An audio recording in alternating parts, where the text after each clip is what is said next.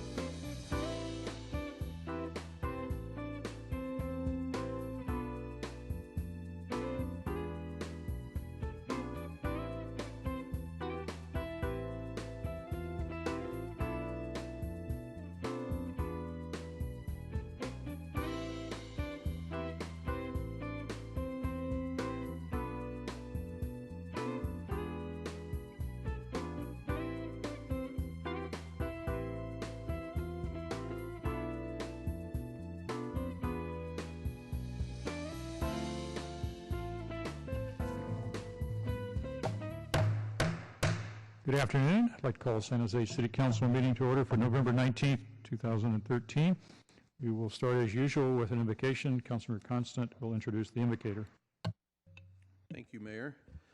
Many of you are familiar with the fact that usually in the beginning of each year, I've traditionally brought my priest from my church here to start the invocations. And as we all know, Father John passed away a couple of years ago, and our Greek community here in San Jose has been longing for a new priest to lead our church, and we're very happy to say that we have a new priest who's come to us recently, and I've invited him here to do our invocation. Father Demos began his journey in high school as a chanter at various churches in Constantinople for the Holy Week and Christmas period at the invitation of His All Holiness Ecumenical Patriarch Bartholomew. In 1993, he graduated from the Ecclesiastical High School of Nia Karvali of Kavala, Greece, and in 1999 he graduated from the University of Aristotle in Thessaloniki from the Department of Pastoral and Social Theology. The same year, he graduated from the School of Byzantine Music of Thessaloniki with a diploma to teach Byzantine music. At the same time, he married his wife after meeting her in law school. Just right after that, he was ordained to the deaconate in March of 2000 and was ordained into priesthood in September of 2001 in Greece. Something new that I just learned is he has a passion for photography, so I think he and I are going to have to talk photography soon, and also cinematography, which he teaches to youth and interested parishioners. In 2009, he went on an assignment as the assistant priest at the Holy Trinity Cathedral in Portland, Oregon. During that time, he founded a school of Byzantine music, became instructor of the Greek school of the parish, founded and instructed a new theater workshop, produced a short film, and founded a new Hellenic Education and Cultural Committee. So you can see why we in the Greek community are very happy to have had him assigned to lead our church, the St. Nicholas Greek Orthodox Church. Invite all of you in just a few short months. We'll have our Greek festival again, and I like to give it a plug every chance I can. You can come down and spend time with our new priest and all our parishioners. And Father, please lead us in the invocation. Thank you.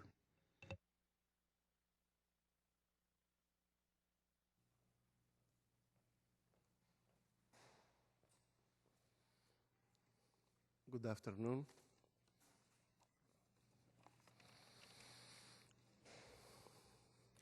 Let us pray to the Lord. Almighty Father, whose command is over all and whose love never fails, grant that we may greet this day and every day of our lives in peace.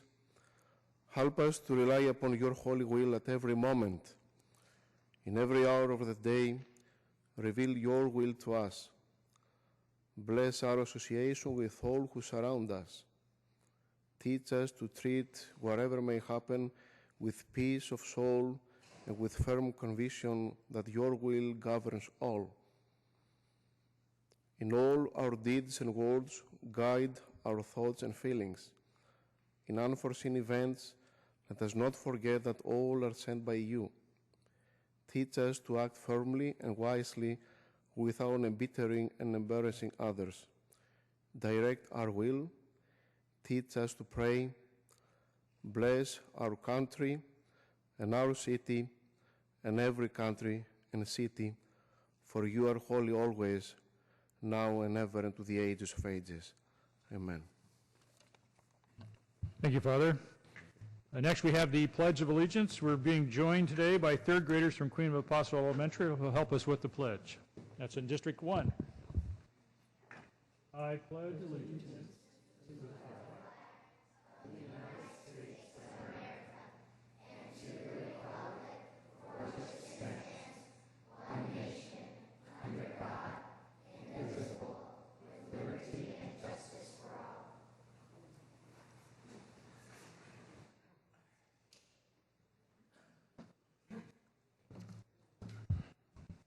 First item of business are the orders of the day. We have agenda item 5.2 that we're proposing to add. That's Cal Emergency Management Grant application for San Jose Family Camp.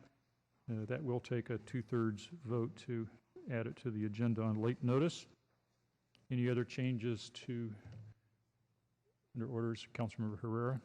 Yeah, I'd just like to request, we had mentioned that 5.1 would be the last item on the agenda, if 5.2 could happen before that. That's correct. I'm sorry. Is there a motion? Motion is to approve orders of the day with the addition on the motion. All in favor? Opposed? Unopposed? We got at least 2/3 vote, so we'll add 5.2 to be considered before we get to 5.1, which is the last item. We are, as noted in the orders, adjourning this meeting in memory of Sergeant Ronald Sebastian Bondi, who retired from the San Jose Police Department in 1997. Councilmember Rocha has some comments. No, thank you, Mayor. A personal friend of mine had passed, and he had a long and dedicated career here in the city of San Jose, and I just wanted to note that adjournment in his honor today. Thank you. Thank you, Councilmember Rocha.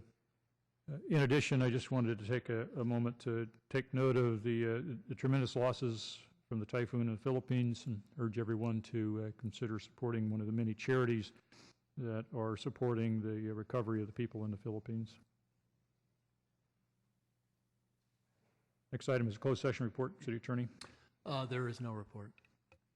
We'll start with the ceremonial items. I'd like to invite Councilmember Campos to join me at the podium.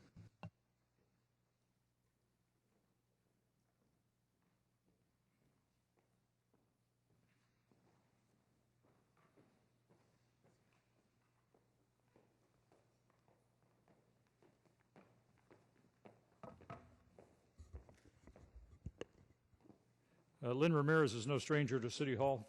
He's usually here behind a camera asking questions, but today we're presenting a commendation to the Ramirez family for their selection as this year's La Familia Award recipients. Councilor Campos has some of the details. Thank you, Mayor. It brings me great pleasure to present the Ramirez family. They're not only treasures of the east side of the Alum Rock area of District 5, but of the entire region.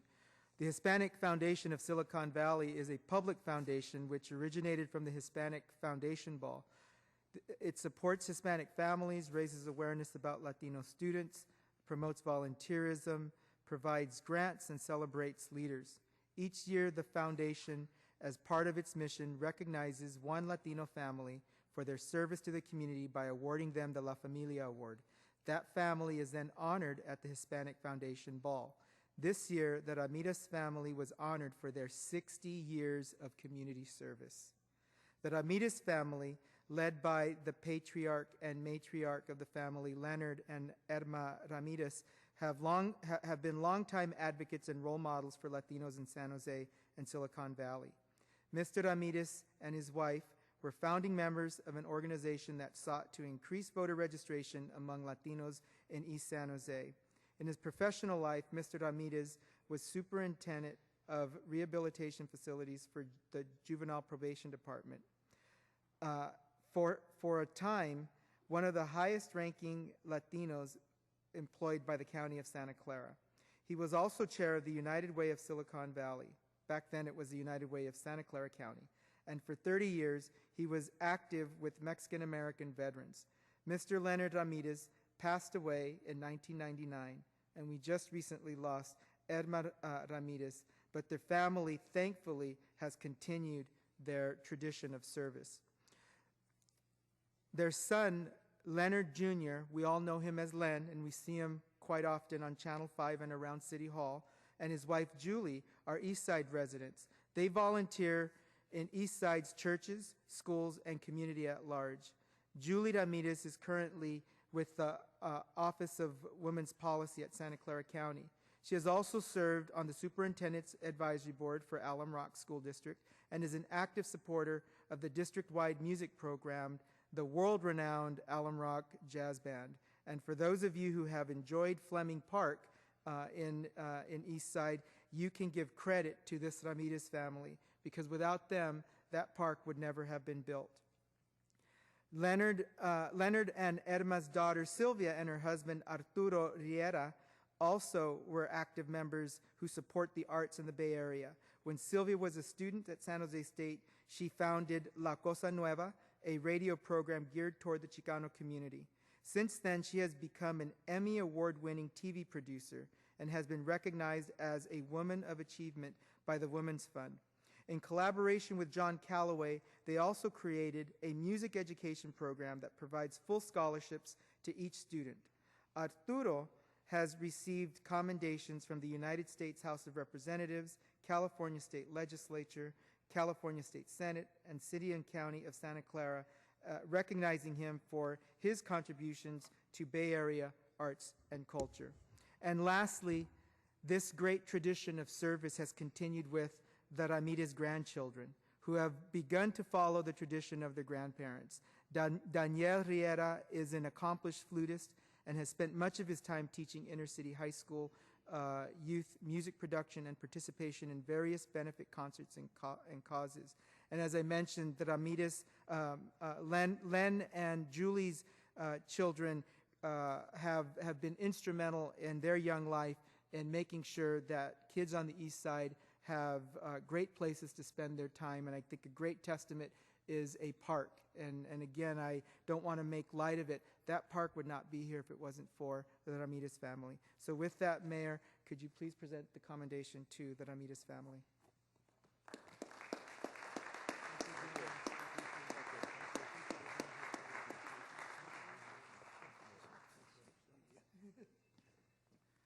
Thank you, Councilmember Campos. Thank you, Mayor. Thank you, Ash. Members of the City Council and Administration, thank you very much for this honor. This is a tremendous honor, and we're just thrilled as a family to be recognized. My parents came to the San Jose area in the 1950s to better their lives, but as was typical of their generation, they didn't want to just bring themselves up. They wanted to help bring up others along the way, and so they dedicated their lives to doing that. And they certainly worked hard and did a lot for this community, so it's great to be recognized all these years later. I'm just sorry that my mom and dad are no longer with us. They can't see this, but somewhere up there, I think they are smiling down on us today. Thank you very much.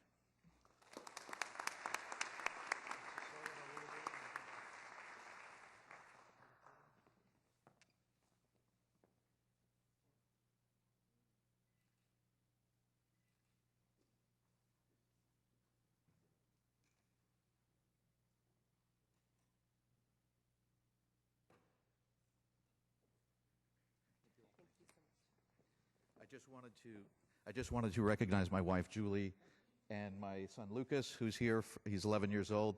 He's a sixth grader at Renaissance, and my daughter, Amanda, she's an eighth grader at Summit Charter School. Thank you.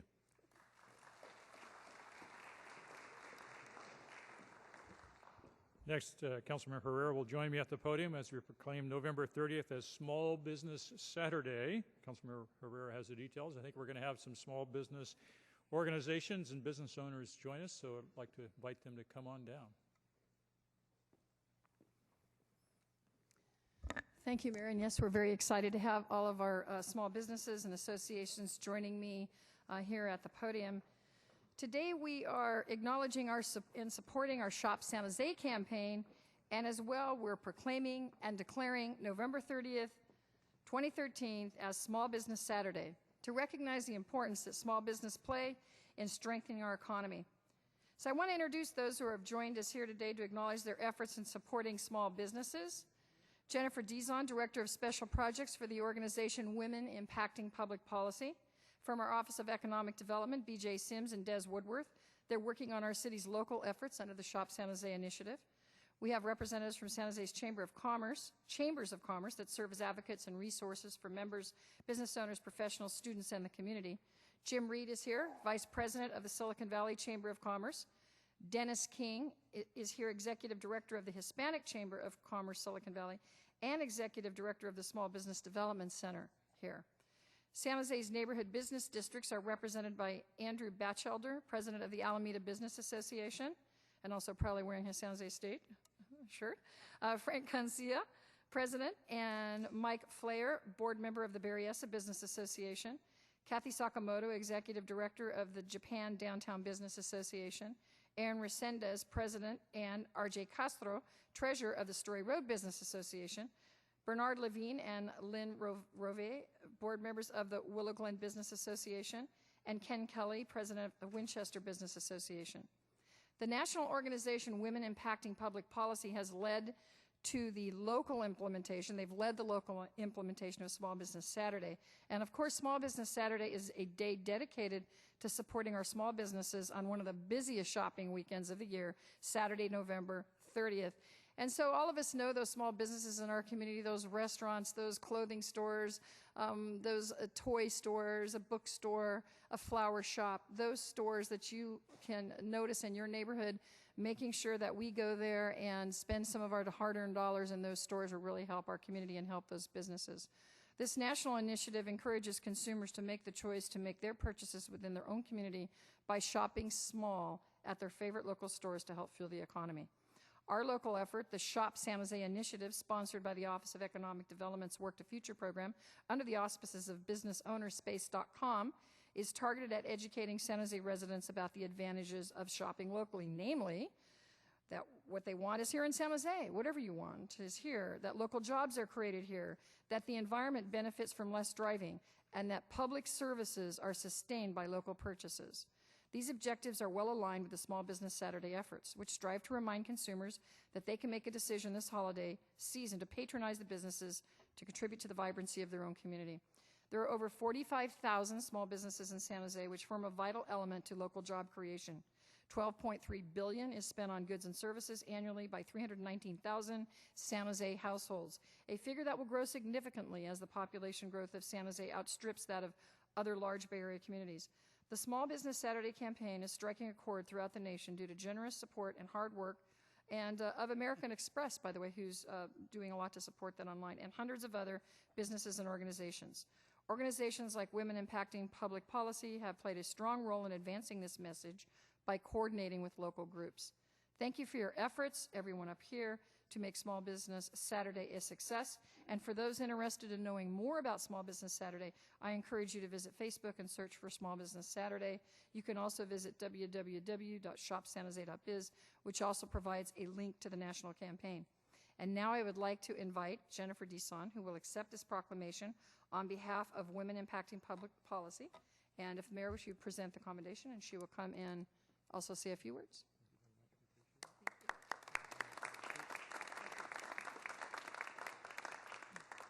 Good afternoon.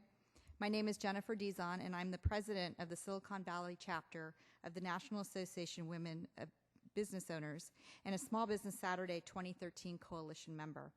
I want to thank Mayor Reed and Councilmember Herrera, the rest of the City Council, and Des Woodworth for inviting me to accept this proclamation on behalf of the Small Business Saturday Coalition and our affiliate, Women Impacting Public Policy.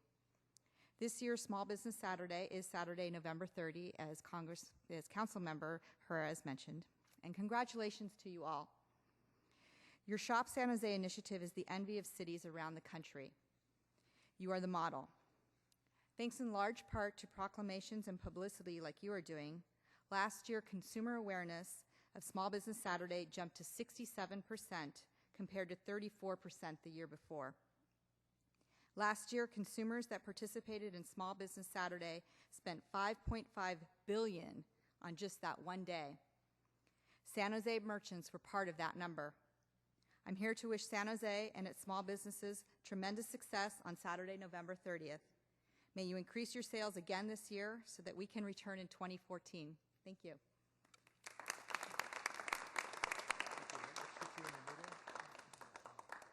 I think we're going to have to squeeze it down a little bit. It's all in the photo. Over here, maybe. Sort of over. All right, so I'm short. All you short people join me. Yeah. Short people. Short people. Thank you very much.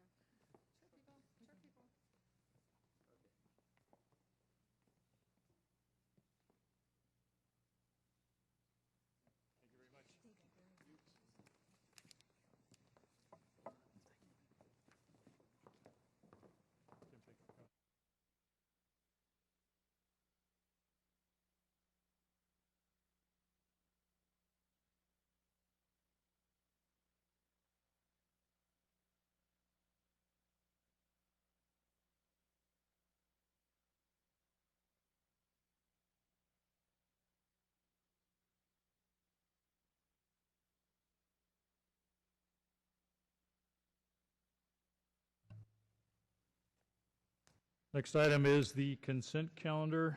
Are there any matters council members would like to pull for discussion? Councilmember Chu. Mayor, I'd like to pull 2.2.B to register a no vote, and also a question on 2.9. Councilmember KALRA. Yes, Mayor, 2.17. Councilmember LICCARDO. 2.16. 2.17? Councilmember Rocha. 2.17? Just for the record, have reflect a no vote on 2.17.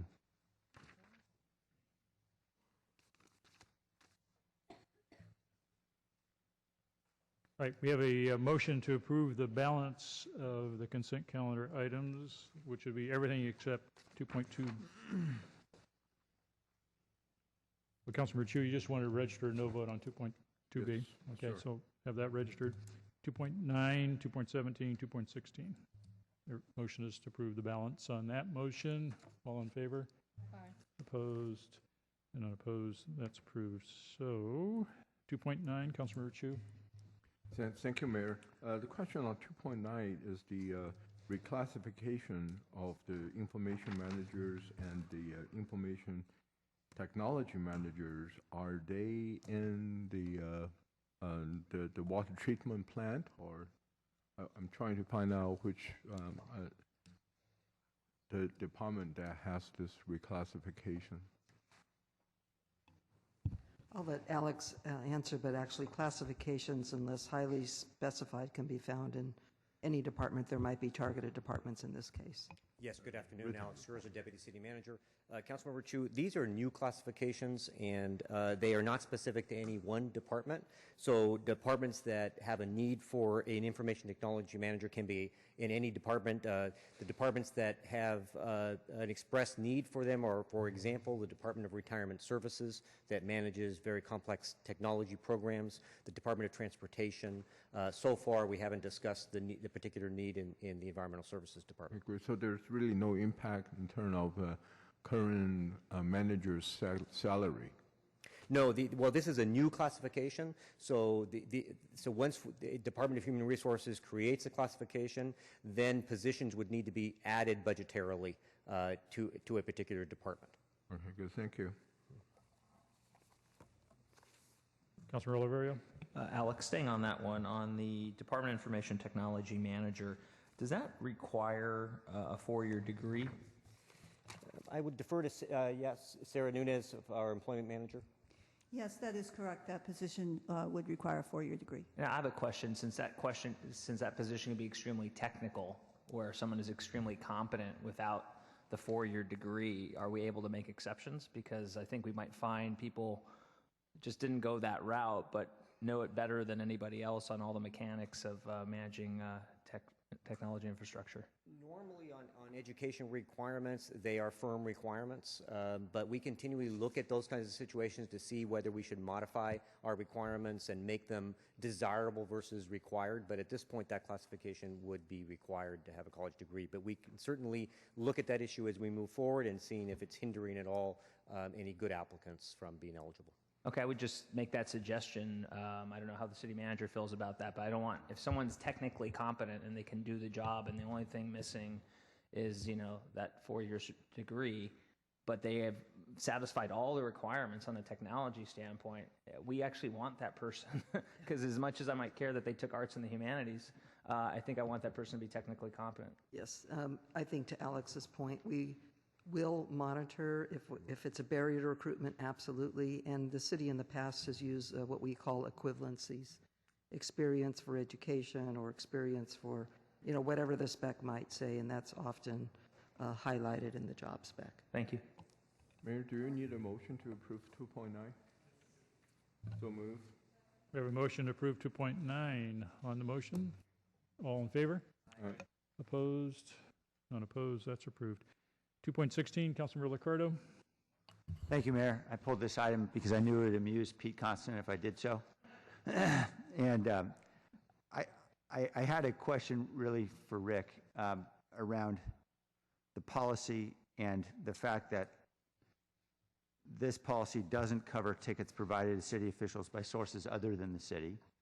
And that's explicitly on page 2. And I'm wondering, wouldn't it be helpful if we had one policy in one document that covered tickets more generally? And perhaps I can give you a bit of background to refresh your memory. No, I don't think that's necessary. I think if my memory serves me well, it's not a bad idea. The genesis of this is they've come in separate contexts. This was established by former Mayor Hammer when the arena came online. The city has a luxury box and a number of tickets, and they wanted to come up with a distribution policy. We've amended it a little bit to talk about public purpose, who can get it, if it's transferable or not, and that's why it's all here. The other is really the city's gift ordinance.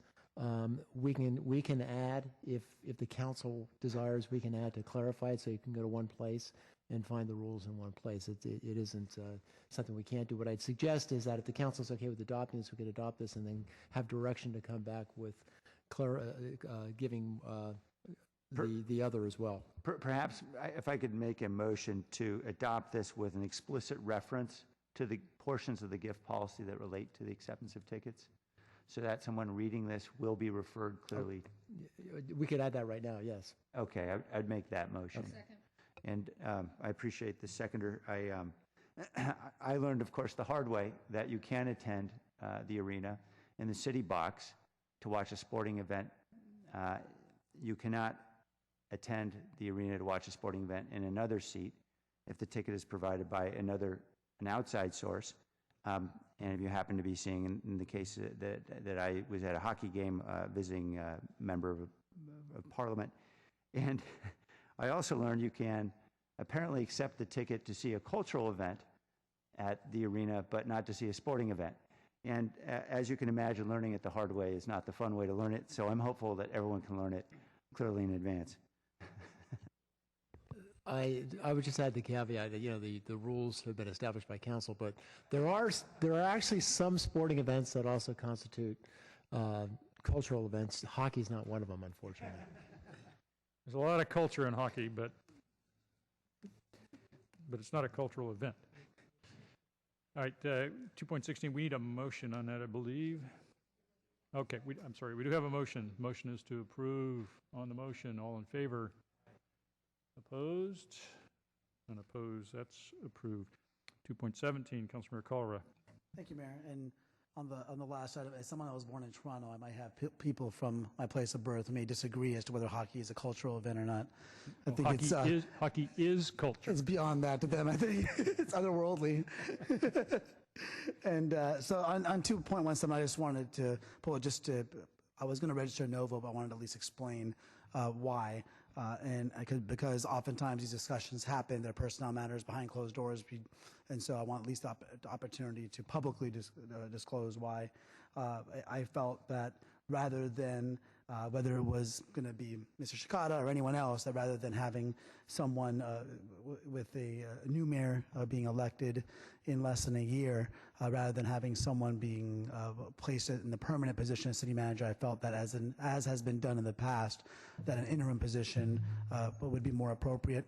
And we had certainly had a healthy debate about that, and so I can see the validity either way with arguments on both sides. I felt, however, that an interim position until a new mayor was in place would be a more appropriate way to go. And I also expressed that to Ed as well, that was the reasoning for my vote and why I'll be voting no today. I also frankly question the degree of the raise of the position that's being given as well. But the primary reason for my no vote is having a permanent city manager put in place now while there's a mayor's race next year, as opposed to waiting until a new mayor is in place and have an interim in the meantime. Thanks. Councilor KHAMIS. Yeah, I want to clarify that this is not a raise. I've been hearing a lot of media and others saying that Ed is actually making more money than others in this position, and he's just electing to defer not to defer the compensation, and I want to make that clear. We're not offering a raise, and unless I'm mistaken, and if someone want to explain that to me, I'd appreciate it. Well, we're not changing the compensation for the position. Ed Chicata, if the council approves, will personally get a raise, just as somebody who gets promoted to chief gets a raise, or promoted to captain, or promoted anywhere in the organization gets a raise when they step into the job. But the compensation for the job is essentially the same as it is for City Manager Fragoni. Thank you. I actually did understand that, but I wanted all of us to be on the same page, because I've been hearing some media saying that we're giving Ed a huge raise. Well, he is going from assistant manager to manager, so that is a congratulations to you, and thank you for your service. Councilor KALRA. Just to follow up on that point, and I appreciate the questions and clarification, and obviously going from assistant to the city manager by itself will warrant a raise because it's a different title, it's a different position, a position with more responsibility. But the way it's written does indicate that to increase the compensation for the position of city manager from 227 to 250. So I don't know if that could be further clarified to be consistent with what you just said, Mayor. Well, it is a little bit confusing because the pay plan refers to compensation. What we have is a split between salary and deferred compensation in the agreement. So in the pay plan, we're shifting from deferred to current compensation. So there really isn't any way to clarify that without changing the pay plan and how it describes things. But ultimately, the bottom line is the same amount of money is being allotted to this position. Right. As previously. Okay, thank you. Anything else on that? Is there a motion? I have a motion to approve the recommendation. On that motion, all in favor? Opposed? Yeah, 1, 2 opposed. KALRA and ROCHA opposed. Motion carries. Item 3. Well, sorry, we have one more thing under consent calendar. Item 2.5, travel report. Councilmember Constant. Thank you, Mayor. I wanted to report out a trip with the League of California Cities. On the 6th and 7th of this month, I attended the Leaders Workshop in Southern California for the California League of Cities. As you're aware, I've been serving on their Public Safety Committee for a while. This current year, I've been the Vice Chairman, and this year I was just selected as the Chairman of the Public Safety Committee for next year. The purpose of the travel was for all the committee chairs and the League Board of Directors to get together and plan the work plan for the upcoming year. Thanks. I believe that concludes the consent calendar. Noting we had there's no action on the travel report. All right, then we will move to item 3.1, report of the city manager. Thank you, Mayor. I have no report today, but since Ed's appointment happened while I was gone, I just want to congratulate you all on picking a great manager. I know he will serve the organization and you well moving forward. Thank you. We'll now take up item 3.4, which is the main topic of the afternoon. That's our retirement board governance, which we said we wouldn't hear before 2 o'clock, and it's after 2, so we can move ahead with that. There will be a lengthy staff presentation on a complicated topic. I'd just like to note that we entrust our retirement boards with billions of dollars in assets, and they're also managing billions of dollars in liabilities that are unfunded. And this year we put about $271 million into the funds. So if we take a little bit of time to understand, I think that's okay. It's obviously a very important topic, and we have some very important recommendations that many people have been working on for a long period of time. So we'll have a staff presentation. We've allocated plenty of time to do this. And with that, I want to recognize Councilmember Constant, who serves as our liaison to the retirement boards. Thank you, Mayor. As a whole, the council has taken a number of actions over the years in relation to our 2 retirement boards and their governance, and a lot of issues surrounding the Department of Retirement Services. Both of the boards have been very actively engaged in the discussion that we're about to engage in. Both boards determined that it would be in their best interest to have a joint ad hoc subcommittee work with the Department of Retirement Services to work through what is a very comprehensive proposal of reform of governance structure. The ad hoc committee asked me if I could read this introductory statement to you, so I'm going to do that right now. So this comes from the ad hoc subcommittee of both boards. This council has worked with Tom Iannucci of Cortex before, and that work led to some important improvements in our pension boards that we believe have been very beneficial for the city. In the interest of best practices and to address some fiduciary challenges, our boards re-engaged Tom earlier this year to update the work that he had done for this council a few years ago. He sought input from multiple stakeholders, including members of both boards, but the report's ultimate findings and recommendations were formed with complete independence and without influence from the city, either board, their committees, or members of the systems. There's a lot in Tom's report. Many of Cortex's observations and recommendations go beyond fundamental structural changes and into things that the Pensions Board and staff are already putting into practice. Our boards wanted to make sure that you knew their primary focus and the single Cortex recommendation that they believe is fundamental to their success for the city and its employees is the recommendation that the boards be granted greater autonomy in staffing and contracting. You appoint all of the members of these boards. These board members have all unanimously endorsed the Cortex recommendation that was made in 2009 and is being made again today, that autonomous boards can deliver better returns, incur lower risks, and face fewer fiduciary challenges, and they are asking for this council for its support.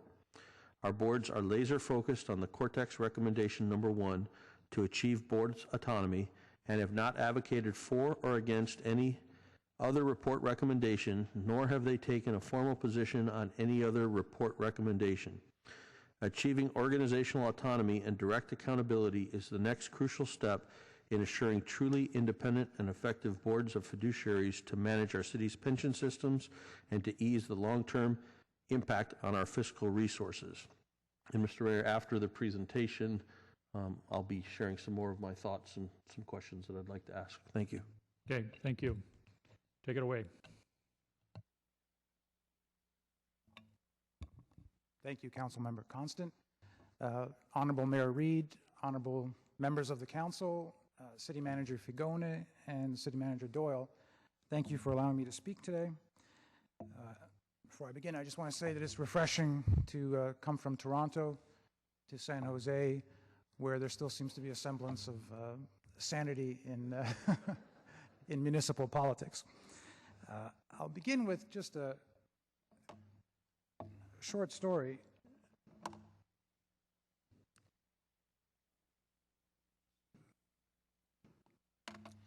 Began a number of years ago. There was a public fund. I'll try to make this brief. Public fund, and it was really no assets to speak of. The assets were invested in non-marketable government debentures, essentially IOUs from the plan sponsor. The benefits were being administered in a government department, and the plan sponsor stepped back and thought that there has to be a better way to manage this pension plan. They reconstituted the board. They went out and tried to find the best possible board members they could find on both the sponsor side and on the member side, the union side. And they did that, and one of the first tasks that the new chairman realized they had to do was to go out and find a CEO to run this new plan, essentially a new plan. And they invited in a senior executive at an insurance company. And during the interview, one of the first questions that the chairman asked was, if you were to join our plan, how would you run the pension plan? And the executive thought for a moment and said, well, that's easy. I would run it like a business. And the question was, what do you mean by that? And he said, well, as the CEO, and here's a quote, I would oversee the business, not check with the board at every move. I would be candid. I would manage to objectives. We would agree on goals. Our team would be challenged to meet them. We would have corporate titles. Hiring and firing would be done by the CEO and his team. We would have a compensation plan that would be reasonably competitive and include incentives. And the chairman thought about it, and pretty quickly he stuck out his hand and shook his hand and said, welcome aboard. And he joined, the CEO joined that organization. That was back in 1990. So in effect, that plan has been in existence for really about 22 years with assets. And in 10 of those 22 years, the last 10, that plan has generated the highest total returns of the biggest 330 public and private pension funds in the world. It ranked first in the world for pension service back in 2011. I believe it did that 3 years in a row. And it's currently 97% funded. And I met with that insurance executive last month. We had lunch. And to this day, he still argues that the key to success of that particular plan was the governance of the plan, the governance model, the support that the board provided, and the stakeholders to the vision that he had for how that plan should be run. And the foresight of the stakeholders to realize that they were all in this together and it was in everybody's best interests to run that plan as effectively as possible. Now, will that plan achieve those sorts of results for the next 10 years? I don't know, to be quite honest. If another plan adopts a similar governance model, will they have the similar results?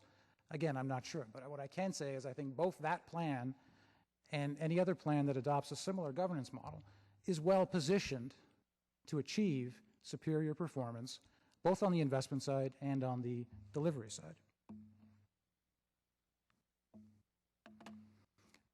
Now, just by way of introduction, I just want to reiterate quickly some points that Councilmember Constant made. I've been asked by the two retirement boards to present my report on the governance models of the two retirement systems and our recommendations to the Council. And I want to be clear that we're not in any way representing or speaking on behalf of the retirement boards. The boards accepted our report, but they only took a position on one of our recommendations, the first recommendation dealing with autonomy. And they made a decision to leave all the other recommendations to the stakeholders to consider, debate, and engage in. And I think that was a wise decision. They took a position on the one fiduciary issue that was most critical to the effectiveness of the board and left the others for you all to consider. And I also want to point out that as in 2008-09, when Cortex was hired by the city to run a similar study, the board was extremely hands-off on the analysis, just as the city was 3 years ago. They allowed us to independently conduct our analysis, carry out our review, develop our recommendations without any direction or influence. If anybody encouraged us in any way, it was simply to provide our best thinking, our best recommendations, essentially from a clean slate, and we've tried to do that. Very quickly,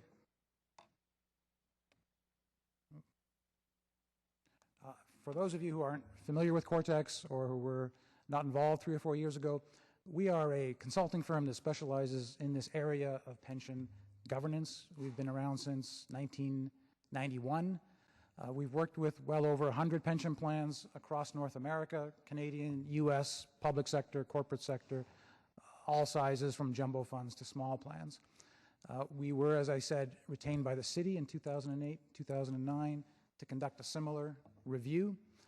The city at that time ultimately implemented a few of our recommendations, but not all of the recommendations. And in 2012, the two retirement boards asked us to update our analysis, given developments that had occurred, and to provide fresh recommendations. And I'm here today to share all of our recommendations in summary form, not just the one recommendation that the boards took a position on. We do that because we believe that the stakeholders, the city, needs to understand all of our recommendations in their totality, because we believe the recommendations really come together as a package. It's a model that we have recommended, not really individual pieces of a model. Just a few background concepts. When we think about our work, the ultimate mission or purpose of the fiduciaries, the pension plan, is to generate a stream of checks down the road, 20, 30, even 40 years down the road, that are accurate, that are timely, and that don't bounce, that the money will be there when it's needed.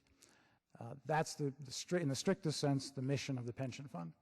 I think, however, we also need to consider from a stakeholder perspective that maintaining intergenerational equity for both the plan members and the taxpayers is also a key consideration. And if we can design a pension system and a governance system to facilitate that, I think that certainly supports the long-term viability of a pension plan.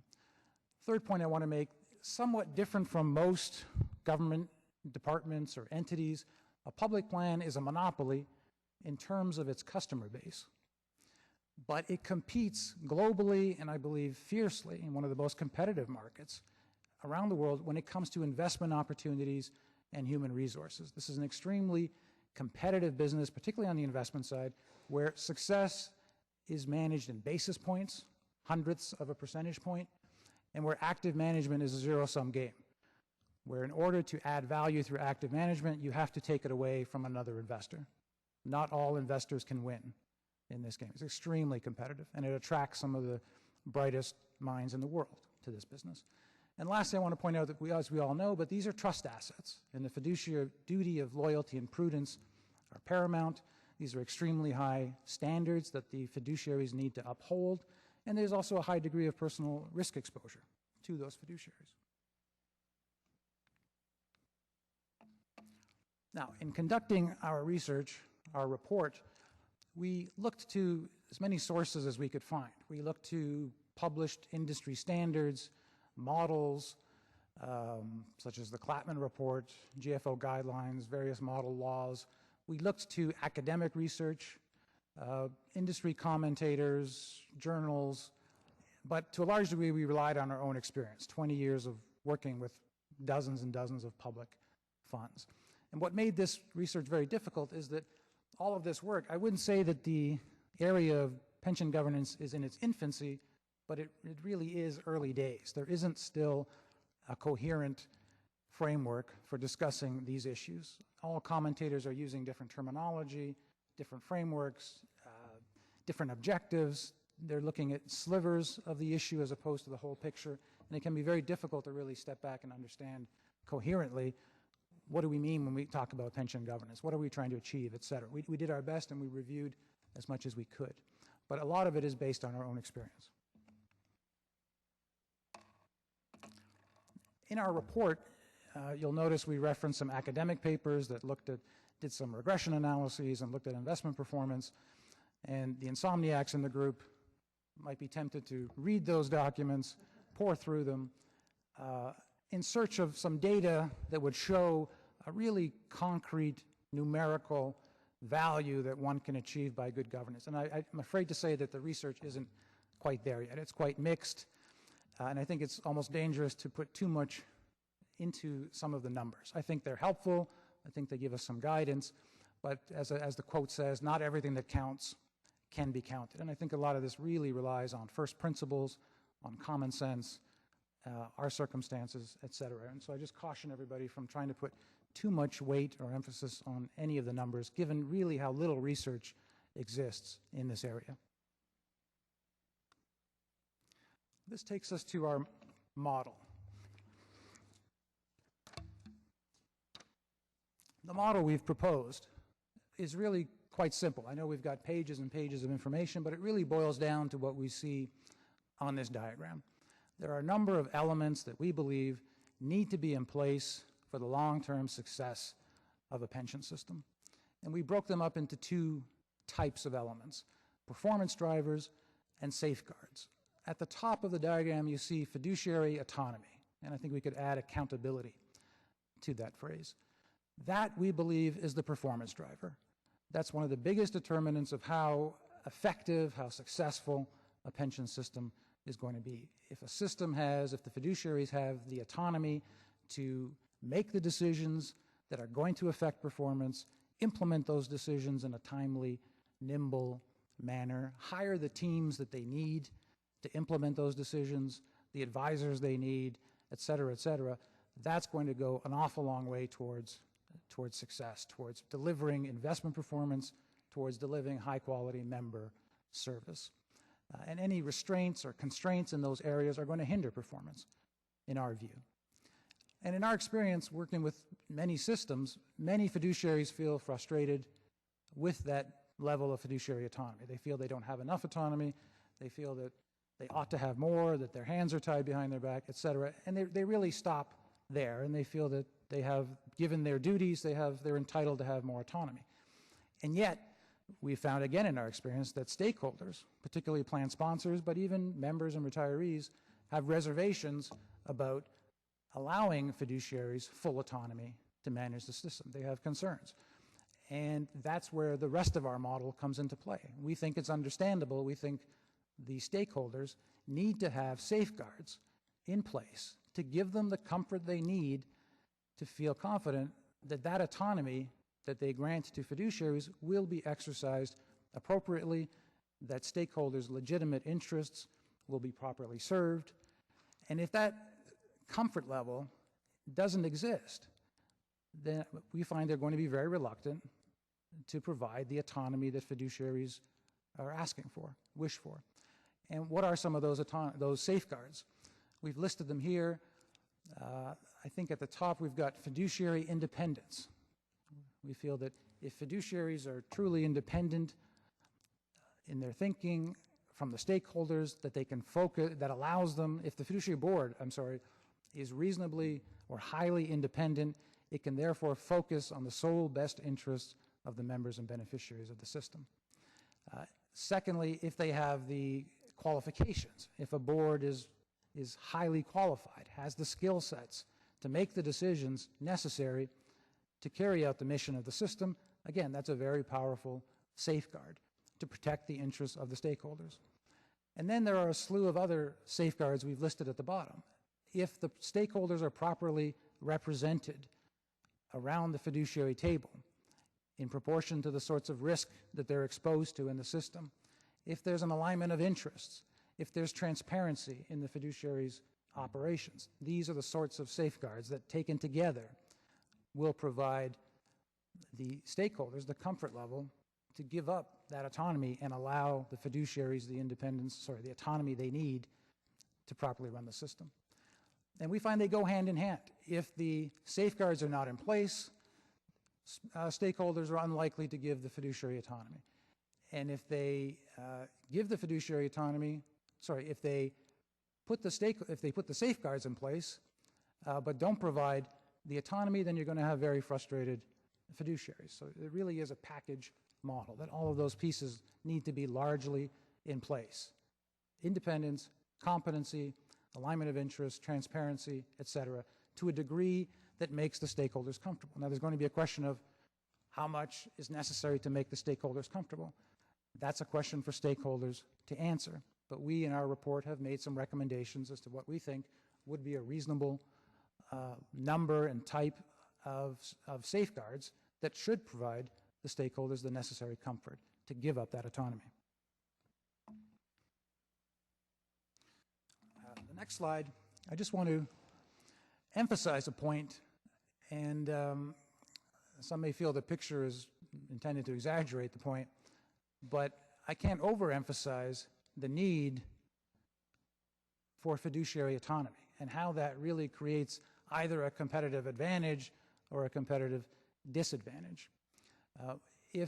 Given again that we're talking about a business where success is defined in basis points, hundredths of a percentage point, where active management is a zero-sum game, where you can only win if somebody else loses. This is a horrendously competitive game. For a pension fund that doesn't have the autonomy to be nimble, to make the decisions it needs to make, to hire the people they need, it's like competing with one arm tied behind your back. And there's a temptation in this industry to think that you're only competing against funds that are similar to you in size, that are similar to you in geographic location. So there's a tendency to think we're only competing with other pension funds in California, and it's simply not true. In this business, you are competing with funds from all around the world. You're competing with sovereign wealth funds. You're competing with jumbo pension funds from around the world. You're competing with endowment funds, corporate funds, giant U.S. public sector funds. Those funds, some of them not only have fiduciary autonomy, but they have incredible scale and economies of scale because of their assets. They might have $100 billion in assets or more. Now, there's nothing that this fund can do to get yourself up to $100 billion in assets. So you're never going to get the economies of scale that some of your competitors have around the world. But fiduciary autonomy is something that you can provide to give them, to level out the playing field somewhat, to give them a better chance at competing, and to allow them the ability to achieve the objectives that they've set for themselves on behalf of the stakeholders. So I think this notion of fiduciary autonomy is critical. I mentioned independence and the qualifications of the board, and I mentioned a secondary safeguard of alignment of interests. And I think this is something I wanted to also highlight because it's getting more and more attention, I think, around the world. We're starting to realize in the industry that that alignment of interests allows us to develop better governance models. So in my report, I mentioned the Dutch plans, and I mentioned some Canadian plans where there is a fairly strong alignment of interests, where there's risk sharing, both risk and reward sharing between the stakeholders and the members, and that makes the stakeholders comfortable enough to give autonomy to their fiduciaries to run the pension plan. So that's very much what's happening, for instance, in the Dutch model. So I guess the question arises, of course, should a plan sponsor and other stakeholders support granting fiduciary boards full autonomy? And I would argue yes, very strongly. However, not without also ensuring those adequate safeguards are in place to protect the stakeholders. And again, it raises the question of how adequate do they need to be? And again, that's for the stakeholders to discuss, to engage in, to debate.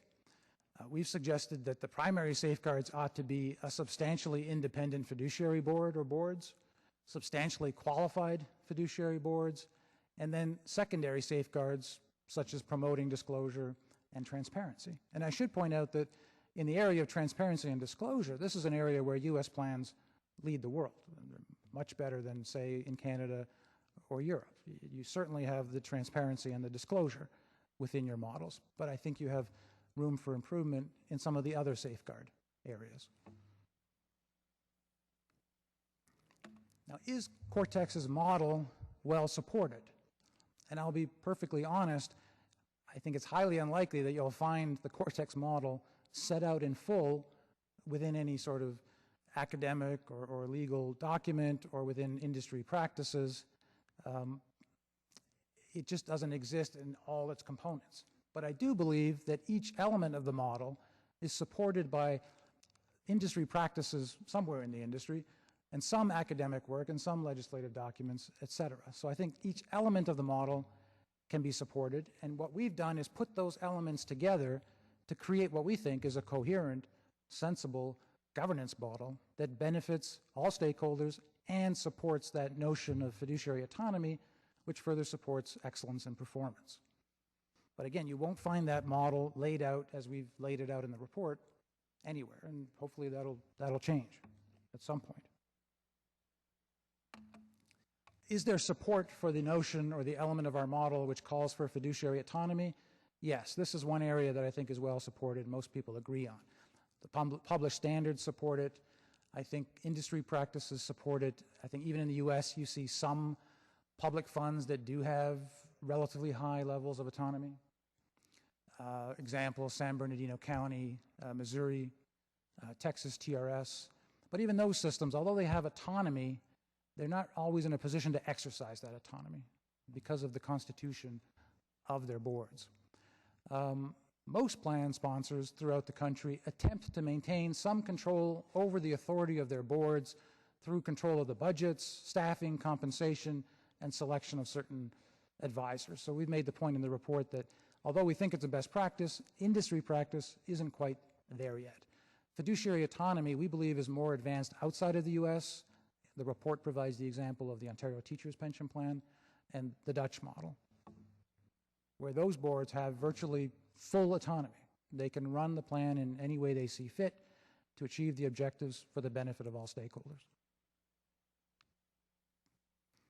Some quotes, I won't read them, but different industry commentators, different guidelines that I think are pretty clear in supporting this notion of fiduciary autonomy. Is there support for fiduciary independence? We think that this element of our model, which calls for a high level of independence, is consistent with the duty of loyalty, is consistent with some published standards. Well, I'll pass on the model law because we have, it'll be on the next slide. And I think there's some academic support that exists to support this notion as well. But fiduciary independence, we found, is not prevalent in the U.S. public fund industry. The typical model in the U.S. public fund industry is what we call the interested board model, where the interested stakeholders serve directly on the board. They typically have members of the plan sponsor, elected officials, ex officio members, actual plan members, retirees, et cetera, serving on these boards. That's the interested board model. Or you see a few sole trustee models, where you have a state treasurer sitting as the sole fiduciary of the pension plan. That's less common, but another model we see in the United States. So not common in the U.S. public sector. I'll pass on this slide because although I think it supports the point I'm trying to make, it's been taken out of context, I was informed, or I just learned, so I'm going to pass on this slide. Is there support for the element of our model which suggests that we want highly qualified boards? I think there's a general recognition of this throughout the industry, the published guidelines, commentators. I think it's widely recognized that these pension funds are getting more and more complex, particularly on the investment side, and there's a need for high levels of expertise on the boards in order to manage them effectively. And there's some limited academic research to show that there may be a relationship between expertise and fund performance. Again, I don't want to put too much weight on that because there really aren't very many studies to that effect.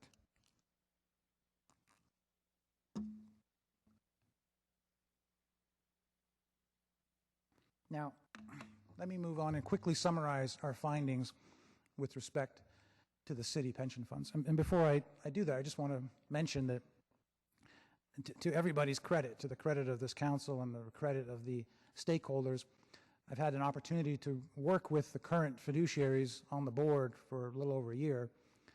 And this is a group of some of the most dedicated and talented fiduciaries that I've had the opportunity to work with. I think you all did a tremendous job in finding these people, selecting them, and getting them to serve on these boards. They've been a pleasure to work with. And anything I'm about to say in no way reflects on the individuals. I'm really focused on the model that's in place and not the individuals that are currently operating in the existing model. But if we look since our study from 3 years ago, we found that the retirement boards continue to be significantly constrained in fulfilling their fiduciary duties. Why? Again, because they don't have the autonomy they need to make the decisions they need to make when they need to be made and with the people they need to implement those decisions. They couldn't hire their own staff back in 2009, and they still can't hire their own staff today. And there's a fairly cumbersome process to replace the staff who depart. I think it's a relatively inefficient decision-making process. Examples would be the hiring process. I make the point later in the presentation, having two boards can raise some inefficiencies in the decision-making process. And I think that, like 3 years ago, you still have unclear accountabilities from a fiduciary point of view. And I think that's problematic from a governance perspective.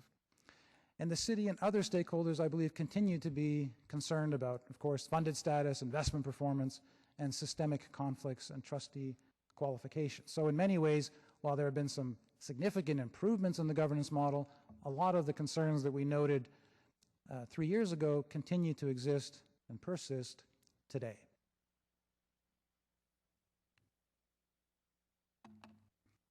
I mentioned there's unclear accountability, and I tried to visualize it here, or visually display it here. You have the retirement staff who are responsible for advising the boards and implementing board policy and delivering the benefits and overseeing the assets that are really hired by the city manager under the current model.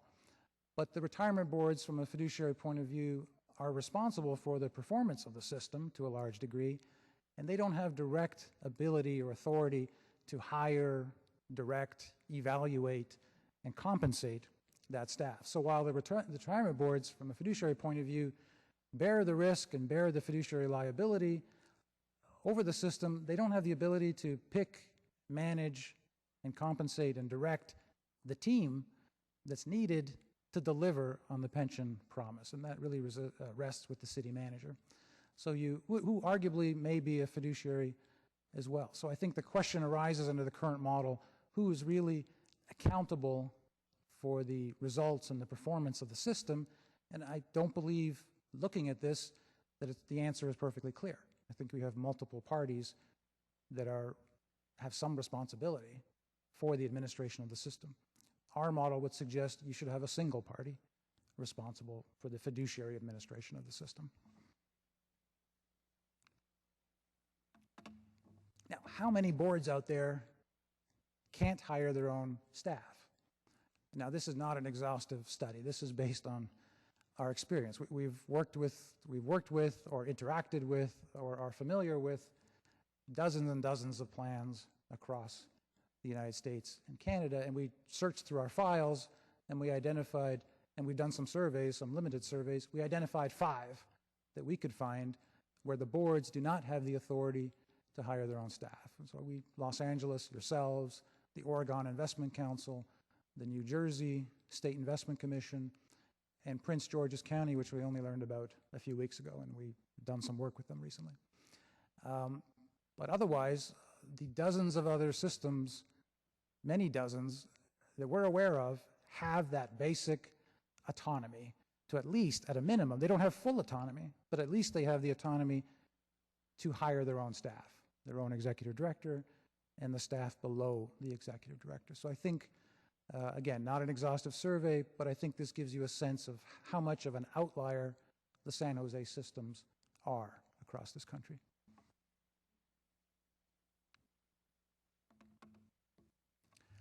I mention this point because this is an interesting development that occurred since we did our study 3 years ago.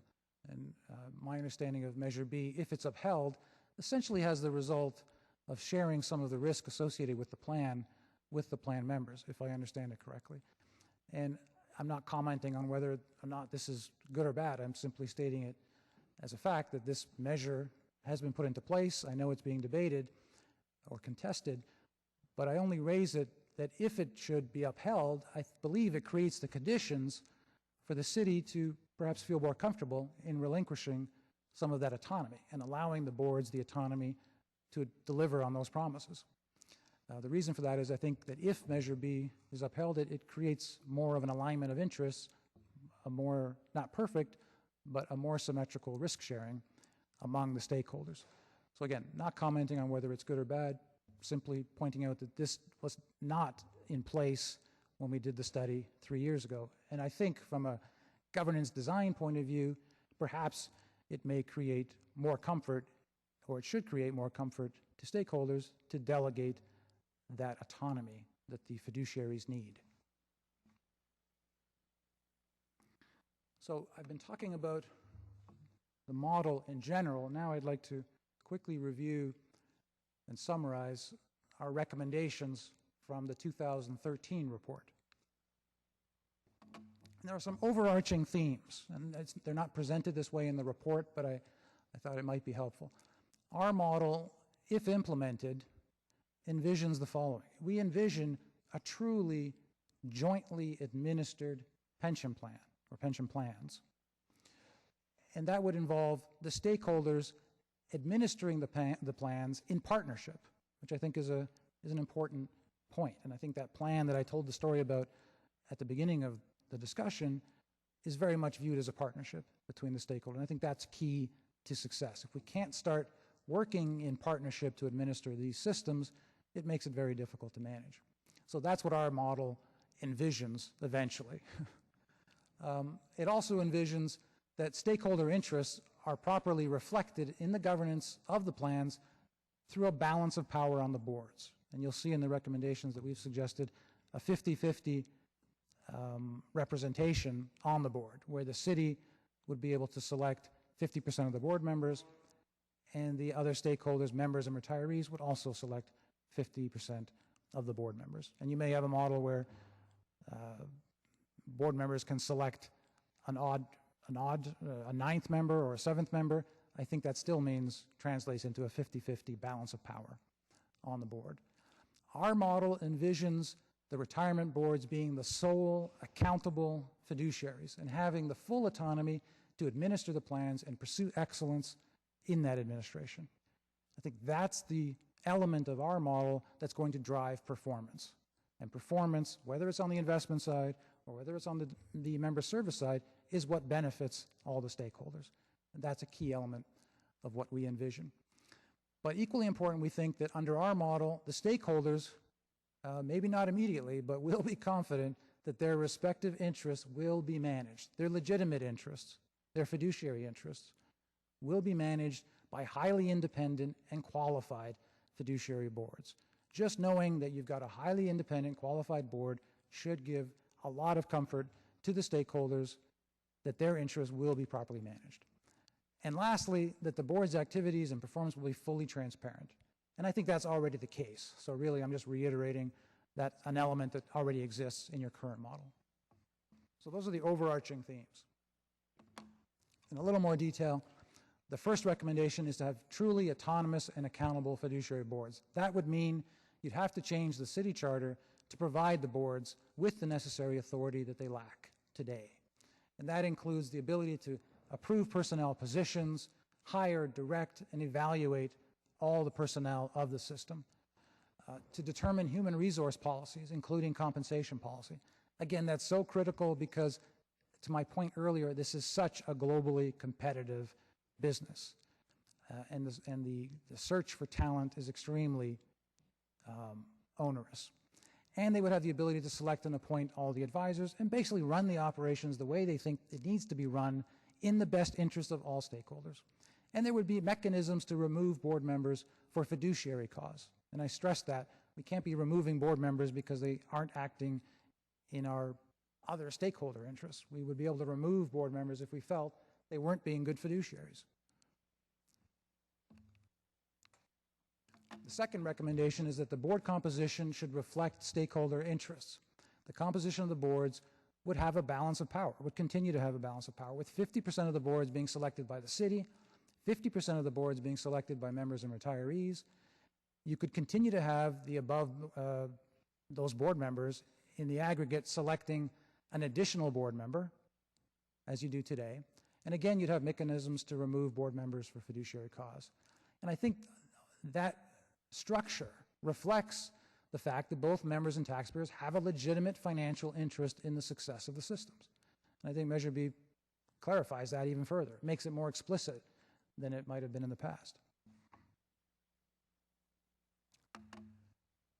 Our third recommendation is that the independence, again, this is another safeguard, that the independence of each board should be enhanced further.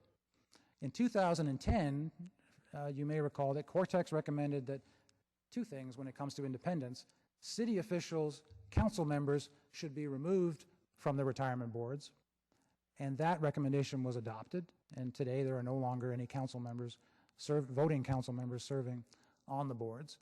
And we recommended back then that also plan members, because the law requires that a portion of the board consist of plan members and retirees, we recommended back then that the law should be changed to make it optional to allow members and retirees the ability, if they choose, to go out and find independent people, qualified people, to serve in their place on those boards.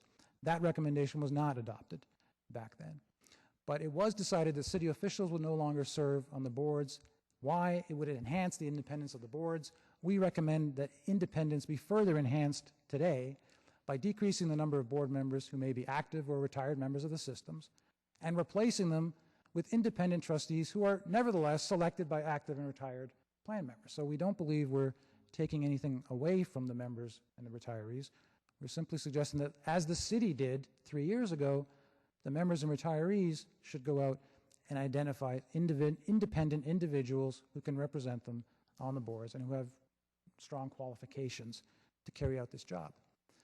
We've also recommended in 2013, which was not in our 2009 report, but we recommended today that if feasible, independence should be increased even further by having the retirement staff not be members of the retirement systems, if that's feasible. And there are some logistical issues around that. But if it's possible, we would suggest that that would further enhance the independence of the systems. Why? Because a lot of policy decisions get made based on the analysis and recommendations of staff. And if we want the most independent analysis possible, the members should not be members of the plan that they're providing policy analysis on. Our fourth recommendation is that the qualifications of each board should be further enhanced. We made that recommendation in 2009. Board composition was changed to implement some of that. Just over 50% of the board currently is required to have relevant expertise and experience. We now recommend that that number be increased to just over 75%. Again, why? Because we believe expertise, given the complexity of this business, given how competitive it is, that will give the boards that added edge to make better and better decisions. So what would the boards look like under this recommended model? I use the 9-member board as an example, the police and fire board. You would have 4 individuals who would continue to be independents selected by the city. You would have 2 individuals who would continue to be active and retired members. But under our model, you would now have 2 independents selected by active and retired members. And then you would continue to have 1 member that's selected by the other 8 trustees. The end result being you still have the city and the membership and retirees. We still have a balance of power. Both groups are selecting half of the board members. We've increased the level of independence on the board, and we've increased the level of expertise or required expertise on the board, which we think benefits all stakeholders. Obviously, the question comes up, why reduce direct stakeholder presence on the boards?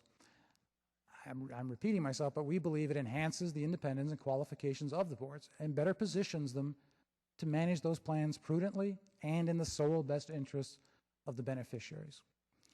A largely independent, and we're not suggesting it has to be fully independent, fully qualified, but a largely independent qualified board benefits all stakeholders. And very importantly, it serves as a powerful safeguard that hopefully will give the city and the stakeholders the comfort they need to allow autonomy.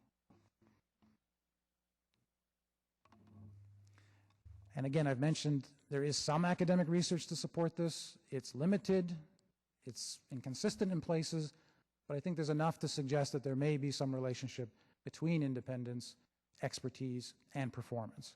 And hopefully that there will be more and more research over time to support that.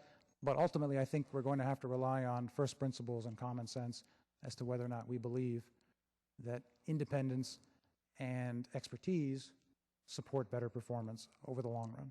In Cortex's view, we think the answer is yes. Some secondary safeguards that we suggested, creation of a stakeholder committee to increase transparency, to enhance communications. This mechanism would replace the current non-voting board member that serves on each board. And it would allow broader ability for the stakeholders to interact and liaise with the retirement boards. I think we think that enhances accountability as well. A mandatory annual general meeting for the public. Different from, we know you already have very public meetings, but this would be a special meeting, much as corporations do, once a year, specifically designed for the public. The regular board meetings are not designed for the public. They are designed for the board to carry out its business. This would be a one-time meeting, a one-time annual meeting, whereby the agenda would be designed to inform, educate, and engage the public in what the retirement boards are doing. And we have examples of that in Canada where some boards do that. In fact, they have to do it nationally. They do a road show across the country, meetings in every jurisdiction for the public to attend.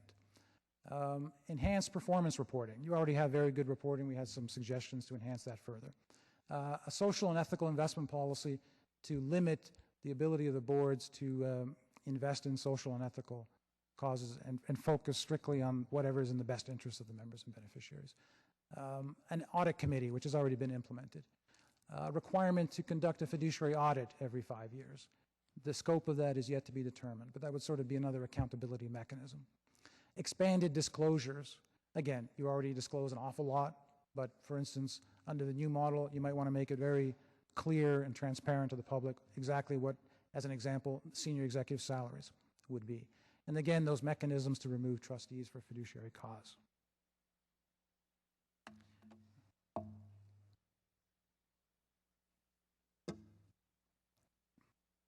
Naturally, we would expect that stakeholders would have concerns, whether it's the city, whether it's the active members, whether it's the retired members. And I tried to think about what those might be. One question that might come to mind, why does the recommended model allow for 25% of trustees to be members and retirees, but not allow for any city officials to serve? I think that's a good question. We respond simply by saying that we believe that the city officials are in a much more difficult position to be truly independent on these boards. City officials generally there's more turnover in our experience with city officials. You don't get the continuity, unfortunately. There's some academic research to suggest that when the plan sponsors serve directly on the boards, they have great difficulty playing out that fiduciary role. So we felt that we wanted to reduce the number to 25% for the plan members, and we thought there's some research to suggest that a small number of plan members might actually be beneficial. Not too many, but a small number would be beneficial to the performance of the funds. Another natural question might arise, what kind of independent trustees are we talking about? What kind of independent trustees would the members and retirees be expected to find to serve on these boards? And I think the answer is the exact sorts of people that the city found. There are plenty of people out there. You're fortunate to be in Silicon Valley. You've got an incredible wealth of intellectual firepower in this area. I'm confident that the members and retirees can find individuals, whether they're academics or lawyers or investment people or consultants or actuaries or insurance executives, that they would be comfortable with to represent them on these boards. And I think there are plenty of them in this area that would be more than happy to serve in a civic capacity to help the city of San Jose.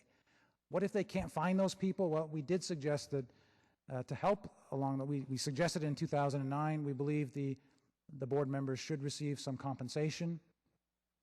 It should be paid from the fund. That would extend to the independents that are identified by the active and retired plan members. I think that might further help those groups to go out and find people who would be willing to commit the time, and these can be very time-consuming positions. So we think that would go a long way. What if the board or an individual trustee goes rogue or Rob Ford, as they say back home? What if staff salaries grow out of control? Again, a fair question, and I think the model ultimately relies on the ability of the stakeholders to remove any board member who's not behaving as a proper fiduciary, either through shorter terms, which don't be removed, which will not be renewed, or by actual removal of the board member. We need to remember that these board members have a fiduciary duty to administer and to find the staff needed to run these systems. That is going to involve paying competitive salaries. But they also have a fiduciary duty not to overpay. So I think overpaying is a breach of fiduciary duty just as much as underpaying the board members. And I don't believe we're talking about egregious salaries. I think in our first report, I may have shared compensation data from the Ontario Teachers Pension Plan. Extremely high, but that's a $100 billion plus pension fund. I don't think one can justify those kinds of salaries for a $4 billion pension fund. It wouldn't be necessary. And I'm confident that the individuals, and by the way, I believe that in Ontario, those board members have the support of their stakeholders. The stakeholders are comfortable that, yes, go out and pay what you need to pay to deliver on the promise. And I think that would happen here. The stakeholders will let the board members know what kind of tolerance you have. But they do have a fiduciary duty to pay the right levels of salary. And overpaying, again, is just as much a breach as underpaying. Will the suggested model provide any real benefits to stakeholders? I've been qualifying some of the research. I wish I could point to something that would concretely prove just how much added value this model would provide, and unfortunately, I can't. I started off by saying that the one model that I know of, which is largely similar to the model I'm suggesting, is the Ontario Teachers Pension Plan. They have stellar performance. I'm not suggesting you're going to get the same sort of performance, but I think you can achieve your objectives. You'll be better positioned to achieve your objectives than if you do not follow that model or if you continue with the current model. How could retirement staff become employees of the boards? We have a real-life example or a precedent, several, I believe, right here in California. San Bernardino County is one that I have some familiarity with. They structured themselves as a special district, and they were able to convert or transfer their existing employees from being county employees to being employees of the retirement board. And they did that quite simply by making offers of employment to all of the existing employees. The compensation packages were somewhat more generous than the prior packages. So were the expectations and the duties. They were more rigorous. And the vast majority of the employees accepted the new contract and shifted away from being county employees to being employees of the boards. There were 2 or 3 who did not, and those slowly became non-issues. They retired or what have you. But it was not nearly as difficult a task as the board, I believe, thought it might be at the time. There are different ways to do it, but it's not impossible. I think there are ways to get there. And lastly, are there examples of the recommended model in place elsewhere in California? Unfortunately, the answer is no. There aren't any. What I'm suggesting does not exist in California. Frankly, it doesn't exist. I'm not aware of it existing anywhere in the United States. I know that it's going to make you a bit of an outlier to go that way, but I think around the world, I think this model is perceived as making a lot of sense. And it doesn't take away from the soundness and the intuitive sensibility of the model we've suggested. But the one place where there are a number of Canadian models that have something very similar to what we have, the Ontario Teachers being one of them, it's working quite well up there. The Dutch model has elements of this as well. That's been considered to be quite effective. But again, it does not exist here in California. The last issue I wanted to talk about is the question of board consolidation, something we did not address in our 2009 report. I don't believe that, strictly speaking, this is a governance issue. It's really an organizational structure issue, but I think it's important enough, and there's enough interest in this issue that we felt it was important to at least touch on it in our report. After looking at the question, as you know, you have 2 boards, different plans, different funds, with 1 staff supporting both boards. In looking at it, we came to the conclusion that there would be a lot of advantages to consolidating the two boards, the 2 systems. You would have enhanced governance through clearer accountability and authority over the staff. You would have a single board and a single staff, which I think just adds to a clearer decision-making structure over time. We believe you would have lower costs by eliminating duplication of vendor services. Not huge savings, but right now you have 2 vendors providing the same service for each of the boards. Under a consolidated model, you could have 1 vendor providing the same service to the single consolidated board. So at a minimum, you would see some savings in the service providers, the consultants, et cetera. Again, it would probably amount to a few basis points. In the grand scheme of things, maybe not a lot, but again, in a competitive business like this, a few basis points is very helpful. And we've estimated those, we believe, quite conservatively. We haven't factored in other potential savings. There would be some enhanced efficiency at the staff level. We think that's probably the major benefit. Staff would be that much more efficient. Policy work would be that much more efficient, effective. Decision-making, we believe, ultimately be more effective. Less potential for conflicting investment policies because you've got, particularly from the city perspective, you've got 2 boards that could have conceivably investment policies that actually cancel each other out in certain respects. So there's some sense in having a unified investment program with 1 board thinking through the entire financial investment implications of the system. We have not tried to calculate what they would be, but we think there's some potential for small marginal economies of scale. The research suggests they can be quite large for large funds, but even a combined fund would only be about $4 billion, and in this industry, that's not considered a large fund. So we're looking at minor marginal savings. We're talking about a few basis points here and there. But again, those do add up, and those are risk-free savings, risk-free advantages to the stakeholders. But the bottom line is we think with all those things combined, there's a potential for improved net investment performance and better member service because of all these factors combined by consolidating. We realize it's a complex question. We realize there's a lot of history here, tradition, but strictly looking at it from a governance and operational perspective, we've recommended that if possible, the 2 systems should be consolidated. So you would have 1 board if possible, one fund or master trust. You could still operate with two funds, but it would still be more effective to do that with a single board. And you would continue, of course, to have the multiple plans. We're not talking about merging the plans together. You would have multiple plans, if possible, one trust fund, but you can manage it with two, and one board, albeit you would probably have to have a larger board if you wanted to maintain the same level of representation on the boards. So that's a quick, I hope it was quick, summary of the key points of the model. I apologize, the report is quite long. There's an awful lot of information in there. But I think that triangle or that pyramid that I presented really captures the simplicity of what we're talking about. If we want really powerful performance, we need to have autonomous fiduciaries. In order to be comfortable having autonomous fiduciaries, we need to have sufficient safeguards in place that make the stakeholders comfortable. The question of your comfort level is not for me to say. I think the stakeholders have to decide that. We have recommended our best thinking on what should be sufficient, given what we know about you, to make you comfortable, to grant the autonomy that the fiduciaries need and I think deserve, given their liability, to properly manage these systems. But ultimately, I think you need to answer that very question. How many safeguards do we need?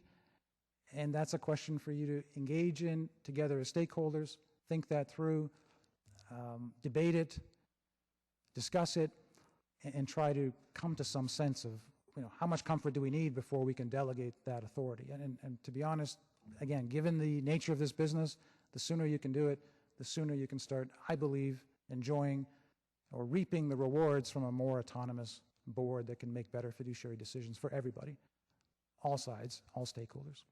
Thank you very much. Thank you. Thanks for making the presentation. Thanks for all the work that you've done around the San Jose plans over the years. It obviously was very helpful to us the last time we looked at making changes. Cortex work was key to being able to move ahead with that. And I remain very interested in your model and the package approach here that I think you've outlined is something that I would like to move forward with. But as they say, the devil's always in the details, and there are a lot of details left with a lot of questions in each of those areas, and I think we'll probably get into some of those questions today. But as a package, it's something I think is a good body of work, and thank you for putting it together. You're most welcome. Councilmember Constant. Thank you, Mayor, and thanks, Tom. This is I think the third or fourth time I've been through the presentation, and I appreciate that it wasn't the 120 PowerPoint slide one, because although that was very interesting, I appreciate the way you presented it here for us from a policy perspective. I just want to remind everyone, this is a very complex issue. I mean, if you look at the date of the report, the two retirement boards who are extremely well versed in the issues that led to this request for Cortex to look at it, and are really well versed in the challenges that have faced the board and potential solutions. It's still taken them 6 months to really get their arms around this, and a lot of discussions at joint board retreats, joint board ad hoc committees, individual board discussions. A lot of time has been put into really going over what this means, and I think it's important that we as a council are careful or cautious or thorough, however you want to describe it, in looking at all the facets of this, because it is complex, and it's going to take a lot of commitment to bring this level of change to fruition, if that's the will of this council. I think that, I've had the opportunity not only of, as I mentioned, seeing this report from another number of times, but also from a number of perspectives. As many of you know, I was a member of the plan as an employee. I'm currently a member of the Police and Fire Plan as a retiree. I was a trustee of the Federated Plan for a number of years, and I serve on both boards as a non-voting members now. So I've had an opportunity to look at the workings of our pension system and our boards from multiple perspectives over a number of years. And it is definitely a complicated subject, and there's no easy solutions, but I think Cortex has given us a lot, not only to read, but to think about as we go forward. I know that I have a couple questions for Tom just to kind of set the stage, and then a few comments, and then would love to hear from everybody else. But Tom, an analogy you used when you presented to the boards was kind of like going to a restaurant. Whether if you were looking at this, would it be an a la carte menu, or would it be an all-inclusive meal package? And I just want to clarify, if you can talk about your recommendations, just not any of the specific ones, but your opinion on whether this is a menu of options or a complete package, why or why not, and perhaps in the context of the governance portion versus the consolidation portion. I'm happy to. It's a good question. No, I think it's very important. We've tried to be clear with the retirement boards that this is not an a la carte model. It's very important to see this in a very holistic manner, that you need to take all the pieces together.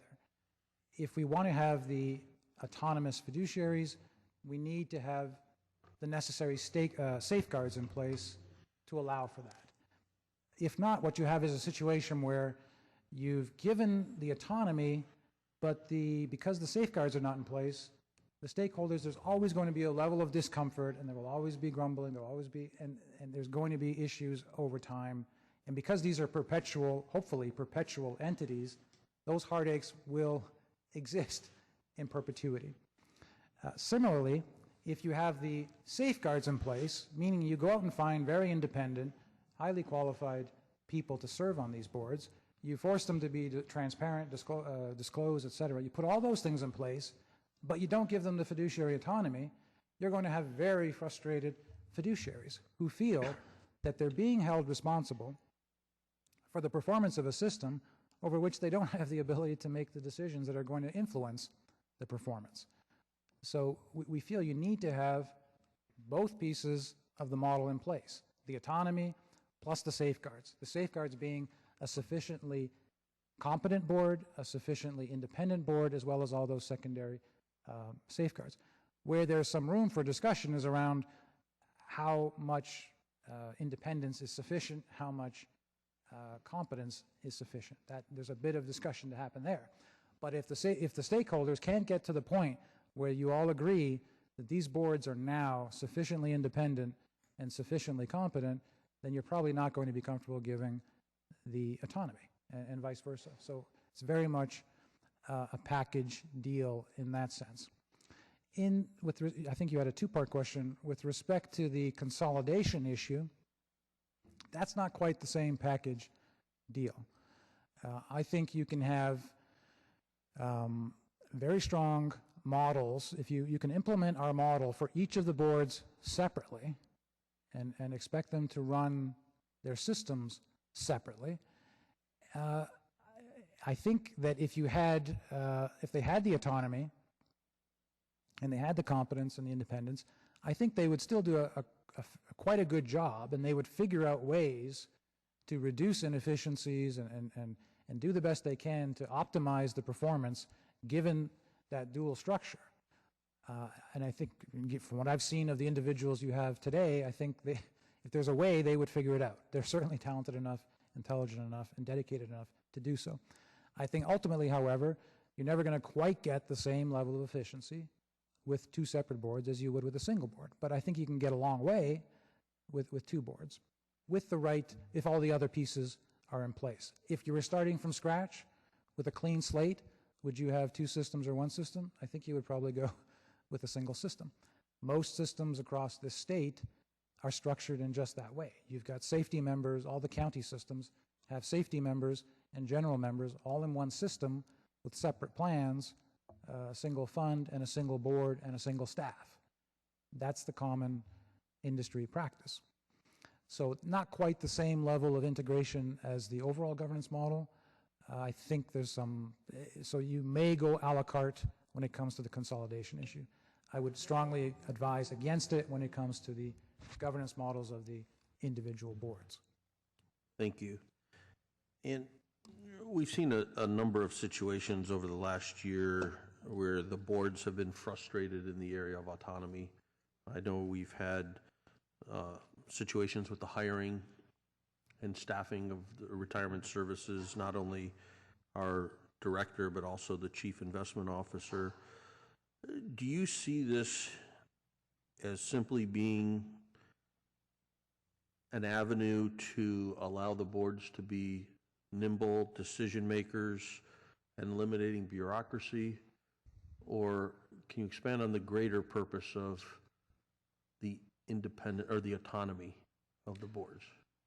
Well, I think that it's twofold. I think one part is, as you've suggested, the autonomy allows them to be nimble. It allows them to make the decisions they need to make when they need to make them in the best possible way, which is going to lead to better performance over time. And again, because I'm repeating myself, but because of the nature of this business, this game is won or lost by a matter of basis points. So anything you can do, any edge you can get to add 10 basis points here or there makes a significant impact over long periods of time. But the second point, which I think is just as important, is that I think from a first principles point of view, you cannot hold the fiduciaries accountable for performance legitimately if they do not have the accountability, the autonomy to make those decisions. These individuals, as dedicated as they are not going to feel fully accountable for the results, given that they are going to feel that their hands are tied in many respects and they can't simply make the decisions they need to make that influence performance. So it's a two-part concern. One is the strictly practical issue of how do we maximize performance, and secondly, these two are obviously integrated, and secondly, are these boards going to feel accountable for the results, and are they going to really commit themselves if they don't feel they've got the ability, that they're being held responsible for something that they can't control? And I don't think that's a basic principle in any organization, that if one doesn't have one cannot be legitimately held accountable if one doesn't have the authority and the resources to manage performance. It's that simple. Thank you. I know as in my role as the non-voting board member, I've made it a habit to update our council on a regular basis of what's going on with the boards, and I just wanted to remind my colleagues some of the issues that I've talked about over the last year, particularly as it related to the hiring and staffing in the department and some of the costs that we have incurred, particularly on the police and fire fund, with moving towards an outsourced CIO model as an interim solution as they're working towards getting a chief investment officer. And in that case, I think it is a good example of the inability to be decisive and nimble in moving forward, just because our city process is a slower process by design, and that seems to have conflicted with the needs of our retirement board. But I think we obviously know it's much more complex than it looks. Just say, okay, let's make this independent board. And I appreciate you brought up the slide about what happens when boards go rogue or things go wrong. And I think that's an area that we need to really think about, because there are decisions that can be made that public perception can be that they're very wrong when they're not, or can be seriously wrong and lead us in an area that we don't want to be mired in controversy and grand jury reports and all those other things. And one case comes to mind, and that's I can't even remember which fund it was, but all the press, national press, about the CIO who was driving his bright yellow Lamborghini or Ferrari around because he was compensated at a rate that was significantly out of line with public sector plans. And I think that it's going to be really important that we think about how do we do this from a legal structure. And you pointed out San Bernardino and the special districts. My understanding is Contra Costa County is moving in a similar manner.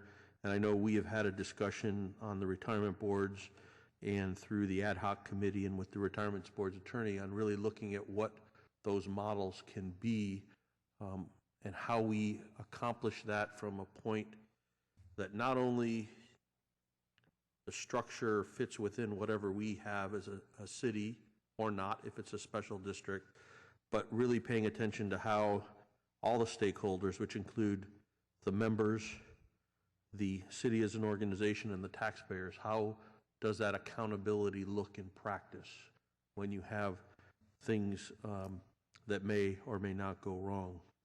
And we have to keep in mind that to do this, there's a charter change involved, which, as we all know, on the council, that's not only a time-intensive process, it's a lot of work, and it involves a campaign and all these other things, and it's a significant carry to get something like that over the goal line.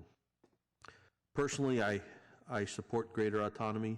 I think that it's important from my observations on what I've seen on the board, but the safeguards to me are equally as important, that I think we owe it to the members, we owe it to the taxpayers, and the city as the plan sponsor, that if we're going to move in that direction, that we are really sure that the safeguards are all part of the package. Because I agree with you, Tom, I think it simply can't be an a la carte menu.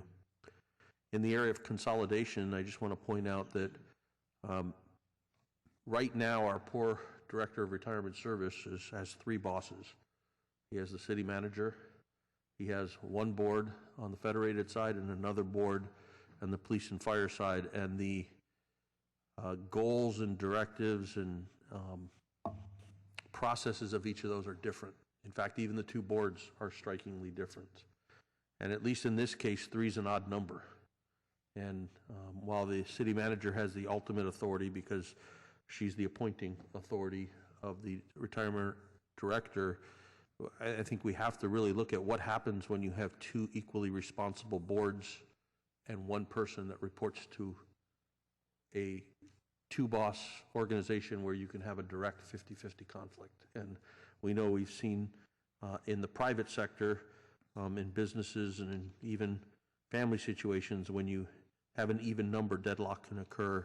And that's something that we have to think about if there's not going to be a consolidation, because in a perfect world, 3 bosses is fine if they all agree, and it's a nightmare if they don't. Well, that same thing can apply with 2 bosses. If you get 2 boards that go in 2 completely different directions, we have to have a way that the retirement director, the chief investment officer, and whatever employees end up being a part or not part of the plan's independent employment, that there is a way that things can move forward and not get deadlocked. Just the last thing before I stop talking, which I know some people are wondering when that's going to be. It's very soon. I know that there was a discussion, a letter received about concerns with regards to your report and some areas that people were questioning the veracity or credibility of some of the sources. I know you put out a rather lengthy memo on the 15th of November that addresses all of these issues, and I think gives a lot of very good insight into your thinking and greater context to your sources. I would just ask that, I know some of my colleagues have gotten the letter because I think that was copied. I know one was delivered to my office, but I don't think we've all gotten your response, which I think is really important. So I'd like to ask if this hasn't been given to all of the council members and the city managers, that this response that you provided is provided to each of us, because I think it's really important. And with that, I look forward to hearing what my colleagues have to say. But I think our real question, the best use of our time here today is to ask questions to understand the complexities of this, and then hopefully in discussions with the city attorney, looking at ways where we as an organization can look into how we might be able to get from this concept of autonomy and accountability into practice, and how we would go about getting there and how we might be able to do that. And I was wondering, Rick, if you have any thoughts on how we would be able to do that going forward. Well, I think your first point about asking a lot of questions and getting an understanding is a starting point, and then just a sense of the council of what they want to see. I mean, in spite of what people may think, I always try to keep things as simple as possible. And I know it's difficult for lawyers to sometimes do that, but this will require a charter change to give complete autonomy. In my prior life, prior to coming to public practice, I did a lot of trustee work. It was bond indentures and bond trustee, but it's not dissimilar, and you have to appreciate and recognize the importance of independent fiduciary obligations, and I stress the word independent. So it really is what the council's concerns are. The one area I think that the city probably has a very fundamental concern is, and it's somewhat of a modification of what was said, to the extent Measure B, Tier 2, makes the liabilities equal between the employees and the planned, ultimate plan beneficiaries and the city. That's the change. But Measure B, but the Tier 1 plan, the city is the guarantor. There is an effort in Measure B that contemplates additional contributions towards the unfunded liability by employees, and that will, if it survives a court test, will be a slight modification. But my point is that the city is a guarantor here, and the state laws, state constitution that gives independence and guarantees independence to pension funds at least acknowledges that while the primary duties are to planned beneficiaries, there's also some duties to taxpayers, and I think that's something the council, I'm sure, will keep in mind in its discussions. Thanks, and I never like to correct attorneys, but I just want to say we got to be careful in the words autonomous and independence because they're used in different contexts in this report. And I want to make sure as we're talking that everybody keeps the perspective in the and correct me if I'm wrong, Tom, but in the context of this report, independence is related to the individual board members and their independence from conflicts of interest in the city, and autonomous is related to the actions of the entire board and their independence in making authorities. Their decision-making authority is autonomous from the city. That's correct. So just because I know that's going to get mixed up a lot here today, and I know we had a lot of discussions on the boards on the difference between the autonomy and independence. Could you say that just one more time? Yes. So I'm keeping up here. So the autonomy relates to the board's authority to make decisions. They can freely make decisions and run their staff, hire, fire, compensate staff autonomously from the city. The word independence in this report refers to independent board members who are free of conflicts of interest. They're neither employees nor retirees nor representing directly as administrators of the city. Does that include appointments, independent from appointments as well? No, the appointments would be made by each of the bodies, but the people they appoint would be independent and free from conflicts. Okay.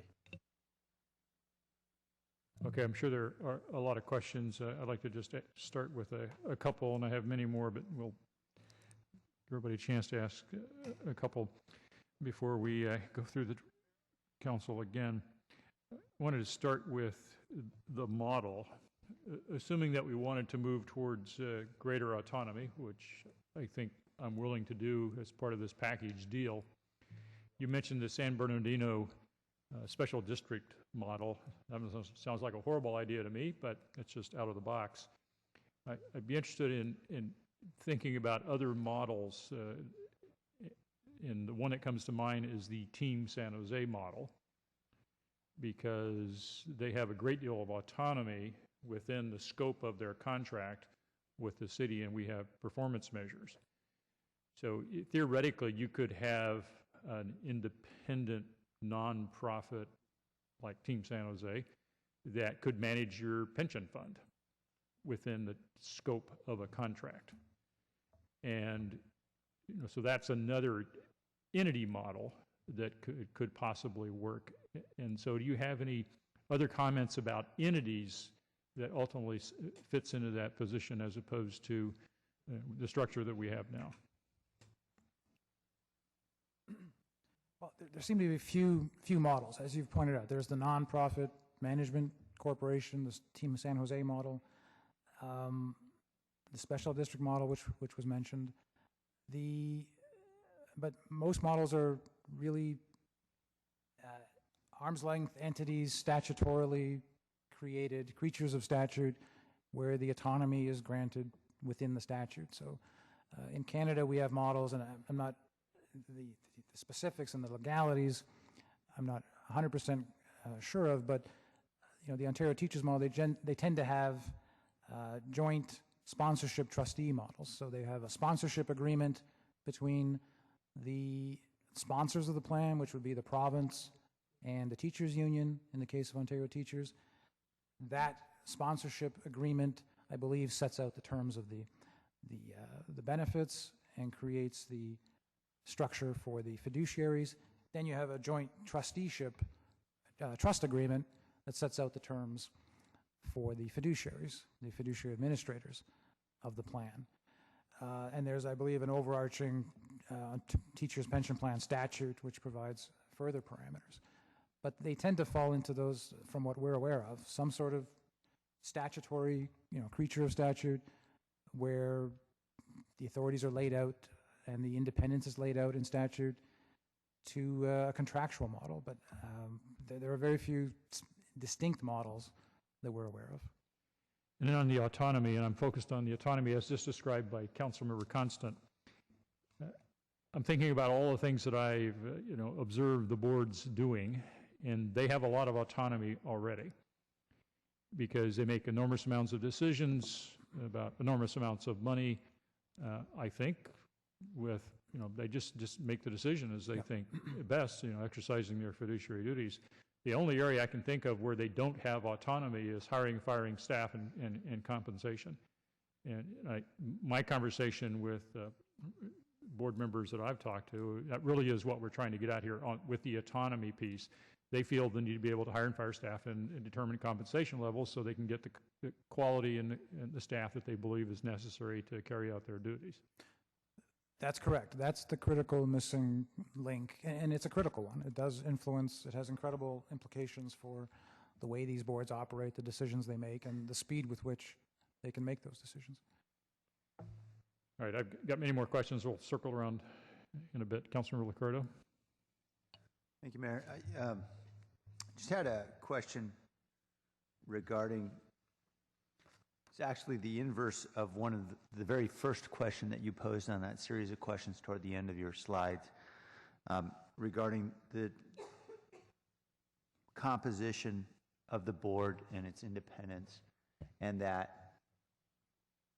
25% of the board would consist of members or retirees. Now, that's a change from the original position from the Cortex report several years ago, where it recommended there be an entirely independent board, as I recall. Well, that's correct. We had recommended the boards should be, again, I believe we recommended enhancing the independence of the boards and changing the requirement that half of the board members be active or retired plan members. We suggested changing that to give the active and retired members the option of going out, because at this point in time, they don't even have the option. If they want to go out and find independent people to represent them on the boards, they can't do that under the current model. Back in 2009, we suggested that restriction should be lifted and they should be free to go out and find those people. They should be able to do that. This report, the 2013 report, is slightly different. We still continue to recommend that the independence of the boards ought to be enhanced, and we're being more forceful in saying that rather than the option, we should make it a requirement that at least... I understand that. I haven't asked the question yet. I got it. It's all very clear on page 25. I apologize. It appears, no, that's okay. It appears that there's been something of a shift. I'm trying to understand the rationale for the shift, and there's an indication or a citation to academic research that shows that having plan members on a board can help performance. I'm trying to understand why that is. It seems the fundamental intuition would be that you would want to have independent members who essentially are experts in their field who can lend that expertise to the board. So I'm trying to understand the rationale for the finding of the study. Okay. Because obviously there's been a shift, and it appears to Right. be in recognition of this study that has somehow animated the move from 0% to 25%. That's correct. So we came across some research, academic research, and to my point earlier, there's not an awful lot of it. It's not one of the most highly researched areas in academia, but there seem to be some studies that showed, and it's not conclusive, but that these are academics who try to run regression analyses to see if there's a correlation between the composition of the board and the performance. And while the results are mixed, we interpreted the results to suggest that the addition of independence with qualifications appear to enhance performance. But what was more interesting, and that's intuitive, what was more interesting is that we came across studies that suggest that adding, having plan members, or plan members on the board also had a positive influence on results, on performance. However, and there are mixed studies, all kinds of regression models, et cetera, but there seemed to be some sense that there was what they called an upside down U, I forget the technical term, where adding plan members adds value to a point, and then it starts to reduce value. And that seemed intuitive to us, because by adding one or two, say 25% of the board, to have them made up of plan members who arguably have skin in the game, and just their existence, just being there, puts everybody on their toes in a sense. It's intuitive that that could add some value, and it could put the other independent members, put a face to the purpose of the system, which is to serve the members and the retirees. So not necessarily, they're not necessarily adding value because of their technical expertise, but because of the independence, because of the skin in the game concept that they bring to the table and put a face on the membership. So that research resonated with us, because that makes sense. It was sort of consistent with what we were thinking. We hadn't had any academic data to support that notion. When we saw that research, we thought, well, this seems to be intuitive. It's suggesting that a few members can, and because it's curvilinear, we interpret it to mean that the first couple of members add a lot of value, and then the next couple of members add marginal value, and then after that, at some point, it starts to actually detract value, potentially. And different models were run where it was constant at a certain point. Who knows?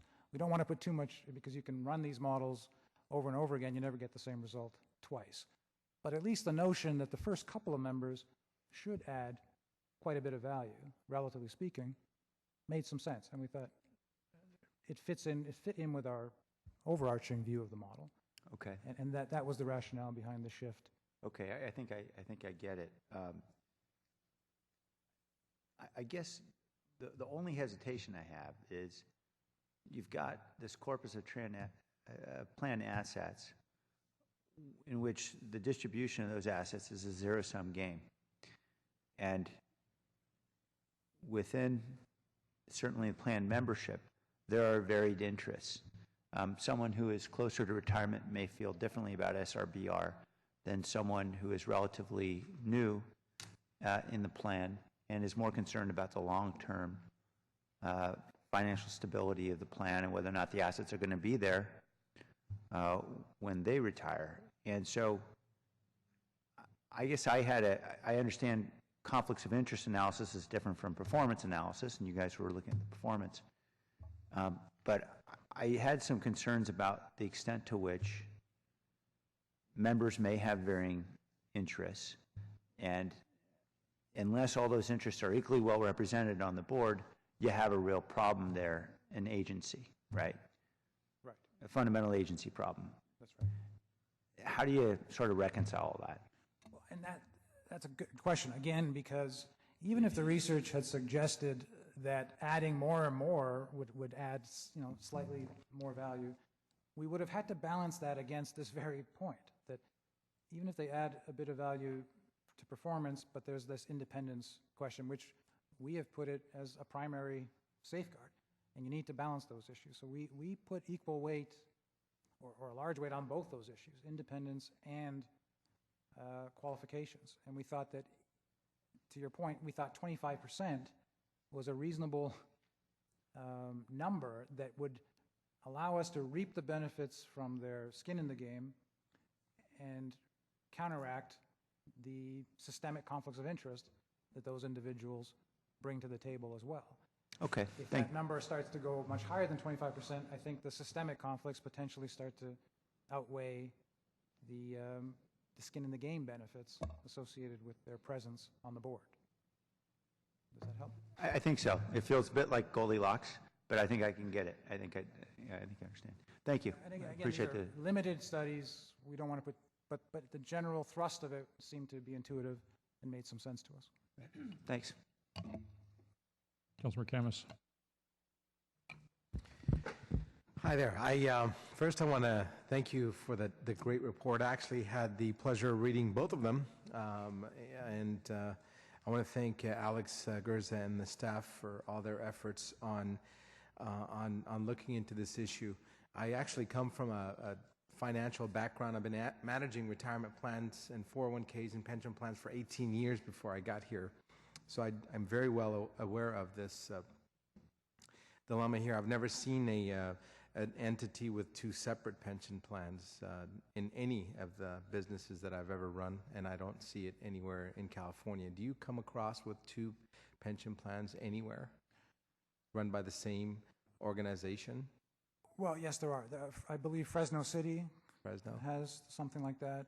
The City of New York has 5 pension plans. Wow. With one, I don't know if they all have different administrative staffs. They have one investment staff. It's a very complex structure. It's not, again, not the most common structure, but it does exist. Yeah, and I also want to thank the council for looking into this before I even got on board, because I think they were already taking steps to make sure that this stuff comes, because the first Cortex report came out well before today, and you've already taken some steps, and I'm really happy to see the recommendations, and I'm very supportive of all of them as a unit piece, but I don't like the a la carte model here. I'm not sure that we can grant autonomy without getting the assurances of transparency and the other things that we're looking for to make sure that our taxpayers and our voters and are served well. So I'm also quite delighted to see that you've recommended again the consolidation of the boards, because I think that there are significant economies of scales, which you did show with your fighting guys, your David and Goliath. I think that, in analyzing the cost, I think we spend $24 million on administration every year, and having a single entity could reduce costs on the legal services, the cost of staff reporting time. It could eliminate a lot of duplicate efforts on reporting. It can help us, any savings that we use can help us take care of some of the unfunded liability, and God forbid us giving employees some increases in their wages because we have our savings. I did have one thing that I differed with you on. You said that combining the actual investment portfolios, having the $4 million combined and used as one, would not save a whole lot of money. But and because you said a couple to 5 basis points, 5 basis points on $4 billion is $2 million a year, and so I would take 5 basis points personally on the $4 billion. Again, $2 million is equivalent to a 1% pay increase for most of the fire and police staff. So I think even that small amount needs to be looked at. Let's say we can get a slightly better than a 5% base, 5 basis point increase. Again, 5 basis points for the rest of us is 0.05 of 1%. So I'm sure that we can get potentially better than that. But again, I want to commend you for this effort. I love the report. And I'm just looking for ways that we can move forward, not just on one part, as was suggested, but I wanted to see us move forward on multiple parts, because I do believe in the autonomy. I do believe that the city can have undue influence over a portfolio and like it used to. And I do believe that the boards need to have some kind of autonomy, especially on how quickly they hire and with what qualifications. I think that is very important. And having people who are qualified and understand money and money management is super important to the well-being of how well the assets perform. You wouldn't hire a mechanic to do your heart surgery. So why would you want to hire somebody off the street to look at your $4 billion portfolio? So I think that's what we used to say in our industry. So again, I want to commend you for that, and I'm just looking for ways. My question really is, and maybe it's not to you, but maybe it's to staff. How do we get from these recommendations to actionable? I don't know. I don't know how do we get from A to the end product Z, filling out the entire recommendation sheet, because I think we need to go and incorporate all your recommendations and not just one. So I don't know who would be qualified to answer any of those questions. But if I can just clarify, I hope I didn't give the impression that I was suggesting an a la carte approach. We're recommending very strongly a holistic approach, that the whole model ought to be implemented simultaneously. Just to respond to your question, we'll obviously have to consider this as we get finished and decide what kind of direction to give the staff. But it seems to me that we have outside counsel that has worked on pension issues for a while and has been involved in it. And it's going to take some extra effort to try to take all of these things with lots of outstanding questions and come back with something that we could eventually adopt that might even require a charter change.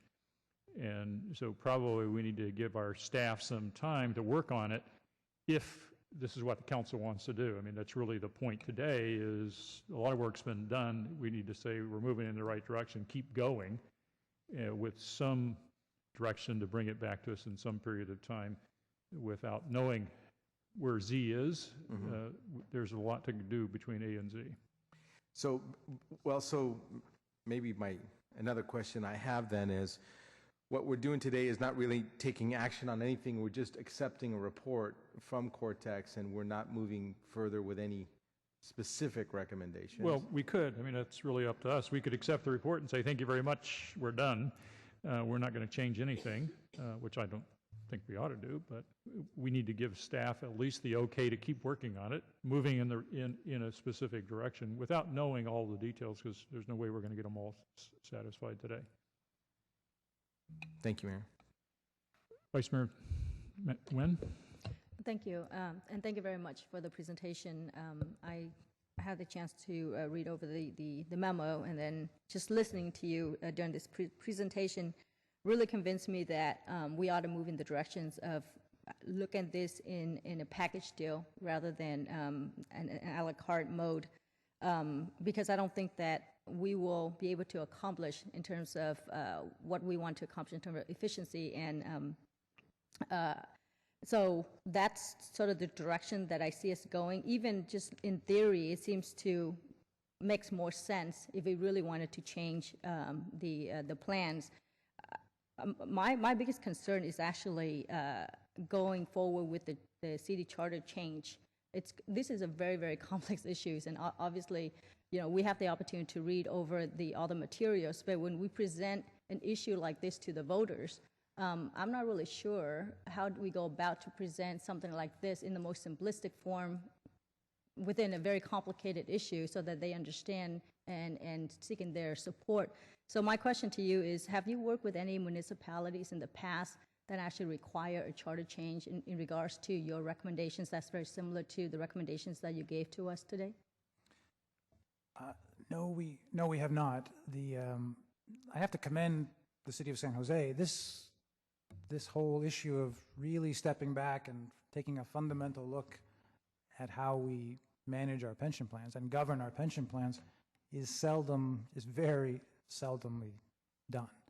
So we just haven't had, I mean, we've had some opportunities where we were involved with some plans at the outset in Canada, but no, this just does not happen very often. You would be breaking some new ground here, I think, in terms of some fundamental changes here. So unfortunately, no, we have not been involved in these sorts of exercises.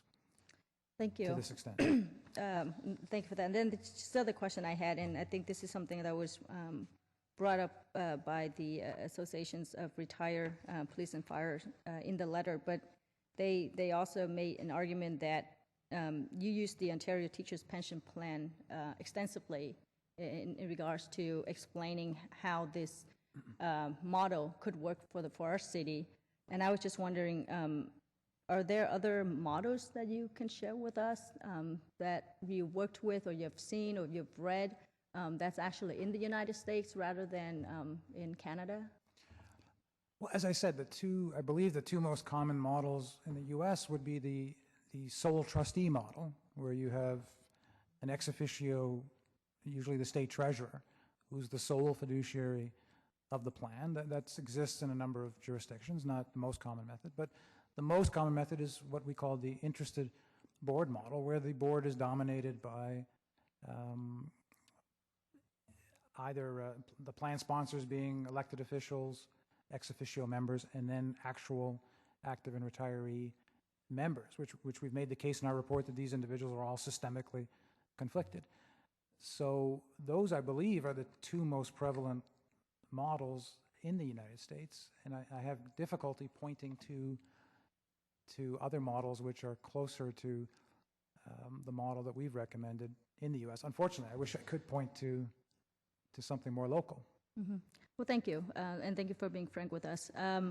And just a final comment, again, I think that we ought to move in direction of allowing staff to continue to do the work, and hopefully as they go out there and do the research and analysis and come back with more answers to some of the questions. But I would be interested to move this in a holistic, in a package deal, rather than taking separate recommendations, because I really don't think that if we take each one and work on that, it's not going to be as effective. And I'd rather to see this council actually direct staff to work as a package, come back to us, and then we'll make some kind of decisions at another time.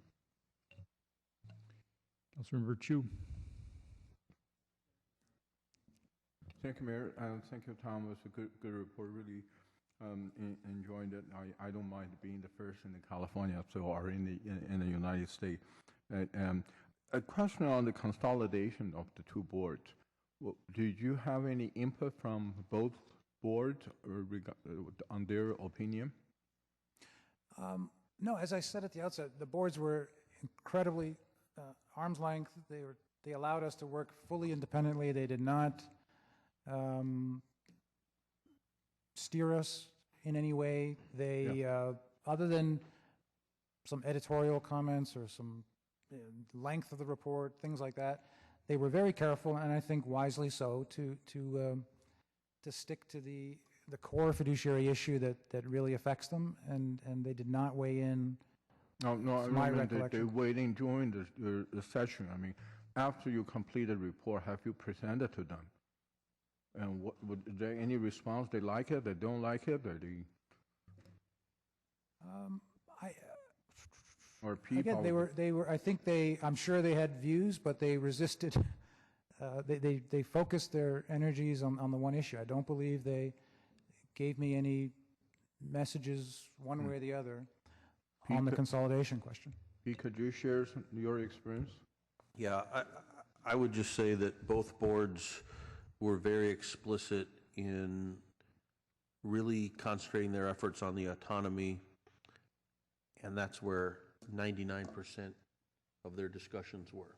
And they, as an entire board or as a subcommittee, did not delve into the others, and they explicitly chose not to take official positions on any of the other issues. Now, individual board members have had varying degrees of individual perspectives, but collectively, or individually, the boards have not weighed in on any of the other issues other than autonomy.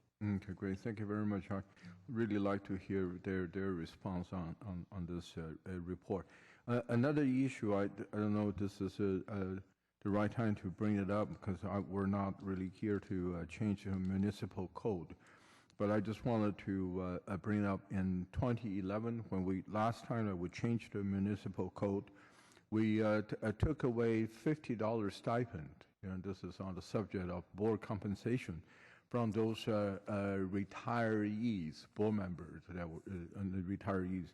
So I would really like to see how can we restore that $50 stipend per meeting to those retired member of the board. City manager, mayor, would you, or the city attorney? Or what? I think there was an ordinance change, and I think that we would have to come back if the council wanted to make the change. That's something that we would do in consultation with the retirement board's attorney. But if the council wants us to revisit that, we can. I have to go through the rules and then being a separate the normal agenda item. The normal process. All right, yes. good. Thank you very much. Thank you again for the report. Oh, you're welcome. Councilmember Herrera. Thank you, Mayor, and thank you for the report. I had the pleasure of serving on the Police and Fire Retirement Board along with Councilmember LICCARDO and also Councilmember KALRA and Constant served on the other federated boards. So I've had some experience on it and have been really glad to see the changes that have happened that we supported with the first Cortex report and some of the folks that are on the board that have joined, members that are already there, and the kind of expertise they bring. So I certainly can understand, and I've actually heard from them individually, the frustration that they felt in terms of being able to hire and have the kind of expertise and be able to really manage their staff in the way that they need to so that they can accept the responsibility that they have as board members. And I can imagine that, they're personally liable as well for those decisions. So I would guess that's what's driving the autonomy and the request for autonomy. And I think that we don't want to lose those folks because they do have that kind of expertise. We spent time and effort interviewing them, and I'm glad that we have that caliber of folks on there. So I think one of the things we have to be mindful of is moving forward to professionalize this more helps us keep those folks that we are depending on now to be on the board and make great decisions for our retirement funds. So I sort of get the landscape there. This is really complex, though, and I remember reading these things when I was on the board, and certainly I'm having been away from it for a while, I'm not as totally up on it as I was then. But I was interested in some of the comparisons that you're looking at here. The thing that strikes me is this need, the benefit of having an alignment of interests, the alignment of interest aspect, in terms of the safeguards, and I think, again, balancing, giving the safeguards, putting those in place gives the city side the comfort level to provide the autonomy. And I think you have it, you've accurately described that in here. And I know there's a lot of other factors too, but this idea of risk sharing I thought was pretty interesting. I noticed you mentioned a Dutch pension model where they talk about employers that there's risk sharing there, and also I guess in the Ontario teachers' pension too, they're jointly responsible for addressing surpluses and shortfalls.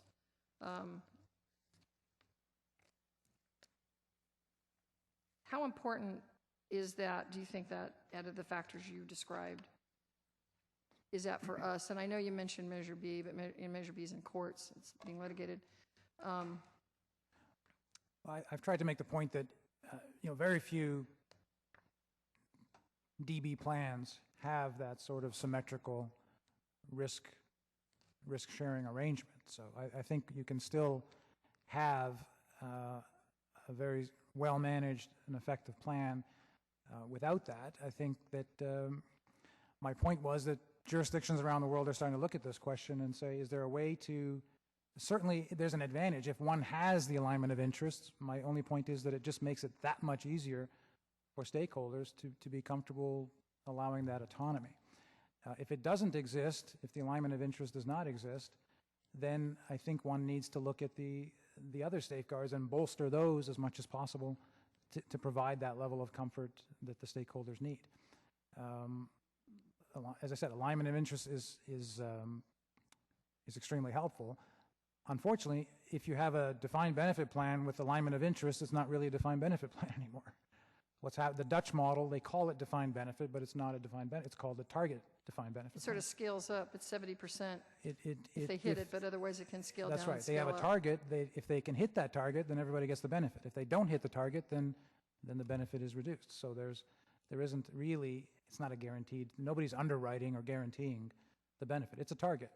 And there are jurisdictions in Canada, provinces that are looking at this as well. There's a big movement afoot because of this just very fundamental issue. But it's not to say that one can't have a well-managed traditional defined benefit plan. It just means you need to really get those other safeguards.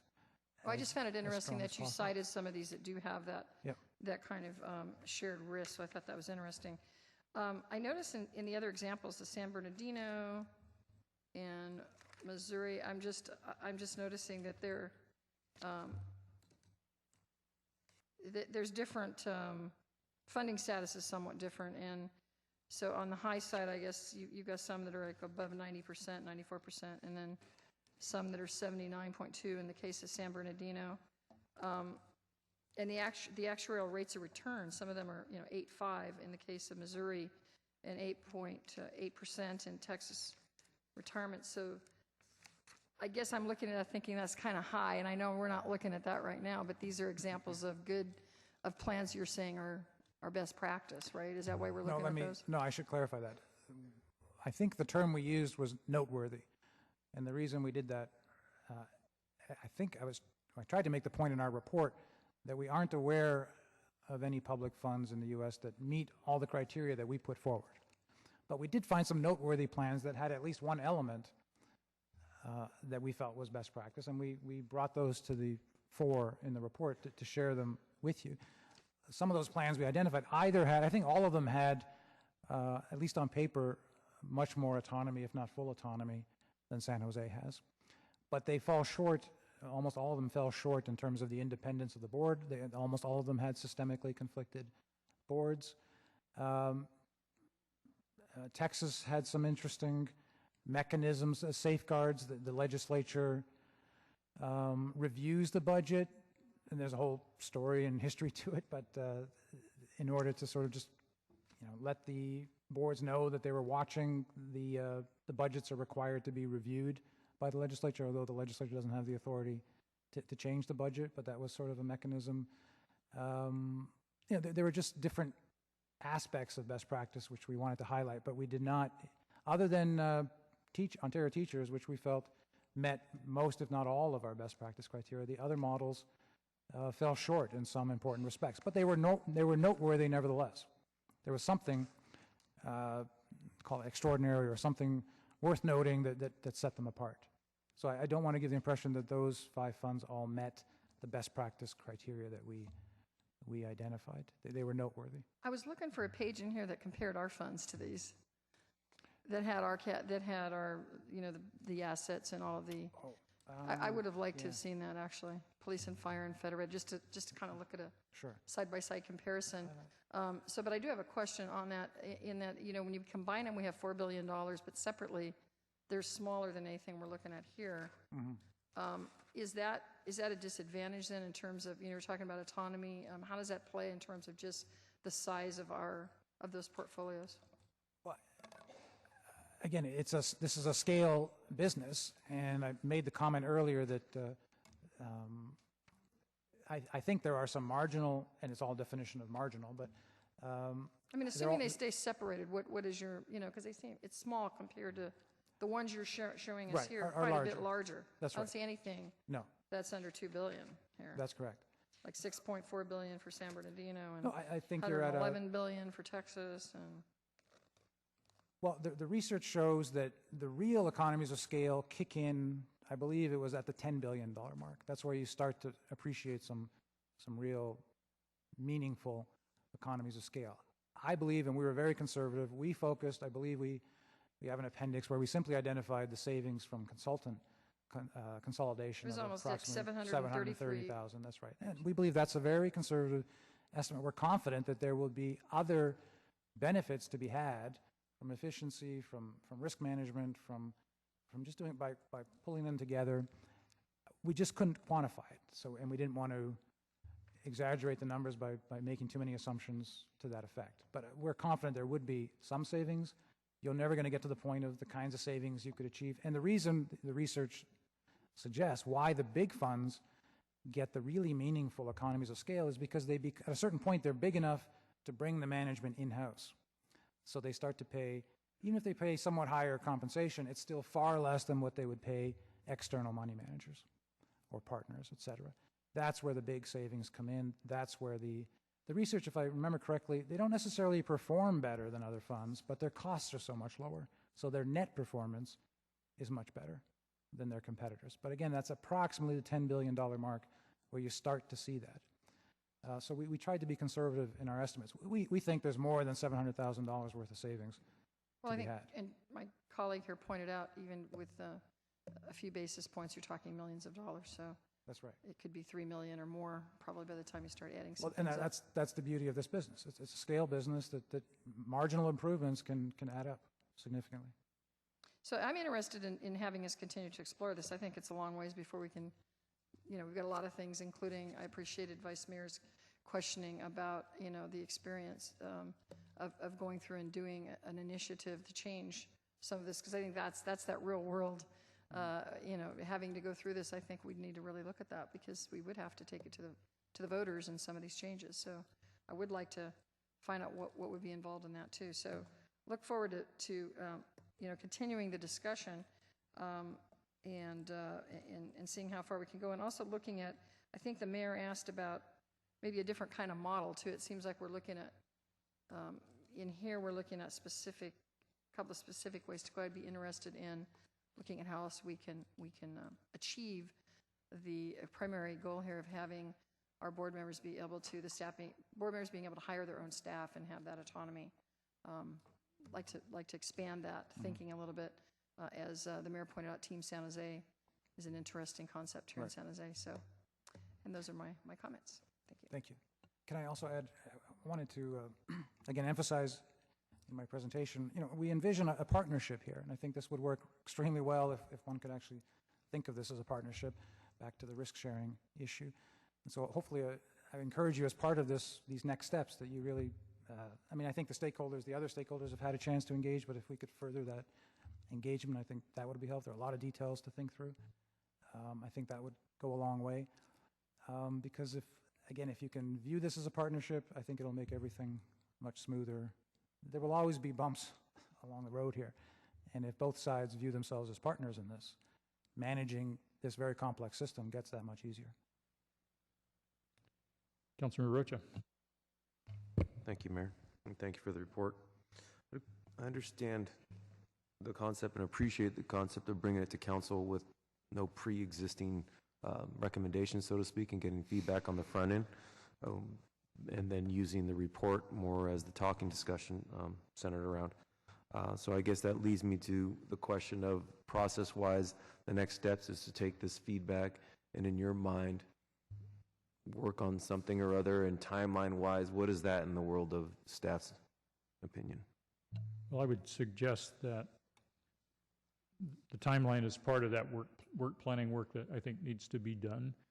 And I would suggest we refer to staff and say, okay, you're moving in a direction we think is positive, keep working on it, and begin to put together a recommendation for the package. But part of that is figuring out when.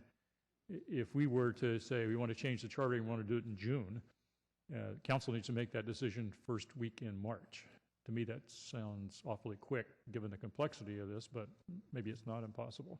So I think the referral to staff would say, come back to Rules Committee with a work plan for how this all gets put together, and we can work on the details of that and try to figure out when we bring it back.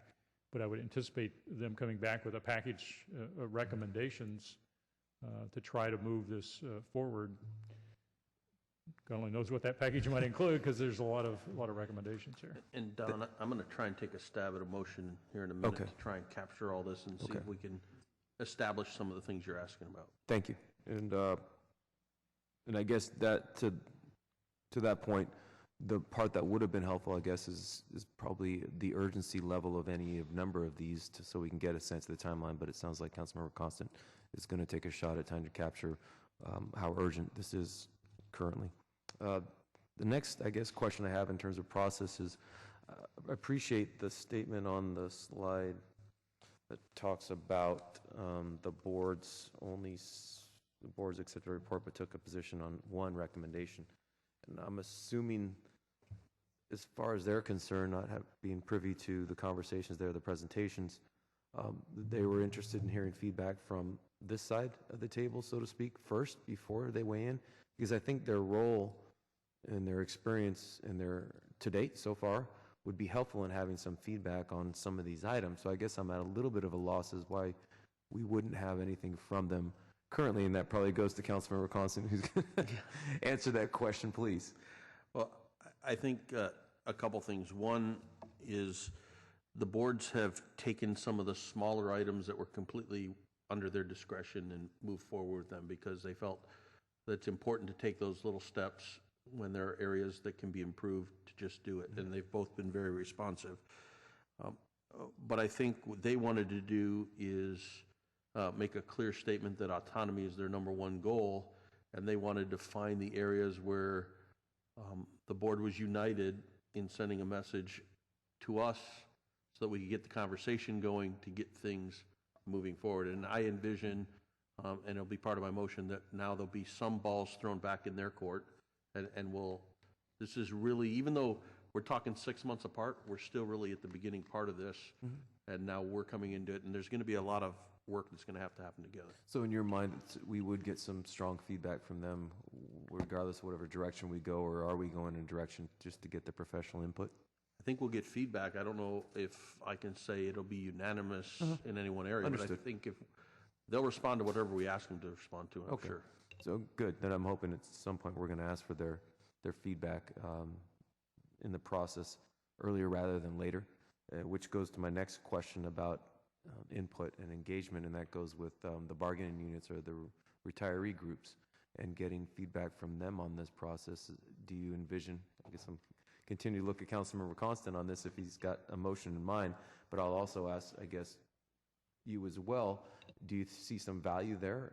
I would expect that these folks would have some opinions based upon their pension retirement. Oh, absolutely, I would. And if I'm not mistaken, I think 3 years ago when the city retained us to do a similar study, I think there was an opportunity after the report was released for the stakeholders to submit comments, and we were able to factor those comments in or address them and modify our report, or I believe we prepared an appendix, I don't recall, but there was an opportunity for some back and forth from the stakeholders vis-a-vis these issues. Thank you, and I guess I'm interested more on the front end than the back end, having something already kind of defined and recommendations in front of a council and then asking for feedback is good, but it's not the approach that I'd like to see us take on some of these items. And Councilman Constant. I would just say that most of the stakeholders have been engaged at the board level. They've been talking with the board at the different stages, and I think a lot of them have been waiting to see when the ball gets here, how we're going to proceed forward. But I don't think there's any way we go forward without getting all that engagement. And when we went through this the last time, there was a lot of disagreement, and we ended up working things out kind of in the 11th hour to get things moving forward to where we are today. So I imagine that there's a lot of discussions coming before we actually have a measure to put forward to the voters. Okay, thank you. Just to emphasize that they're part of the discussion is my interest here. The last item I had, and I don't need it to be a long question, but it's more or less the importance that you placed on the boards being able to hire, fire, set salaries. I understand, you made the statement that you believe it's important, but I'm still not completely understanding why it's that important. I read this, I heard you say it twice, I saw it in the presentation. I'm still not convinced that it's in, not the executive director, but I guess more of the remaining staff level. I don't understand. It's due to the nature of this business. As I tried to point out, it's extremely technical. It's very competitive. In a sense, particularly on the investment side, you are constantly, as an organization, negotiating with the investment community, the professional investment managers, the consultants, et cetera. And it requires a level of staff and a competency of staff and a continuity of staff that's critical in order to properly manage this type of organization. This is really an intellectual business. It's not. So we're not building widgets. We're really making decisions here. So let me jump in right there. So what's compromised by who hires and who's signing a paycheck? Well, it's the speed with which that happens. If we don't have the continuity, if we can't make the decisions necessary to attract and retain the exact sorts of people we need to fill these functions, it'll make it difficult to, and again, the point is that success is measured in basis points. So even minor things falling through the cracks can affect performance significantly, even though it sounds like it's just a few basis points, but a few basis points on $4 billion is some real money. Yeah, when you put it in that context, but still I'm looking for the problem that we're fixing. I'm not seeing real life examples of where this has been compromised, or I haven't heard of them. We just seem to be speaking in generalities or assumptions. And if there's an actual examples of this, Don, I could give you yeah, let's one. let Pete give them. So Tom doesn't have the benefit of sitting, or I don't know if I'd call it benefit or consequence of having to sit through all the board meetings on both boards. I'll give you just one example, and there's a couple. I think it all comes down to the board members individually and collectively feel that there are times when they haven't been able to meet their fiduciary obligations because of things that were outside of their control. One particular example is our investment side of the house. So the retirement is basically divided into two main classes of employees. One group of employees that work on benefits administration and the other that work on investments. On the investment side of the house, there has been a very high level of vacancy for quite a bit of time. There was a lot of back and forth between the boards, their council, and our city manager on moving forward on changing the classifications, roles, responsibility, and pay related to a chief investment officer. That position has been vacant for a long time. The Police and Fire Board felt that because it was vacant, they were having some serious fiduciary troubles in meeting their obligations, so they decided to go to an outsourced type model where they are paying a investment consultant to handle the role of a chief investment officer. When you look at what they're paying to do that, if you were to extrapolate that out on an annual basis, and if they were doing the work for both boards, the price tag's about $1.5 million that they're expending in annualized costs for something that we would pay an internal CEO, or CIO, Chief Investment Officers, probably something more around $250,000.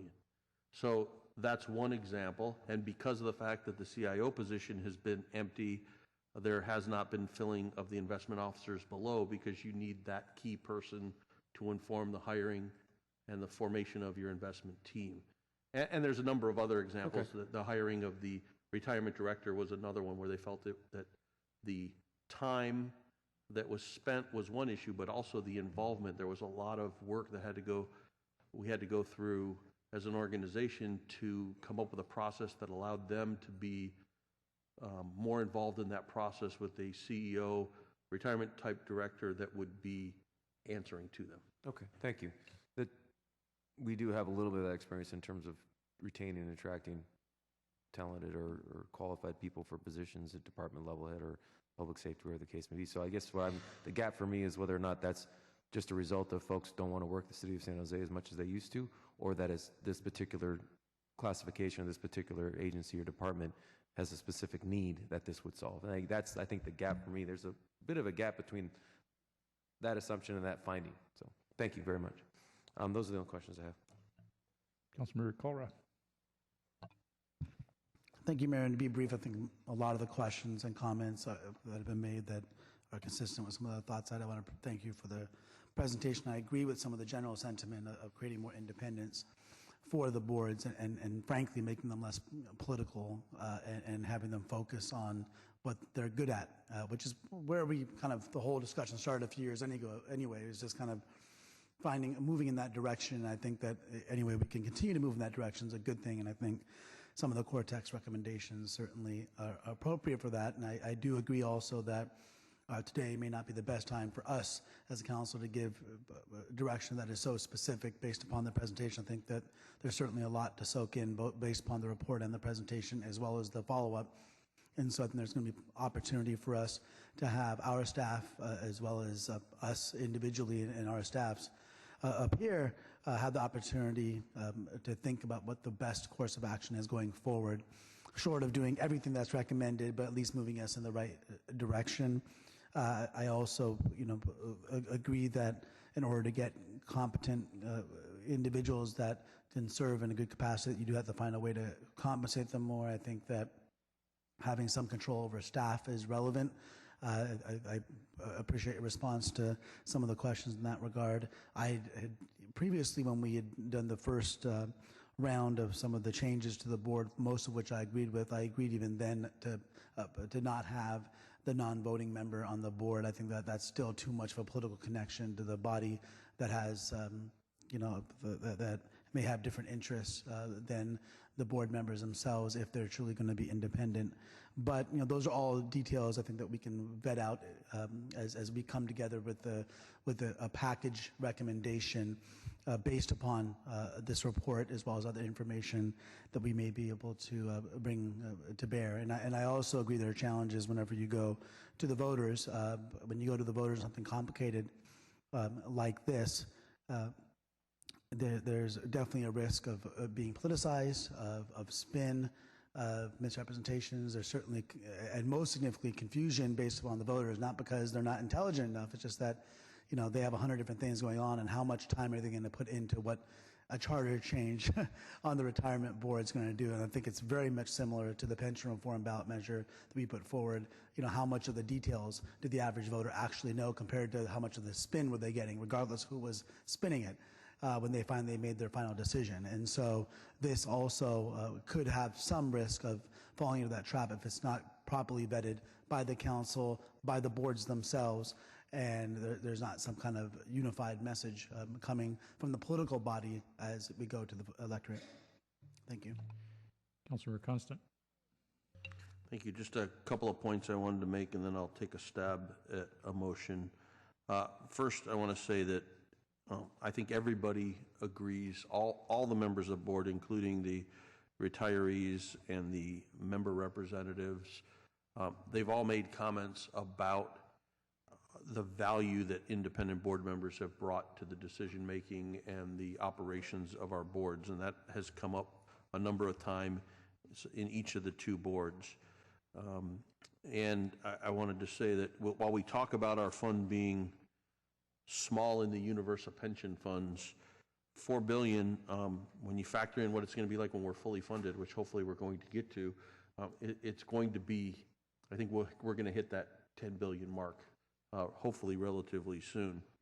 As Ash said, I think it's really important that as we move forward and go to the voters, it's going to be critical that we're unified and that we have all the stakeholders on board, because this is an issue that is complex, but going to the ballot, it'd be a whole lot easier if we're all going to the voters saying we all agree, all the stakeholders agree that this is in the best interest of the city, the employees, the retirees, and the taxpayers. So with that, I'm going to take a stab at a motion here. I'd like to make a motion that we refer to the city attorney and the city manager to work towards developing a recommendation to implement the changes contemplated in the Cortex report as a package,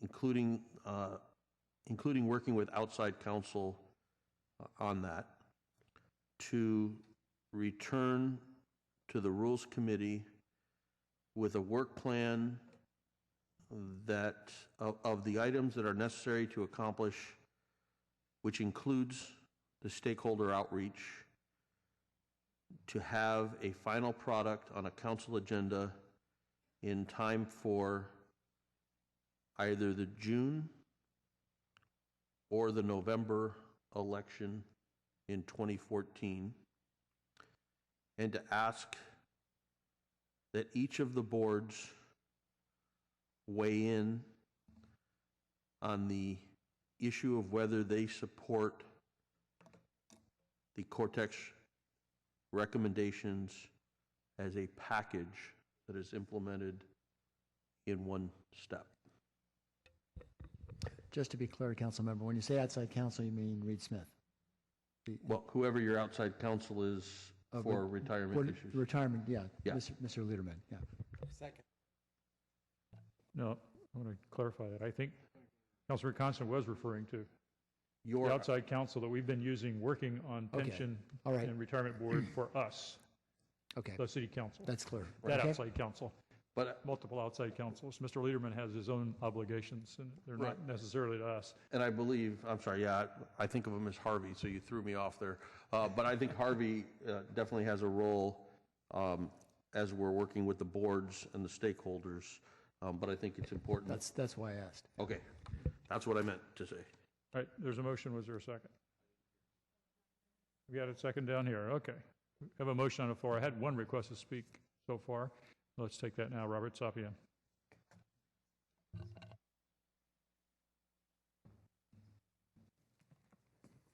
Good afternoon, Mayor and Council. Robert Sapien, President, San Jose Firefighters Local 230. Thank you, Mr. Iannucci, for your care and time that you put into providing your report. Certainly your icebreaker wasn't lost on me. So my understanding is that the boards have made a recommendation, or at least certainly have stated their position, and that is recommendation number one, looking for some autonomy. I think I agree with Mr. Iannucci that the other issues that follow with regards to the autonomy and independence are relevant to that discussion, but clearly autonomy is what the board, certainly the Police and Fire Board, has stated that they're after. Issues, you know, I'm afraid Mr. Iannucci lost me a little bit on whether his recommendation holds water in the absence of Measure B or with Measure B. I don't quite get the logic there, but I'll accept it. I understand having too much independence can lead to indifference, which I think can lead to performance of the plan. I would agree with that.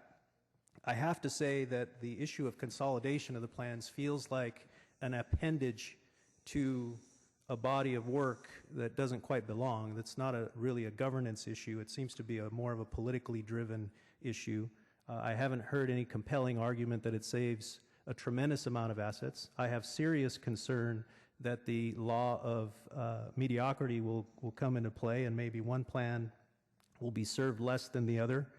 So I strongly oppose the idea of consolidation, and frankly don't believe it belongs as part of the recommendations in this study. The issue that Mr. Constant brought up of our retirement services director being outmatched by serving two plans, if that's the case, I certainly would like to hear that and figure out if there's a way where we can get the appropriate leadership necessary for those plans. That sounds like a big deal. If serving two plans is too much for that gentleman, I would like to know about that. With regard to economies of scale, in our study, as we looked at pension reform, certainly economies of scale is a real deal. Unfortunately, it's not real in the $4 billion range, but we do have ways still where the city can save a tremendous amount of dollars by looking to participate in plans that are larger in terms of economies of scale. So I stand here in support of more discussions on the issue of autonomy, strongly opposed to consolidation of plans. Thank you. That concludes the public testimony on this item for today. Undoubtedly, it will be back. Councilmember Rocha. Thank you. I just want to make one last comment and my support for the issue raised by Councilmember Chu, and I think also Councilmember KALRA in regards to introducing a stipend again at some point. Thank you. Councilmember Constant. Just a couple last things. One, just to clarify, based on Mr. Sapien's comments, I didn't say that the retirement director couldn't serve both boards. I was concerned when you have two boards giving opposite directions. One says go right, the other says go left, then you have a deadlock between two boards giving conflicting directions to one person. I would like to make just a minor amendment to my motion, and that is just specific direction that the Cortex response to the concerns is forwarded by the administration to each of the council members, and that the issue that KANSEN brought up about any potential changes in stipends or pay, that the council expressly says that we're going to deal with those as part of the final formation of this and not take a separate agenda item, but it'll be incorporated into the final recommendations that we make, whether it's to go to the ballot or not. Okay, the seconder, that was all right. So we have a modified motion. Further discussion on the motion. All in favor? Opposed? None opposed. Motion carries. Thank you very much. We appreciate the work and everybody's engagement in this. A lot of people have already been working on this a long time before it gets to us. We know that. We appreciate that. Thank you very much. We still have a few more items to do before we get to the busy evening agenda. We'll move next to item 3.5, terms of an agreement with the Association of Building Mechanical and Electrical Inspectors, ABMEI. We have no report, but I would just like to acknowledge the bargaining teams who work so hard to reach agreement. And that would be on the bargaining team for ABMEI, Don Lindsay, George Schriefer, and Carl Van Gastel. And on the city's team, Marco Mercado, Joe Horweedle, and Kakshi Master. They have all worked very well together. We're appreciative of the efforts of ABMEI and look forward to continuing our good working relationship with them moving forward. We do recommend your... Thank you. I think I had a motion to approve down here and a second somewhere. I got a second? All right. We have a motion on the floor to approve. I have no requests to speak on the motion. All in favor? Opposed? None opposed. Motion is approved. Item 4.2 is vacation of a portion of 6th Street.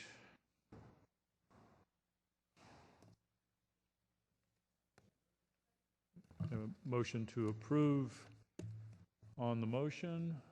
All in favor? Opposed? None opposed. Motion carries. Item 4.3, report on bids and awards of construction contract for the 5065 West Evergreen Park project. A motion to approve. On the motion, all in favor? Opposed? None opposed. That is approved. Item 5.2 is the CalEMA grant application for San Jose San Jose Family Camp.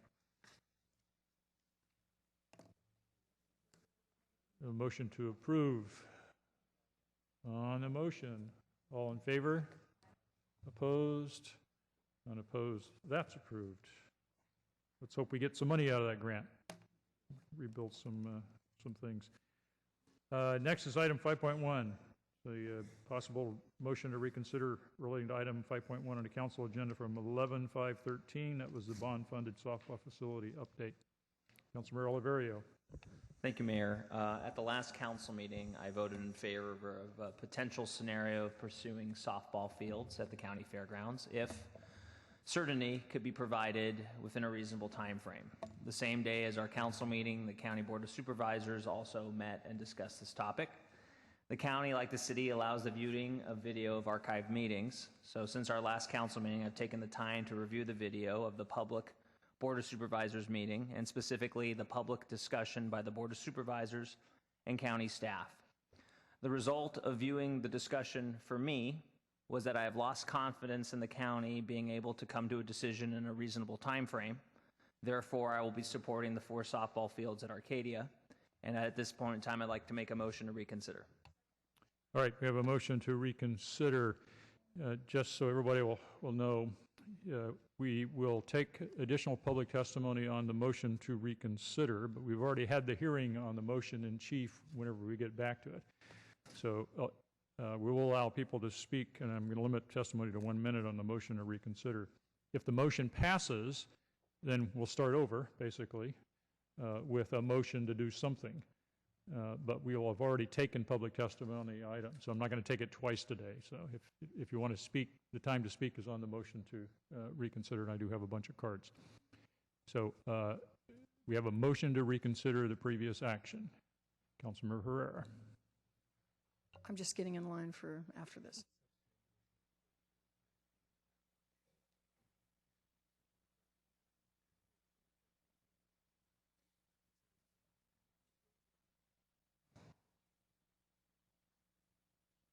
Excuse me a minute while I confer with the city attorney to make sure I don't screw something up. That's his job. Yes, I want the city attorney to sort this out so everybody can know. So the way the motion would work, if the motion to reconsider is approved, then what that does, the effect is to go back to what the substitute motion was, which was the direction to staff to confer with the county and look at the fields. And then if that, so that's the motion that would be then on the table. If that fails, then the main motion, which was the original motion, which would be the Arcadia site, comes back for consideration.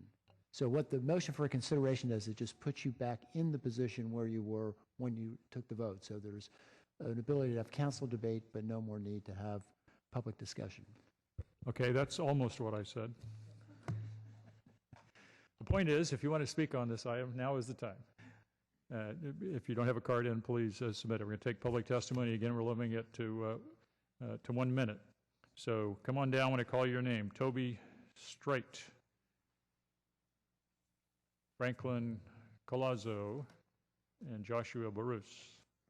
Yeah, thank you, Councilmember Oliverio. The last time I was up here, I said a little bit of time is a long time for our kids, and our kids needs fields that they can access during the weekdays to practice. So I believe the reconsideration will save us potentially 3 months, which is an eon to children, and I hope we can get more fields in our city that the kids can actually use. Thank you. Franklin Colazzo, Joshua Bruce, Nicole Idraus. Hello, ladies and gentlemen. My name is Franklin Colazzo. I'm a kindergarten teacher in Evergreen School District, longtime East Sider. Bottom line is my daughter plays softball, and usually the ladies, they don't prioritize lady sports, female sports. And so I'd like for you guys to reconsider 5.1 for that reason. And the other reason is Measure P funds. They're telling me that none of the money was spent in District 8. And I think that's a issue of equity. And why should I vote in favor of any increase of taxes if you're not going to spend it on my side of town and I'm paying the taxes?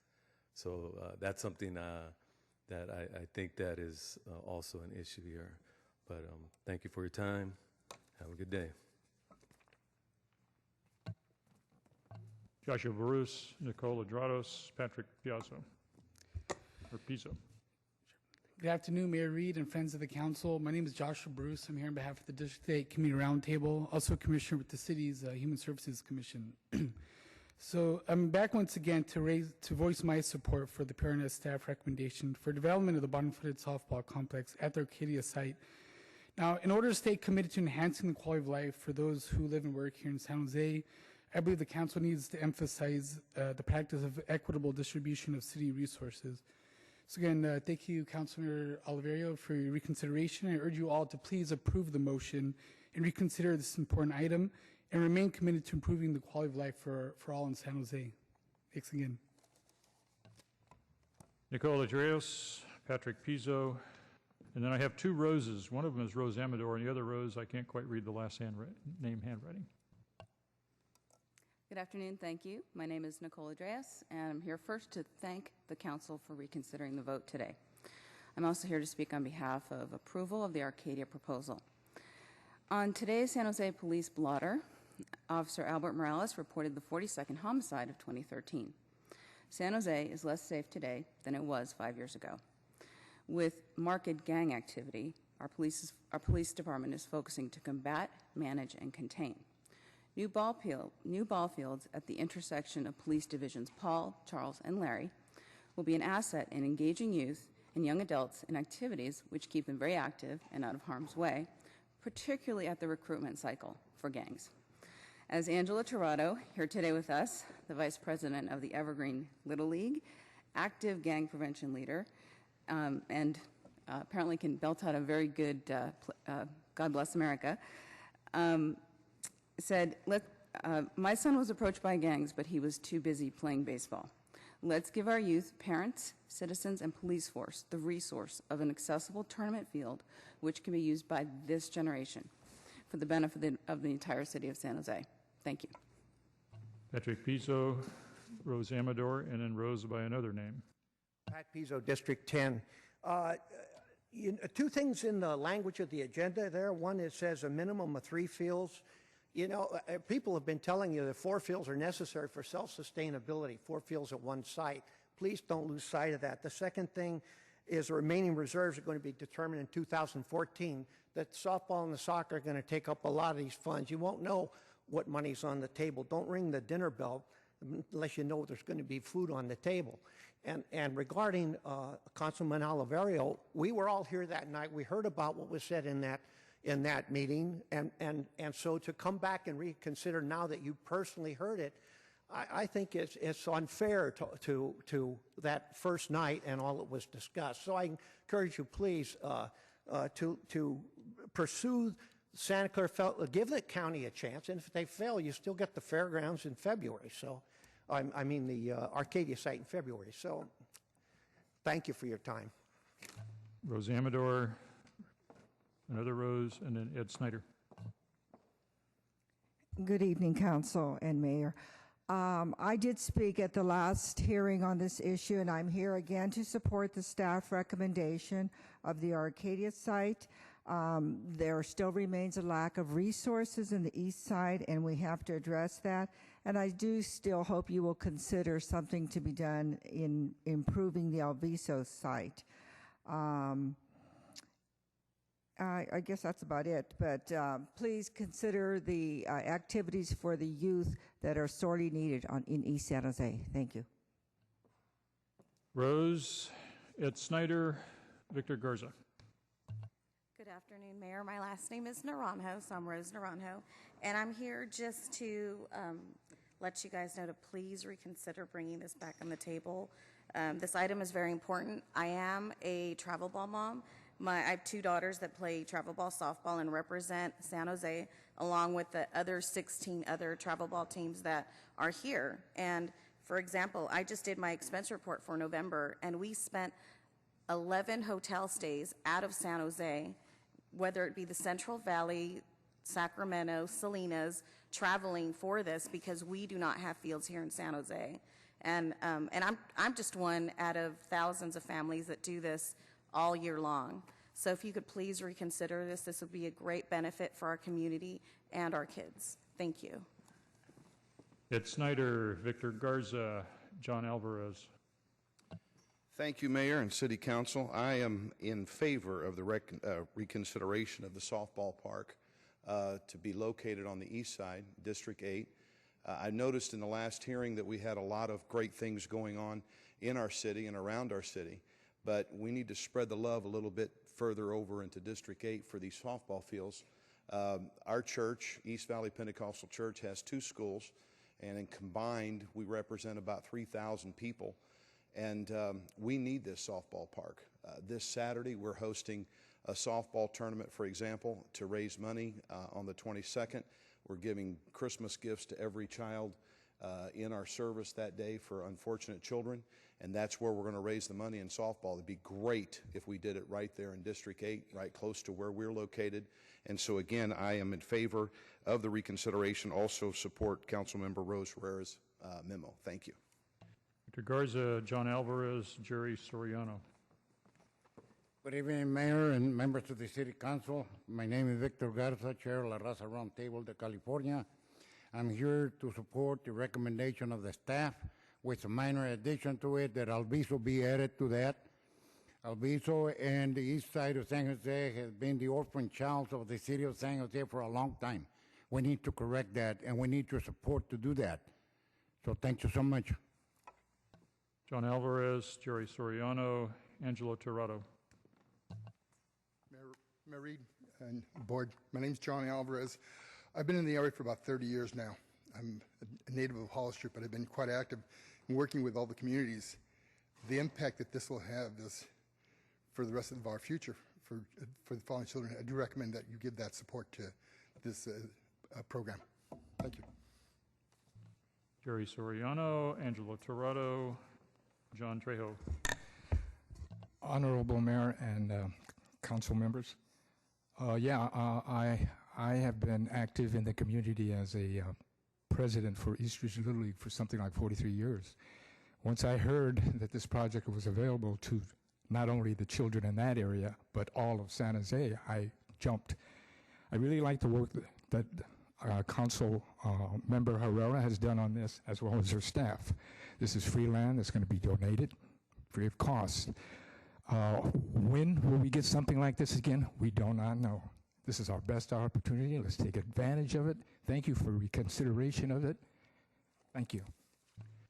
Angelo Torado, John Trejo, Maria Lopez.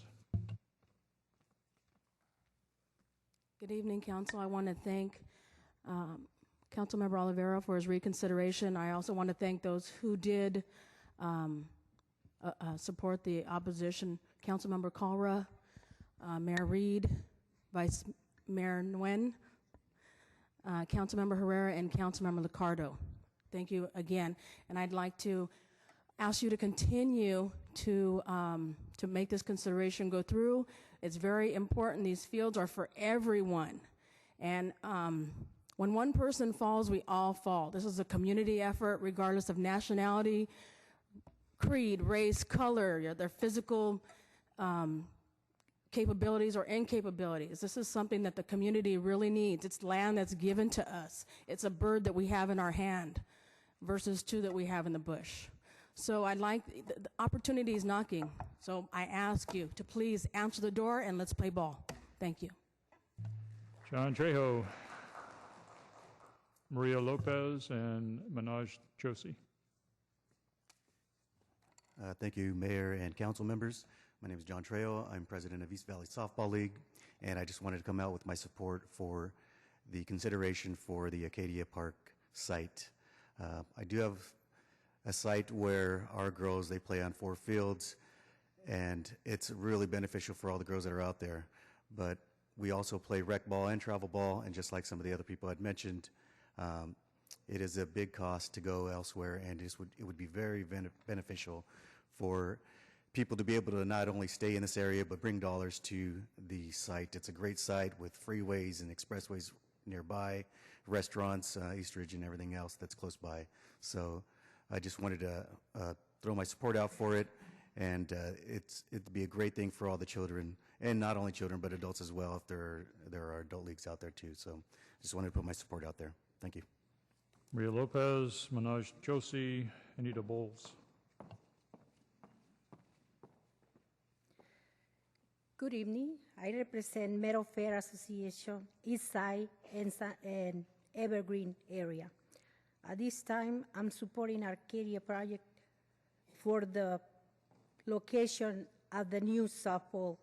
I feel for the good of the neighborhoods, and this opportunity, I ask you, all you council members, to reconciliate. This is for the future, our kids and our generation. Thanks, Rose, because when she came with this idea, it gave us more to think about. You know, their money is well used in a neighborhood. Thank you very much. Manoj Joshi, Anita Bowles. Thank you, Mayor Reed and council members. I actually talked to council member Herrera yesterday, and I'm actually Manoj Joshi. I'm the VP of Ways and Means at the Evergreen Valley High School PTSA, and I also am an active volunteer, a parent volunteer. I volunteer in many nearby schools near Overfelt community and behind East Ridge. I'm really fired up with this, and I really think that we should definitely support the development of a softball park, because I think the children in our community all deserve to have an equibalanced perspective, opportunity, so that we can actually have a more harmonious community where we have many strong schools and neighborhoods, potentially have more opportunities for children to participate in sport activities, and also bring up the area, just like we built the model area, near the Evergreen community where I live. So I feel that bringing the softball park to this facility would be the best decision we have made this year. Thank you very much. Anita Bowles. Good afternoon. Thank you for letting me speak to you. My name is Anita. I represent only myself as a citizen of the East Side. And I'm here today because I want to support the Arcadia site. I believe that all of us here could agree that a comprehensive and coherent plan for the fairgrounds is important, is necessary, and needs to happen, but that's going to take time. It's going to take a lot of time, a lot of planning, a lot of coordination, and this is something we have now. I drive past this site every day. It's just sitting there, and that area near East Ridge Mall is ripe for development. It's ripe for a more community feel, and I would encourage you to reconsider. Thank you. That concludes the public testimony. We now have a motion to reconsider on the floor. I had a couple of comments on that. Since our last meeting, I have spoken to a couple of members of the Board of Supervisors, Supervisor Cindy Chavez, who was optimistic and positive, optimistic that something could happen quickly, and certainly positive for ball fields. I also spoke to Supervisor Wasserman, who was positive about ball fields, but not so optimistic about the timeline for the county to be able to act. And I'd say that the letter that we got from Jeff Smith, dated November 15, 2013, is a pretty good summary of what Supervisor Wasserman said he thought was the process that we're going to have to go through around the county fairgrounds. So I just wanted to share that has all happened since our last meeting. On the motion to reconsider, any discussion? Councilmember Chu. Thank you, Mayor. I just want to double check because this is a reconsideration, so we will not be able to do another amendment to the motion.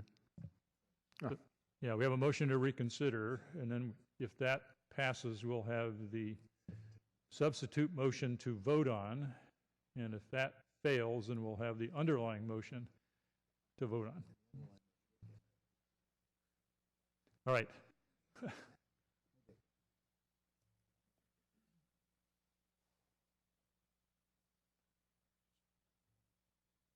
All right, on the motion to reconsider the previous action, all in favor? Opposed? I count 1, 2, 3, 4, 5, 6 opposed to reconsideration. So let me count call the count here again. So we have KALRA opposed, Chu opposed, KANSEN opposed, CAMPOS opposed, CHAMIS opposed, and ROCHA opposed to reconsidering. So the motion to reconsider fails, means I think we're done. Okay. That was the last item of business before we take the open forum. Are there any requests to speak under the open forum? We have none, so we are recessed until 7 o'clock.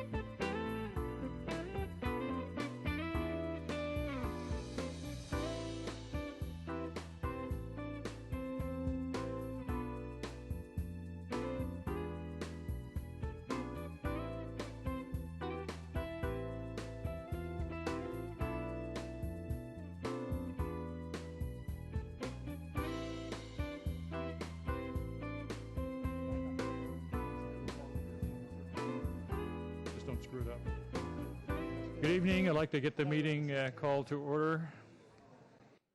We've been on dinner recess. We've been at this all day long, but we have a lot of work to do tonight. As you can see, there are a lot of people here, many of whom will wish to speak, so we want to get started. We will start the evening with a ceremonial item, and we have half a dozen or so business items. And just so people will know, we will be limiting public testimony tonight to 1-minute comments, because we have a lot of people who want to speak. We want to make sure everybody gets a chance to speak. We'll start with the ceremonial item. I'd like to invite Councilmember KALRA to join me at the podium as we proclaim the month of November as Sikh Awareness Month.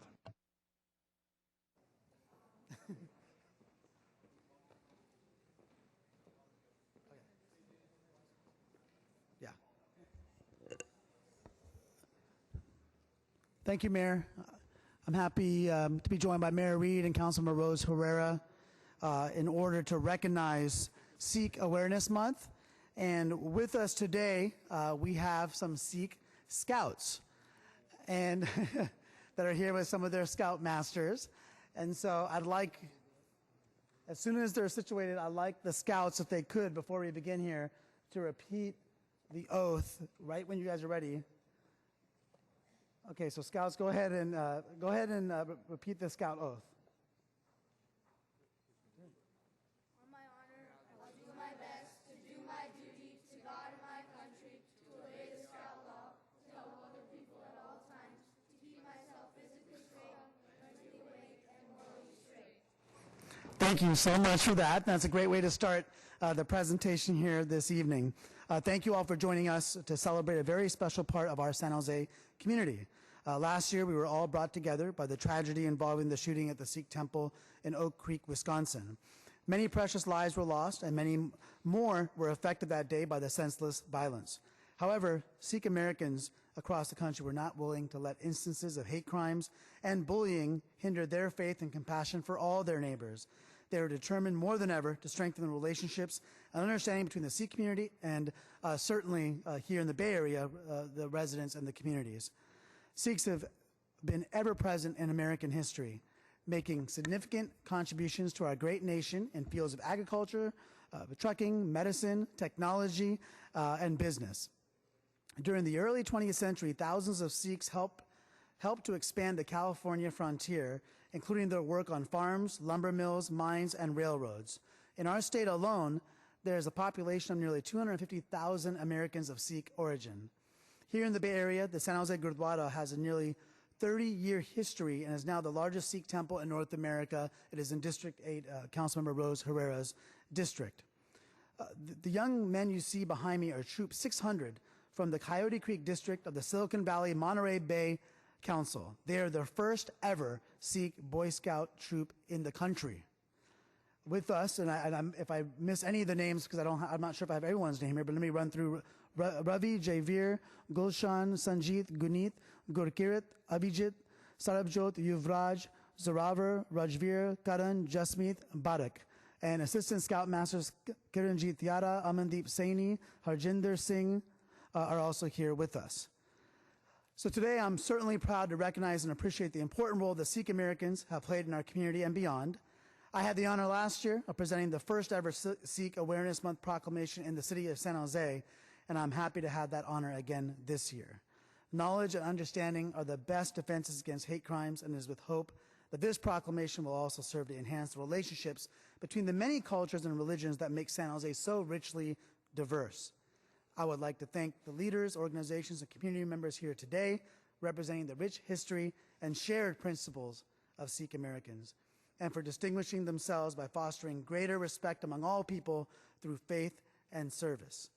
It is my honor to join with the mayor and council colleagues to proclaim the month of November as Sikh Awareness Month here in San Jose, with hope to further the diversity of our community and afford all residents the opportunity to better understand, recognize, and appreciate people of Sikh heritage. Mayor, if you can please hand the proclamation to our Boy Scouts.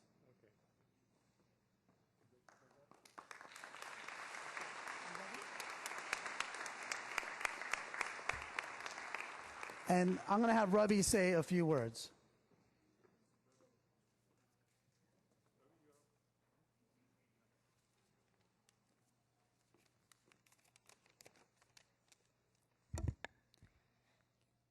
Councilmember Osh, Carla, and respected officials of the city, good evening. It is a great pleasure to be invited here tonight to witness the presentation of the proclamation for declaring November as the Sikh Awareness Month. On behalf of Troop 600 and the Sikh community, please accept our gratitude and appreciation for issuing this proclamation to promote religious awareness of Sikhs in our community.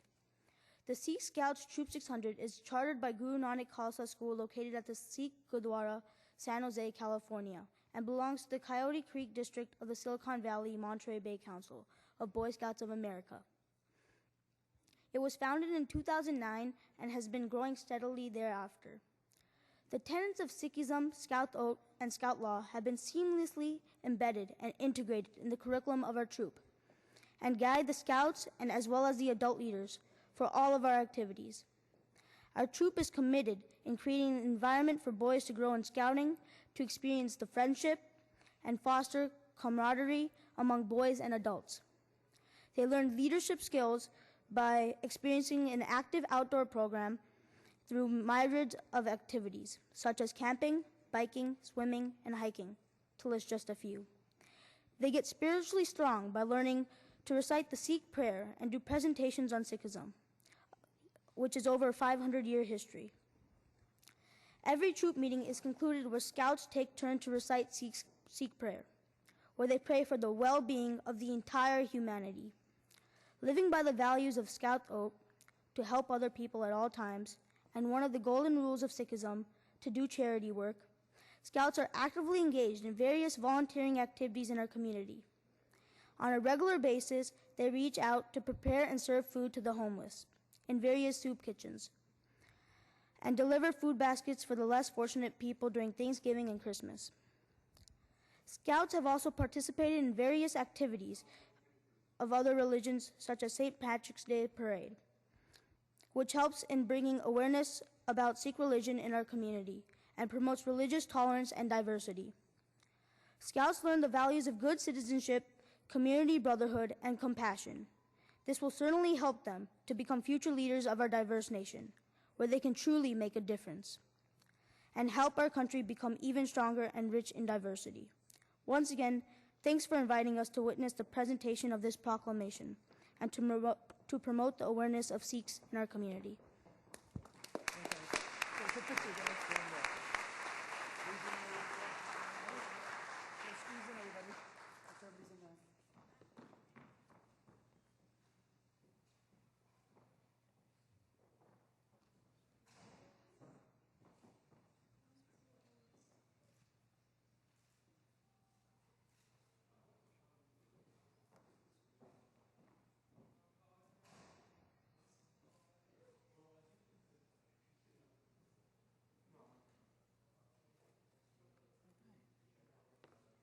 Thank you all very much. Thank you.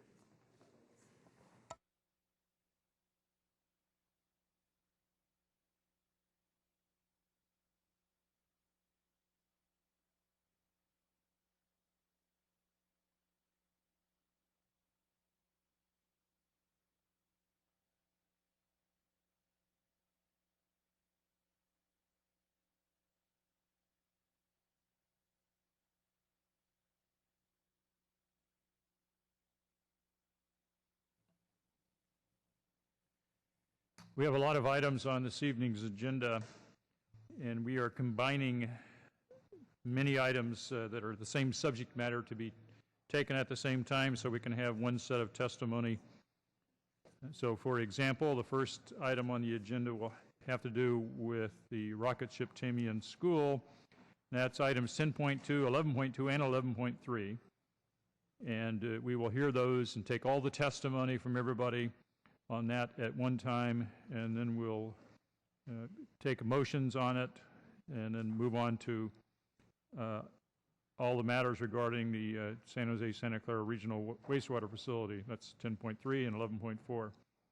And then we'll take the all the 5 Wounds Urban Village plans together, item 10.4, and then we'll hear item 10.5 and 11.5 together. That all has to do with Thornton Way.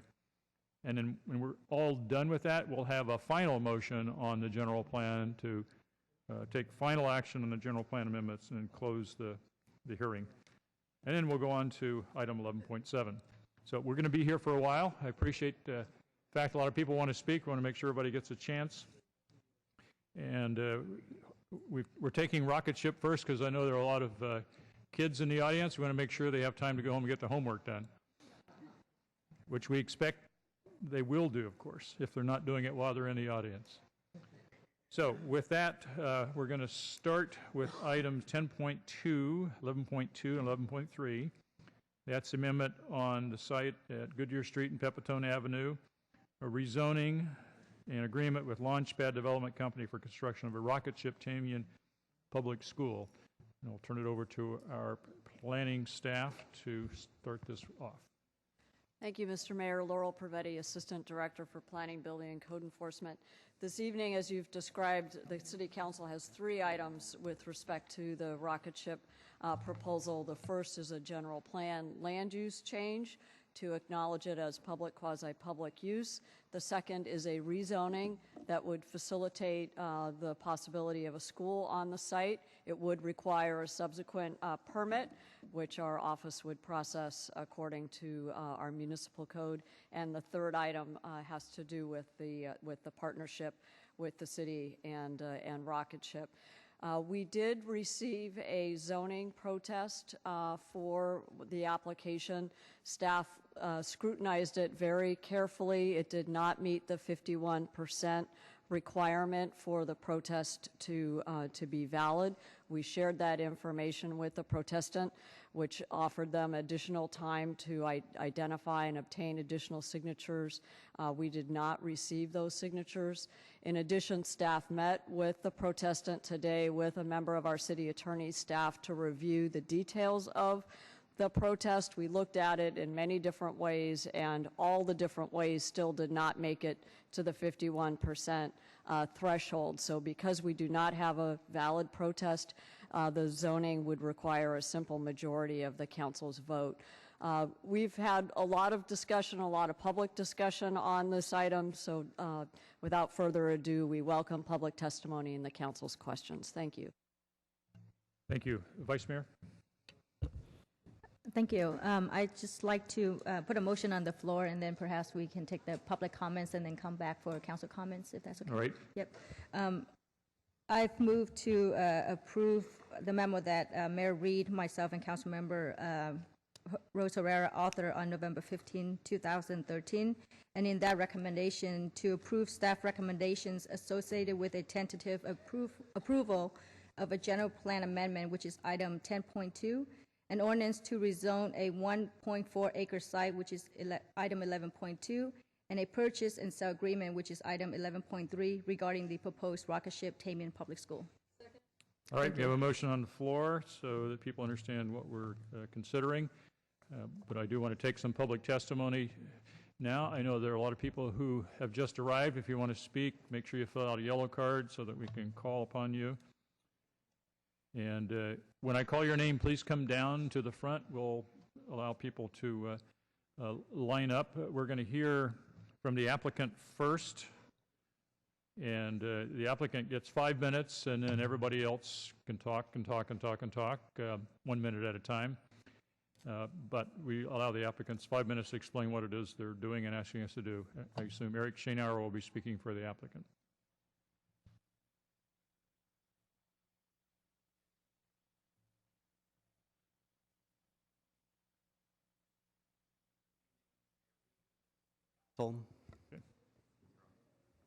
Good evening, Mayor Reed, members of City Council. My name is Eric Schoenauer, and Schoenauer Company represents Rocket Ship Education and Launchpad Development on these applications. First of all, we want to thank city staff. We've spent well more than a year working with your Parks Department, Economic Development and Real Estate Department, Planning Department, Public Works, Department of Transportation, to come to this day with a plan that the staff fully supports and recommends approval of. In addition, your Planning Commission recommended approval of this project. The plan that's before you implements the Memorandum of Understanding that the City Council approved back in May of 2012, In over a year since that time, we have worked diligently and in good faith to implement the scope of the Memorandum of Understanding that the City Council approved. We've have dozens of meetings with city staff, we've had meetings with the community, and we've spent $1 million to get to this point, planning a city park, planning a school site, and conducting all of the environmental review, technical review, and all of the outreach and work with city departments has cost us nearly $1 million to get to this point. The Memorandum of Understanding and the plan that's before you is a good financial deal for the city. It provides $1.5 million of cash to the city that will help fund the soccer field as part of the plan. Rocket Ship will construct the city playground and city park parking lot at no cost to the city. And Rocket Ship has agreed to maintain the joint use areas, the playground and parking lot areas of the park for 33 years in conjunction with the operation of our school. But first and foremost, this is a land use decision that's before you, a zoning and a general plan amendment.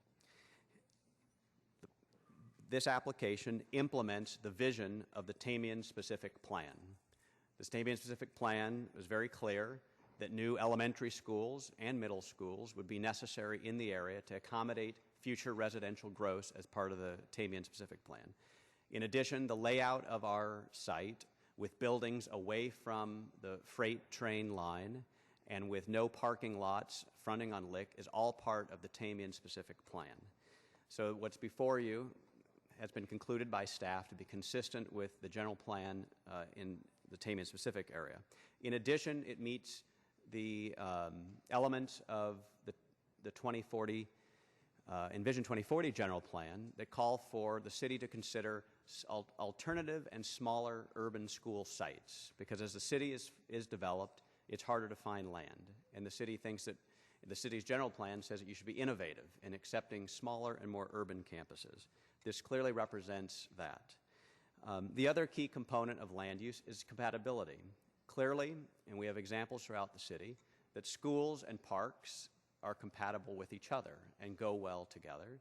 In addition, schools and parks are compatible with a residential community and belong in a residential neighborhood like the setting that we have here. In addition to the land use, though, this proposal provides another public school option for parents to choose. No one is compelled to attend a Rocket Ship school. It's simply a parent's choice. If they prefer our style of education, then they will send their child here. If they do not prefer our style of education, then they can choose to go to the district school or some other school. So we believe that ultimately it's a parent that should decide what educational options are for their children, and people should not be denied a choice. In the end of the day, the proposal that before you will provide a new public school and a new public park for a neighborhood that desperately needs it. This dirt field full of weeds and often full of trash has been sitting here for over 2 decades.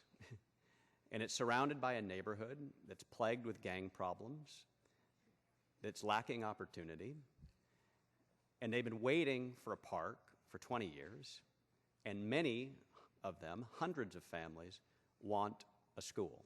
There's a waiting list for over 400 families for this campus alone, as we have recruited in the neighborhood and shared our opportunity for a school. So we hope that you will support the plan tonight so that this neighborhood can finally get its park that it's waited for decades to have, and provide the school, a public school, that hundreds of families have asked to attend. Sorry, your time is up. We appreciate your consideration. Thank you. When I call your name, please come on down to the front. We'll make a small line there on the steps. Cynthia Broyles, Jerry Broyles, Gemma Abels.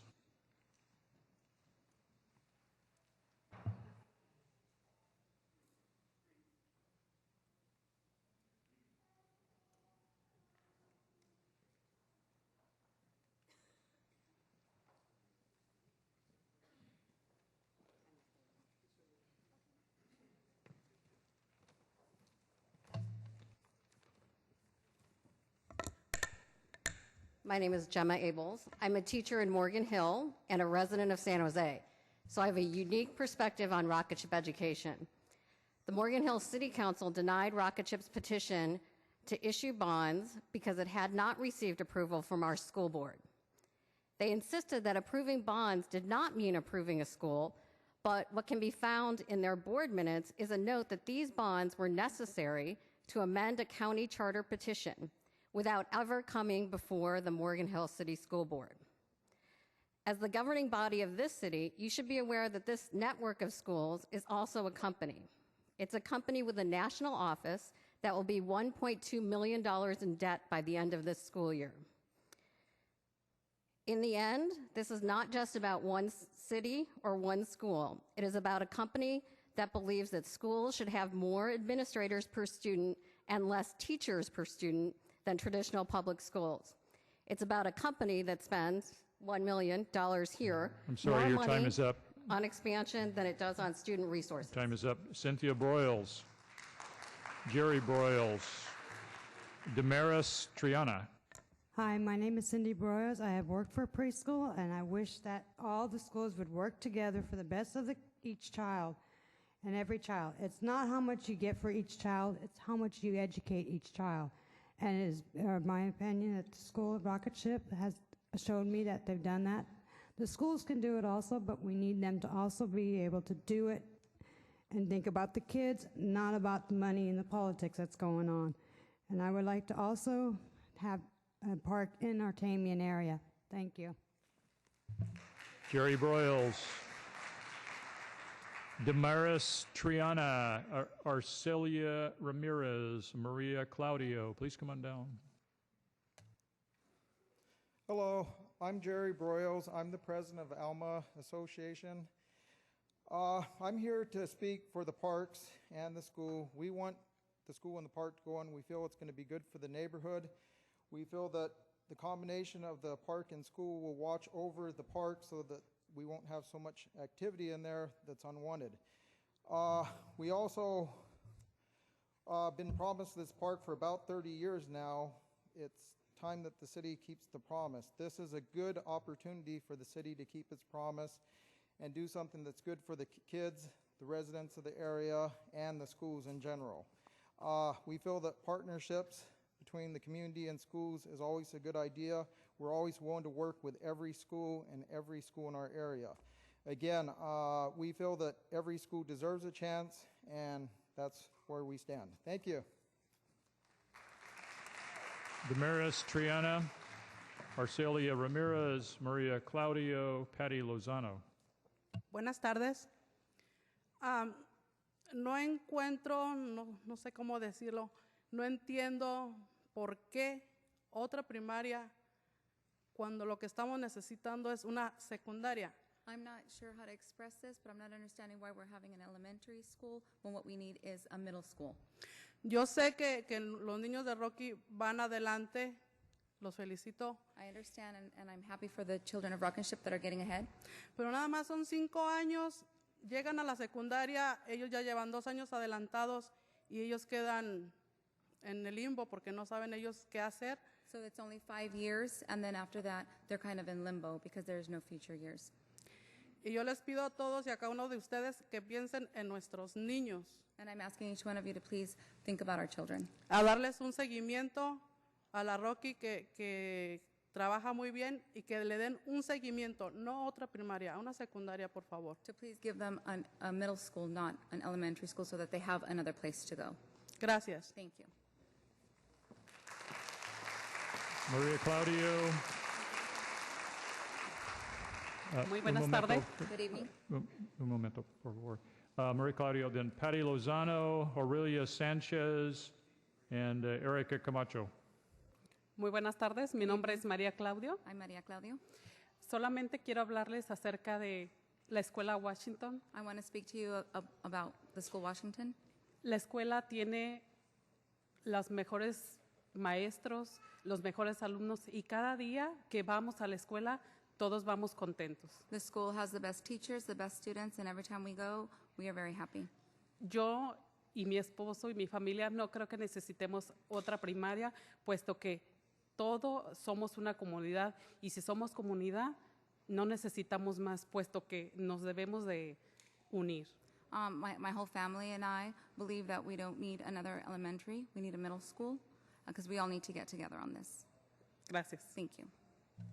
Patty Lozano, Aurelia Sanchez, Erika Camacho, and Marisol. Buenas noches a todos. Good evening, everyone. Mi nombre es Patty Lozano. I'm Patty Lozano. Vengo a pedirles humildemente y de todo corazón que nos apoyen a nuestra comunidad. I come humbly to ask that you all support our whole community. No tengo en contra de nada y de ninguna escuela. I'm not against anything or any of the schools. Solamente les pido que nos den la oportunidad de darnos una escuela secundaria. I'm only asking for the opportunity that you would give us to give our children a middle school. La necesitamos. Yo soy mamá de 6 niñas de la Washington. Estoy muy orgullosa. Me siento muy feliz. Las maestras, la directora y nosotros las mamás somos una comunidad muy unida. I have 6 girls, and we are all I'm a mother, and we have teachers and students, and we're all a community that is very united. Les pido todo su apoyo, por favor. I'm asking for your support, please. Ayúdenos con nuestros niños. Necesitamos una escuela secundaria, por favor. Help us with our children. We need a middle school. Muchas gracias. Thank you. Aurelia Sanchez.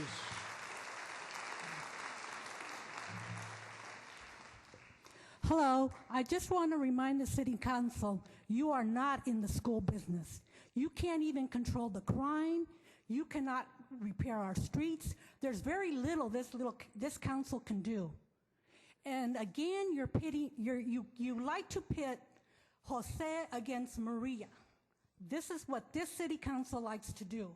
There is not going to be any park. We've been waiting for a park for more than 11 years. We have all this housing development. The Planning Commission, the Planning Department, the Parks Department, it's all politics. And I'm sick of it. I was at a meeting yesterday, and the Planning Department, it's unbelievable. So again, quit pitting Jose against Maria. Thank you.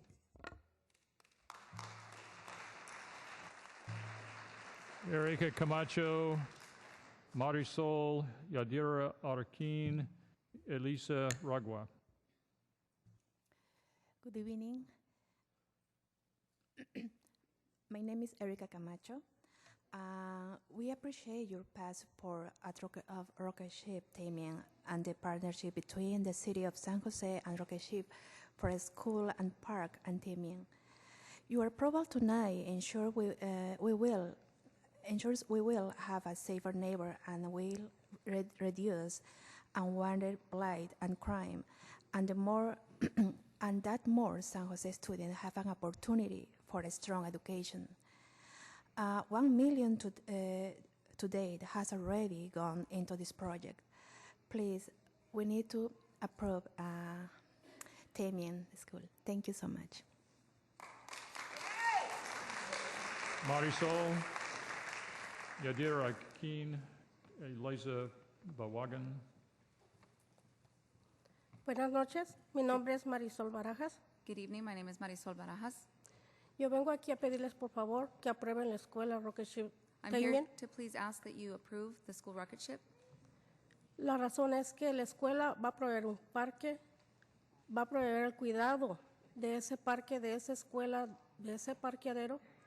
The reason being that that school is going to provide us a park and a place to park also for our community. Es muy importante la educación de nuestros hijos. It's very important for our children's education. Yo tengo 5 hijos y la educación empieza desde la casa. Yo se los inculco a ellos. I have 5 children, and I believe education begins at home. Si mi hijo sale avanzado de una rocket ship y no tengo más opciones, yo voy a hablar en la escuela que él vaya. If my child leaves a rocket ship and is left and is ahead and doesn't have somewhere to go, I'm going to have to contact the schools. Pedirles que avancen a mi hijo hasta la capacidad de él. Esa es mi responsabilidad como padre. My responsibility as a parent is to make sure that they advance my child as far as they need to go. Por eso, por favor, les pido que aprueben la escuela Taming. That's why I'm asking that you approve the school. Yo quiero salir aquí y verles esas caras y decirles a mis hijos, hay personas como yo, su madre, que les interesa la educación de los niños de este país. I want to leave here and tell my children that there are people like myself that are for their education of the Muchas children of this. gracias y buenas noches. Good evening. Yadira Harakin, Elisa Bawagam, Yanet Duran. Buenas noches, mi nombre es Yadira Reguín. Good evening, my name is Yadira. Tengo un niño en Rocketship. I have a child at Rocket Ship. Vengo a pedir por favor el voto para que nos dejen tener la escuela de Tamien. So I come to ask for your vote to let us have our school. Ya que tenemos una lista de espera para más niños. We already have a waiting list for more children. Porque es muy buena la educación.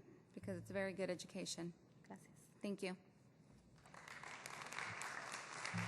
Eliza Bawagam, Janet or Janet Duran, Jose Tellez, Maria Marcelo.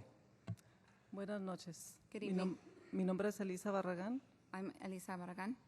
Y yo vengo a pedirles a favor que sí abran esa escuela que quieren abrir, porque tengo un niño en la escuela Alma, Mateo Chiri. I'm asking that you go ahead and open the school that is on the proposal because I have a child. Él va muy bien en la escuela, He's gracias a going Dios. very well at school at Alma. Él es un niño que empezó el kinder, el Mateo Chiri, y ahorita está en la Alma Mateo. So he started at kindergarten. Es una escuela muy buena. Esa área siempre ha sido, pues yo la otra vez vine a la otra junta que hubo, se trató de que hay mucho tráfico. Yo tengo 4 años viviendo en esa dirección y siempre ha habido tráfico porque está el DMV, entonces muchas personas vienen cerca de ahí. It's a very good school, and I live in the high traffic area. I came to the last meeting. Pero no es por las escuelas que hay tráfico, es por las mismas personas que tienen que ir al DMV a otros negocios. But it's not because of the school that there's lots of traffic. It's because of the DMV, and there's people that need to get their business taken care of. Y es muy buena escuela, me siento muy orgullosa de mi hijo porque es el único hijo que tengo y él va muy bien ahí. It's a very good school, and I'm very proud of my son. He's my only son, and he's doing very well. Thank you. Gracias. Janet Duran, Jose Tellez, Maria Marcelo, Jesus Hernandez. Hi, my name is Jose. I come here because the only thing I just want is just a middle school because I'm in 5th grade and next year I'm gonna leave Washington, so I want a middle school where I could go to school. Thank you. Janet Duran, Maria Marcelo, Jesus Hernandez, Esmeralda Oreles. Buenas noches, mi nombre es Janet Durán. Good evening, my name is Jeanette Duran. Vengo a pedirles, por favor, si podían poner una middle school que es más necesitada que la elementary. Muchas elementaries serían demasiadas. I come to ask that you please give us a middle school because we have plenty of elementary schools. Ya que mi hijo está en 5º grado y necesitaría en la comunidad una elementary más cercana porque no manejo muy lejos. And now that my son is a 5th grader, he will need a middle school. I don't drive, so we need one that's closer. Muchas gracias. Thank you. Maria Marcelo, Jesus Hernandez, Esmeralda Oreles, Rosario Cruz.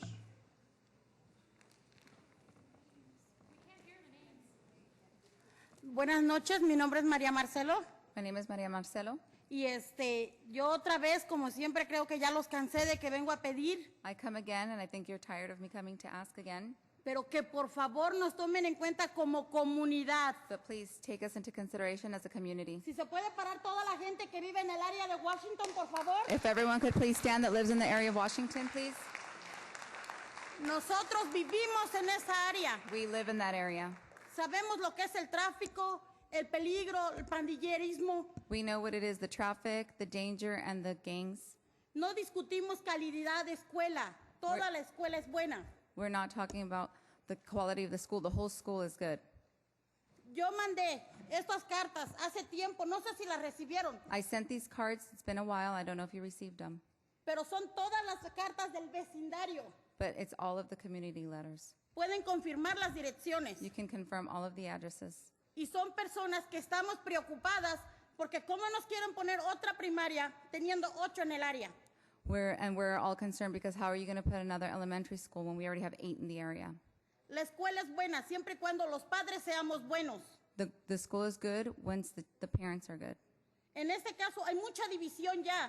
In this case, there's already a lot of division. Para mí es tan feo entrar en esta sala y ver que se nos quedan viendo unos raros y nosotros también vemos raro. It's bad to me when we come into this place and we look at each other differently. No estamos discutiendo un trofeo. We're not discussing a trophy. Ahora, un parque, eso es una mentira. ¿Quién paga los taxis? Nosotros. Now, a park, that's a lie. Who pays the taxes? We do. Si no se hizo 10 años atrás, ¿cómo nos van a decir ahora? Vamos a aprobar un parque y en 4 años se los hacemos de nuevo. It hasn't been approved in 10 years. How are you going to say you're going to approve it now and in 4 I'm years? sorry, it'll your be time done? is up. Gracias. Thank you. Aquí están las cartas. Goes to the clerk.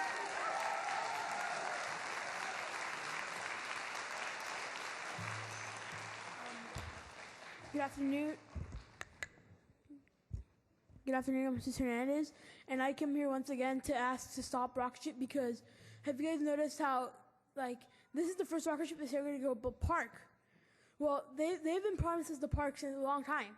And you know the parents just stood up that live in the community? Did you guys realize that there's almost none from rocket ship that stood up? That's because the majority of students that go to rocket ship aren't from this area. And if they are, then there's only like a small percentage, and like the others. Thank you.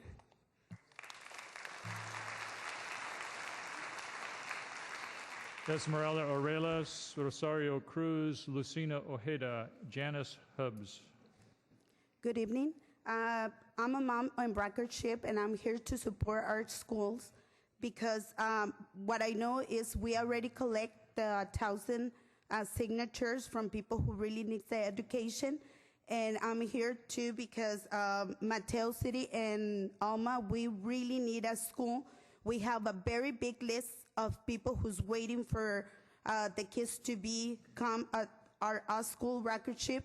And I have a very, very good relationship with them because they really support me with my kid. And my son have a lot of problems with the way he acts sometimes. He likes to hit, he likes to fight. And right now, I really can see that my son really don't need that. So I know the record ship really works so hard, and we there to support our teachers, our kids, and our community. So I think record ship is not here to try to win this, but we here just to let you guys know we really need a good education for our kids. Sorry, We need a good future.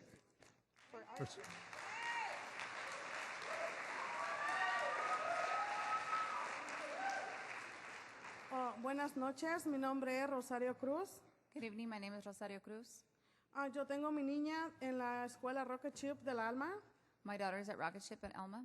Y yo vengo a pedirles, por favor, nos aprueben esta escuela. No es porque necesitemos otra escuela para quitarle los niños a otras escuelas. And I come asking that you approve this school, not because we want to take children from other schools, Sino porque estamos viendo que tenemos muchos niños en lista de espera porque están necesitando una escuela buena como es Rocket Ship. but because we see that we have children on a waiting list because Rocket Ship is a good school. Tengo una niña de 3 años que ahorita está emocionada con esta escuela I have a 3-year-old who's excited about that school porque sabe que ella entra a la Rocket Ship y todos la saludan, todos son amables con ellas, no necesita estar en esa escuela. She already knows that when she goes there, everyone is happy to see her, everyone says hello to her. Si nos dan la oportunidad de que se abra esa escuela y el parque, le vamos a demostrar que sí se puede abrir el parque. If you give us that school, we will prove to you, we will show you that that park can open. Teniendo parque y escuela, evitamos la prostitución y la violencia. Having a park and a school, we avoid prostitution. Entonces, por favor, les pedimos que nos den la oportunidad de tener mejor escuela para los niños, no para nosotros, para nuestros hijos. So we're asking that you allow us to have that that school so that we can have something for our Sorry, children. your time is up. Okay, thank you very much. Lucina Ojeda. Wait 1 second. Janice Hubbs, Rosa Valdez, Jose Tellez, Jasmine Lozano. Good evening. My name is Janice Hubbs. This graph shows the average rocket ship test scores over the past few years. 2009, in the second year of testing the school, Mateo Sheedy had a banner year, API of 925. This was unheard of among schools serving low-income students. The first kids chosen by lottery to end the first rocket ship school rocked the CSTs. Many thought this would be the magical solution we were hoping for to close the achievement gap.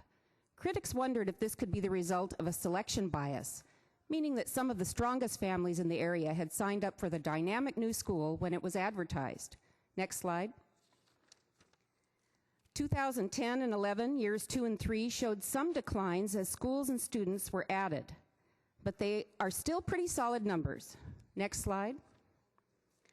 Then came 2012 and 13. The decline continued as more and more students and schools were added. The API entered the range of many school districts with similar demographics. Next slide. Originally, rocket ship schools looked like a solution to the achievement gap, but as they have attempted to replicate Mateo Sheedy, you can see what has happened. So far, there is no indication that this trend will change. Thank you.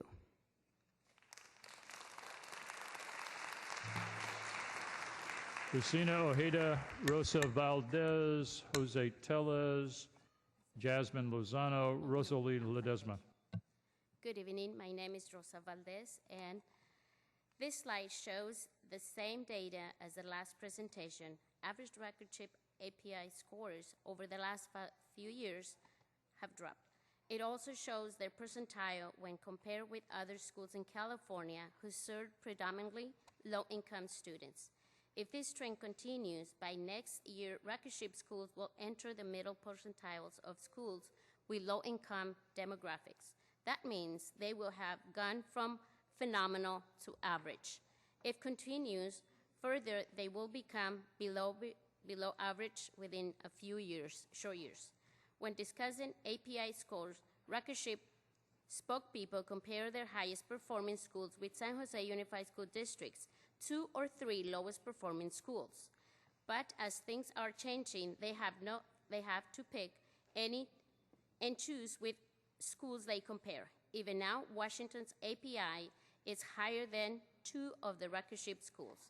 There is no reason to build another rocket ship school in a neighborhood that does not need another elementary school at a time when scores are in a free fall. Sorry, your time is up. Thank you.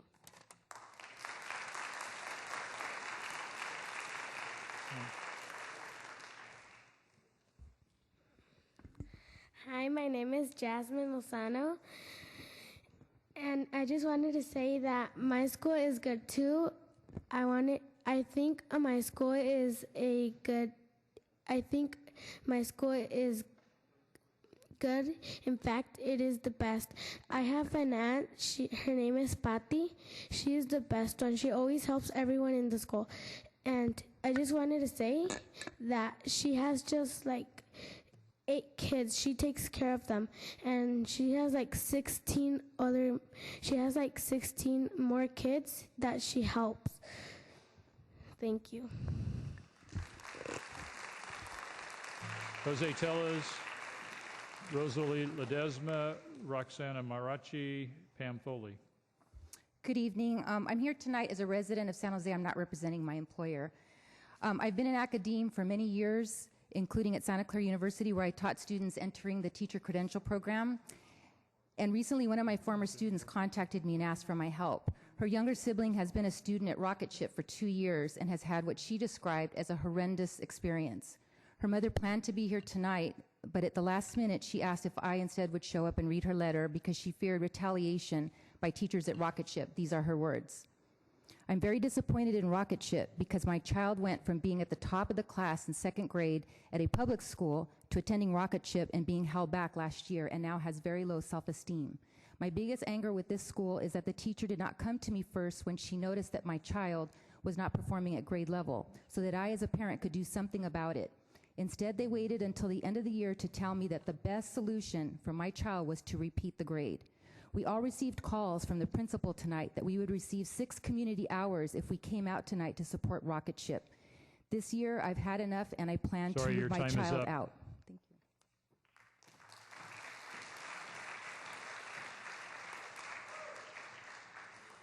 Good evening. My name is Roxana Marishi. I'm an associate professor of education at San Jose State University. I've taught educational psychology in the multiple subjects teaching credential program for the past 7 years, prior to which time I was assistant professor in the Department of Child and Adolescent Development at Cal State Northridge. I am speaking with you this evening to voice concern in person to express my strong opposition to the rapid growth and proliferation of the Rocket Ship Corporation charter chain in our community. There have been serious inconsistencies in the practices and reporting of the data by the Rocket Ship Charter Corporation. I have links for all of these, and I've sent you an email. Grave concerns have also been raised about the current and future plans for increased student-to-teacher ratios, as well as the large-scale implementation of untested educational practices that fail to take into account child development, social and emotional health, and long-term learning and motivation of students. In their own documentation to clarify myths versus facts, Rocket Ship claims that rotational models they use have been proven effective. This is absolutely untrue. Nowhere in academic literature have I seen evidence nor testing of the so-called rotational models they describe to be effective. To make these claims based solely on disputable API data for a small number of schools without corresponding review of other outcomes and predictors your is time not is only up. scientifically irresponsible, but seems Our next short-sighted. speaker is Pam Foley, followed Thank you. by Erica Yerman.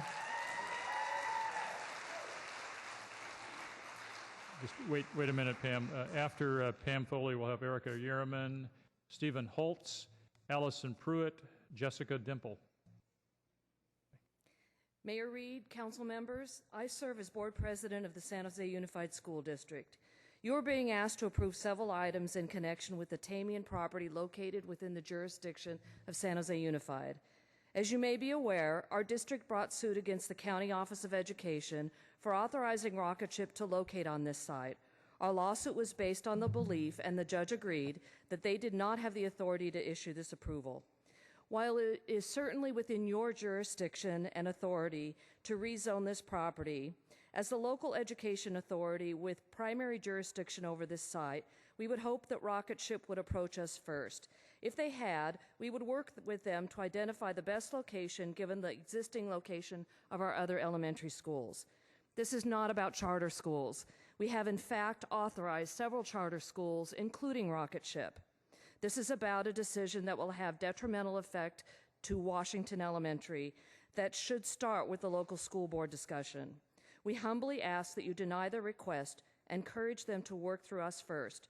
Should those efforts prove unsuccessful, then Rocket Ship still has the ability to seek your authorization. Thank you for your consideration.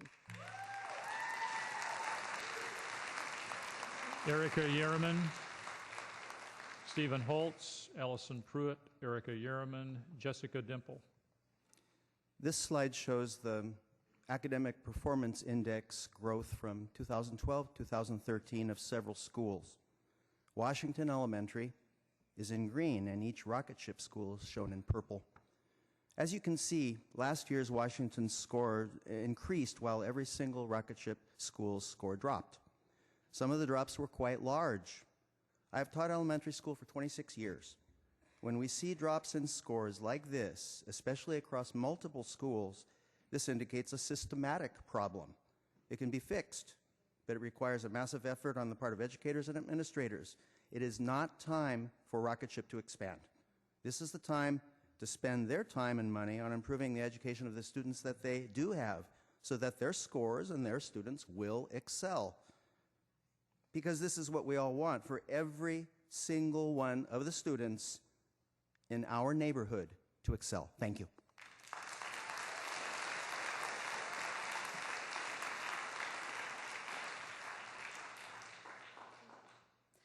John Danner is the founder of Rocket Ship. His new educational software company is called Zeal. Here is a screenshot of his blog. On Tuesday, July 23rd, 2013, he wrote minimum viable instruction. Let's look at those words for a second. Minimum, meaning the least. viable, that will work instruction. Allow me to read the first few sentences from that day's blog. At ZEAL, we are pretty big believers in the lean startup approach. The fundamental thesis is that you are constantly doing just enough engineering work in order to understand what your customer needs by doing small experiments. Instead of spending several months designing the neatest and best game for student learning ever, you introduce small features, and then you add more. I interpret that to mean he is a big believer in doing the minimum amount and experiment on kids to see if the minimum is good enough. He goes on to say that engineering is a costly task for startups, and the minimum viable product is designed to not waste engineering time by really understanding what the customer needs. Sorry, your time is up.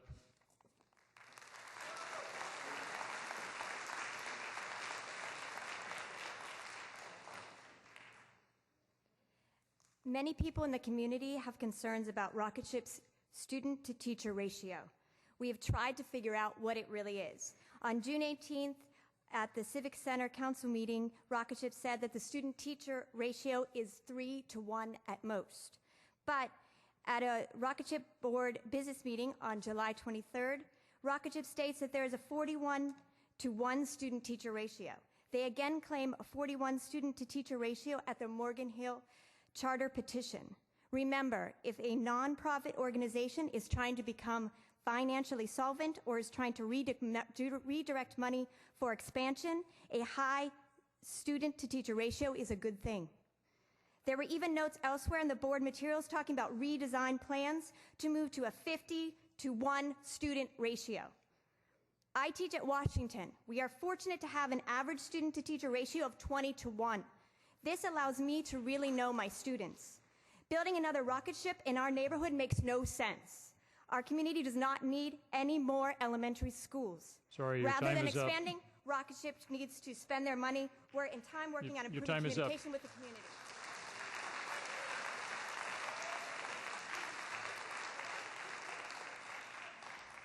Hi, my name is Erica Yerming. I'm a Rocketship parent. I'm glad to hear, all the parents, even from Washington, they say Rocketship is a really good school. The other bad comments I hear over here are from persons who are not parents.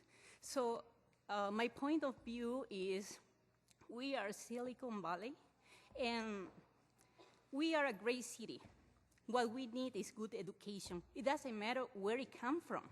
We shouldn't be debating about if we're gonna build a high school over here.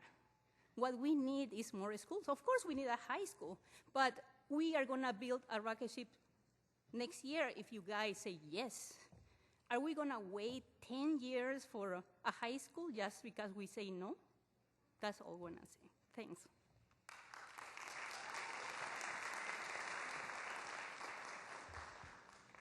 Hi, I'm Jaleesa, a student from Santa Clara University. This slide shows concerns about Rocketship's solvency as a business, brought up by Morgan Hill Unified School District. These concerns are equally pertinent here in San Jose. I will read the concerns. The petitioners have presented an unrealistic financial and operational plan in the area of financial administration, including state revenue assumptions not based on LCFF and indicate deficiencies. Revenue projections include several grants without documentation and reasonable assurance of receipt. Insufficient funds allocated for classified staff salaries. Special education budget is unrealistic given history this program has funded costs. It is not clear how Rocketship Morgan Hill will receive a high level of management support given that Rocketship Education has an aggressive growth model. Management and facility fees are exorbitant. Fees generated by Rocketship Morgan Hill are not used locally to support school, but are used for other Rocketship education schools. Cash flow projections have a significant amount of errors and poor assumptions that materially affect the cash flow statements. Thank you very much.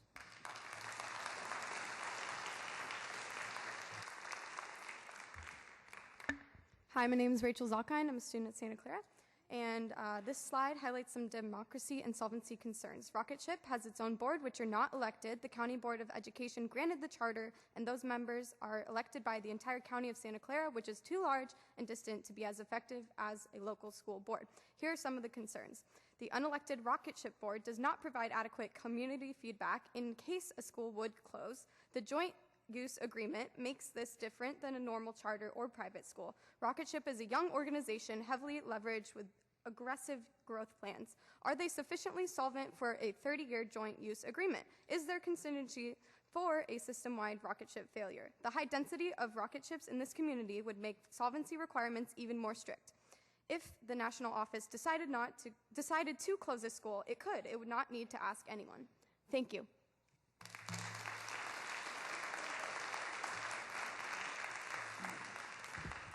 Anna Silva, Lori Valenzuela, Elizabeth Robledo, Alice Antoninen.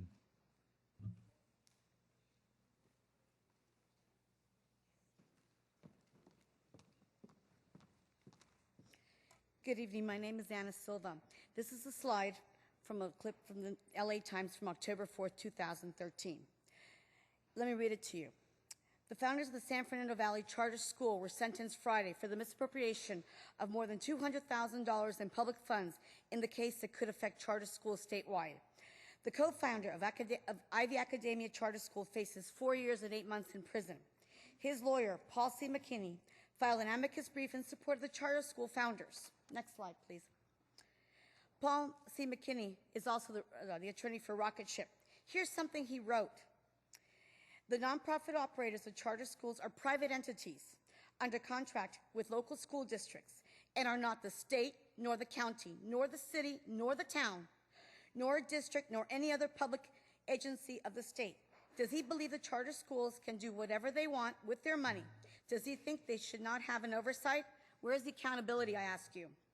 There should be no rocket ship expansion at this time. Before any expansion can occur, there must be legitimate third-party oversight in place to make sure federal and state funds are being properly spent at the schools already in existence. I'm sorry, your time is up.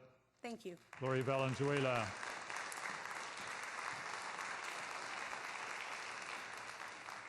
Sylvia Rendon would be next.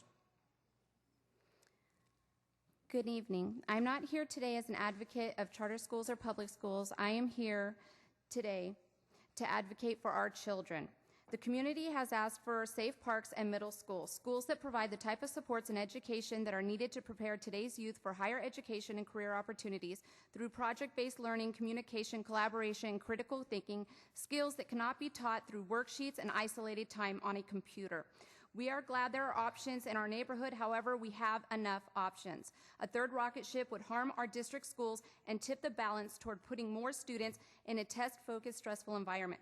Chronic abdominal pain and migraines are common ways elementary school have shown signs of being overstressed. Social scientists have conducted longitudinal studies on effective teaching strategies. Scientists looked at ultimate outcomes, including college completion, job adherence, stability in relationships, satisfaction scores, and lack of criminal activity, and found that the schools that focus predominantly on character development have much better long-term than schools that focus on test scores. Sorry, your time and that is up. what we need for our kids. Thank you.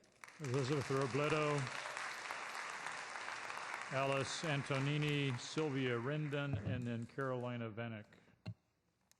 Good evening. My name is Elizabeth Robledo, and I'm a citizen of San Jose. I think most of you are familiar with the Envision San Jose 2040, the general plan. And under education, the wise leaders of San Jose wanted to promote the operation of high-quality educational facilities throughout San Jose. The next slide, please.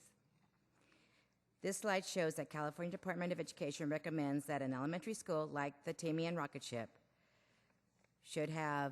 would charter 700 students, should be on a 13.1 acreage lot.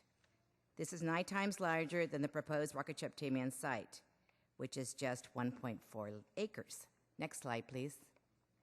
This shows the Washington site, Washington Elementary School campus. It is 6 acres. Here, there is plenty of room for playing soccer, tag, kickball, with the jungle gyms in the recess time. Washington students love to run. Washington also has indoor Zumba classes. Sorry, thank you. Alice Antonini, Sylvia Rendon, Caroline Vanek, and then Mario Coelho. Good evening. This slide shows the size of the proposed rocket ship elementary school superimposed on Washington's campus. Amazingly, their charter is for 200 more kids than attend Washington. How would they all fit? Clearly, this is not what was envisioned in the general plan. A former rocket ship employee who was the PE teacher revealed that part of the reason this job did not work out was that he was supposed to make sure the kids didn't run, as this was dangerous. What kind of elementary school forbids running? I entreat you as leaders to vote against this school. There is no need for more elementary schools in our neighborhood. Let's follow what was envisioned in the general plan and build high-quality educational facilities. Thank you.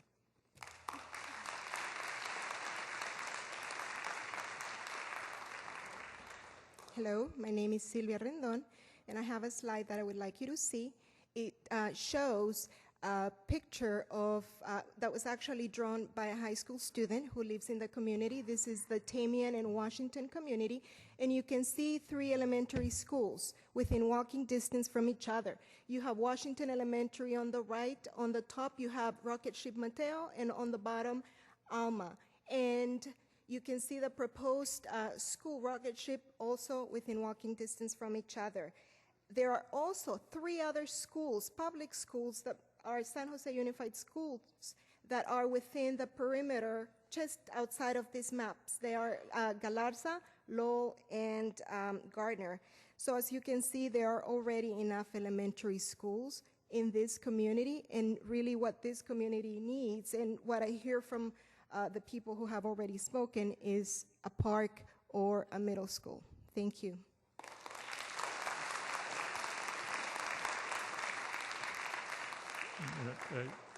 I need to get your name. Check my cards. Your Excuse name? me? My name? Yes. Oh, sorry. My name's Carolina. Okay, Vanek. Carolina Vanek, and then Mario Coelho, Bradley Vanek, and Jessica Davis. Good evening. The slide that you're seeing there shows that in Envision 2040, leaders thought about the importance of carefully selecting where new schools should be built. It says, cooperate with school districts in identifying and evaluating the impacts of population and demographic changes that may lead to the need for new schools, school closures, reopening of closed schools, or the decision that existing school sites should be preserved for meeting future needs. In the next slide, we can see that the number of kids in the Tamian and Washington communities from the census data over time, the red line shows the number of elementary school seats in the community. The green line shows the children that are ages 5 to 9 years old, and the blue line shows children who are under the age of 5. As you can see, the number of elementary school seats essentially equal the number of kids in the community until Rocket Ship Mateo Shiri was built. Then, when Rocket Ship Alma Academy was built, there were way more elementary school seats available than students to fill them. The general plan's idea of building schools where they are needed is a good one. There is absolutely no need in our neighborhood for another elementary school. Sorry, your time is up. Okay, thank you. Carolina Vanek, Mario Coelho, Bradley Vanek, Jessica Davis, and Linda Rummer. Thank you. My name is Mario Coelho. The 2040 general plan states that new schools, including public and private schools, should be located near the population which they serve. This slide shows the traffic jam that occurs in Rocket Ship. Si se puede, twice a day. Every day at the school is in section. Why there are so many cars? Because people are driving their kids to school. When students live close to the schools where they're built, they walk. When they live near the school. Okay, near the students at Washington Elementary School walk to school. Only the rain days will some parents drive. But Rocket Ship has chosen to be a county charter instead of a local charter, so the students can come from anywhere within the county. I'm sorry, your time is up. Okay, thank you. Bradley Vanek.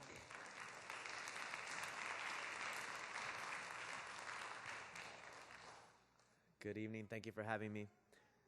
This slide shows excerpts from handwritten letters from parents in the Washington community. They sent about 100 letters to the mayor's office last month, and I'm just going to read a few excerpts. We are currently having tremendous problems like traffic, as well as promoting and recruiting children from around Galarza and Washington schools. We want to avoid serious conflicts for the entire neighborhood. We want respect for the parents and children of these schools by the personnel of Rocket Ship. Next letter. I feel very sad that many of the parents from Rocket Ship charter schools verbally abuse and harass the parents from Washington Elementary School, saying that Washington students are academically below Rocket Ship students when I believe this is not true. The parents from Washington do not harass the parents of Rocket Ship. In my opinion, we all deserve respect. I do not appreciate that there are people at Rocket Ship who accuse the principal here at Washington of threatening me to stay at this school. I am not and do not feel threatened by anyone to continue to have my children well educated here. Each person should be able to have their children wherever they feel is best. And finally, one thing that bothers me is the fact that some Rocket Ship parents say non-true things about our school. Sorry, your time is up. Thank you so much. Jessica Davis.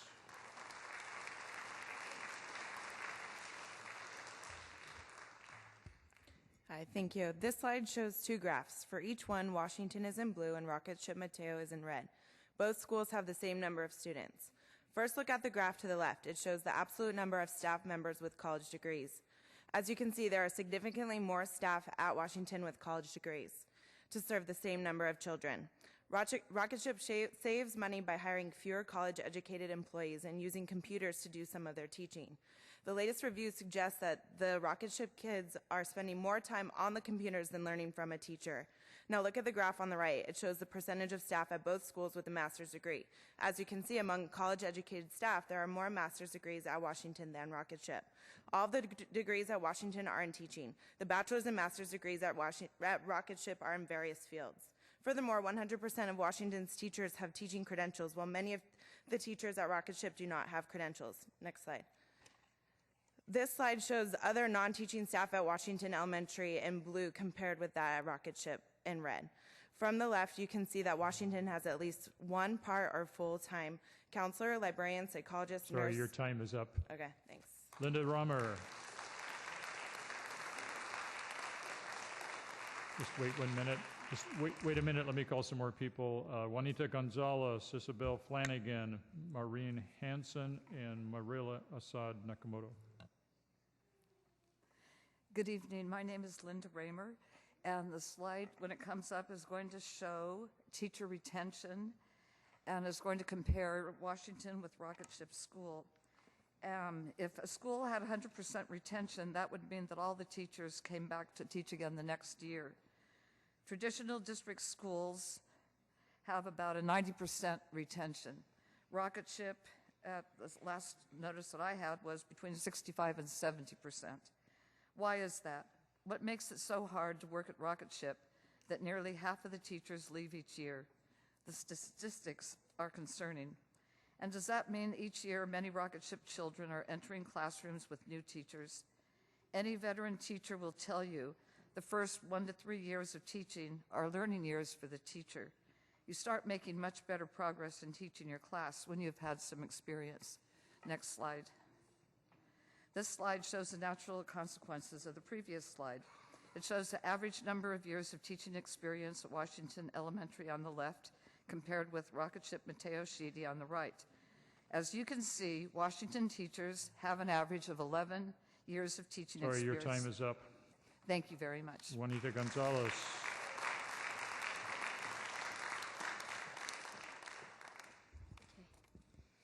This slide discusses the fabled Rocket Ship waiting list. Sure.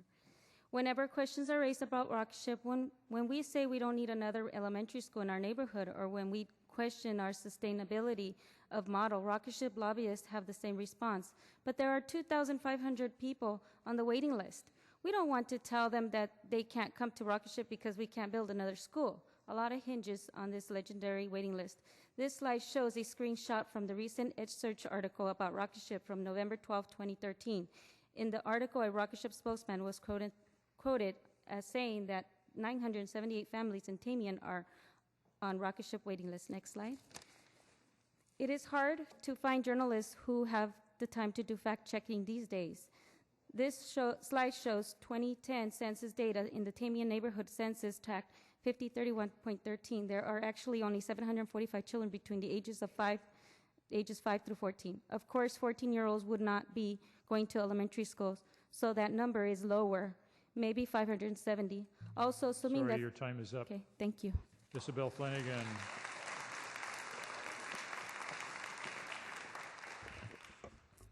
My name is Isabel Flanagan. Rocket ship schools often claim amazing performance, and they do wonderful things. The children and the teachers work so hard. Here is a quote from Jessica Garcia Cole from November 6, 2013, from the Planning Commission meeting. Quote, "We are among the top 5% of schools in California serving predominantly low-income students, and that is true today," end of quote. The top 5%. That is an outstanding claim. Unfortunately, it is not accurate. This slide shows the August 7, 2013 board materials, which state that rocket ship students are in the top 25% when compared to other low-income students in California.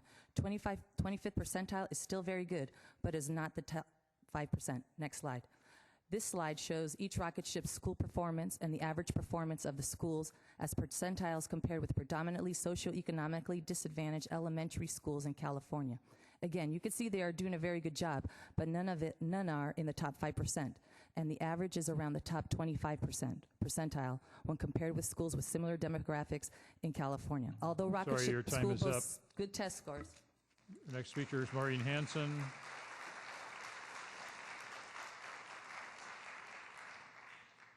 Hello, my name is Maureen Hanson. The real issues here, I think, are solvency, whether this is going to stick around, whether there's really going to be a park.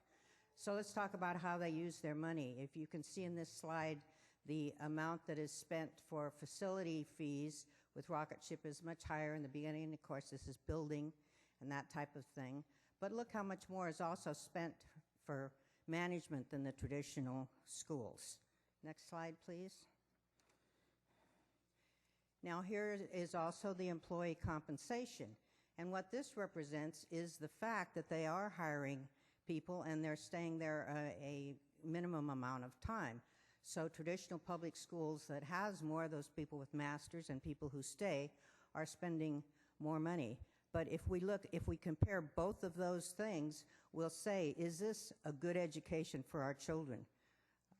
And I certainly would go with the one that's spending more in the classroom. Thank you.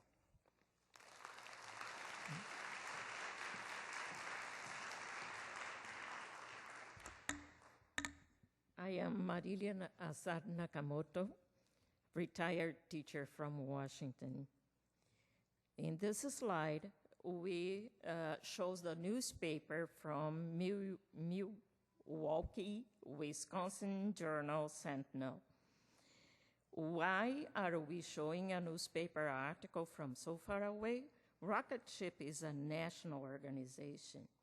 Economic problems in Wisconsin could spell trouble for our local schools since they are all owned by Rocket Ships, a private corporation. It is dated October 30, 2013. I'll read it to you. Under enrollment may bring 1.4 million loss for Rocket Ship Milwaukee. Based on projections made available for a Rocket Ship board meeting this week, Rocket Ship Southside Community Prep won't break even until 2016-17. Sorry, your time is up. I just Your want time is to up. ask Thank you. the money to Marianne Guzman. Marianne Guzman. That would be you, yes. Okay.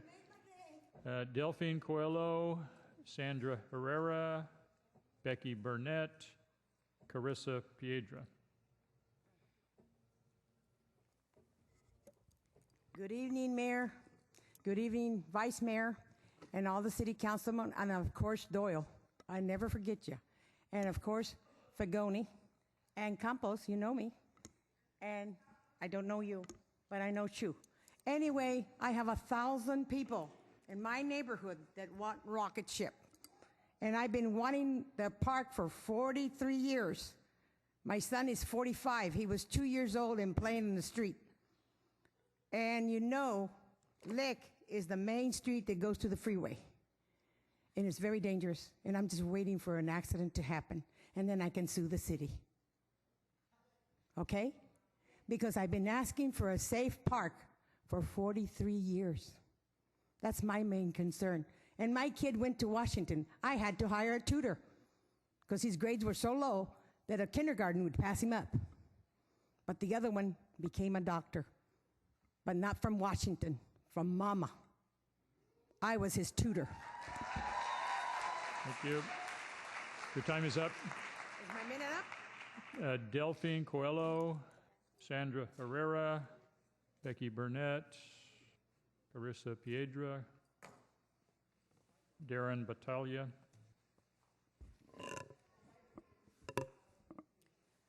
My name is Delphine Coelho, and this slide shows board materials from August 7th, 2013 meeting. As you can see, rocket ship is not yet financially sustainable. They discuss here that they must raise outside funds to build new facilities, pay for their national office in Redwood City, and have a safety net. They hope to become financially stable in 5 years, but they discuss the need to fundraise $15 million in the meantime. That is a lot of money. If there are 3 rocket ship schools in one neighborhood and the business ultimately fails, like if they can't raise the $15 million or if they never reach financial sustainability, then Washington neighborhood will bear the brunt of this risk. We will be the ones figuring out how to enroll students in district schools and scrambling to hire teachers for extra grades. And everyone knows how difficult it is for students to change schools. This model is not ready for aggressive expansion. They must figure out how to pay for the schools they already have. Thank you.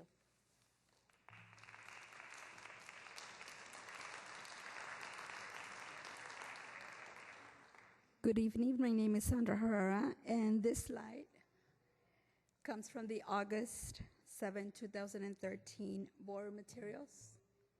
Is it there? During that meeting, the board talked about ELA and math proficiency rates falling for most schools in every grade level. They did not meet their own internal quality goals. In fact, they were 0 for 5 in their chart for existing schools. They asked themselves a really good question. Should they balance growth with the need to solidify instructional practices and academic systems? Yes, the answer is yes. Stop growing, solidify the instructional practices, solidify the academic systems. We want all of our neighborhood students and children well educated. Thank you. Becky Burnett.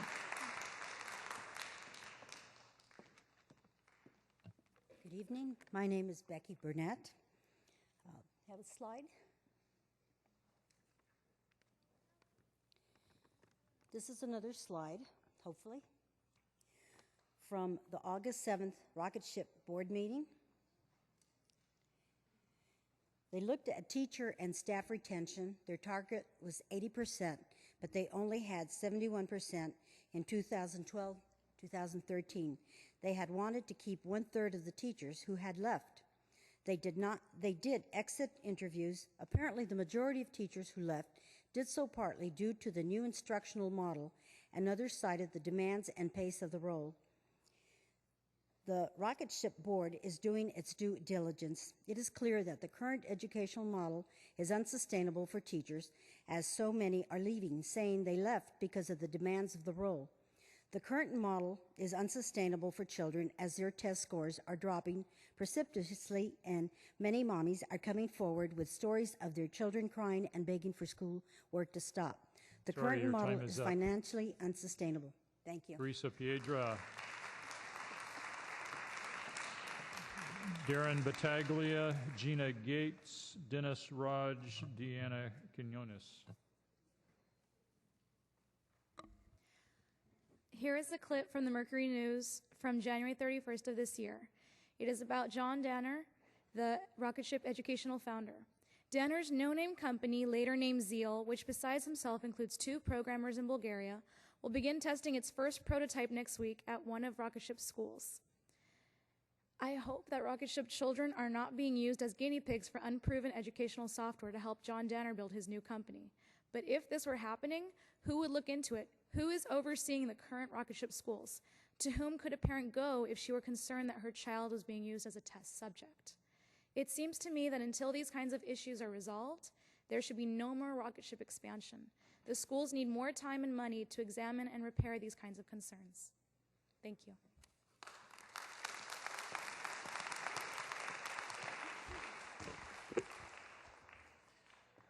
Good evening.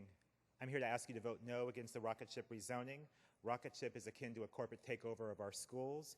First, they rely on a factory model using inexperienced teachers. Those teachers work there very little time. Their students face a constant churn of inexperienced teachers. Their innovation consists of putting students in front of computers for large portions of the day. Rocket Ship is experimenting on students with very little educational research behind it. We need to stop allowing corporate sponsors to experiment on other people's children. I ask you to vote against the Rocket Ship items before you. Thank you very much.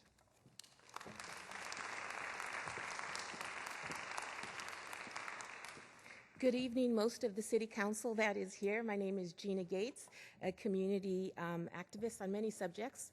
I am glad to be able to speak to you on this issue today.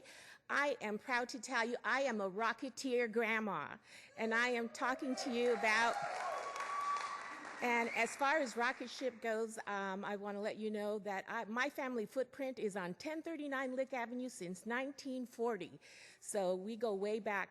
My granddaughter lives right across the street from this new area that we're hoping that will be a Rocket Ship.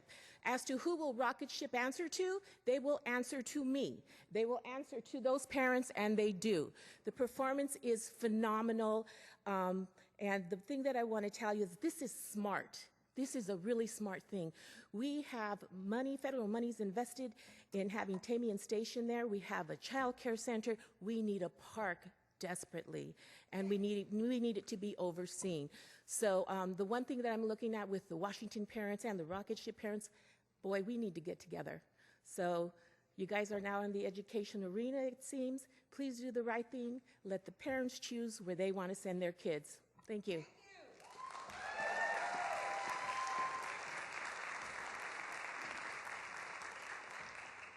Good evening. My name is Dennis Raj. I'm the political director for the South Bay Labor Council, and I stand before you to raise concerns about this proposal.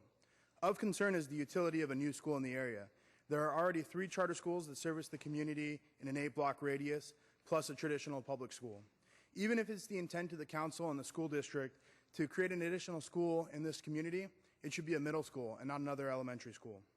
The council should also consider the structure of Rocket Ship when determining the best needs for constituents in San Jose. Rocket Ship isn't a local company, it's a national company. They're seeking an aggressive expansion strategy that includes creating charters in Indiana, Louisiana, Texas, and Washington, D.C. What guarantee do we have that taxpayer money stays here at the local school site and not goes to fund a national expansion strategy? Given the community's opposition to this site and the serious concerns about the flow of taxpayer money away from the local education authority, I ask that you vote not to rezone and not to fund and facilitate a school site at this time. Thank you.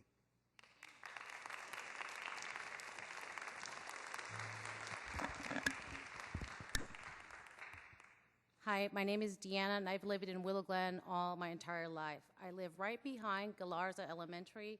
I kept my family in Willow Glen for the same reason that I wanted the same education as what I had. Unfortunately, I mischose my neighborhood, and Galarza was not for me. I understand people are complaining about trafficking, the area. I live right behind Galarza. Parents come and go 15 minutes in the morning, 15 minutes in the afternoon. They come and go. There is no problem. So I can volunteer and say traffic is not going to be the problem in that neighborhood. I live in borderline, very close to the Tamian neighborhood. Unfortunately, I'm one of those middle-class people, can't afford private school, yet I don't live in those homeschools which are the better of San Jose Unified. My children go to Rocket Ship. I pulled them out for half a year. They did not do good at the public school. So I'm one of those middle-class people who can't afford private school, and Rocket Ship was the best thing that I ever have had. I only ask that you guys decide and think about those middle-class Sorry, people. your time is up. Okay.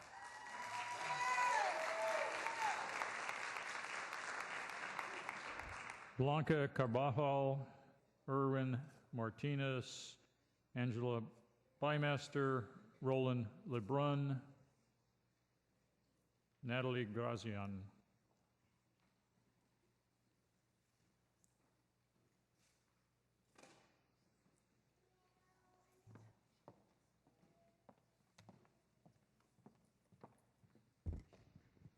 Buenas noches, mi nombre es Blanca Carvajal.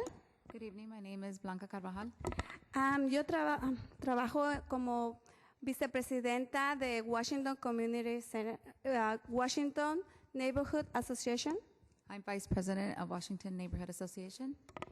Y vengo a hablarles y representando mi comunidad. I come to talk to you as representative of my community. Y a todos los padres que están en lista de espera, que son 2,500 padres que tenemos en nuestra comunidad. And for all the parents that are on a waiting list, which are 2,500 parents in our community. Estos son nuestra comunidad. Esta es nuestra comunidad. Por favor, levántense, nuestra comunidad. This is our community. Please stand if you're in our community. Ellos son los que están pidiendo cambios en nuestra comunidad. They're the ones that are asking for the changes in our community. No queremos que venga el que está hablando mentiras el distrito. Nos tienen agarrados, nos tienen atrapados, que no podemos ya decidir de la educación de nuestros hijos. We feel that the district has us trapped, not being able to make the decisions for our children. No que vengan con mentiras. La escuela Rocha ha traído muchos cambios en nuestra comunidad. We don't want them coming with lies. Rocket Ship has brought a lot of changes good in our neighborhood. Se ha demostrado no solo con computadoras como dicen, se ha demostrado con los maestros el puntuaje que tienen nuestros niños. It hasn't been shown only with computers the way it's being said. It's shown with our teachers. I'm sorry, your time is up. Thank you.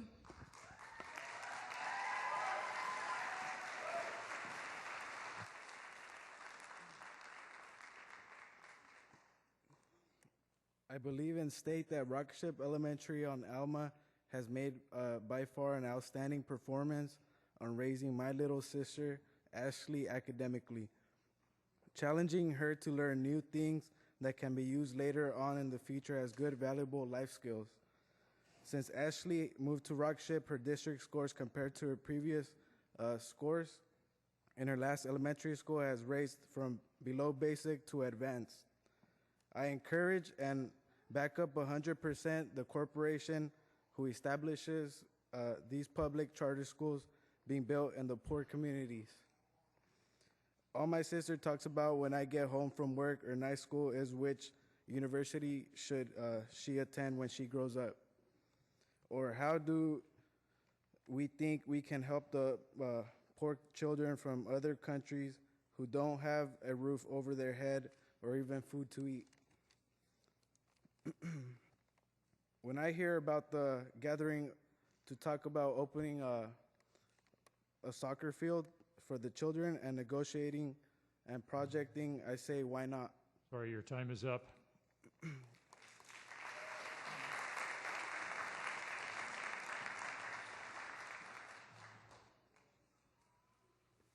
Good evening. My name is Roland Lebrun. I'm a Caltrain rider. I strongly support good quality schools. I also support soccer fields.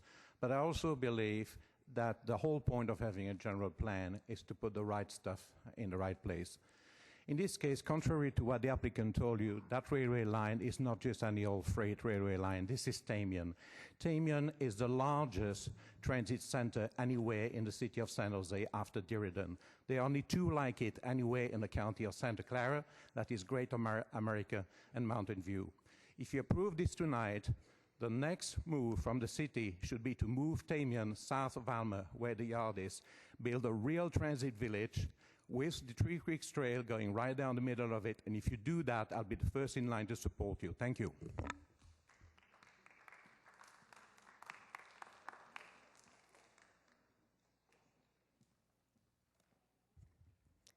Good evening. My name is Natalie Grazian, and I'm proud to be speaking on behalf of Washington Elementary tonight.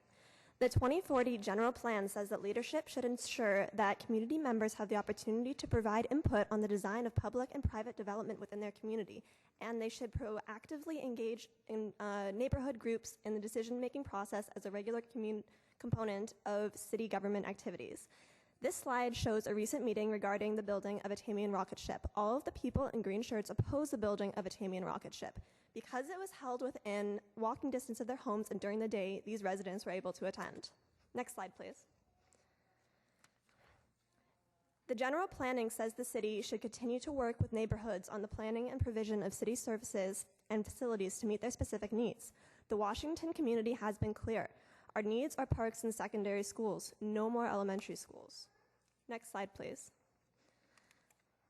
This shows the Planning Commission's staff report, which states that the staff has acknowledged the neighborhood feedback.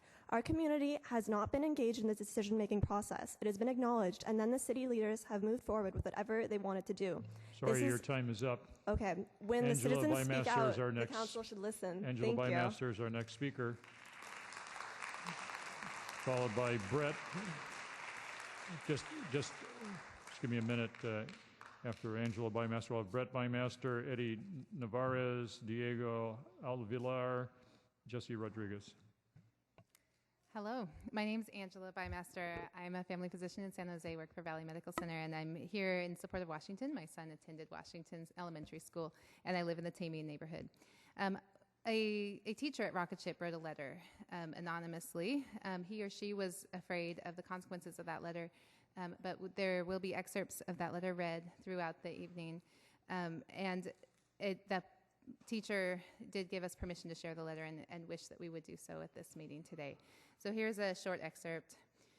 I have had many interactions with parents where claims are made about unions or public schools in the area, and they've been garnered from Rocket Ship that are wrong or overgeneralized. Rocket Ship, I believe, is not here to provide pressure and competition to traditional public schools. They, with their goals of expansion to reach 1 million students, are here to take over. It is essential to that goal, then, to discredit traditional public schools and the teachers at those schools. She continues, or he, Rocket Ship is obsessed with test scores. As a charter, they live or die by the test scores. We're now asking the students to learn how to bubble multiple choice questions as early as kindergarten. Sorry, your time is up. Thank you. Brett Bymaster, Eddie Navarez, Diego Alvilar, Jesse Rodriguez, Keith Bowman. Hi, my name is Brett Bymaster. We're happy to be here to speak to you tonight and glad for the opportunity to do that. And I want to be clear, the people of Washington like Rocket Ship. We're happy about the 2 rocket ships that we have. And although we think that growth right now is not the right thing for Rocket Ship, we are happy with them. I want to, first of all, show a petition. There you go. Thank you. I can't figure this out. Show a petition. This is signed by Rocket Ship parents, and there are 76 Rocket Ship parents that are against the Rocket Ship Tamian plan. There's another 143 Washington parents that are against the plan for a sum total of 219 signatures against this plan. I'll turn those into you. And then I wanted to read a letter quickly. This letter is from Rocket Ship Alma, and if you read the last line, or the first line says, "Hello parents, this is Rocket Ship Alma calling to remind you about tomorrow's City Council meeting." And then it says, "Families, you will receive 10 parent hours for attending. Hope to see you there." And there are 30 parent volunteer hours required per year, so they're getting 10 of their 30 hours to be here tonight.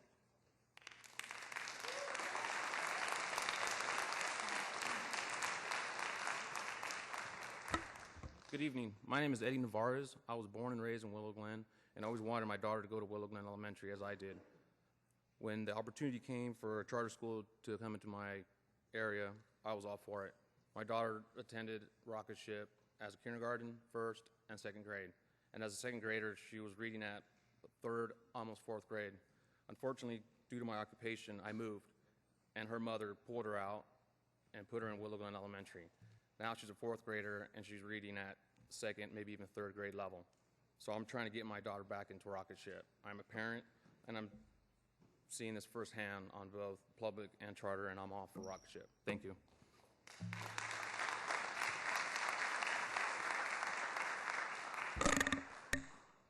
Hi, my name is Diego Alviar. I'm in the 5th grade. The reason I'm up here is to try to get the independence of Washington. To start, Washington is for me, Washington is a good school. The PE teacher is nice. My teacher is the best. She teaches me everything that I need help with. And Washington, for me, has been really helpful because I did not know how to write well, and they helped me with my writing and with my grammar. Thank you.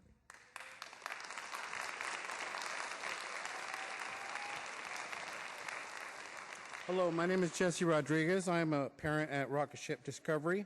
In case you guys didn't know, everybody's school test scores dropped last year, not just us. So before you accuse us, take a look at yourself. I volunteer at Rocket Ship every week. I'm racked up about 20 hours of volunteer hours. I know my teachers, I know my principals, I know the other parents. It works because parents and teachers work with each other, either volunteering or helping with traffic or whatever it takes.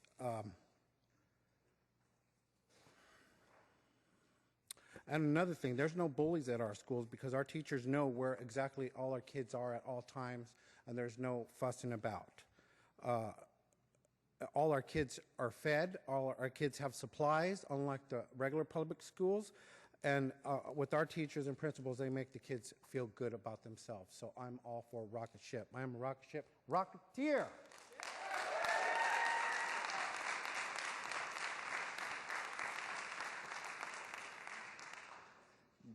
Good evening. My name is Keith Bohr, and I'm actually here to address a different topic later on, but I do live in this area, and I'm also on a condo board that's the second largest condo board near this area, and we were unaware of this whole item. So I'm asking the city to look at expanding their notice to other affected parties in the area. We have almost no kids in our condo association, but the reason I'm speaking to you tonight is this is already a gridlocked area, and to put a school right there at the middle of in this area would just be a nightmare for the rest of the people that are trying to commute, because you've got the 87 on-ramp there. Traffic's already backed all the way up through that light that this school will be accessing parents through. And I'm also skeptical about the promises for the park, because if you look at the school that Rocket Ship just built, it's got this huge fence all the way around it, and so it might be a very nice building, but it's absolutely useless to the community. Thank you.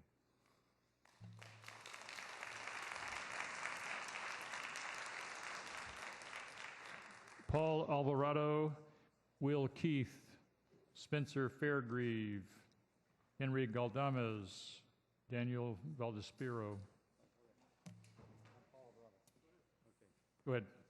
Mayor, members of the City Council, thank you very much. I'd like to also thank everybody in the audience, because I'm working on recreating a coalition over there, and I pushed for them to do more investigation, and they did a really great job of doing a lot of investigation from both sides.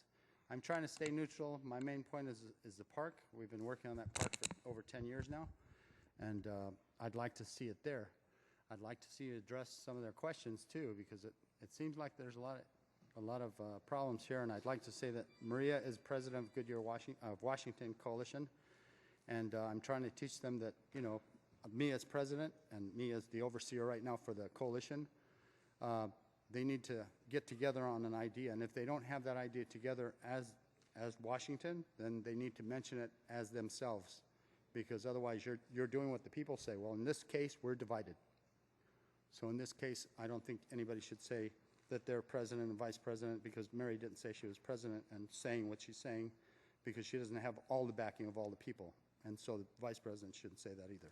Sorry, so I'm trying to teach them what they should do. Thank you very much. Will Keith.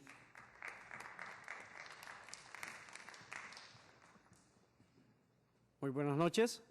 Good evening. Bueno, pues yo voy a hablar en mi experiencia personal. I'm going to talk about my personal experience. Y prácticamente vengo en representación de mi hijo. And I'm representing my son. Y de Rocket Ship. And Rocket Ship. Mi hijo, él estuvo en cuestión de un año, él cambió en dos escuelas. In the transcourse of 1 year, my son changed 2 schools, Y nosotros como padres, mi esposa y yo estábamos muy preocupados and my wife and I were very worried porque él no podía aprender lo que él necesitaba aprender. because he couldn't learn what he needed to learn. Pero cuando él ingresó a Rocketship, But once he got to Rocketship, en cuestión de 3 meses, in 3 months, él aprendió a leer, él aprendió a escribir y él aprendió a hacer compañerismo con sus maestros y compañeros de escuela. he learned how to read and to write and how to be social with his peers and his teachers. Creo que nosotros como padres somos los primeros jueces y los que impulsamos a que nuestros hijos sean mejores cada día. I believe that as parents, we are the first to see that our children get ahead and be with others. Y creo profundamente, sin juzgar otras escuelas, And I believe, not judging other schools, que Rocketship es una de las mejores. that Rocketship is one of the best. Y sobre todas las cosas, And above all, si ustedes dan la oportunidad de que se abra otra escuela de Rocketship, if you give the opportunity for another Rocketship to van a open, estarle dando la oportunidad a otros niños you're going to give the opportunity to other children para que sean mejores so they can be better, como mi hijo Vincent. the way my son Vincent. Es lo que tengo que decir. That's what I have to say. Gracias. Thank you.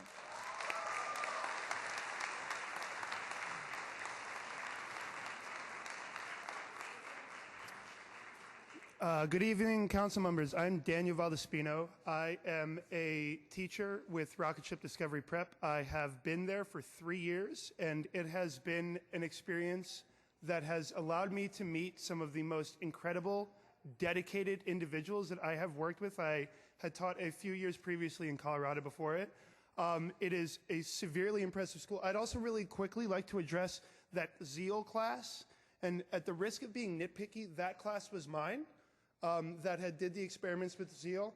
I believe that we have a few parents of those students in this audience, and they can verify that there was permission sent. And yes, we are doing some experimentation in Rocketship, and that is because what we are doing now is not working for all of our students. Rocketship is at the forefront of finding new ways, and part of that is through experimentation, and that is why it is the allowance for families to choose to enter these schools. And it is a community that is raising these children, which is why on the back of all of our shirts you can see it takes a village to raise a child, I believe is what it says. And I believe that the Washington community is very strong. It is the same thing in your time is Rocketship. up. Thank you.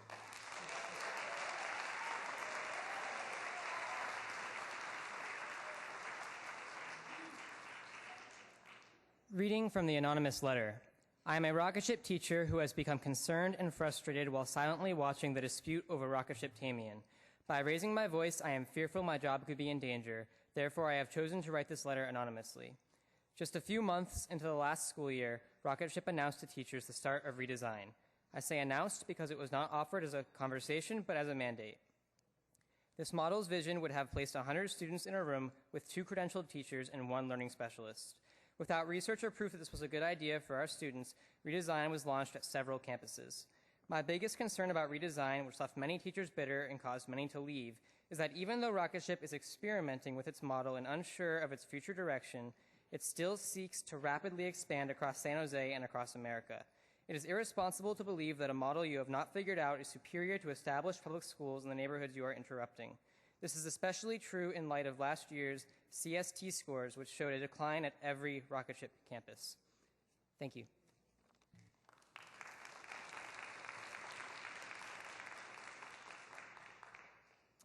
Hello, my name is Spencer Fairgrieve, and I'm a student at Santa Clara University. This is a continuation of the letter that was just read. Working at Rocketship is not sustainable. I personally have never had a colleague tell me I could work as a Rocketship teacher for the next 10 years. I haven't even heard a colleague say they could work as a Rocketship teacher for 5 years. Rocketship relies heavily on Teach for America members. Many TFA teachers come into the classroom with no experience and no perspective on what a traditional school is like. Without experience of a traditional model, I think many TFA teachers come into Rocketship blindly and follow the unreasonable expectations. They grind through their 2-year commitment of late hours, ridiculous test score pressure, and tumultuous school and organizational environment.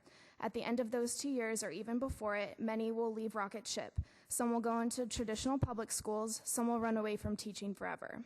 This turnover and burnout robs the San Jose community of veteran teachers that have worked in and understand the community. It is not just an experience on the teacher's end, it is also an experience on the administrative end. If you teach for 3 years at Rocketship, you may have just as much or more teaching experiences as some administrators at Rocketship. Rocketship claims to have a robust teacher training and development program. Sorry, your time is up. Thank you.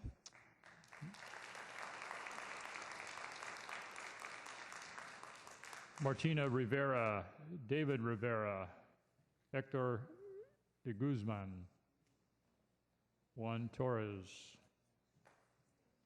Oscar Martinez,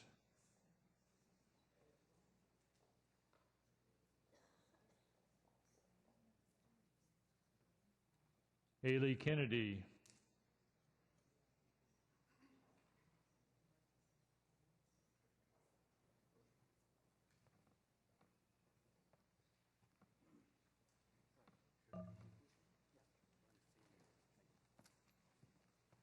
Good evening.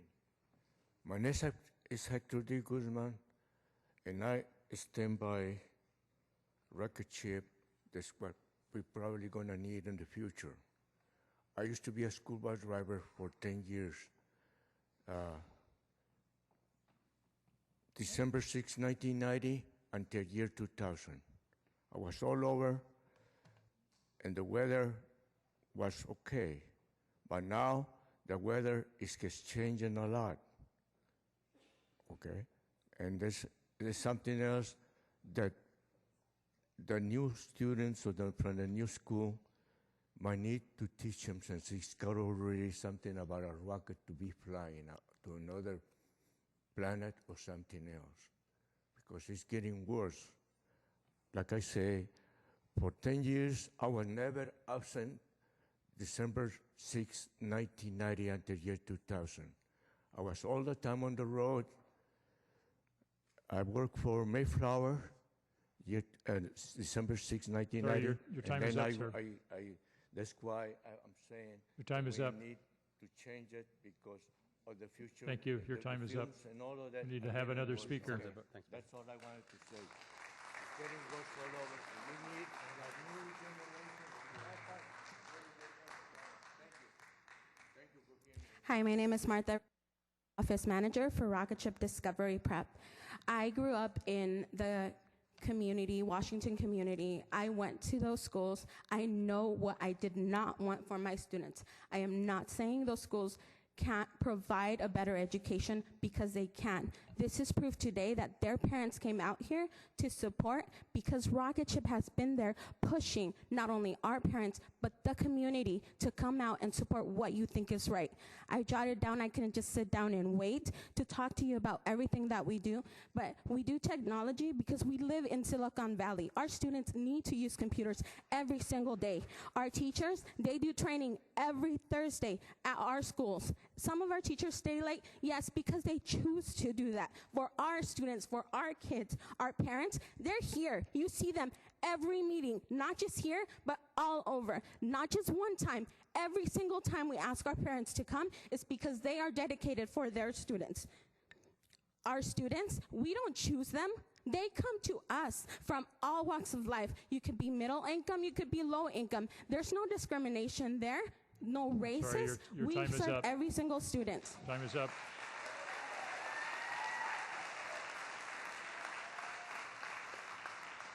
Good evening. My name is David Rivera, and I am the Enrichment Program Coordinator at Rocketship Discovery Prep. And I am sold out to every student and every kid in my community. I would like to say that Rocketship and every one of its employees is invested not only in changing, but impacting the lives of our students and families and our community. Rocketship is doing what is in the best interest of the students, families, and community. Rocketship has great enrichment programs such as golf, tennis, soccer, flag football, gardening, art, and I believe that this will help our students with a positive alternative other than the streets. Rocketship is preparing every student to be successful, not only with education, but with the life skills needed to be successful, well-rounded individuals, members of our community. I ask that you make the wise decision and approve our school. Thank you.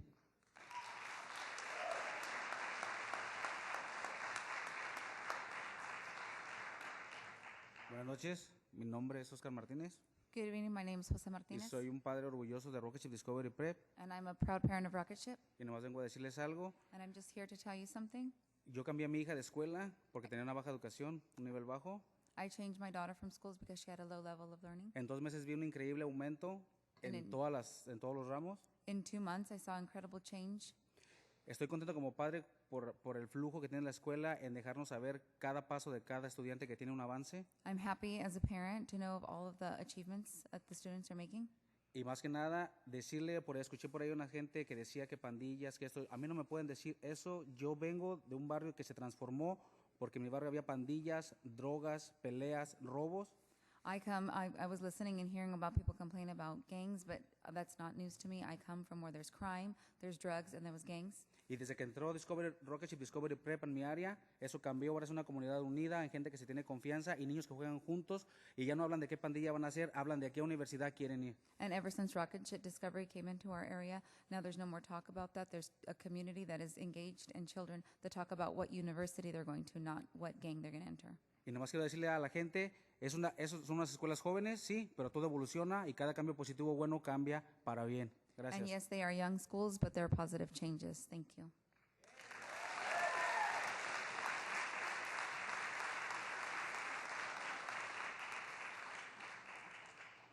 Hi, my name is Haley Kennedy, and I'm a student from Santa Clara University, and I'm going to continue reading the letter from the anonymous Rocket Ship teacher. Rocket Ship, to save money by hiring fewer teachers, has a rotational model. Students move throughout the day between different classrooms and spaces, largely 3, literacy, math, and learning lab. While building relationships with 60 or 120 elementary students and their families, as well as maintaining classroom culture throughout the day, is difficult, emotionally draining, and exhausting. I truly believe that this middle school model of rotation is not appropriate for elementary school students and creates a culture of instability that breeds behavioral issues. When students are rotating through multiple spaces throughout the day, they do not have consistent behavior expectations, consistent authority figures, or often enough eyes monitoring transitions. I believe many of our students crave a more stable environment, especially for our students who may experience instability at home. Students also spend about 1 hour a day on computers, which, as Rocket Ship has admitted in the PBS special, is not currently effective in pushing student learning. However, because we have a higher student-to-teacher ratio than traditional schools, students continue to be held in the learning lab until their math and Sorry, your literacy time classes is up. open up. Thank you. Maria Hernandez, Francisco Ambrosio, Max Yerriman, Valdina Luna, Jason Fromholtz.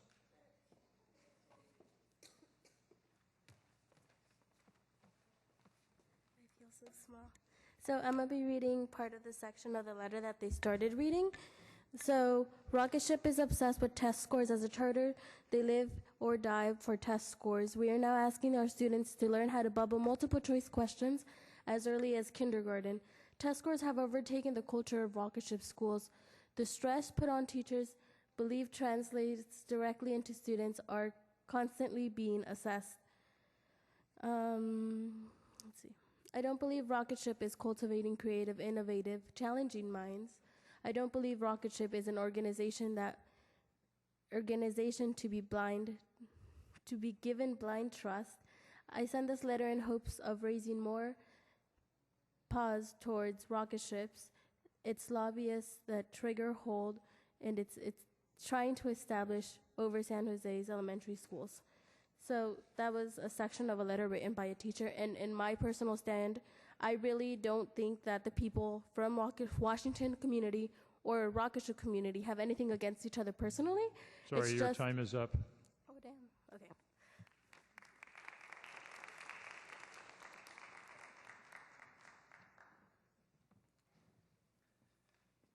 Primero, buenas noches, señor mayor y grupo de su gabinete. Good evening, Mayor and the Cabinet. Quiero decirlo en español para que las personas que no entienden bien el inglés. I'd like to say this in Spanish for those that don't speak well English. Okay, yo vengo del West San José, lo que es Saratoga. I come from West San Jose over Saratoga. Mi hijo estuvo en una escuela de distrito por 2 años. My son was in a school district school for 2 years. Durante esos 2 años él nunca aprendió a leer. During those 2 years, he never learned to read. Menos escribir. and not to write either. Siempre tuve problemas con el distrito. I always had problems with the district. Encontramos esta escuela y lo movimos hace un poco más de un año a Rocket Ship. And then we found School. Rocket Ship and moved him over about a year and a half ago. Me he sorprendido el cambio de mi hijo. I'm surprised by the change in my son, Me he sorprendido la comunicación de los maestros con los padres. as well as the communication from the teachers with parents. Creo que es la mejor escuela que he encontrado para mi hijo. I think it's the best school that I found for my son. Y de acuerdo a lo que dice la comunidad de Washington, no me importa el tráfico, todos los días tengo que manejar sobre media hora o más. And I don't care about the traffic. Every day I have to drive about a half an hour, if not more. Y creo que aquí estamos buscando lo mejor para nuestros hijos, para el futuro de nuestros hijos, And I think no we're para all la here for the comunidad de future nosotros. of our children and not just for the community. No sé qué estamos haciendo aquí, si buscando una nueva escuela, una mejor escuela para nuestros hijos, o es algo para comodidad de la comunidad de Washington. I'm not sure if we're here looking for something better for our children or something that's going to accommodate the community of Washington. Thank you. Your time is up. Thank you.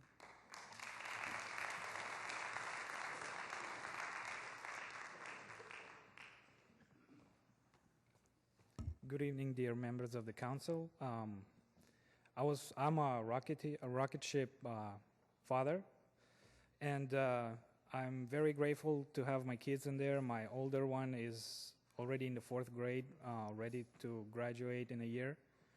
I wasn't really even planning to speak tonight, but some things I heard today made me kind of came up here and voice my support for all the people who came here today for the rocket ship, because all these people, all these signatures, all the waiting list is all real, and it's not something made up. The plan is already there. The school is already ready to go.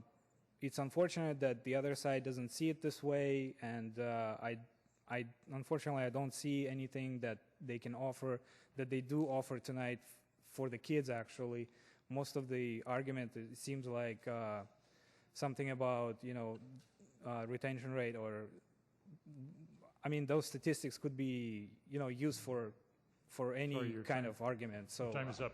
Thanks.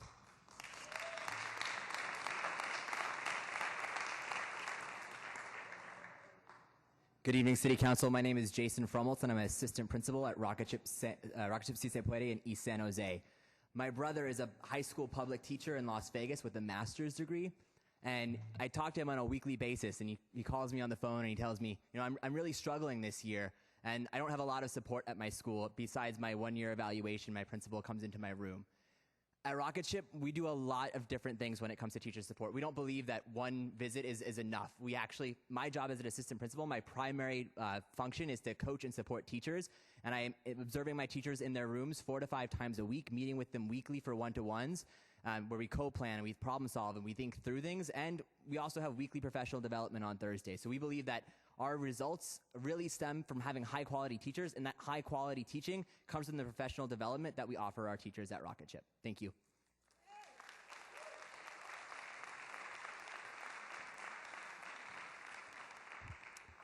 Buenas noches, mi nombre es Ubaldina Luna. Good evening, my name is Ubaldina Luna. Yo solamente quiero ser muy breve, quiero decir 3 cosas. I want to be brief and say 3 things. Una, yo manejo desde el área de Campbell a la escuela de mis hijos, Rocha Chimateo Chiri. One thing is I drive from Campbell to Rocket Ship Chiri. Si estuviera fuera de San José esa escuela, que yo siento que es de las mejores, hasta allá lo haría. If I had to drive out of San Jose to the best school, then that's what I would do. Hay gente que lo hace, que maneja de las afueras de San José a esa escuela, porque yo no hacerlo de San José a donde estuviera esta escuela. I do it from outside of San Jose to San Jose, and I would do it the other way. Mis hijos no necesitan canchas de fútbol ni de tenis para tener la educación que tienen. My children don't need soccer fields or tennis courts to have the education that they have. De hecho, mi hijo tiene 7 años. Este sábado juega la final de fútbol en el área de Sunnyvale. My son is 7, and he will actually play in playoffs for soccer in Sunnyvale. Yo estoy segura que las escuelas de Roque Mateo son un camino para la buena educación y llegar a la meta de la universidad para mis hijos. I'm sure that Rocketship Mateo is the way, is the path to get my children to a good school and university. Desafortunadamente hay escuelas que tienen grandes espacios, pero muy bajo nivel educativo. Muchas gracias. Unfortunately, there are schools that have lower standards.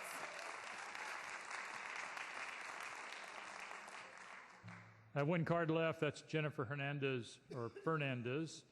If you put in a card and you didn't hear me call your name, now is the time to speak. Jennifer Fernandez, last card I have.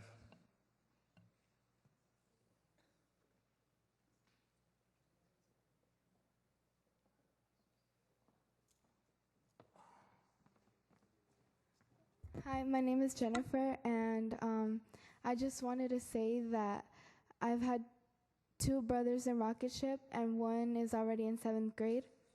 And he saw his teacher here at this meeting, and I had never seen a teacher that has had a student for the 3rd grade, and now he's in 7th grade. But I had never seen her, a teacher get so excited about seeing a student she's had in 3-4 years ago. And in my school that I went to, there was a lot of bullying, and people didn't really do anything about it.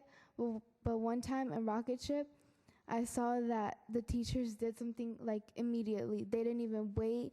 They called the boy in and talked to him and said that that wasn't right. And I think that Rocketship is a really involved community, and we didn't come here to do 10 hours for volunteering. We came because we're a community that cares about each other, and we're really united. That's all I want to say. Thank you.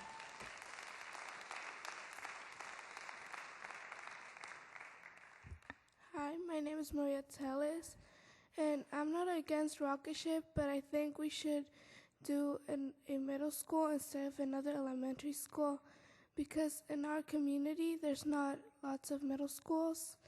In my personal experience, my dad has to drive me to school every morning because it's far away from my house. Thank you.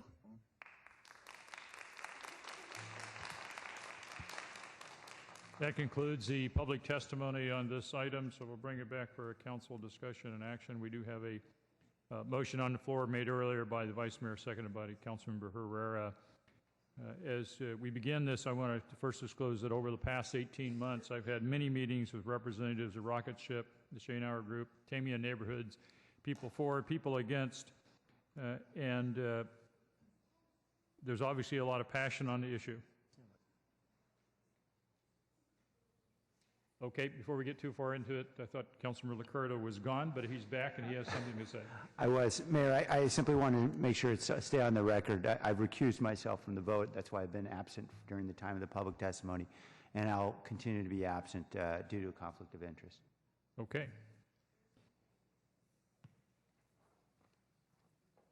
A lot of people have talked about the park tonight, and some people have been waiting for that park for 40-some years. I've only been waiting on that park for about 10 years, because in 2003, when I was, early days when I was on the city council, we approved a project over there that has a tower, Tamiya Towers, that in phase 2 was supposed to build a park. We still don't have a park, but I've been dealing with that site for that 10 years, and we have had this particular issue with Rocketship in front of this council in the past as well. And I went back and looked at some of the minutes of the things that we've done.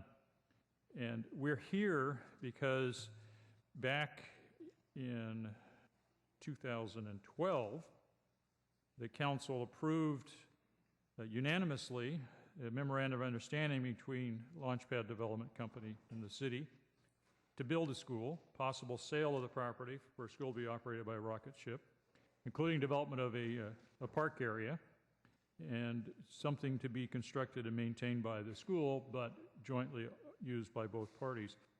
The council unanimously approved setting that direction back in 2012.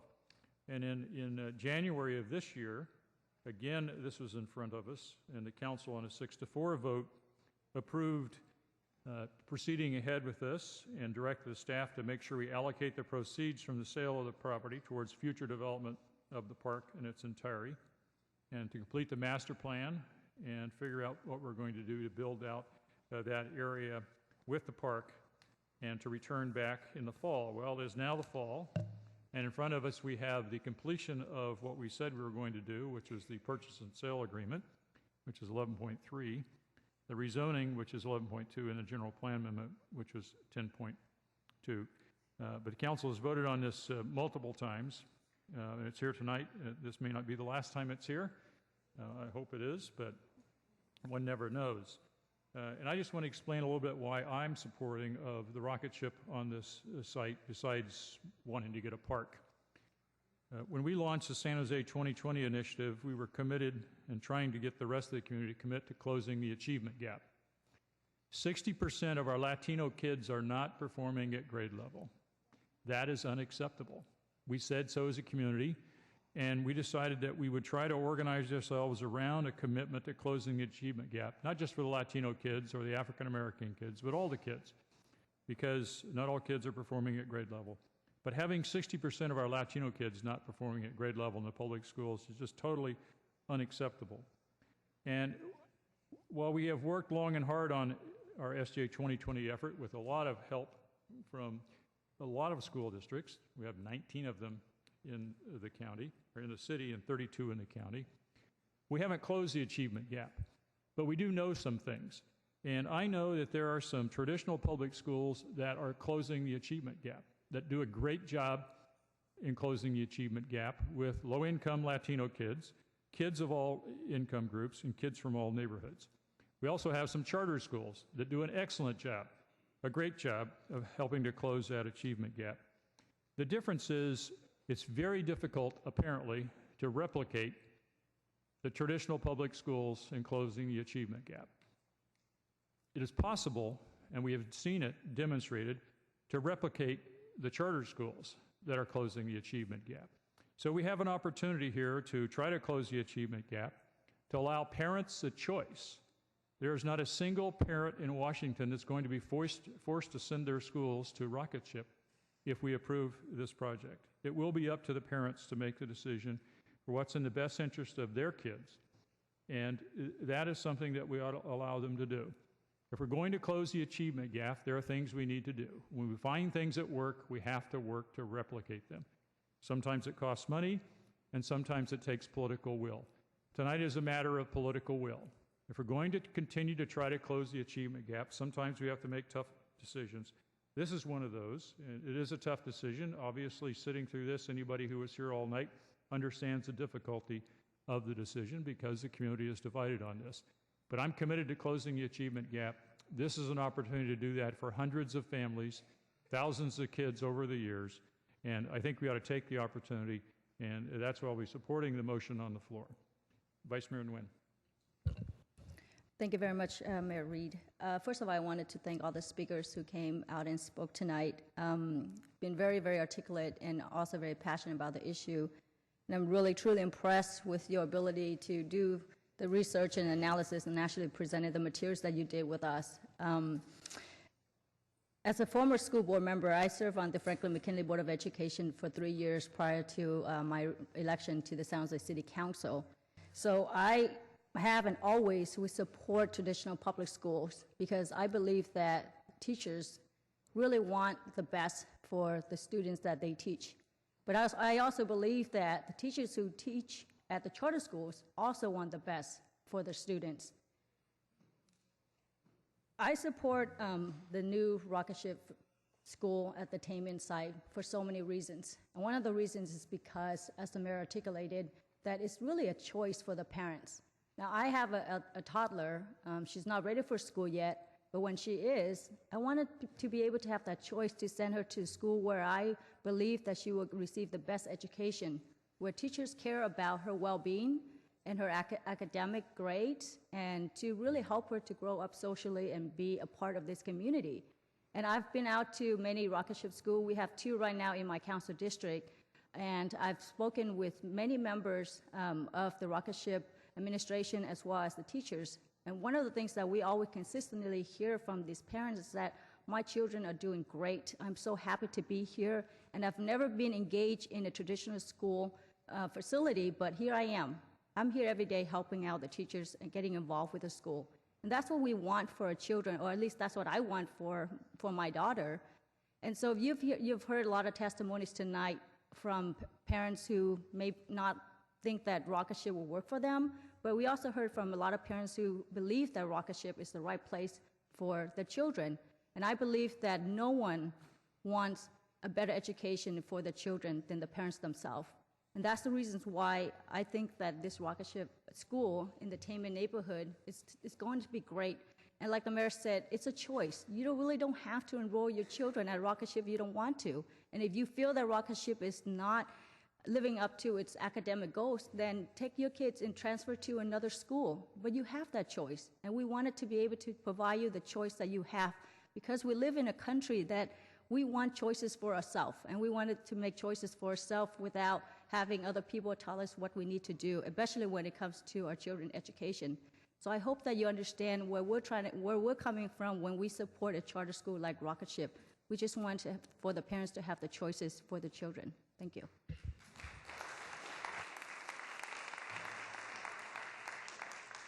Councilmember Herrera. Thank you, Mayor. And I also want to join Vice Mayor in thanking everyone who came out tonight, especially all of the parents and all of the students. Appreciated everything all of you had to say.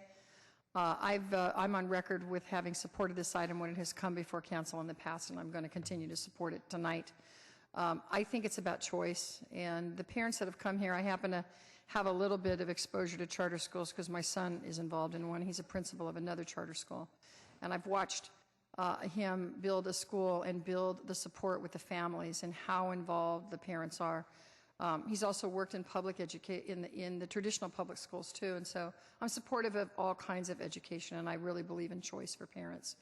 So I'm excited too that there's going to be a park associated with this, because I know the neighborhood has waited for many years for this park, and I just want to say to Rocket Ship, as this is being approved, I will be watching to make sure that park happens, and be looking very much at making sure everything that we're talking about here gets fulfilled. So thank you again, everyone, for coming out tonight.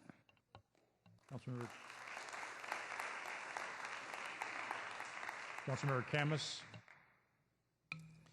Yeah, I too want to thank everybody that came out and spoke very eloquently on this issue, the hundreds of you that did take time out of your evening to do so.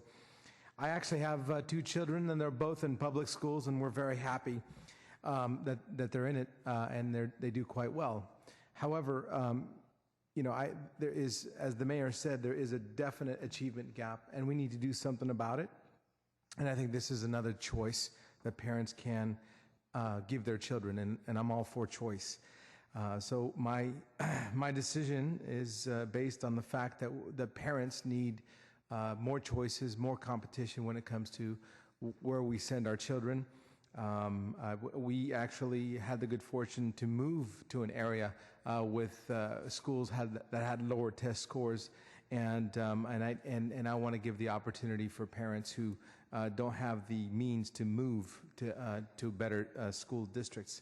So my my choices here is, and I think somebody said something about pitting Maria versus Jose. It's not about that.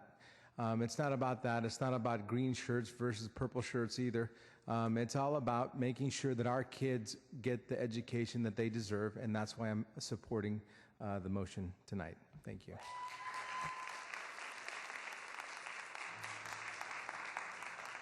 Councilor Constant. Thank you, Mayor. First, I want to say to all the parents that came from the Washington school parents, it's been mentioned one of the main keys to student success is parental involvement, and I think you guys have a great sense of community with your parents, and your students are going to do well and continue to achieve because you've got parents who really care, and that's really important. A number of people here have talked about their situation with their kids, and I can tell you I have 5 kids, and when a new charter school opened up in our district, out in District 1, I was fortunate enough to get my kids in the charter school, and they went there for the first year, but it didn't take long for us to realize that that wasn't the right environment for our kids. And we made the choice to move our kids back into the local neighborhood public school, and for our kids, that was the best choice. And I think for me, what that highlights is what has also been already said, and that is providing choices to the people who live in our communities. And that is the choice to participate in a charter school or not participate in a charter school, to try an environment to see if their children succeed. And those of you who have more than one child know that each child learns differently. And sometimes it takes not only a little bit of experimentation at school to find out what works for the kids, but some at home to see what teaching style is going to match your child's learning style. And I know for us, it made all the difference in the world for one of my children. Some of my children did well in both environments, but one didn't. And we as parents were able to make that choice. And I know that if you were listening just on TV or on the internet and didn't have the entire context of the discussion, it could appear that people are being forced to send their kids to rocket ship against their will. And I think it's important to keep that perspective that nobody has to go to rocket ship. It's a choice that every parent or every student or the family together has the opportunity to make. And I think that everyone is going to make a choice that will be best for their family. And I'm proud that we have the opportunity throughout our city, and we'll have another opportunity in this neighborhood, hopefully if the council approves this like I believe we should. So I am going to support the motion to approve this, and I just wish everyone the best, whether you choose to go to rocket ship or you choose to go to Washington or you choose to do an inter-district transfer or an intra-district transfer and take your child to a school that's going to make sure that they learn in an environment that's conducive to their style and they succeed, because that's really what's important.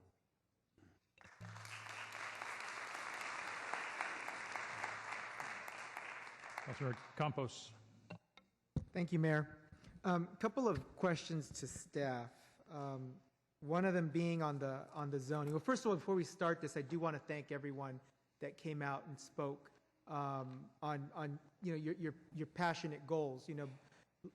Everyone that spoke, you were all focused on your children, and as parents, you should be, and you're commended for that. But I think what we need to realize tonight is that, one, we're not a school board. And that I think as staff presented this is, or I think it was the representative from Launchpad or from Rocket Ship said it very correctly. This is a land use issue. And so as we're discussing this tonight, from all of the comments so far I've heard up on the dais, not one comment has been about land use. And this is a land use issue. Anytime you build something, you're going to create an impact in a neighborhood where that impact didn't exist before. In this particular case, bringing 600 students and folks from as far away as Campbell with their vehicles into a neighborhood that never experienced that type of traffic impact before. Those are some of the things that, as we're debating this and discussing it, that we need to take into account. So I just wanted to just mention that. But I did want to talk to staff about the zoning. And I know that the general plan zoning, we do have a public, quasi-public designation for general plan, but when you get down to the actual zoning of the property, what you can and cannot do, we don't have anything that is public, quasi-public.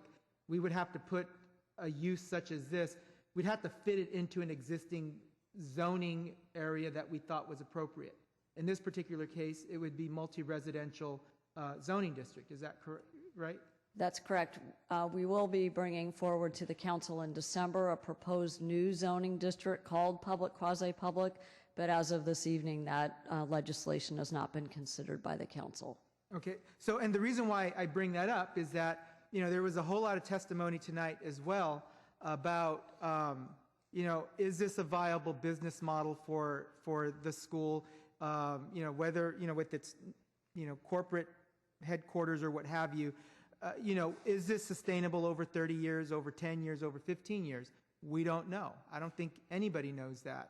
I think the only system that we really know, because over time we've seen them either flourish or fail, are the public school system or private schools. I mean, that's what we have a long history of education to point back to.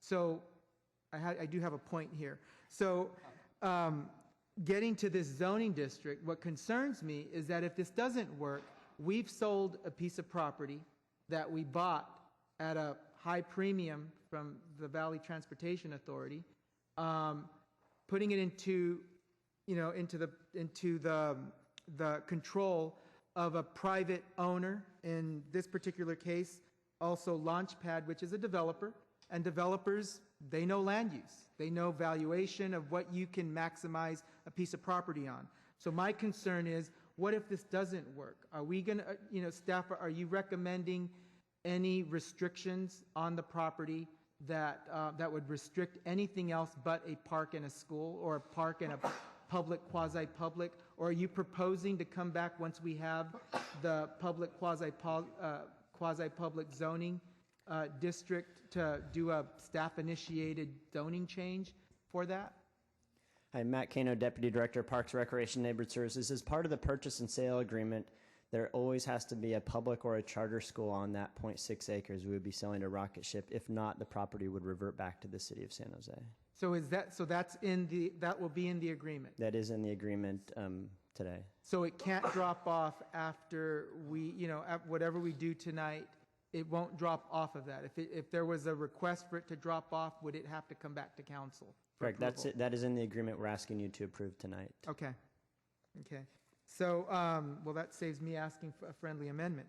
But getting back to the land use, this property, this property is in a heavily congested neighborhood. I could use all of the other testimony to also, further weigh my decision, whether or not it's a good school or whether or not it's a bad school, whether or not it's a proven model or not proven model, but that's not our role. Our role is not, that's not our role. Our role is to decide, is this the appropriate place for a school? A school that, a neighborhood that, again, is heavily impacted by a freeway, by a major transit center, that's also going to have high-speed rail. That might be debatable, but that's planned for our state. At some point, high-speed rail will go through there. And a neighborhood that has a number of elementary schools surrounding it. I'll give you a case in point. The Alum Rock School District, who, by the way, is also performing phenomenally. Their test scores are growing and so forth. But the Alum Rock School District, which way back when they were planning the east side, back in the 50s and 60s, bought land, to put schools in all these different neighborhoods. And we're starting to see some of those schools that were right next to each other, one of them has to close because these schools are too close to each other. You're sharing the same kids. And so if you look at that, we should be looking at the plan way down the road. Is this sustainable to have that many kids or that many schools in one particular neighborhood that are serving the same purpose? The proposal for, or the request for a middle school is intriguing because I think, there isn't a middle school that's close or in walking distance there. That's something like that, then you start weighing the impact to need. But how I look at it, I don't think the need outweighs the impact. And so with that, I can't support the motion.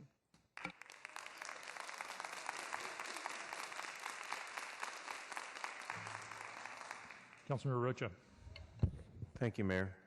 I'm still trying to wrap my head around the case about, this is about a choice and political will. This is, to me, not a political issue. This is a policy issue, and I think Councilmember Campos said it quite well, a land use decision. And the choice issue for me, I'm struggling with as well. I've heard anything from 8 to 5 schools in the immediate area, and majority of them are elementary, if not all elementary. So I'm trying to make this leap of faith that this is a decision that's necessary with city land and the potential need and the choice opportunity for folks. Can you, and forgive me if I missed this in the staff report, but the zoning protest, and did you speak to that much? I'm wading through many documents for today, including the treatment plant issue, and I've been going through stacks and stacks and stacks of documents, and I may have missed it. So if you wouldn't mind elaborating on that zoning protest, please. Thank you, Council Member. We did not issue a memo, so you did not miss anything. We just wanted to catch all of the council members up to the fact that residents had submitted a zoning protest. We took it very seriously. We analyzed it against the rules of the municipal code, and we found that it was not valid in that it did not have enough signatures of the necessary surrounding property owners for it to be considered valid. We met, as I mentioned earlier, with the lead property owner who submitted the petition, and we walked through the analysis together. We had a little bit of a discussion about that. We didn't agree on all of the points.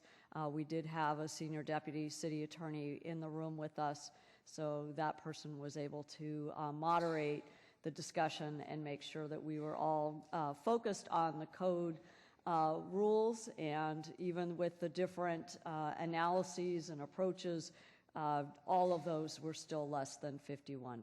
So again, the implication of that is that then a simple majority is what's needed in terms of council consideration for the zoning action before you. And why wouldn't you have provided that information to the council in writing as opposed to verbally? Well, again, it's usually once we determine that it's a verbal or a valid protest, you would have had all of it. We would have given that to you. In this case, we felt it was really just the interested parties that needed to know. It would give the protestants an opportunity to get more signatures, and we were open until 5 o'clock in the event that additional signatures appeared. If they did and they were and they qualified, then we would have given you real-time data. So again, with all of the information that was provided, could we have done something more? Probably yes, but in this case, we didn't. And I just would add that we did afford the opportunity to sit down with the property owners and walk through it with them. And as Laurel indicated, a member of my staff was there. And from my staff's perspective, quite frankly, we've been running crazy with the plant master plan and all the protests that are coming in over there and trying to respond to that. And I know planning has been issuing a lot of paper on that. So we're trying to cover a lot of different areas here. And I just want to remind the council that we did reach out to the protestants, I think it was last week, if not the week before, with the results of our analysis, so that way they would have time to review our work and, again, gather more signatures if they wished. Thank you. One of the items that caught my attention was the definition of the subject property as the land proposed to be rezoned and how we define that. And we define that as the entire property, not the property to be rezoned.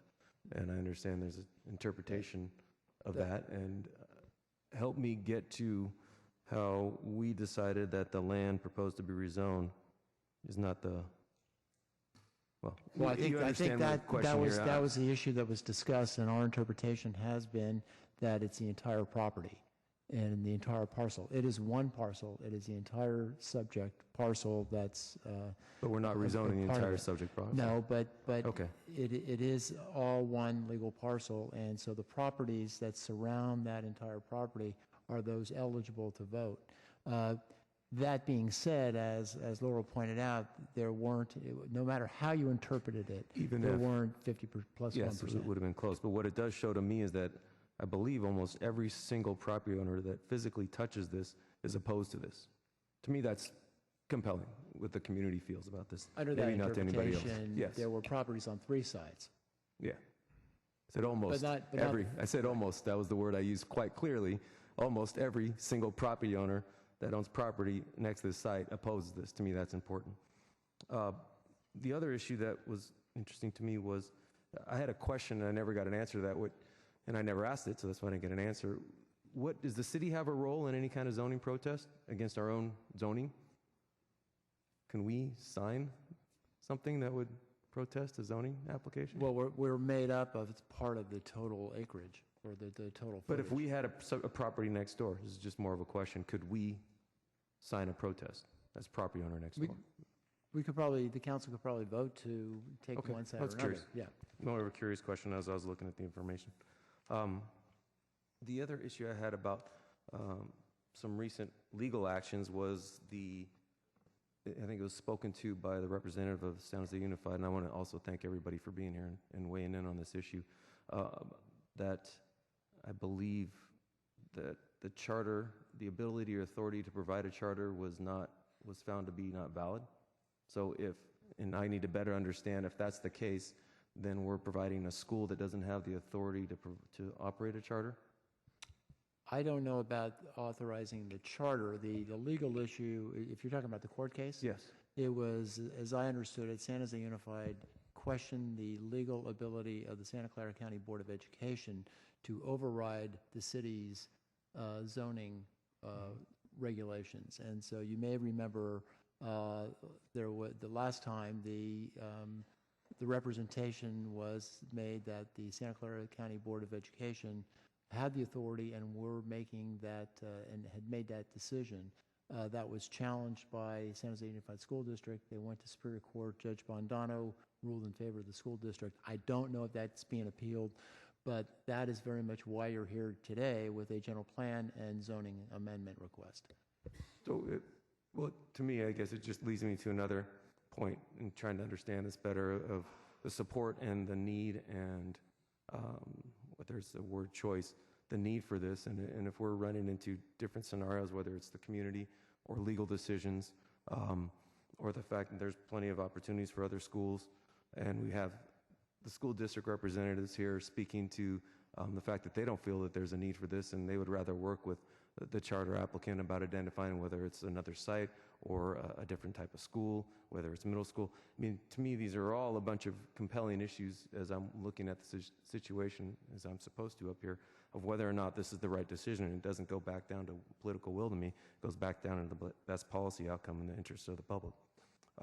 The other issue that I had was, or question that I had was, looking at the enrollment for Washington, I think they're at 551 students, and I've heard conflicting cases, not intentionally, just about whether the kids come from this area are going to be from the immediate area, which is going to not be a traffic problem, or that folks are coming from outside the area.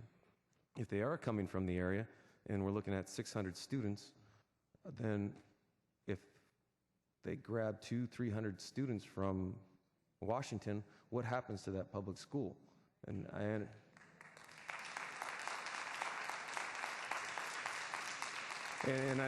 understand our role here. I understand our role here is about a land use decision and not about public education. We're not a school board, and Councilmember Campos is exactly right. But again, as I go down the list of all these concerns and red flags coming up to me, I have to be a bit surprised of whether staff's recommendation is based upon just the land use decision tonight or the past action that the mayor spoke to, which was 6-4.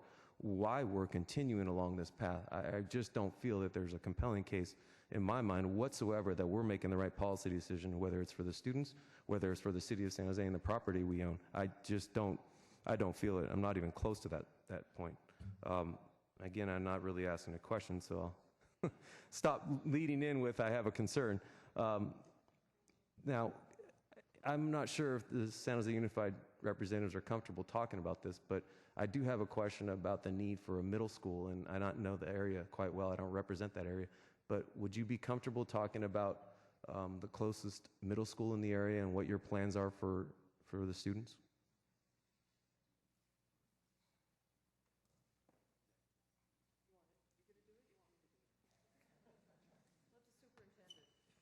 So we've heard a number of times from some parents that the need for a middle school is a top priority for them. Is this something that's been going on in your school district from time as far as the conversation? We are having conversations. We are looking at the demographics and the need. I'm Vince Matthews, superintendent of San Jose Unified School District.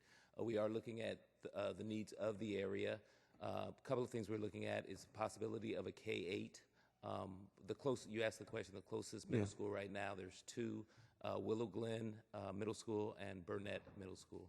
So we are looking at that right now. So Willow Glen I know pretty well. That's pretty far, but Burnett, help me how close that is to the area. I don't know that. Okay.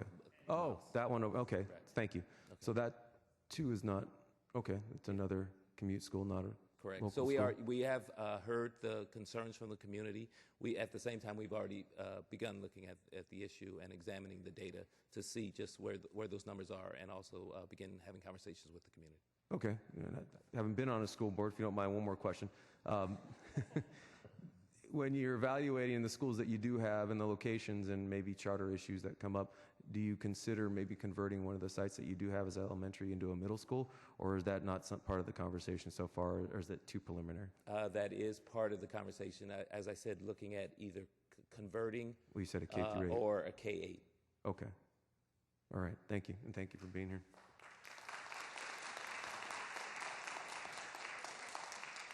I have a question. I guess Joe's gone. Is there a difference on the applicant side, whether it's and I'm not getting the impression that this is going to happen, but whether a deferral or denial, and what that means? If it were a deny, is that application dead and they'd have to resubmit and do it all over? Or if it's a deferral, then that would keep that application alive, so to speak? That's correct. Okay, so if it was a outright denial, then the application would have to start all over, fees, everything? That's okay. correct. Thank you. Well, I think my opinion hasn't changed, I guess, since the last meeting. I have some strong feelings about this site as a location for a school, especially with 600 kids. The issues that I had raised at the last one, and I think is pretty well documented where I stand on this, is I'd much rather see us establish some guiding principles around school site location and around school site minimum guidelines, so to speak. Staff is working on that, as I understand, with the Board of Education. I appreciate that and appreciate the mayor's help in getting that through the goal line, but having no information on that or update on that, and I don't expect one this early in the stage, I don't feel comfortable at all supporting the recommendation. But with that said, I understand that there's a charter compact concept that has been utilized with other school districts. And again, not to call you back up, but is that something that you've worked in with Rocket Ship?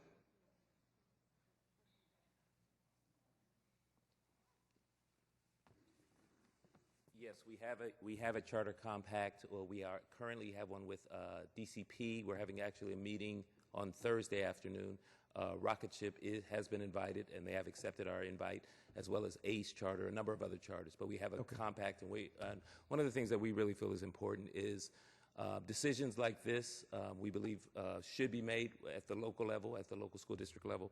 And we believe that the partnership approach to how we educate students is the way we should go, and that's why we have the compact in place now. And many of the charters have eagerly awaited this and are eagerly awaiting this meeting so that they could come and begin this conversation of how we work together to make the best education happen for students. So then how would the decision tonight, to me that seems a bit premature then if you are going to have conversations, or maybe that's just a longer conversation about the future beyond just the site. Yeah, well, as you heard from our board president, we welcome these kinds of conversations.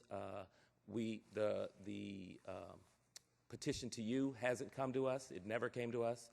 And for whatever reason, Rocket Ship chose this route as opposed to coming to talk to the local governing school board. Okay, thank you very much. So, again, another reason for me, a compelling reason, much more than the political will or the choice issue, that this is not the right decision tonight. And I would really encourage my colleagues to take a second thought about this. I mean, the site designed 600 kids on 1.3 acres, the traffic that's been spoken to already, the park amenities that we've been talking about for the residents. I well documented what I think of what we're calling a park for the residents. I really don't see it as a park. I see it more as an amenity for the school. The purchase price that we're losing dollars on, and really whose interest at the end of the day we're serving, and I don't feel this is San Jose's interest. Thank you.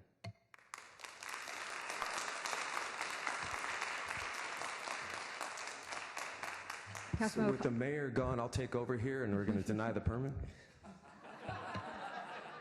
Councilmember KALRA. Thank you, Vice Mayor.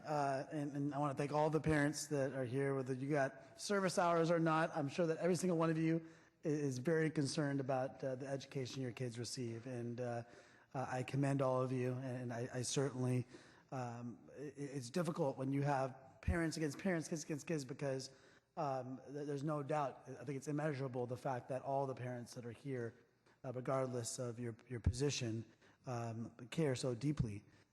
And I never ran to be on school board, so this whole discussion has seemed surreal to me, particularly as has been noted that those so far, at least that I've discussed, being in favor of this application, talk about choice and parent choice, and we're here on a land use issue, and I really haven't heard any reasoning as to land use, why this is the best decision in terms of land use. And I'm trying to focus as the best I can on that decision. I certainly appreciate everyone that's here from Rocketship, from the district, Superintendent Matthews. I know that these are challenging issues, and it's not the first or last time these kinds of issues are going to come up.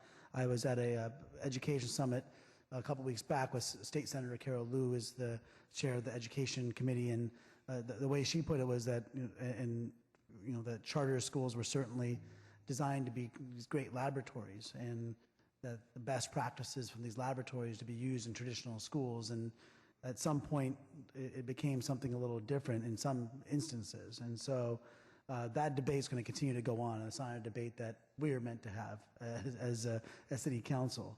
I will, however, discuss education, as Don mentioned, the saying it's about parent choice or about political will. This is, I don't think that's where this conversation should be, about politics or about parent choice and what have you. There is education that's referred to in the staff report, though, under the Envision 2040 plan, and even two of those three goals that it refers to aren't necessarily even met here in the staff report, even though they're mentioned, which is encouraging new schools to locate near populations which they serve, which in this case, we don't know, there's no guarantee that any of the kids that actually live in that neighborhood will go to this particular school, and cooperate with school districts in the joint planning, development, and use of public school facilities, and it goes on from there. And in this case, clearly, there's not a cooperation with the school district to locate the school here. And so setting aside kind of those issues, which I do find somewhat, somewhat troubling, that's not really where where my focus is. My focus has been drawn there because everyone's talking about education up here and up there, and my focus continues to be on the land use decision that's before us, where I think it should be for everyone, and not whether we support or love our children, because we all support education for our children, and good education. And we certainly, any condemnation of teachers, I mean, I think we have phenomenal teachers throughout our city in all of our districts, and they work tremendously hard at educating our students in very challenging circumstances. And so any sense that our public school teachers are not doing the best they can under very difficult circumstances, I think falls very short. The issues which were raised the prior time this came, and I still have some concerns with, have been raised by some of my colleagues, and certainly the traffic issues and what have you, and it also comes down to what the best use of this land is. It's not our responsibility to find school sites for other entities. It's how are we maximizing this land for the city of San Jose? And of course, a park certainly needs to come to this neighborhood. Is this the only way or even the best way to achieve that? Particularly since this is land, I mean, land is our greatest asset, the greatest asset we have, and the greatest leverage we have with our land is the zoning, not just the zoning of it, but potential sale of it. And here we're doing both, rezoning as well as sale simultaneously. And so the proposed zoning is that multiple residents, to RM, multiple residents. And I imagine, Joe, that with that zoning, you could have a residential development that's built there that would have to pay either in lieu fees or pay to purchase land for a park just the same as a school would have to. That is correct, that if for some reason the property was developed as residential, it would be subject to the parkland dedication ordinance for either dedicating land if it was more than 50 units or paying a park fee. Okay. Yeah, so, and I raise that because it's not, there are other things that can be done with this city property that would still allow and lead to a park being built on this site. And one option certainly is to sell it to a rocket ship. There could be other options that bring the same amount of revenue or potentially even more revenue to have a park that doesn't have strings attached in terms of hours of use and what have you. And so if it comes down to the neighborhood and what that neighborhood would be able to use, there may be the opportunity to get the same or better, but at the very least probably the same with a different use of that land potentially. And I had similar concerns that I did the last time in terms of traffic flow and traffic, and I think it lends itself, it certainly lends itself to the fact that there is, you don't know how many kids are going to be walking to school versus driving in and what have you, and I've driven down that street on a number of occasions. I didn't grow up there like Gina did, but I certainly have been down that street and have had the chance to check it out, and it just, just envisioning it, we've seen this issue come up with schools before, public and private, charter and otherwise, but where decisions are made and the ramifications can be quite broad in terms of quality of life of the neighborhood. And so I would hope, and I can see where a lot of the sentiment of my colleagues are and focusing on school choice, but this is a land use issue, and I think it's the best way to approach this would allow the district to work it out with Rocket Ship to determine where they feel the best location might be. But for us to sell a piece of our property to accommodate a school, I think that we're going, in my opinion, we're going beyond the scope of what we should be considering when it comes to the use of this land, which is a really a high commodity for us. And so it's not a statement for or against Rocket Ship as much as it is whether that particular location is the right location for a school of that population size and that density, and whether there may be other alternatives for the use of this land that can still achieve the same results of bringing a park and having less dramatic impact on traffic and what have you. And so I will not be supporting the motion. Thank you.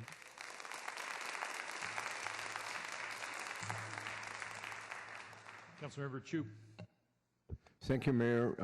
Lots been said, so I'm not going to repeat a lot of those talking points, but I want to thank Javier Campos to remind me to take off my school board hat.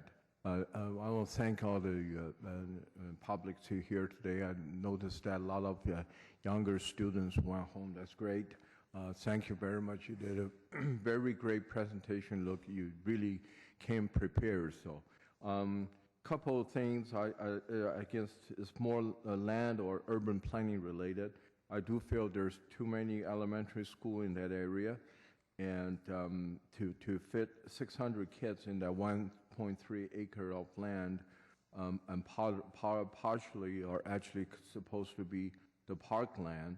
I'm worried about the traffic safety, but I'm also worried about the student safety, because now you kind of, even during the school hours, you're sharing that piece of park or green land with the public.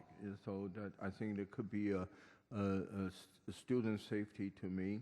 And again, this is a land use issue from the urban planning point of view. I will not be supporting this motion.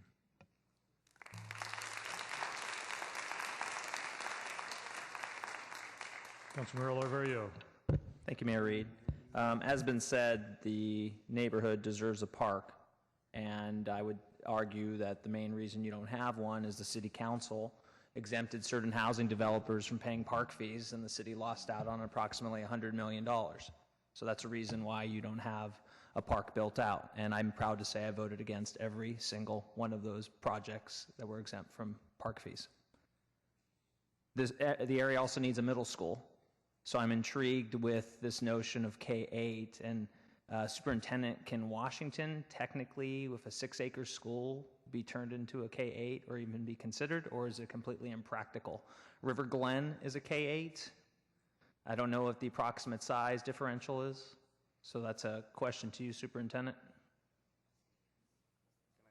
We'll see if the superintendent wants to come back down. Either by sign language or another way, but I'd have to have you. Yes, that's something that we are looking at. It's not impractical. So the superintendent, for those watching at home, said it is practical to have that consideration. Staff, on the last time we had an official zoning protest was in 2010 on San Carlos and Sonol. Was the same methodology used in that case as in this case? That is correct, and in fact, we knew the sensitivity of this. We actually looked at like 3 different staff starting from scratch to do this analysis. We went back through word by word through the ordinance to make sure that we got it right, and as we put up on the screen, we looked at it even different ways just to make sure there was no possibility. Thank you, staff. And then since we've last talked about this, we've obviously had the court case that's been brought up, and where there is a sort of a pecking order or a requirement of where charter should be going as dictated by the judge. And the judge said, go to the local school board. And the reality is that local school board should be making that decision. And if the local school board wants to vote and have that go here, then bring it back. And also, if San Jose Unified is unreasonable, the judge said he will make sure you make accommodation. So you can't be impractical, but you have to be accommodating. And so I think I'm in agreement with the way that order is going around, and that also that we have a facility called Mexican Heritage Plaza that we subsidize that I think would be a perfect place for a charter school. And if you're willing to pay this much money for land here in the city of San Jose, then I could definitely give you Mexican Heritage Plaza with a subcontract to the School of Arts and Culture, and I won't have to subsidize that, and you'll have a beautiful facility to have a charter school. So I will, I think my views are very apparent. Thank you. Okay, I think we're ready for vote. We have a motion on the floor made earlier by the Vice Mayor. On that motion, all in favor? Opposed? I count 1, 2, 3, 4, 5 opposed. That's KALRA, Oliverio, Chu, Campos, and Rocha opposed. Motion fails on a 5-5 vote. We need 6 votes to pass a motion.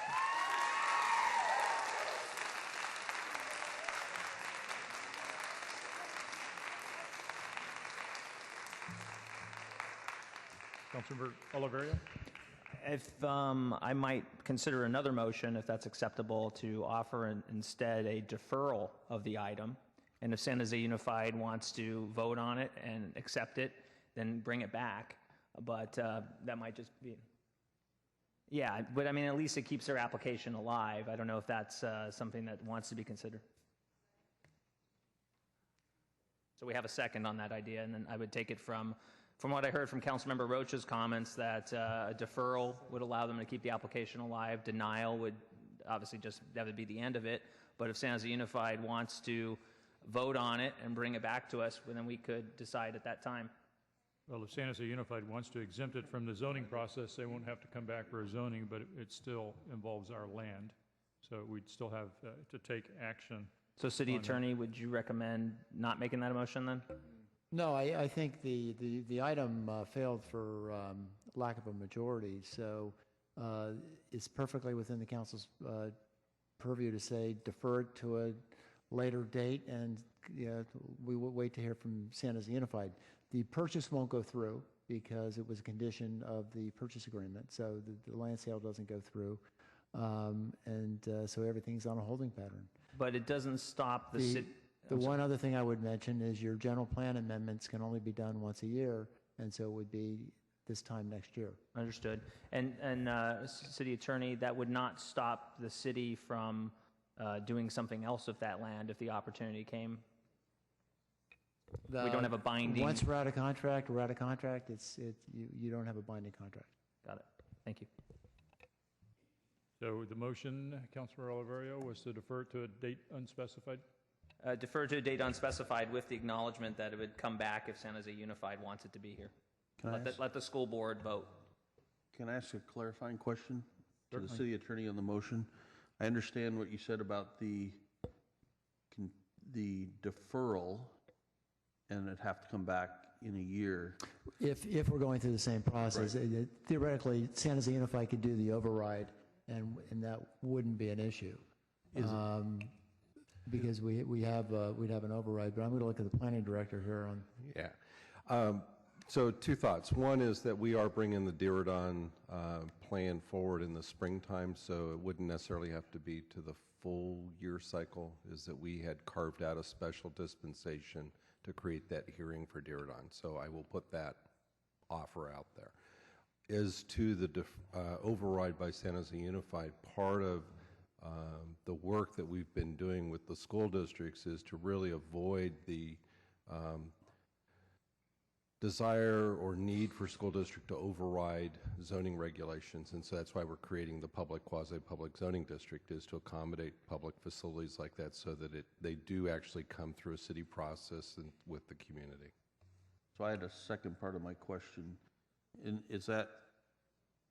Is there a possibility of a motion that continues this item to a date 6 months in the future that will allow it to be heard without reopening up all the other general plan issues instead of a deferral? Well, that's the effect of a deferral. A deferral or a continuance amounts to the same thing. The difference is one would be a date certain, when the other would be just a deferral to come back at some later date. Okay, so they're both neutral as far as our policy on having once a year annual general plan hearings? Right. Okay. Councilmember KALRA. Thank you, Mayor. And so if there was a agreement that sounds unified, Rockship, they came to some agreement and they came to us and said, oh, we have an agreement, then we wouldn't necessarily need to go through the GPA or the zoning amendment. Right. If the school district did the override, yes. Yeah, so it would simply just be a matter of the land sale. And the land sale issue doesn't, there's no barrier with land sale as far as when you can do land sale. That doesn't fall into the once a year. That's a real estate deal. So That there's can be really done anytime. So there's really, what would be the reason then to defer it all? If it's, the purpose of the deferral is to allow them to come to some agreement, something short of that agreement, or? Councilmember Carl, I was referring to the questioning by Councilmember Rocha, and I'm under some understanding, remember tomato time, and we were going to deny that thing, and that was just complete chaos, and you said, oh God, if they have to come back, it'll be a big process. Well, and the effect may not be, a denial of a zoning, you can't come back for a year, a denial. This doesn't amount to a denial. It didn't pass, it didn't fail. You have a 5-5 vote.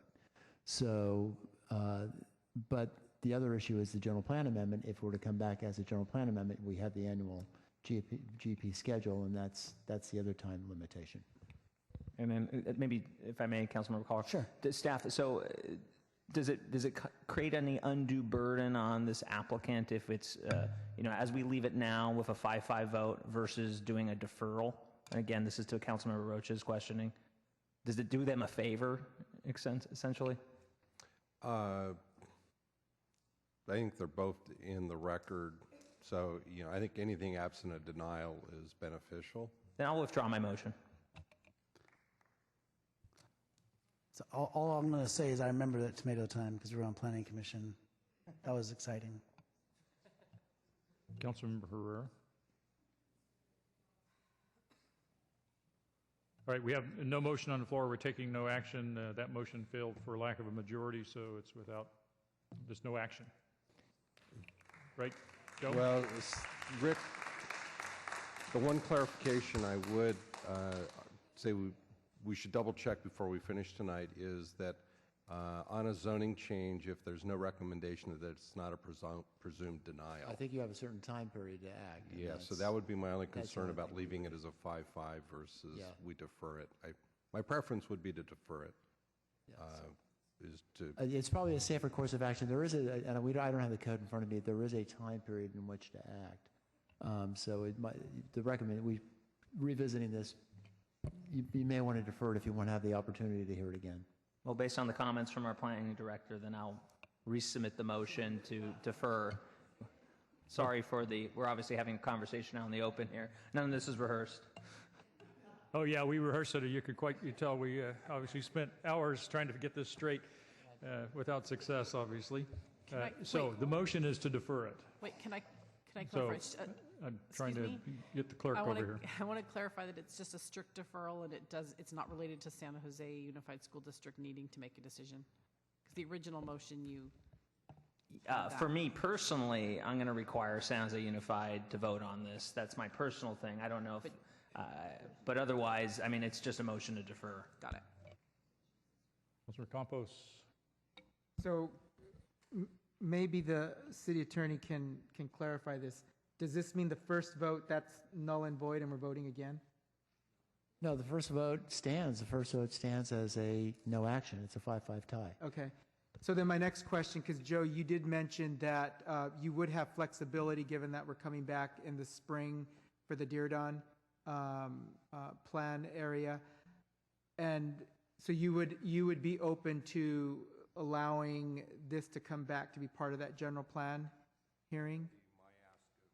My ask of the council is that in your deferral, that we actually bring it back at that point. So I guess my question would be, if, to be fair, if there were other applicants that had other GP amendments floating around, would you, and again, you know, I think we should be fair because, you know, I mean, a year's a long time and there's folks that are trying to do business here that might not want to wait a year if they have a GP change. And we have brought forward the amendments that were filed. We have one request that's in the Diridon area. So we brought forward the request. And so the goal is to have one hearing a year. And I think that is what the city attorney is flashing eyeballs at me about, is that we should be very diligent around that. And I just put out there is that it is a part of the deferral. That might be one of the things to consider, but it is a stretch. So Rick, do we open ourselves up to a complaint from a developer or Well, someone that wants I think you open it up, it's tough to say no at that point. And I think, as I understand the general plan, you have two carve-outs. You have the carve-out for Diridon, you have the carve-out for the treatment plant. And I-STAR. And I-STAR. So the idea is to keep it consistent with the general plan. Those are the three carve-outs. And I think to take up any others, it's tough to say no to somebody else. I would like to talk more with staff. Okay. I would recommend the deferral, but let us come. Yeah. Okay. Let us call, because this is live TV and there's some fun. Councilor Rocha. Thank you. I do have a question for the school board member, if she has a moment. Pam Foley. Yes. It's kind of a leading. This is kind of a leading question. Yeah. Did you have something you wanted to say? Yeah, yes, I did. Well, I'm a little confused. I noticed the motion was tied 5-5, so in a school board world, that would defeat the motion. Then there's a deferral of a motion that isn't on the table, and I understand you want it to come to the San Jose Unified. So, as the board president of San Jose Unified, trying to get an idea of what that means. Are you hoping that this comes to us and we sit down with Rocket Ship and negotiate with them? Is that the pleasure of Councilman Oliverio? That the charter school follow the route prescribed by the judge, that the charter school goes to the local school district, and that you vote it up or down. Okay, I appreciate that. Then given that, it would be helpful to us if we not be given a time restraint of 2 months, 6 months. We will work to post haste to accomplish this. Understand that we have school years that we're going to be starting up in August as well. So, we're all working for the same goal to help educate our children as best that we possibly can and investigate the possibility of a K-8 and all the other moving pieces. So I appreciate that you're hoping that it comes back to us. That's where it should be. That's wonderful. We appreciate that opportunity. We look forward to talking to Rocketship. Thank you. Thank you. Is that actually was leading to a question, in all honesty, that I was going to ask the planning director. Thank you. Why this spring and why do you want to see it? Maybe I misheard you, but you said I'm asking the council, I'd like to see it in the spring. What's in your interest in seeing this again? Well, not you personally. It was so much fun, he would like to do it again. unless you're coming back as a consultant, because I will not support that waiving or revolving door waiver. No, it's clearly this is an important issue for the council in trying to find a solution that works to not put the school district in a position where they feel that they need to go and override the local land use regulations. We think there is some benefit of actually being involved with the city, but clearly it's a policy decision for the school board to make and for them to make findings related to that, and for the council, do we want to wait another year? Because it is challenging on the schedule that even with this date to be able to go and have a school open in time for a school year is always, they open on certain days. And it's just, it puts a lot of pressure on the system to run it that late into the year, not knowing what the fall general planning hearing date will be. Which is actually, no, we do now know that. Yeah, we are targeting an August annual review for 2014, and that's been published since last July. Okay. So I take that back then. I would Okay, thank you. go for August. City Attorney. I'm looking at the municipal code now. So because the question has been asked, so the failure of the council to deny or adopt an ordinance for zoning or rezoning within 60 days after the public hearing is closed is deemed a denial. So it would be 60 days from tonight. If we didn't adopt it, we didn't deny it. So the deferral would be in order if that's still what you want. Okay, let's go back to where we started. What would you like to do with your motion, Councilor A motion to defer and give them the time that they requested for the August hearing date. Seconder is fine with the seconder. Anybody else want to weigh in on this? Okay. On the motion, all in favor? Opposed? I count none opposed. That's what we'll do. One opposed, Councilor Kansen. I'm sorry, just fixing his glasses. Okay. Motion is approved. We'll defer it. All right. Shall we move to the next topic? Why not?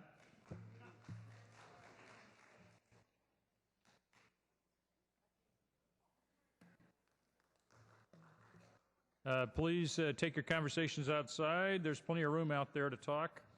We've got work that we have to do here. We want to go ahead and get started on it.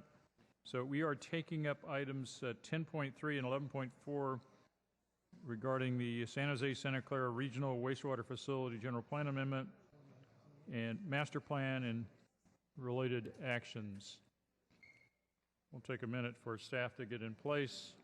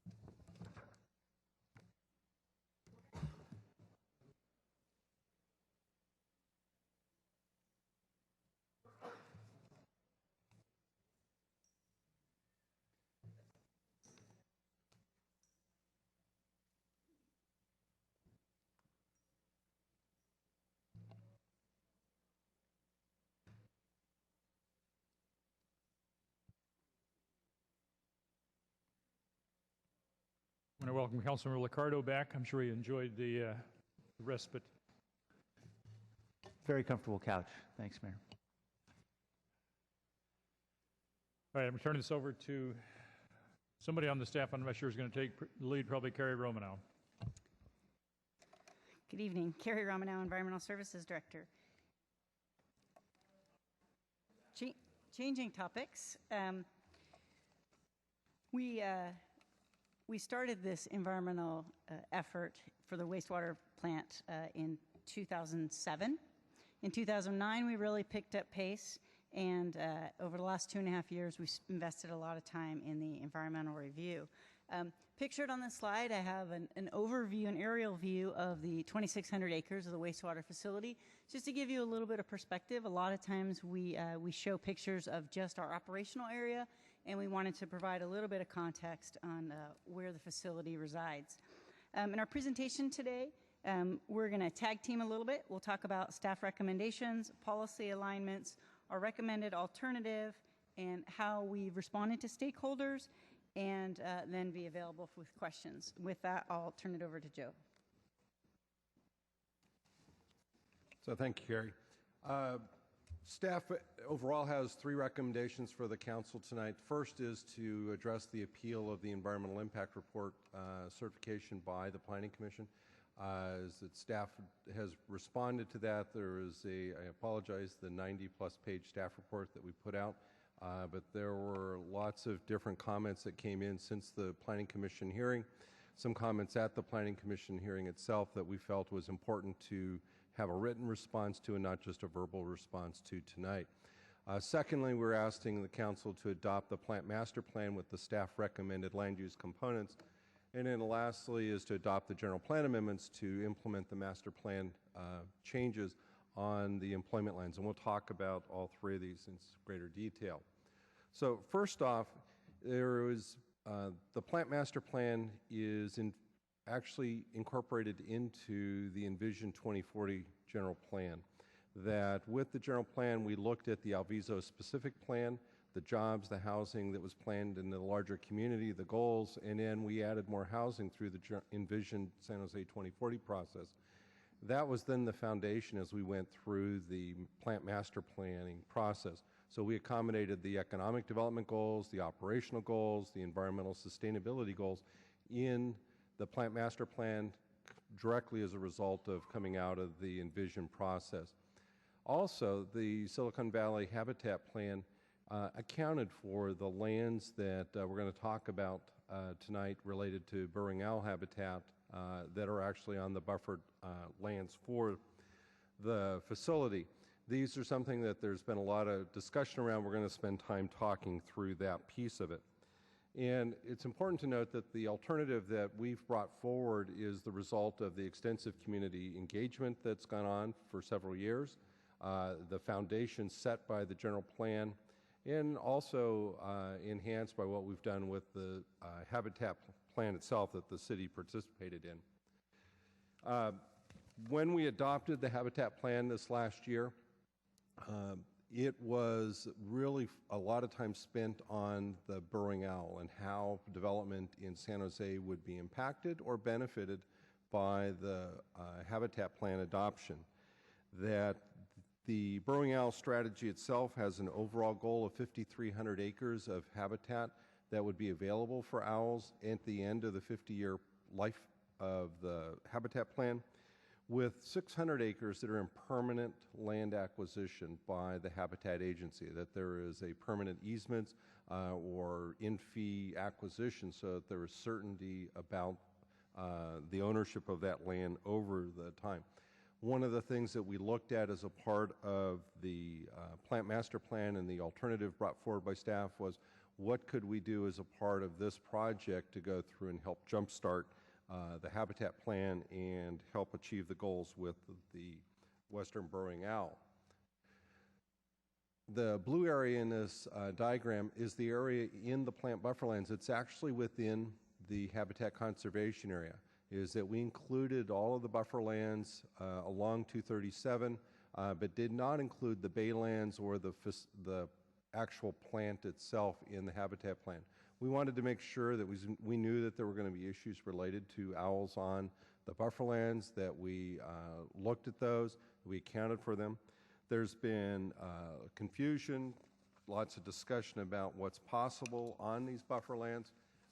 The habitat plan itself actually acknowledges that these are lands that owls are found on, but clearly the plan does not require that these lands be protected for no development. We actually accounted for development occurring on all the lands in North San Jose as a part of the habitat conservation plan. It does, with the 600-acre requirement, look that there are lands that we need to acquire, and so that is one of the proposals put forward by the plant staff, is to set aside up to 180 acres for land that could potentially be acquired by the Habitat Agency. There is still a lot of work to do with that related to the Habitat Agency itself. As a new agency, it hasn't set criteria yet of what lands it will acquire. So at this point, it's still in a fee collecting mode, but those discussions and projects to resolve those kinds of issues within the next year are the types of things that they would be working through. It's also important to note on here, and you see circled in the yellow a green stripe. That is the area of the burrowing owl habitat outside of the habitat boundary. It's on the side of one of the levees surrounding the basins that has owl habitat, and so there's 3 acres that we've identified that would be ultimately mitigated as an offset to developing in that area. The expectation is it would be accommodated within the 180-acre area shown within the plan, or within the diagram. I also want to go through and talk about the final EIR that we've brought forward. It is an EIR that is complicated because it is looking at project level analysis for things related to the rebuilding of the plant itself. It's also looking at a programmatic level that deals with the surrounding lands and the buffer lands. We included in this EIR the types of analysis as required by CEQA and courts to make sure that we were putting forward the best information possible that was knowable. We did not get into guessing and making wild conjecture of what might be possible. We went through and tried to go and make sure that we provided reasonable information available at the level we know it at this point. It does include mitigation measures and analysis that are based on the level of projects that we know at this point. It is based upon what we did with the Envision 2040 general plan, the EIR with that, where we looked at region-wide traffic, job employment, greenhouse gas, water supply assessments. So it builds on the work that we did with the general plan EIR, but it goes through and makes sure that we've accounted for all those things that are project level. And so as shown in this slide, and we've talked about this in the past, at a program level, we are looking at things that we don't know everything. We do know generally types of mitigation, and so we will talk about mitigation programs. We will talk about regulations that exist that provide certainty, and it clearly does not mean that the CEQA review that we do will stop at this point. As projects come in, we do detailed environmental review on every one of those projects moving through.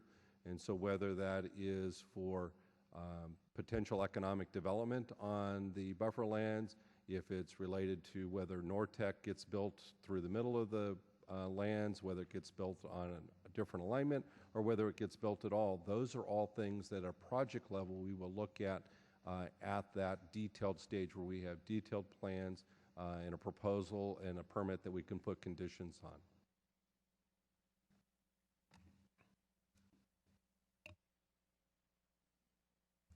Thanks. We had 4 overriding guiding principles: to provide safe and reliable infrastructure and operational, to provide economical solutions for our customers, to protect the environment, and to provide some social or community benefit. In addition to those 4 goals, we were guided by 15 follow-on objectives that ranged from protecting the environment and public health and safety to locating economic development on plant lands to maximize viability and visibility. These goals have guided our efforts throughout this process over the last 4 years. We've made every effort to balance the diverse yet complementary goals of our community in this plan. In April of 2011, Council and the Tributary Treatment Plant Advisory Committee approved and recommended that we move forward with the preferred alternative and begin the EIR process. This map shows the plan that we were directed to go forward with. When the public comment period expired for the EIR, we had received more than 400 comments. After reviewing, digesting, and following up with stakeholders, we believe, made significant improvements and adjustments to this plan that you approved in 2011. Basically, we think we made it better. The changes in our staff recommended alternative: we've reduced the economic footprint by 50%. We removed the Dixon Landing Road extension because traversing through the northeastern area reduces impact to sensitive biological habitat. We can remove the ground-mounted solar. It's not something that has to happen with the plan, and it's not something that we would recommend. We propose maintaining 389 acres as public, quasi-public. In other words, keeping it the way it is. You'll also see on the map, and Joe touched on it, there's been particular focus on the Nortec extension. This circled area that we show on the slide is a placeholder. It shows where a road may be. To be candid, we don't think it should traverse through the habitat either. We expect when the final project level requirements are brought forward, it will not cut through the habitat. It will move forward, move around the frontage or through a different alignment, and that's something that the Planning Commission recommended at our suggestion.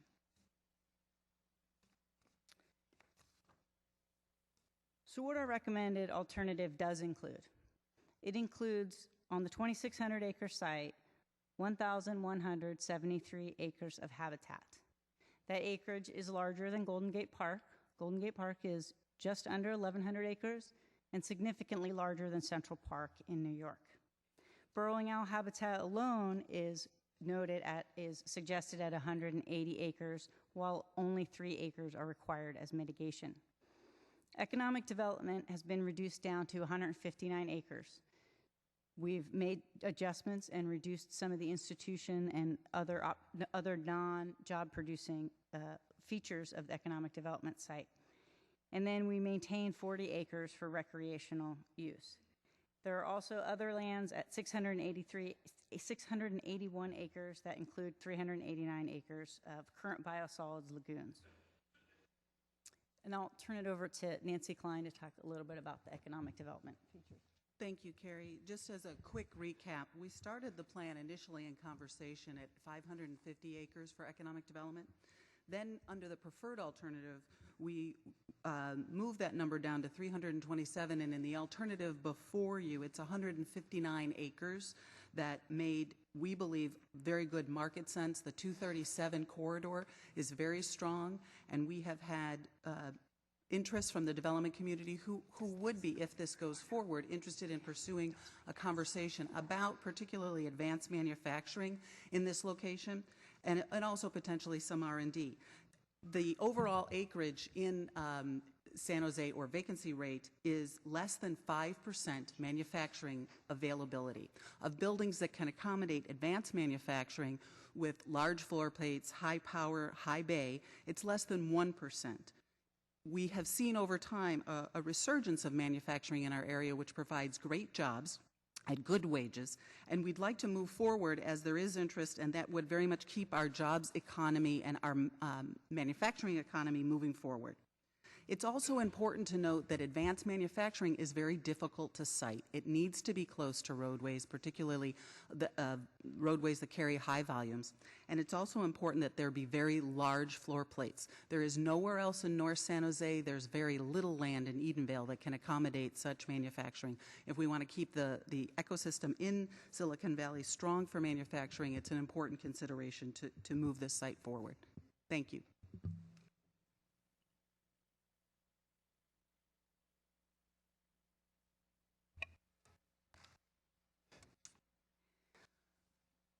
So this is the preferred alternative, and then if we walk you through again the changes that we're recommending, we remove Dixon Landing, we remove the eastern development, and we remove the solar.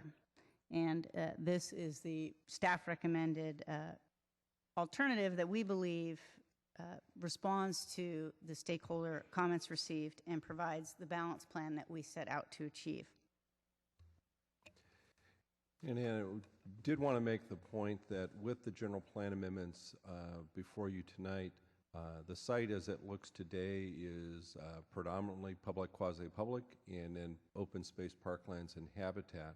And then with the change along 237, we do go through and reflect the employment, and as Nancy noted, the significant or reduced acreage with that. So it is south of what's shown today as the Nortec Parkway extension. Along 237, those we think are the most viable lands that support economic growth versus lands that are far to the north. We think these are the ones that are most market acceptable, and that if we are going to develop on the city lands, that this would be the place that we would see the greatest benefit both to the plant and to our overall economy. And so in summary, we believe that with the staff recommended alternative, we've achieved the project drivers that we set out for in the beginning. In the upper right-hand corner, we believe we meet some, in the center, we meet some operational needs. That's our wastewater operation. In the upper left, we meet some economical goals with jobs and manufacturing. In the upper right, we meet some environmental goals with the burrowing owl. In the lower left, we meet some more environmental goals with wetlands. And then in the bottom right, we meet the social goals of the community. And with that, we're available for questions. Before we get too far in the questions, I would like to hear the appeal of the EIR and get that testimony on the record before we get into questions. If it's okay with my council colleagues, we'll take the public testimony now, and then we can move into the debate on the issues. So we have as I said earlier, we have multiple things we're considering here in one hearing. And one of those is the appeal of the EIR, and then we have obviously the amendments to consider. So we'll start with the appellants, those who filed the EIR appeal. There were 4 organizations. We've got 5 minutes. That's a minute 15 seconds each, or 5 minutes for one person, however you wish to allocate it. But we do allow the appellants 5 minutes to start the public testimony. We'll hear from the appellants, and then we'll take the rest of the public testimony from all others who wish to speak. And then we'll come back for any additional staff comments, and then we'll get into the council questions and debate.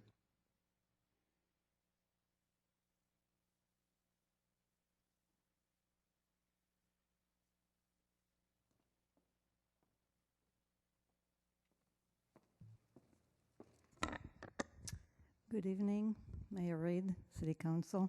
Long evening. Since we only have a few minutes, I would focus only on the EIR and not the plant master plan. I did want to say that we appreciate the work that staff has put into everything, including outreach and talking to us all along. We haven't had time to review the entire 171 pages of responses to comments that were published yesterday afternoon.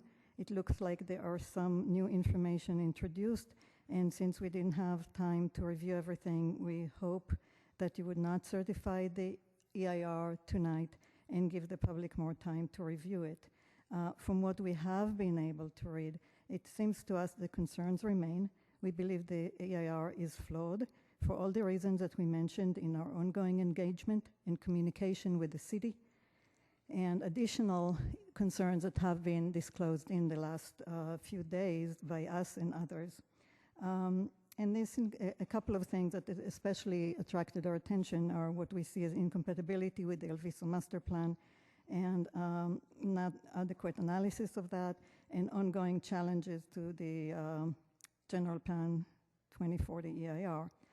We think that the EIR consistently and inadequately defers analysis and including preparation of water supply assessment, and we think that alternative review has not been done in a way that would allow the reduction of number of employees expected on the plant lands, and therefore reduce a lot of the significant impacts including wetlands, associated species, riparian ecosystems, and especially burrowing owls for Audubon, traffic and transportation, flooding, liquidification risks, odors, energy efficiency, traffic, greenhouse gas emissions, and global climate change. We don't believe that you should certify the EIR today.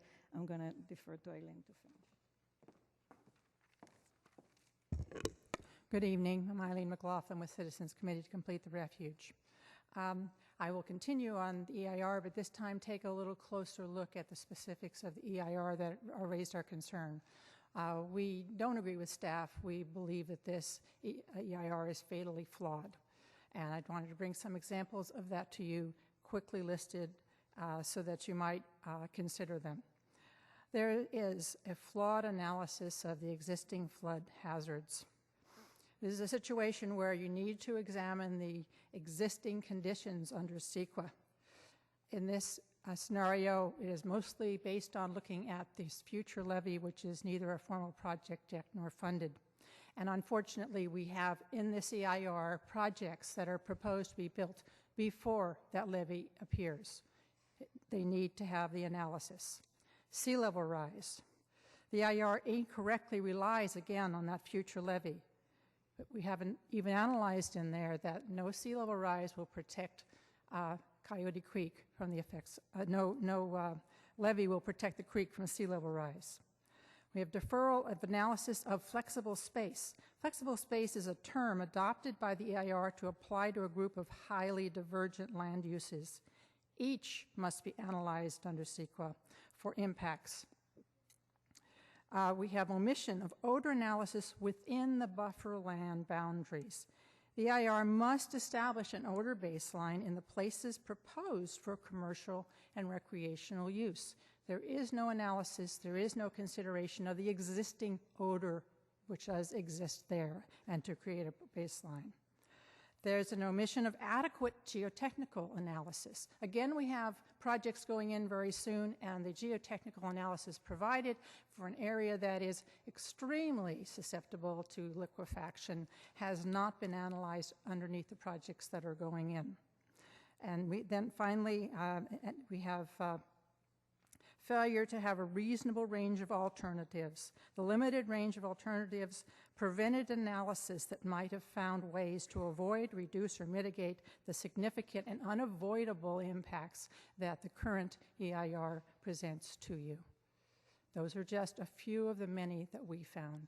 We are greatly concerned about the quality of this EIR and its ability to inform you as decision makers and the plant as decision makers. Thank you.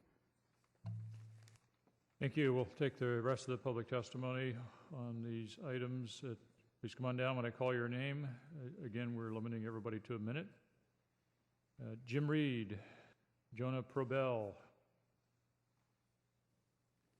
Lynn Trujillo, Lynn Trujillo.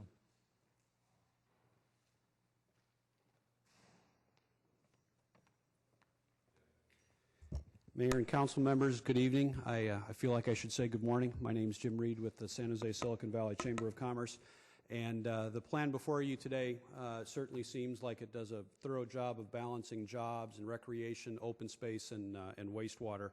You only are required, as I understand it, to put about 100 acres into open space and habitat protection. This plan puts 1,100 aside for that. You're only required to put about 3 acres aside for burrowing owl habitat, and this plan puts 180 acres aside for that. And while you've done that, the amount of acreage that's going to go to economic development has gone down from 550 to 327. Now it's down to 159 acres. Every time there's a reduction like that, respectfully, we think you're losing potentially thousands of high-quality, good-paying, environmentally friendly jobs. You're losing millions of dollars in revenue every year. Your staff is working very hard, obviously, to attract high-quality manufacturing to this area, and with the low vacancy rates there are right now, this is a perfect opportunity and a perfect place to put it. So we would encourage you respectfully to support staff recommendation and find a way to approve this project. Thank you. Jonah Probel, Lynn Trujillo, Dean Stanford. Thank you for your time this evening. I'm Jonah Probel, representing the Alviso Neighborhood Group. I promise my shirt color has no significance. Regarding manufacturing, we've been replacing high-tech manufacturing throughout the city with office space, condos, and a stadium. San Jose doesn't have the transport infrastructure and is too expensive for onshoring. Promoting manufacturing in San Jose is really an inefficient distortion of the free market. To dedicate our city's best remaining open space to manufacturing is unfortunate.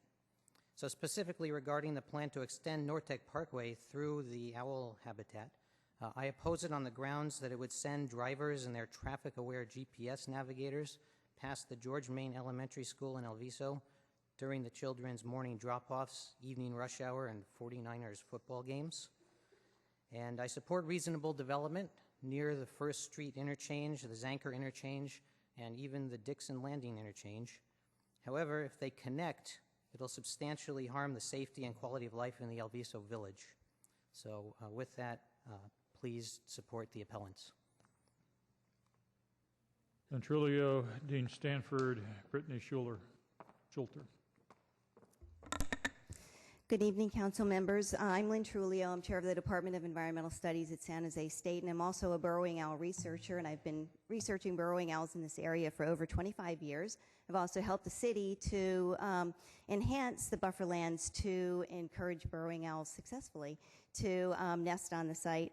I'm here to request that the City Council not certify the final EIR master plan nor approve the general plan amendment before you because there are significant impacts to burrowing owls that are not adequately addressed. In particular, the entire grassland area actually is burrowing owl habitat, not just 3 acres. The Department of Fish and Wildlife has said 603 acres are wildlife habitat, and all of that should be mitigated, but is not. And so I would propose that you develop nothing beyond the plant expansion and preserve the rest of the habitat for sale to the Habitat Conservation Plan. Especially egregious, of course, is the Norpark Parkway going through the owl habitat. Sorry, your time is up. As the first action under Your the time is up. plan. Dean Thank you. Stanford, Brittany Schulter, Philip Higgins.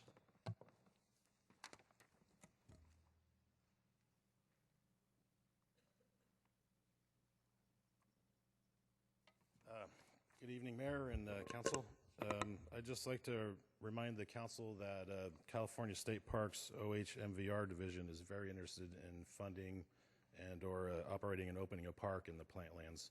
It would be zero-emission electric motorcycle and multi-use mountain bike, cyclocross, possibly horse trails, but it's not included in the proposal that I submitted during public comment. Like I said, they are very interested, and I think it would be a very good fit with your Envision plan and the zero emissions. Part of the state's division's strategic plan is to support zero emission vehicles and open urban parks to reduce emissions system-wide. And I think it would be silly not to turn down the offer of a state park here in San Jose. And I'm happy with the amendments, and I urge you to approve the plan. Thank you. Brittany Schulter, Philip Higgins, Mike Ferreria. Hello, my name is Philip Higgins, and I'm a resident of San Jose. I'm also a burrowing owl researcher, and I've been researching burrowing owls for the past 13 years. And during that time period, I've seen a huge decline in burrowing owls as their habitat has been developed. There's only 4 locations left in Santa Clara County with sustainable populations of burrowing owls. 2 are in Mountain View and 2 are in San Jose. And one of them includes the water control treatment plant. This is the last location that has the possibility to increase the burrowing owl population. I'm also a burrowing owl biologist for the City of Mountain View, a shoreline park.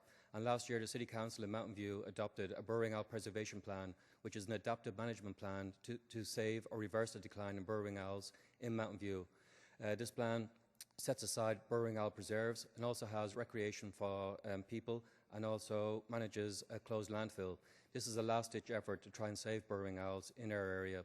The latest studies show that within the next 20 years, burrowing owls are going to become an endangered, not an endangered species, but an extinct species in our local area because of development.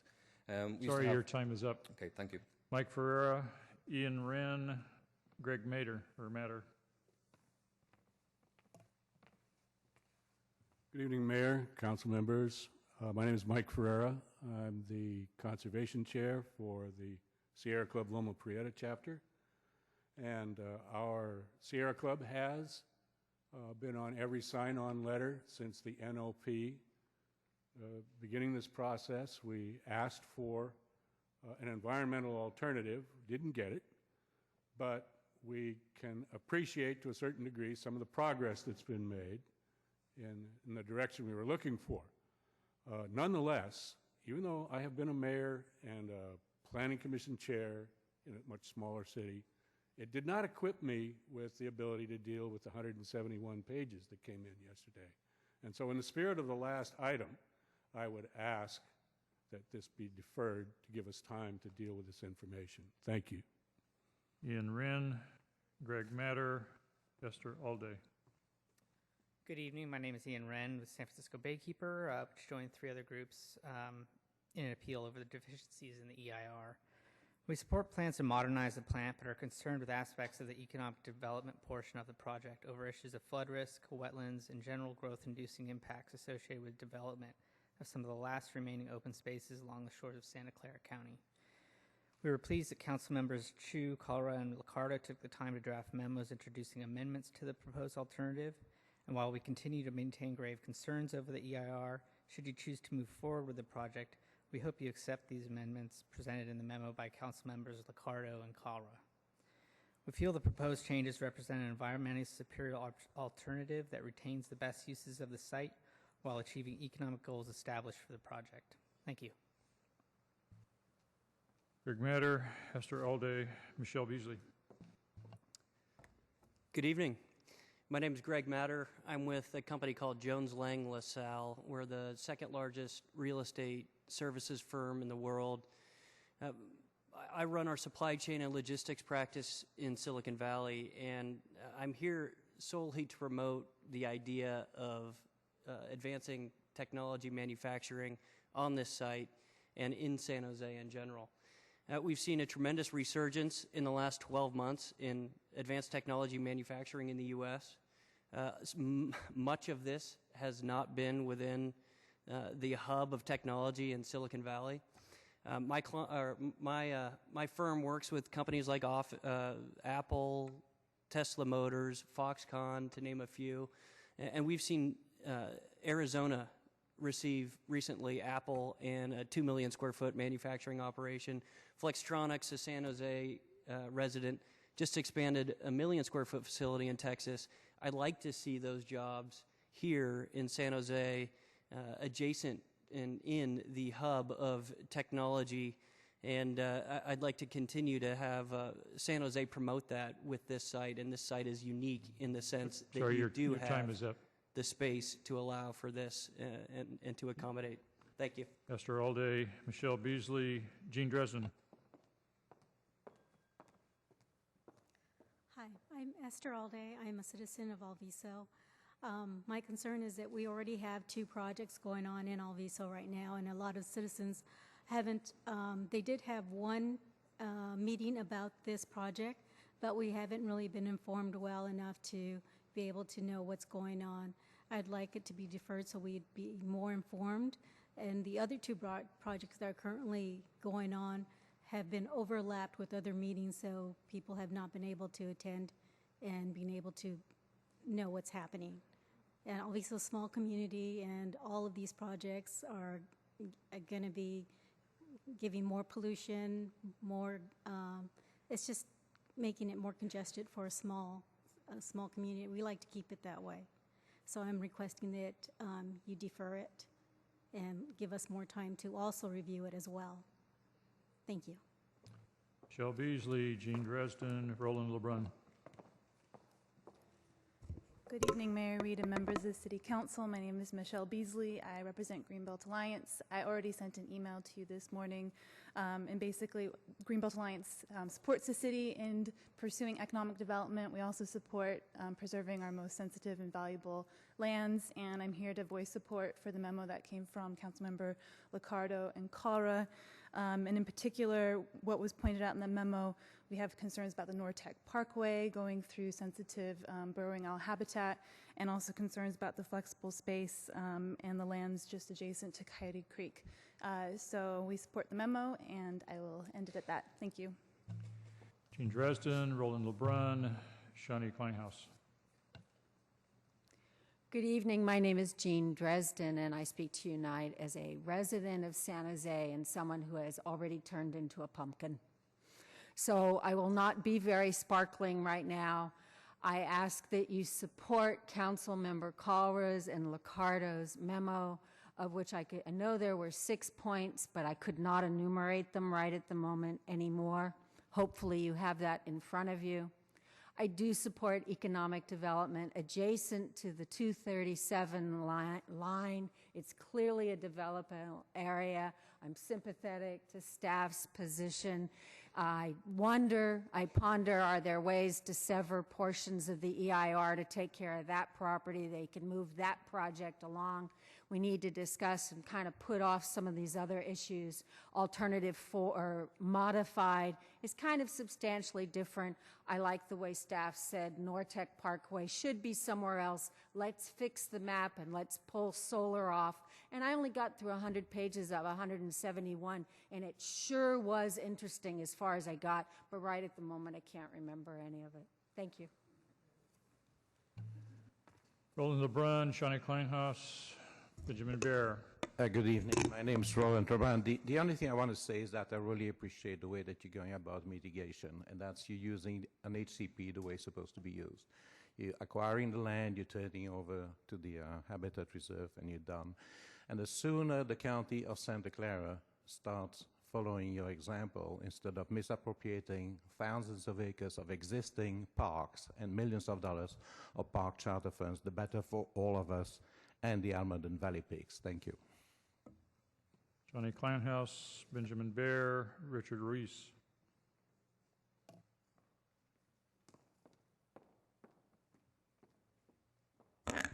Hello again, Mayor Reid, City Council. Somebody mentioned working with Apple and how they're going somewhere else. We work very closely with Apple, Google, Facebook, Intuit, Philips, others as well. What's common to all these companies is they're looking to put nature back into the campuses and around them. Every one of them is making room for nature with huge expenses and less buildings, more nature in many, many of their campuses, and we find that quite an interesting trend. Mountain View, a city of 27 miles, has 400 acres of park and open space dedicated to recreation and boring owl and other species conservation. 8 environmental organizations have long advocated for a similar use of the buffer lands and the WPCP lands, and we hope you do that and not develop something that can be developed elsewhere. And I was asked why save a species, and I think my answer to all of you is because you can. I wanted to Sorry, your time is up. So let me just hand out this. It's from Dave Cortese. If you want something to give to us, give it to the clerk, please. Sorry. This is a letter from Dave Cortese that came in. The clerk will get it to us. Benjamin Bear, Richard Reese, Andrew Bear. Hello, my name is Richard Ruiz. I've lived in Alviso for the last 12 years, and I'm against the Nortec expansion. I do have students that go to George Main Elementary School. I also would like to see a plan that's kind of in favor of the community of Alviso. It seems that it's kind of neglected in all of these plans, and I would like to see more preservation of the wetlands. Thank you. Benjamin Bear, Andrew Bear, Eileen McLaughlin.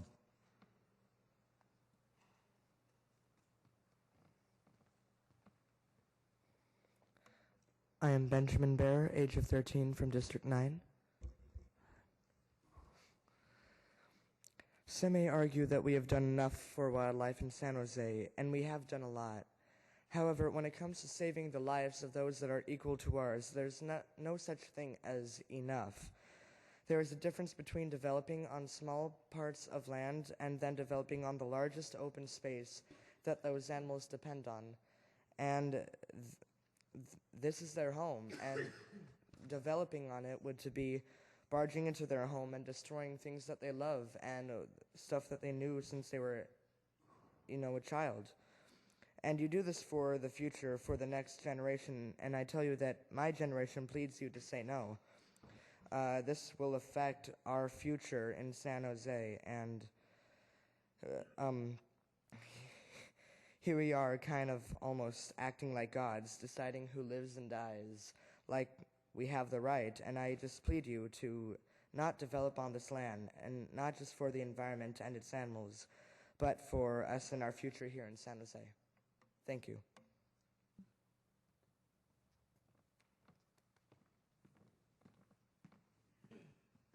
Good evening, Mayor and council members. My name is Andrew Bear, and I love that boy.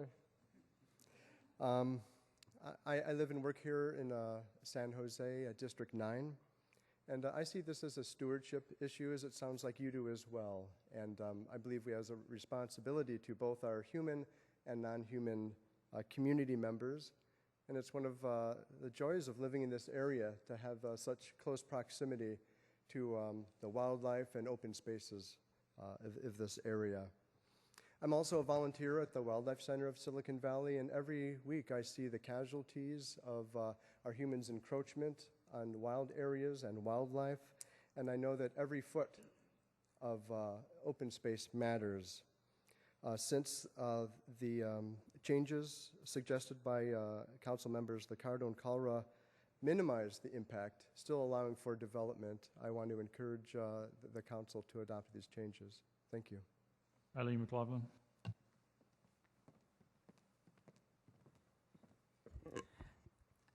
I wanted to follow up and come down here and talk about the memo presented by Councilman LICCARDO and KALRA.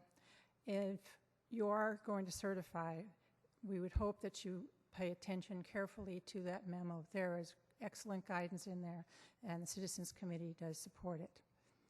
I wanted also to carry on. It does talk a bit about sea level rise, and I want to talk about this land and what is often overlooked because CEQA doesn't look at the combination of hazards. And in this case, this land that we're talking about has a trifecta. It has extreme cases of high susceptibility to liquefaction. It is exposed to sea level rise, and it has fluvial flooding. These all come together in this one place, and there's no other place that you'd build in the city that had such a combination. It is something that we have to look at both as a protection and also to reserve, such as those flexible lands as a flood buffer for future generations here in San Jose and upstream. I think it's an important factor to take a look at. Thank you. Thank you. That concludes the public testimony. I want to give the staff a chance first to comment first on the appeal of the EIR and anything else that they may need to enlighten us with. Thank you, Mr. Mayor. So staff did prepare a staff report, as I noted earlier. It was 91 pages. We did attach all the different correspondence, which is how it gets up to almost 200 pages. We do note that at the time of the appeal, which came in on November 4th, that there was a 33-page letter from Audubon and then a series of other attachments and other letters that came in. And that was why we had to go through and put out such a long letter, was to go through. We felt it was important to go point by point. At the Planning Commission, we had verbally gone through those issues. The first addendum to the EIR had included a number of those same issues that had been raised through the process, and we responded to. But we felt it was important because of the number of groups that were asking questions, raising concerns, that we had a internally consistent, fully comprehensive response to all of those issues. And so that is what we put forward out for the public. As a part of the issues that have, you heard raised again tonight, the issues of water supply assessment, I think fit into that same category as I identified of program versus project level, that there is information we analyzed through the general plan EIR, that we looked at the water supply needs for the city over the life of the general plan. The amount of job growth that is being talked about tonight on the buffer lands is built into the general plan We've already accounted for the traffic analysis for that. We did the water supply assessments for that. We looked at the greenhouse gases. The only thing that we didn't do was to put a color on the map. We did all of that analysis already through the EIR for the general plan. As it relates to the issues that were discussed about burrowing owls and habitat, the habitat plan that is adopted, the law of the land, the 50-year permit that we have received, allows property owners that have property that are owl habitat, meaning that there are owls somewhere in the area, that those property owners have the ability to pay a fee. It's approximately $50,000 an acre at this point to go through and develop, and that accounts for the amount of impact to the species. What the city has put forward is well in excess of what would be required under the habitat plan, and it recognizes the commitment to the city organization and the plant facility to go through and balance the goals of economic development and environmental stewardship. I think it is the largest effort that any project, public or private, has done here in the valley to go through and protect the owls. As it relates to the traffic issues, we did go through and analyze at a region-wide level with the general plan, and then with this project itself, we've looked at what we know about the level of development, and that's still at a conceptual level. We're talking at a general plan level. We're not proposing zoning. We have no development permits, so there's a wide range of permitted uses. We've analyzed those based on what the average level of traffic, noise, those types of issues, based on what our experience has been across the rest of the city. Clearly, there may be cases where an individual project will be higher than that. There's also cases where it will be lower, and that's why at a general plan stage, we look at that average type of analysis, and that has proven out as we went through the general plan analysis. It reconfirmed our assumptions of how we model that. So I think as a part of the issues that have been raised, we have consistently dealt with those at the general plan level. We've dealt with them through this EIR process. We looked at the alternatives in the EIR. We made adjustments to the project based on what we saw coming out of the EIR and the alternatives to go pursuant to CEQA, of why it exists, to go through and help us create a better project. And I think that was built into what we have presented before you tonight. And then lastly, I think the issue of sea level rise and levees, the key piece of what we are talking about tonight is the continued operation of a critical piece of infrastructure for the city. That is the wastewater treatment plant. That whether there's a levee that's built out in the bay or there's a levee that is built around the plant, we will protect the plant.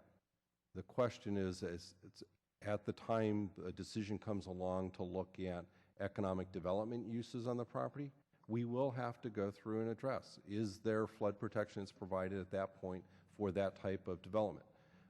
A mile to the west, we're padding the properties up about 9 feet in the air because of what the floodplain is there. There are other ways to deal with development other than to build big levees around things.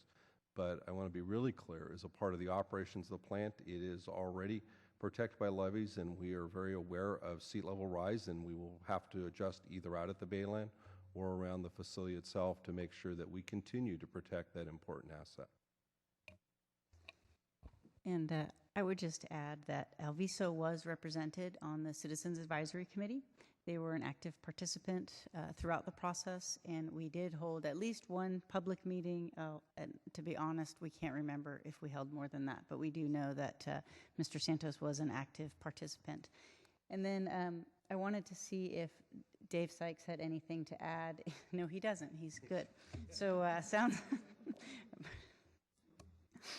sounds like Joe's adequately covered how we build in response to sea level rise. But that is certainly something that we take care in when we site our own facilities. But as Joe mentioned, we're certainly not going to let the wastewater facility be underwater, and we're certainly not going to let the community of Alviso be underwater. Thank you. Well, I want to thank the staff for getting this really big project here. It's taken a lot of work Council gave you some goals. You've been following those goals, and obviously the regional water facility is the reason we're here, is the need to do a makeover of this 57-year-old facility, or I know it's more than 50. It's old, and there's a lot of work that needs to be done, and we're going to have to spend over $1 billion to get it done, and that's what prompted the need for this master plan. The council gave you direction with a preferred alternative that the council approved in April of 2011. And as you've outlined tonight, you've come back after going through the process with some significant changes in the recommendations, which decrease the development footprint by nearly 50% and increases the land set aside for habitat, burrowing owls, riparian, salt marsh habitat, et cetera, to 1,170 some acres. That's a substantial change, but I think those are all improvements and good things that we should support.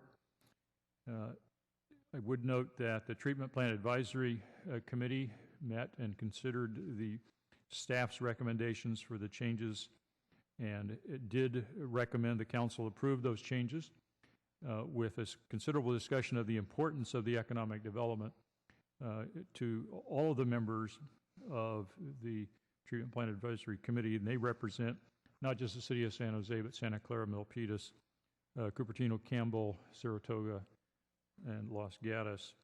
And so that comes with their recommendation as well. I think the staff already identified the 17,000 jobs from the general plan 2040 that's assumed in this area. Obviously, our economic development strategy calls for us to continue to try to support manufacturing specifically. And this is an opportunity to do that in an area where we have significant development opportunities, but yet we're only using a small part of the space for that. The habitat plan that we spent a lot of time on covers parts of this area, provides for two goals: protect the environment and preserve the economic health of the region. This is certainly consistent with that. And we, as a body, want and have given you instructions to bring back a balanced plan that does not just economic development, not just habitat, but does both, as well as actually operating the plant, because it does take quite a bit of capacity and acreage to operate the plant, which is the key thing. And so, having heard the testimony tonight and read many pages of commentary, I have to put a lot of that into the category of no good deed goes unpunished. One of the first things we did when I joined the City Council was to adopt a mowing ordinance to eliminate disking in Alviso in order to protect the burrowing owls. And since that date, we've been actively managing the habitat out there and enhancing the burrowing owl habitat. In fact, we have more burrowing owls. And that would not have happened if the city of San Jose hadn't voluntarily taken upon itself to do that active management. We have a habitat conservation plan that contemplates economic development on some of these lands and specifies exactly what we could do with the burrowing owls, with the fees that could be paid. But yet we're setting aside many, many more acres than would be required in order to comply with the Habitat Conservation Plan. And I know that many of the people that have urged us to do something tonight have criticized the Habitat Conservation Plan. We're here not long ago urging us to join the Habitat Conservation Plan because it would allow for the development of the plant master plan and protect the owls and allow for the development. But now times have changed, and the Habitat Conservation Plan is apparently not enough. So we're setting aside 3 acres which are required, and actually 180 acres. So it's 177 acres that are not required. We're setting aside over 1,100 acres of habitat, and yet that's not enough. And we now have proposals to decrease again the economic development opportunities on this site, which I think would be a mistake. I think inconsistent with our general plan, our economic development strategies, and everything that we've contemplated for the land around this plant. I think the staff's recommendation, their alternative, allows us to protect the important habitat, allows us to ensure that the burrowing owls have a great future in San Jose and allows us to achieve some of our economic development goals. And we should support the staff's recommendations for change in the preferred alternative. And I hope my council colleagues will do that so that we can move ahead not only with the economic development, protecting burrowing owls, but moving ahead with the plant master plan so that we can desperately take care of what we desperately need to do out there with the facility itself. Vice Mayor Nguyen. Thank you, Mayor Reed. First of all, I wanted to thank staff for bringing this plan forward. I know that it took a lot of work on your part and the outreach to all the stakeholders and everyone else who's interested in this master plan. I don't really have much more to add to what Mayor Reed just articulated, but to me, this is a very balanced plan that includes the right allocations for the operational area, the habitat area, the retention of the wetland, the recreational usage, the trail, economic development, and the other lands that includes the biosolids lagoon that Carrie mentioned. Obviously, I am a member of the Treatment Plan Advisory Committee. This is a committee that is comprised of representatives from Santa Clara, Milpitas, and other tributary agencies, which the mayor mentioned.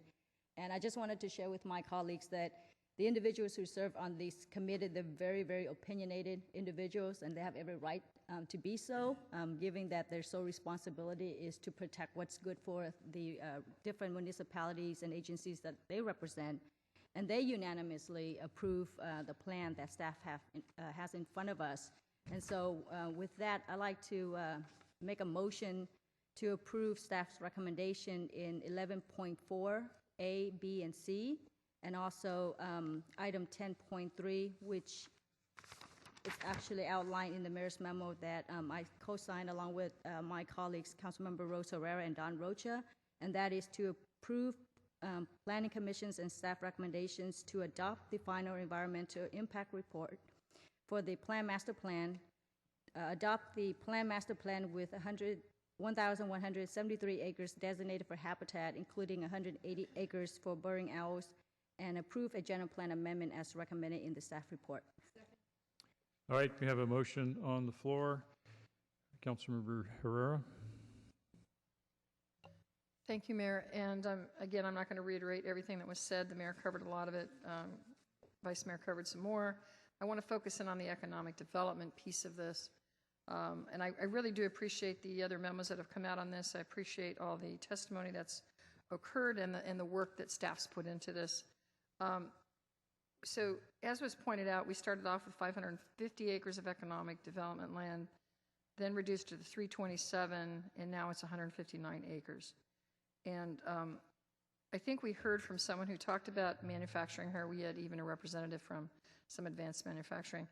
And even though there was a comment about doubting about manufacturing here, San Jose does have manufacturing, always has had it, and we have a chance to continue to do some specialized manufacturing, which actually pays more than just regular manufacturing. So we're talking about higher paying jobs, and when folks are concerned about minimum wage jobs and not having any, I hear people talking about the future of San Jose. I was at one meeting where people were saying the future is going to be $11 an hour jobs. That's not a future I want to see for this city.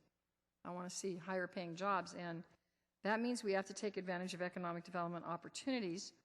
And unfortunately, we don't have a lot of land like this available in San Jose to go and develop. So I want to ask Nancy. Nancy, you talked about for advanced manufacturing less than 1%. Are you talking about open land or buildings that exist, or? Existing space. Vacant space is less than 1%. And this is open land we're talking about out here. That's correct. How many parcels like this do we have where we could develop jobs? There are none in North San Jose that could accommodate this. The only spaces that exist really reside in Edenvale, and they're not very large. There could be potentially some allocated in North Coyote, but again, limited opportunities. Okay, and that concerns me because if we give up this, and if we do not develop this, and I think that's the direction that's contemplated in Councilmember LICCARDO and KALRA's memo, that we not do this, or we put this off for some period of time, maybe years and years, 15 years, I don't know. Where do we, it seems like then we're going to need to take that job producing capacity and put it somewhere else in the general plan. Is that right? So what would happen then? That's Nancy? correct, and Joe and Laura will probably be best to respond, but the jobs, if they're not placed in this area where the general plan identified them, they would need to find a home in other areas throughout the rest of the city. Joe, could you comment on that, please? Yeah, as Nancy noted, we have assumed jobs throughout the city, and so if we would take the 17,000 jobs out of here, we would then have to find somewhere else in the city. And I think we've been pretty aggressive in where we've located jobs throughout the city. I think our challenge is going to be is to achieve those goals to get to our jobs, the 1.3 jobs to employed resident goal. It's going to put every essentially square foot of employment land we have in the city, we're going to have to really use it hard. So there's not going to be any more, villages that say we can't really do retail here, or we can't do mixed use, or we can't. I mean, I hear these discussions where there's supposed to be jobs, and there's reasons why we can't. We need to have jobs in each of the villages, but what's also, as Nancy talked about, we're looking for a full spectrum of jobs, and the manufacturing types of jobs take up space on the ground. It's very difficult to stack them in, a 6-story building versus somebody who's doing office work, programming that you can do that much easier in a 6-story building. If you're looking at like the prototyping manufacturing work that happens here before it moves offshore, that takes production line space. And so it's big flat space, and same with warehousing, that we're now seeing a lot of interest of companies such as Amazon that are now wanting to get into the next day or same day delivery business that is requiring office space or warehousing space in our urban areas. So again, those are big buildings, flat land, single story. So that's why I'm very concerned about us reducing any further the number of acres for economic development in this area. And I'm convinced that we've definitely improved it. I appreciate staff moving from the preferred alternative to this, because I think they did listen. They've listened to feedback from the environmental community and others, and so it has been reduced, but I would be very concerned about reducing it further, because I think it just takes us away from the goal in our general plan, which is, to be a jobs-first general plan. The human beings in this community need jobs. They need jobs. They need higher-paying jobs, and we need more jobs in San Jose if we're going to sustain services.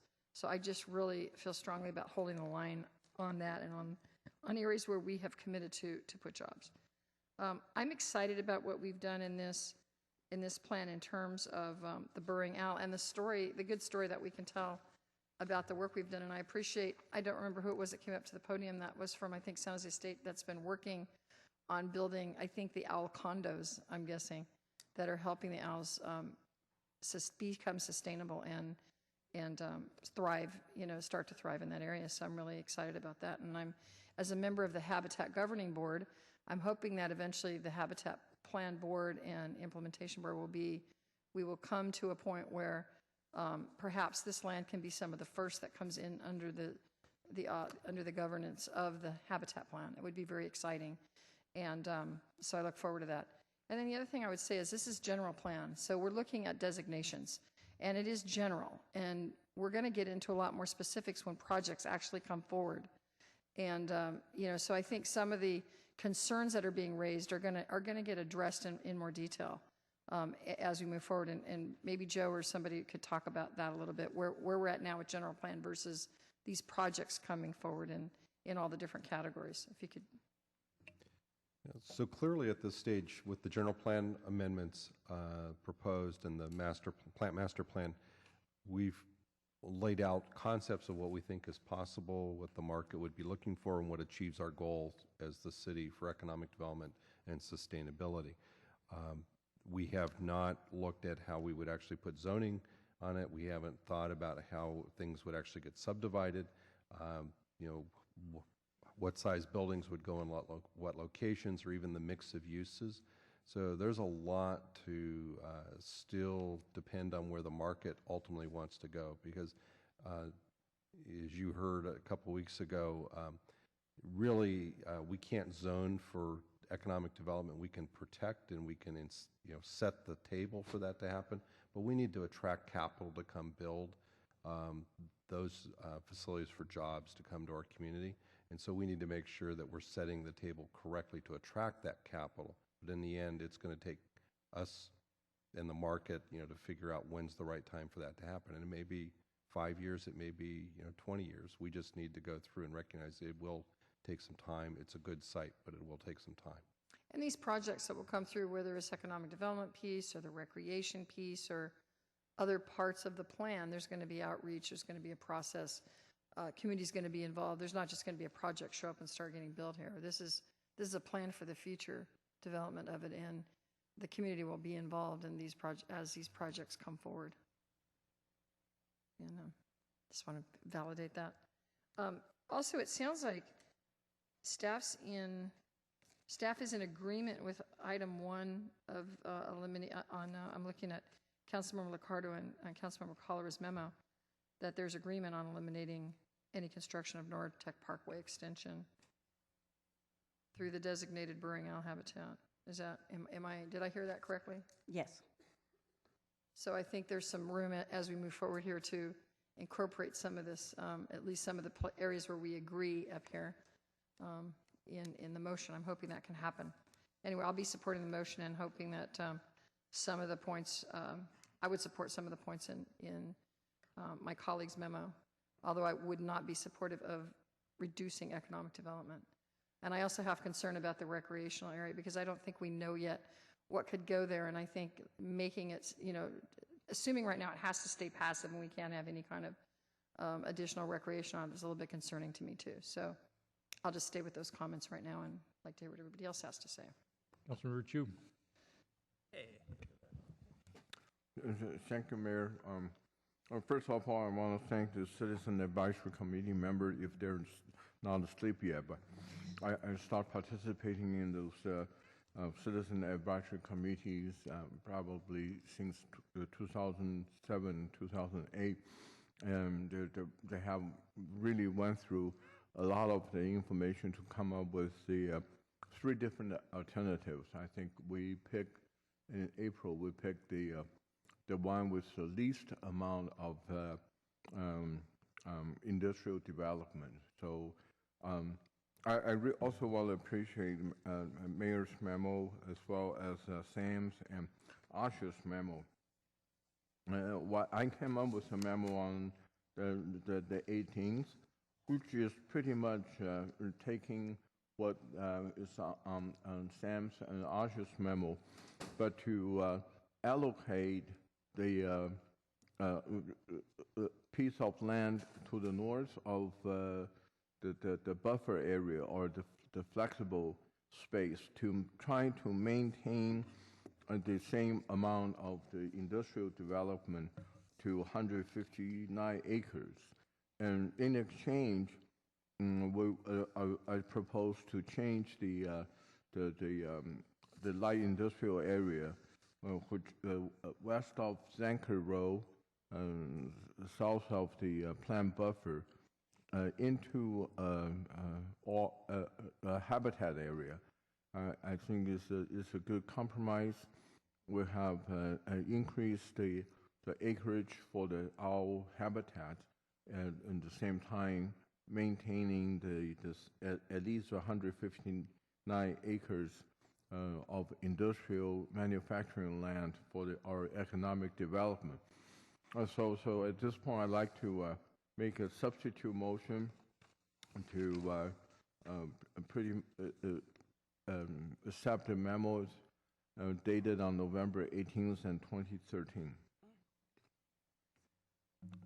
I have a second. Motion fails for lack of a second. Councilor KHAMIS.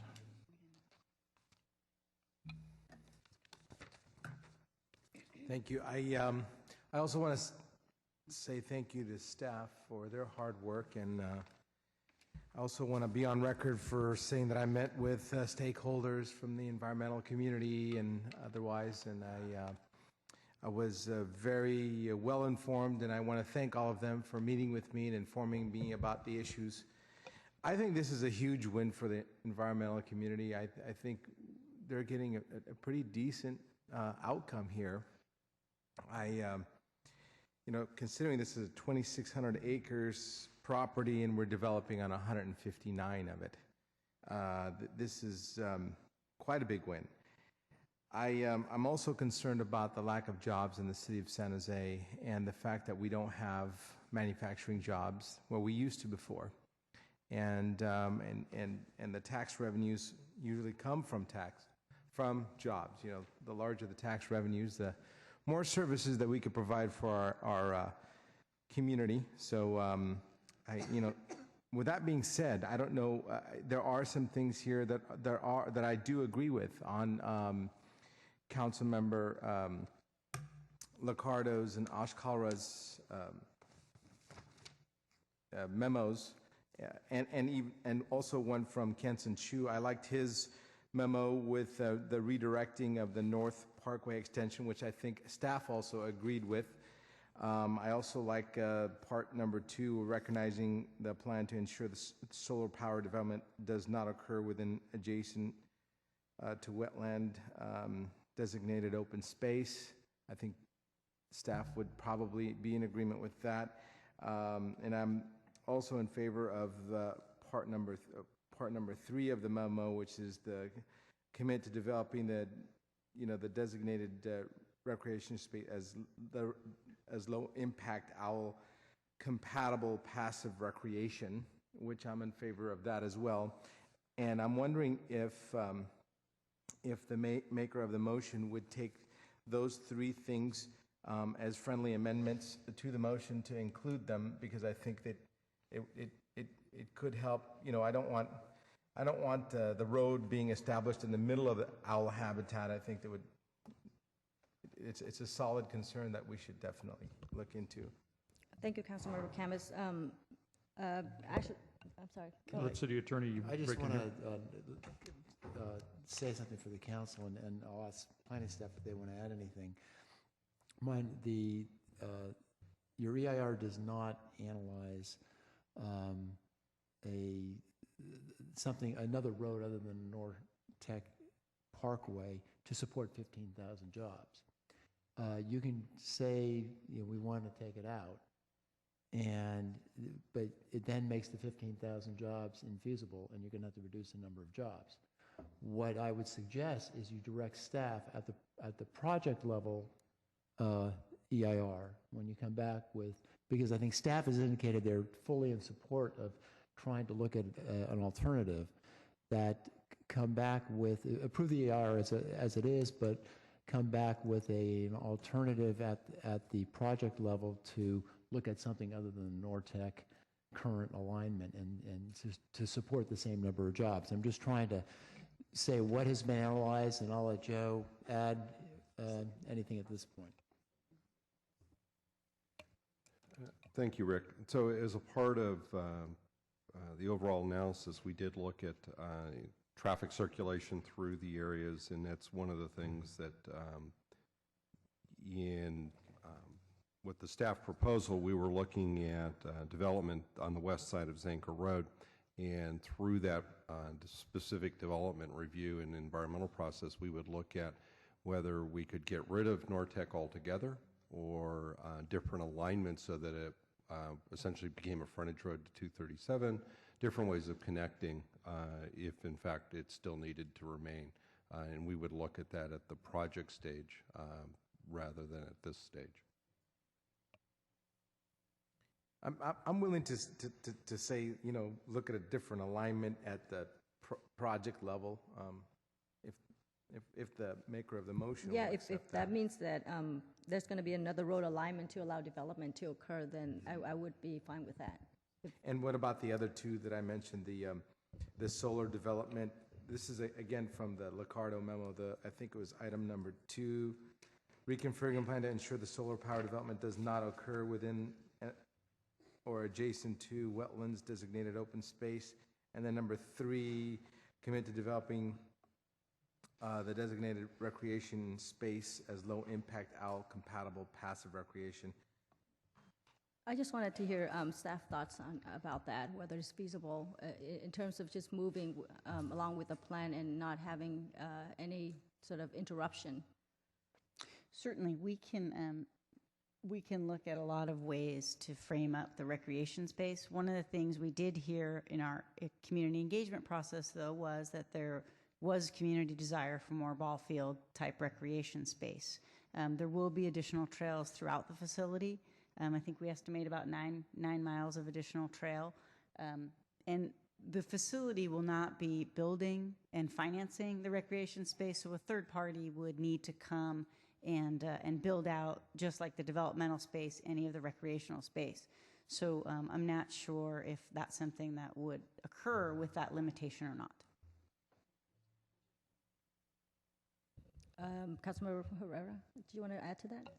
Yeah, I mean, I just think I like the 1 and 2 being a friendly amendment, but I just think at this point, I think it would be better if we do not foreclose foreclose on the opportunity of having something else besides passive recreation. And again, a project will come forward, there can be discussion about it, and the community and others can have input on whether or not they'd want that to happen. But if we make a determination now that it can only be passive, then we're foreclosing any opportunity in the future on it. So I just think at this point, I'd rather leave it open and let the staff work with the community and figure out what can go there, what wants to go there.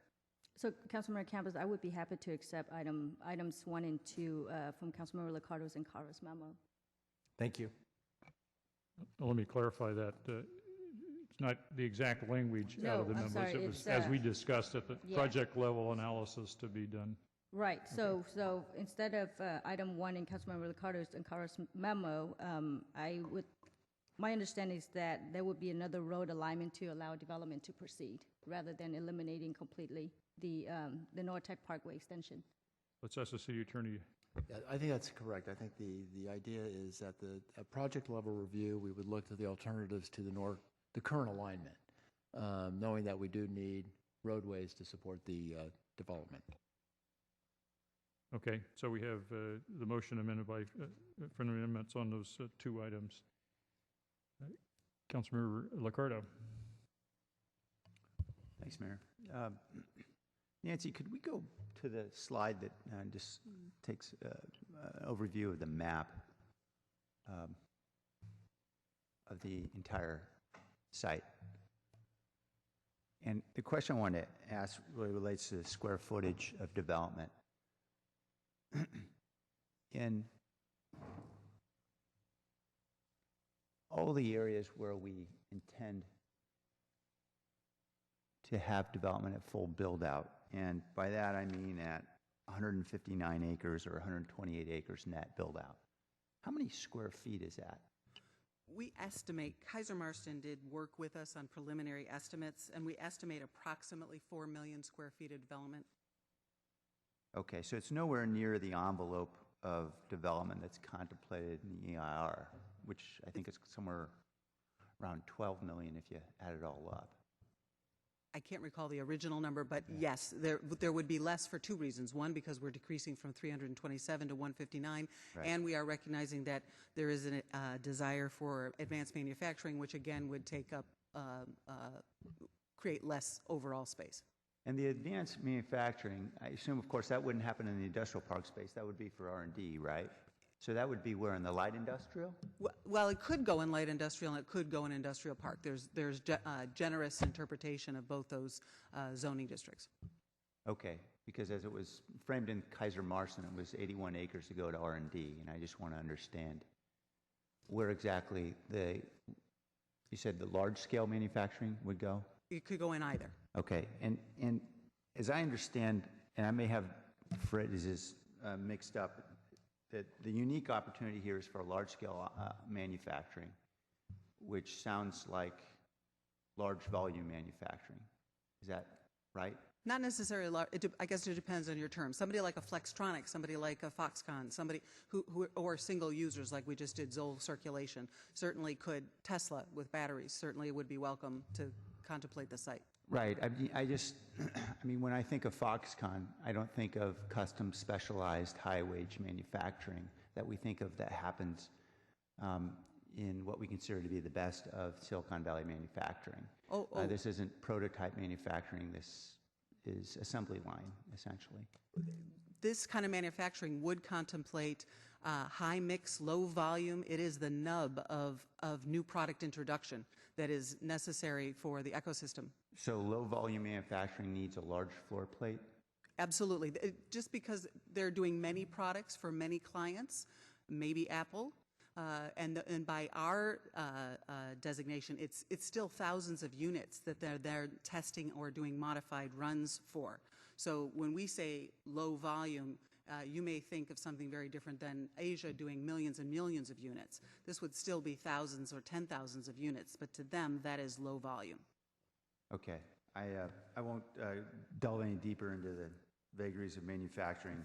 It just seemed as though, from my impression and understanding where manufacturing is going at different scale, that high-cost areas like Silicon Valley have not been attracting large floor plate manufacturing facilities for a reason. No, that's very interesting because out of the 10 major, largest manufacturers in the world, 6 of them reside within San Jose and are expanding. Foxconn, Flextronics, Celestica, Sanmina, Jabil, as an example, and I'm missing one. But all of them are doing more in terms of new product introduction. That's why it's very exciting, and they are looking for larger floor plate for expansion space, and it's difficult to find. Okay. I look forward to learning more about what Foxconn is doing that is on the order of high wage, specialized, highly technical manufacturing, because I know that they haven't always had that reputation. And I guess where I'm going with all this is I'm trying to understand what our options are as we look at the map, if we could get to that slide, and where that manufacturing is going to go. As we talk about 4 million square feet of R&D, manufacturing, et cetera, and we look at those parcels to the southern portion of that, does that split roughly 50-50 when you look at both sides of Zanker Road? Is that where you're contemplating the 4 million square feet? Pardon me, the idea would be that along the full frontage, you could accommodate R&D and manufacturing. So from the easternmost side, you see the Silker property, which of course the city doesn't own. Then you find at PG&E and Calpine, but then beyond that are the properties that the city does own. And throughout that full frontage, we believe that the market will support development of R&D and manufacturing over time. Okay, so roughly speaking, if you were to go just east of Zanker Road, you could get roughly 2 million square feet into those parcels. It's probably not far from that. Okay. Joe or Laurel might be able to comment better, but accommodate. But again, the notion of being able to accommodate across the full site and provide flexibility. For example, there's two requirements that are out now from Silicon Valley companies that are over 100 acres in request, and very few sites, so there's very strong competition from Central Valley, et cetera. It'd be great to try to keep them here. And that's, okay, are you referring to the warehousing? Or actually manufacturing. Okay. R&D and manufacturing. So then if 2 million square feet theoretically could go east of Zanker, and under the EIR, the Nortec Parkway isn't even triggered till we get to 2.4 million square feet, or is it 2.8? I think it's 2.8. 2.8 million square feet. Given the challenges of, obviously, development and the time it takes, and obviously we're in the peak of a cycle now, it's not clear that all this gets built on the same cycle. How long do we expect 2.8 million square feet to actually get built out, given how challenging it's been to get several million square feet of development to happen in North San Jose, where we've had a plan in place since 2005 for the entire North San Jose area? I think that, in fairness, there's two responses to that. One, it hurts us to limit the overall size of the site, because if you do have, and we were lucky enough to land a 100-acre requirement, we couldn't, by virtue of splitting the site in half, because you also, aside from the acreage of 159, we estimate probably about 25 acres that's needed for circulation. So it would just, of a site that is attractive now, we're limiting the attractiveness of the site. So that's one answer. The other is we don't know. I appreciate you saying you don't know, We because don't I know. know we assumed a lot of things, for instance, when we put the North San Jose plan together back in 2004, 2005, before I got on board. And we had all kinds of assumptions about what the millions of square footage of industrial build out that we'd have, office and R&D. And we went a really long time before we got anything built out. And as a result, we've maxed out on our housing allocation, and we're still waiting to build out. And I guess what I'm getting at in all this is there seems to be an imminent rush to get out there and develop. And I would suggest, even in the best of circumstances, if the city got out of the way completely, this is going to take a while to build out. And it's going to take a while to build out in a context in which there's a lot we don't know. Do we know at this point that we have a stable, viable owl population? Is that something we can confidently say at this point? I'd actually like our biologist to field that question.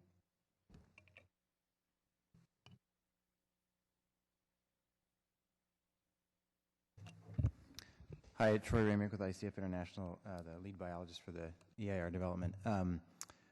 That's a really hard question to answer. I think the best way to answer it is that on the site we have more owls now than we have had in a long time, and that's because of that management work that folks have been doing for a period of time. In terms of the whole South Bay area, in the Santa Clara Valley Habitat Plan, we did an analysis using some existing data from other sites, mostly outside of San Jose, to determine what a stable owl population would look like over a 50-year period. We're not there right now. And the owl population over the last probably 20, 25 years has consistently gone down. So I would say we don't have a stable owl population now in the South Bay generally. On the site itself, it's probably more stable than it's been in a while. So is it likely that independent objective third parties could identify an objective standard in which we can say we've reached a stable, viable owl population? There is a number of owls in some quantity of space. Is that something we could come to some agreement around? Well, the population viability analysis that was done, that's the statistical technique used in the Santa Clara Habitat Plan, does just that. The proposal or what the Habitat Plan will do over time is to collect data every year and track that over time against that projected curve. So that is in place, but that's not just inside of the San Jose area. That's for the entire sort of South Bay population. Right. So that's in place at this point in time. So I guess if we could actually agree on a standard and we reached that standard, and I guess it's more of a question for Joe, then does it become easier for us when we're looking at sites like First and Trimble and other sites where there are potential impacts on owls? If we know we have a viable, stable population, does it make it easier for those sites to go forward? That's exactly what the Habitat Plan does. It goes through and says that there is a base number of owls, and it sets a target of every year an increase in that, and until we have that at a sustained level, it precludes passive relocations off of sites that are in those prime areas. But it also says that if there are not owls on the property, even though you are still in those areas with unstable populations, the Habitat Plan burrowing owl strategy allows development to proceed on properties that are, in fact, quote, habitat. Yeah. Understood, but for instance, in Trimble, we've got owls, right?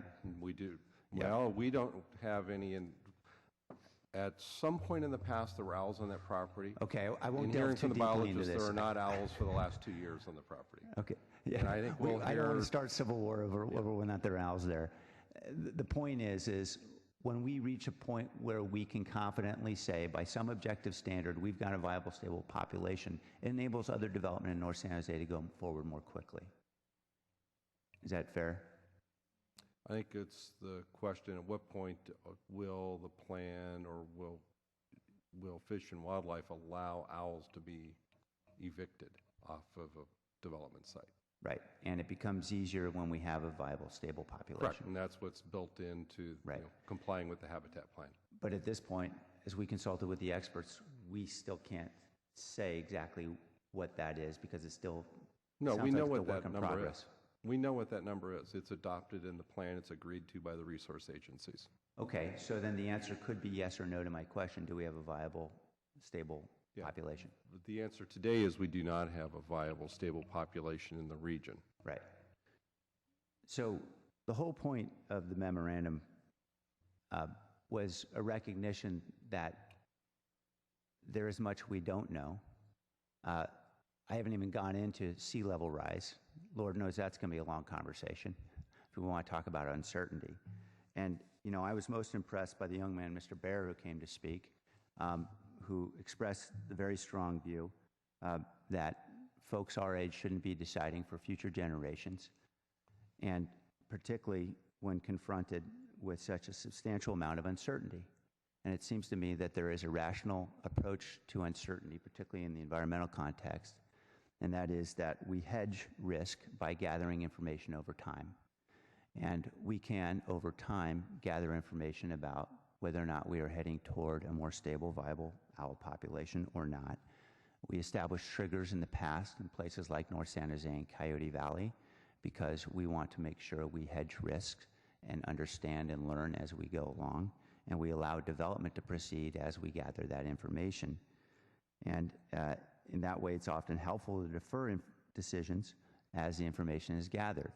And I think right now we face a lot of uncertainty around sea level rise, a lot of uncertainty around flooding risk, a lot of uncertainty about whether or not the species will be viable or not. And so this memorandum that Councilmember KALRA and I signed is not an effort to simply eliminate jobs-producing land. It is an effort for us to recognize there's considerable uncertainty, and why don't we set up triggers that enable us to answer questions before we go forward with development, rather than developing first and wishing we hadn't, or rather having future generations wish we hadn't later. And I think, you know, Councilmember Herrera referred to foreclosing opportunities by allowing some of the land be used for recreational space. Well, you really foreclose opportunities by developing it. It's not by allowing it to be open space or recreational. You can always develop it later. So that is the sentiment in the memorandum. I very much appreciate the effort of Councilmember CAMIS and my colleagues to attempt to bridge some differences in adopting paragraphs 1 and 2. I'm grateful for that, but I'm not supportive of going forward unless, A, we've got a very clear indication about exactly where those future levees are going to be constructed, because we know the current levees are not adequate for future sea level rise, and we don't really have a very clear sense about how much that sea level rise is going to be. And B, we don't have a clear sense about the impacts on the species. And I would submit that it may in fact further our development interests in North San Jose if we did the utmost to accommodate the species on this site, so we don't have to keep revisiting this battle in every site in North San Jose. So that is why I submitted the memorandum I did, and so I'll be respectfully dissenting from this motion. Councilor Rocha. Thank you, Mayor. A number of my questions have been asked, and on top of that, it's approaching midnight, so I appreciate the work, especially from the advocates. We owe you a debt of gratitude raising these issues, and I think, honestly, that staff has responded to a number of these concerns over the process, and I appreciate staff's investment in this issue as well.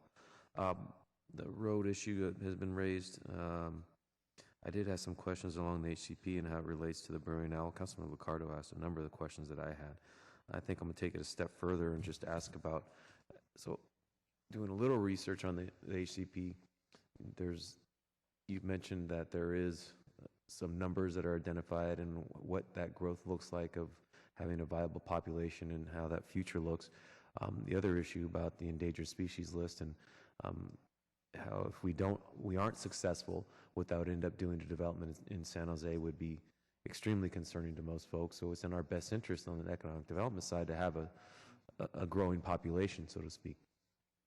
So within that plan, is there a way for us to also get there about trying to identify a way for us to be more invested in the burrowing owl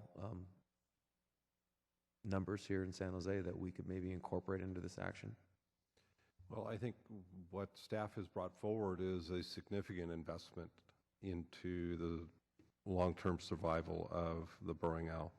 I think the work that what Carrie has been doing with her staff and with the different nonprofits to go and manage the lands actively and increase the number of owls, I think shows that not just mowing the ground, but actually going and making it really conducive for the owls can have real payoff. And that's just on a small part of the site that they've had that kind of success. So I guess what I don't know is what that means. I mean, is that an investment and a commitment on our part through a council action that we are going to set aside staff time and resources? Or is this something where we offer our support when the issue is raised, so to speak? And I'm not saying that to be critical. I'm just asking the question. You know, there's the difference between those two. No, and thank you for asking. We have a current 3-year proposal that allocates $60,000 a year for 3 years to make investments, partnering with Audubon so that we do it well, and under their guidance and support, hopefully they'll do more work than we do. We'll invest in improving the owl population through active participation and active engagement. As far as keeping the issue in front of us, you know, we would love to talk about owls on an annual basis, and are, you know, invested in ensuring that their population continues to move forward to the extent that we have control over that. Okay, thank you. And that kind of commitment, forgive me if I missed that in the hundreds and hundreds of pages, is that somewhere memorialized in the document, or is that a conversation and those funds are coming from ESD through? It's an approved budget. So it's in the budget docs approved by TPAC and others. So this is the first year of a 3-year plan. Okay, it's a 3-year commitment, and that $60,000 a year, so we're at a $180,000 commitment over 3 years, and we feel that's comprehensive enough. Again, as I pointed out earlier, looking at the issue in a bigger picture, it's in our best interest to make sure, whether it's our commitment here or through the HCP, and for future development in San Jose, this creeps on an endangered list, and these properties that may have burrowing owl habitat are completely frozen, so to speak. It's in our best interest is what I'm trying to get to, and I want to make sure we're making that commitment. I mean, I agree. It's in our best interest. I also think it's the right thing to do. And 2 years ago, when we realized that the population was not doing well on our site, we removed the sheep and goats and began doing active management. At that time, we were focused on 55 acres, and we probably spent about $10,000 in the last 2 years. So partnering with Audubon on the budget proposal, $60,000 a year when we had been spending about $5 seemed like a good number. Admittedly, it wasn't. There wasn't a calculation we used. We thought we'd try it out and then see how progress goes. If it goes really well and more is needed, that's certainly something that we'll bring forward. Thank you. And I appreciate, again, as I mentioned in the beginning, the commitment that I believe staff has made to address a number of these issues. I'm very supportive of. That's why I signed under the memo by the mayor's office, I believe, and my colleagues, and I want to thank the mayor for his leadership on this issue.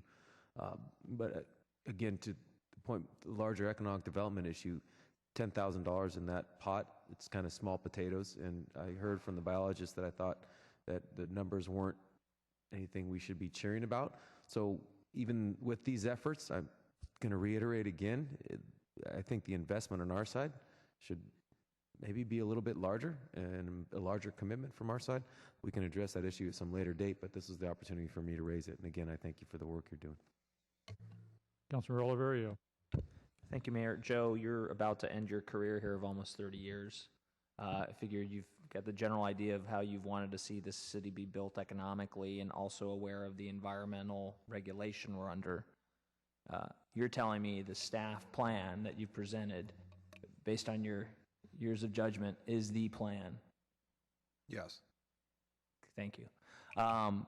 And with that, I want to say that clearly the 237 corridor is probably the most marketable area we have here, having worked in prior life in this area, having clients there, and knowing that area. The Baytech Drive is 1 block south of Nortech. So when it comes to this project analysis, would it be one of the alternatives would be routing it to Baytech, and that would seem to provide much more space, as far as the road being further south. That's sort of, I see heads nodding. Does anyone want to comment on that one quickly? No, that's how I had thought about it, is we'd come down, if there in fact still needs to be a street connection, that the Baytech connection made a lot more sense because it's closer to 237 and we just stay really tight. I think the other advantage is that it will go through by keeping tight bends in the road, would keep vehicle speeds down, which makes it, again, safer for wildlife. Natural traffic calming.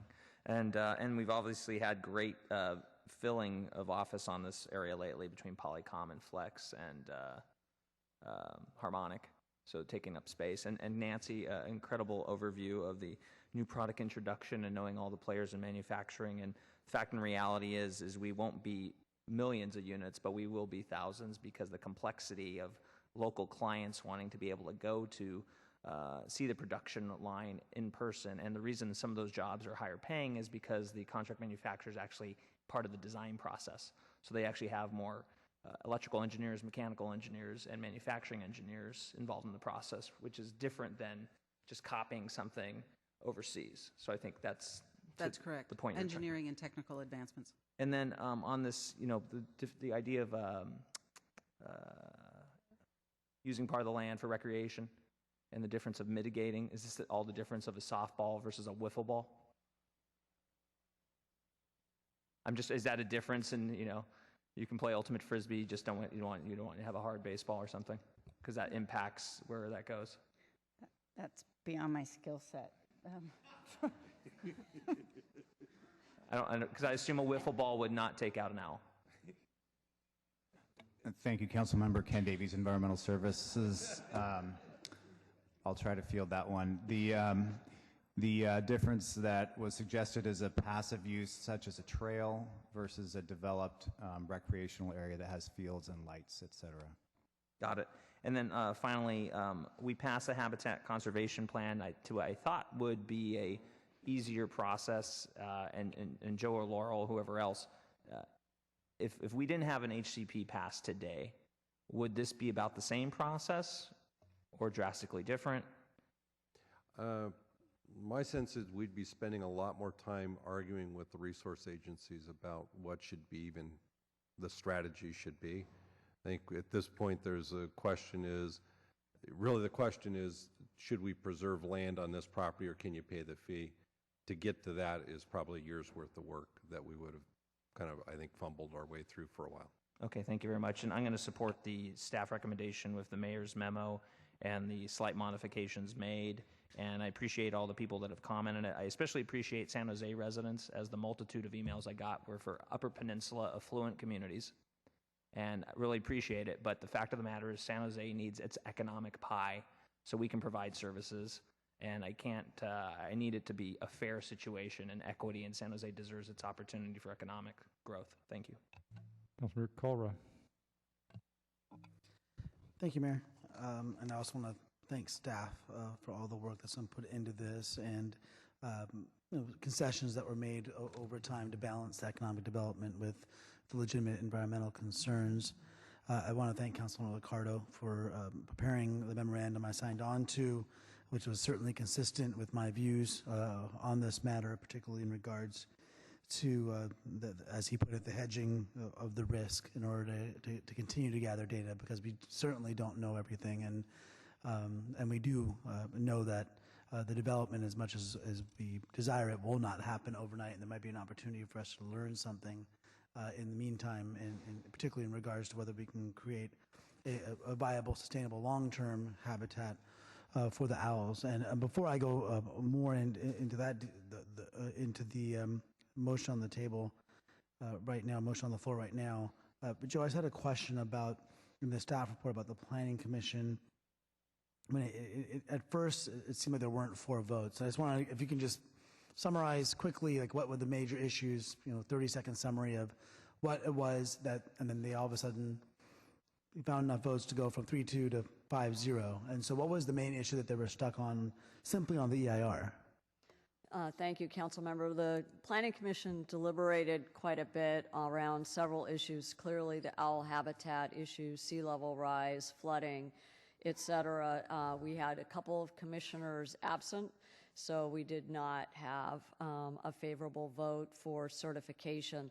The Commission continued its discussion and effectively reconsidered its vote.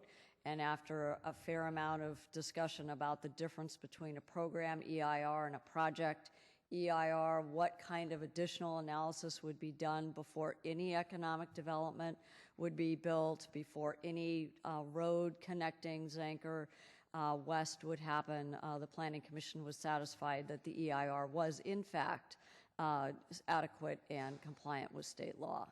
And then when the general plan amendments were approved, there were some efforts to kind of put in place, or at least try to make recommendations that are consistent with some of what Councilman LICCARDO discussed with triggers, or keeping development on one side of Zanker versus the other, and so on. And it seems like there was a vigorous discussion even there on some of the same issues that we've been discussing today, and I certainly appreciate that effort from the Planning Commission, and I know that's given all of you certainly multiple opportunities to vet the issue and to consider all the different angles that we can arrive at our different conclusions at, because I don't think anyone up here is against finding opportunities to increase jobs or job-creating lands. I think we've all been pretty consistent with that. I certainly, on more than one occasion, have certainly shown some great sensitivity to protecting environmental lands and repairing corridors and what have you over the years. And so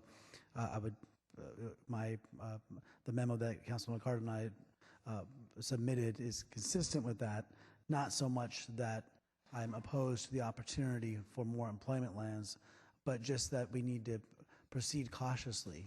Once you develop, you can't go back. And there's been a lot of work done, especially at the regional agencies. I know at ABAG and with JPC, the Joint Policy Committee on sea level rise. And maybe that's something that at some point we should have a study session on, or in general, because it's a discussion that's happening quite, as you know, Joe, quite extensively throughout the Bay right now, with regional agencies, with local planning agencies.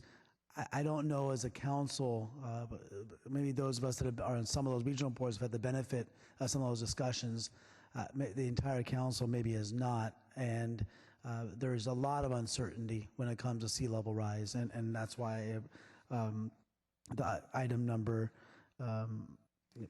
or in the memorandum we filed, item 6, which discusses the flexible space, I think is a critical part of the memorandum that unfortunately is not being included in the motion on the table. Additionally, the designation for the buffer lands west of Zanker, as Councilman LICCARDO indicated, would be by itself not enough to trigger the requirement of the road that would, in my estimation, have a dramatic impact certainly on Alviso, and I appreciate staff already indicating they'll find a way not to disturb the habitat, which is good, and I definitely appreciate the additions to the motion from the memorandum. But I think some of the key parts of the memorandum, in my estimation, are missing, and that's both the cautiousness by which we develop the lands, both in terms of ensuring that we have a viable owl habitat, as well as the flexible space, and making sure that there's a plan in place for future use development when it comes to sea level rise.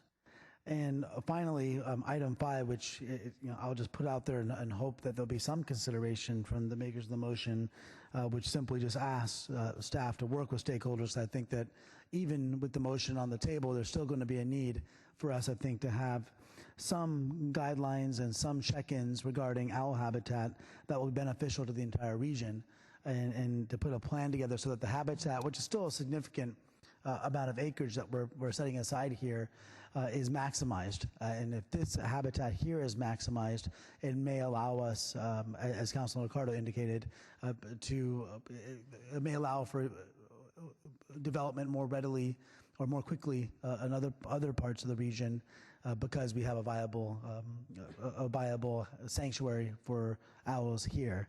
And so, you know, I won't support the motion that's on the table for a number of reasons, and I think Councilor LICCARDO went through the kind of the long term, the long view, which is pretty much the biggest reason why I think we should proceed a little bit more cautiously than we are. Thank you.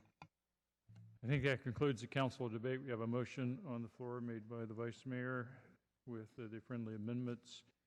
On that motion, all in favor? Aye. Opposed? I count opposed. 1, 2, 3 opposed. KALRA, Chu, and LICCARDO opposed. The motion carries. So, it's midnight. Just to clarify, that was the motion we made yesterday, right? It was, in fact, the motion that was made yesterday. Thank you all. That concludes our work on that item. We have more to do. But remember, there is no meeting next week. But we are having 2 days of meetings this week. We just started on the second day. Our next item is 10.4. That's the 5 Wounds Urban Village Plans, Roosevelt Park, 5 Wounds, 24th and William Street in Little Portugal, all included. Councilmember LICCARDO. Thank you, Mayor. I'd like to move the memorandum co-signed by Councilmember Campos and Mayor Reed and myself, with one minor change, and that is, I think after some discussion with planning staff, there was some agreement to delete the paragraph in the memorandum, the direction relating to the sight lines to 5 Wounds Church, given that there's other language in the plan that adequately addresses that. And so that would be the motion. We have a motion to approve, just as described. I have a couple of people who'd like to speak. I think I'll take that testimony now. Eric Schoenauer and Robert Van Cleef. And Mayor, while they're coming down, I just wanted to thank the community for their endurance this evening.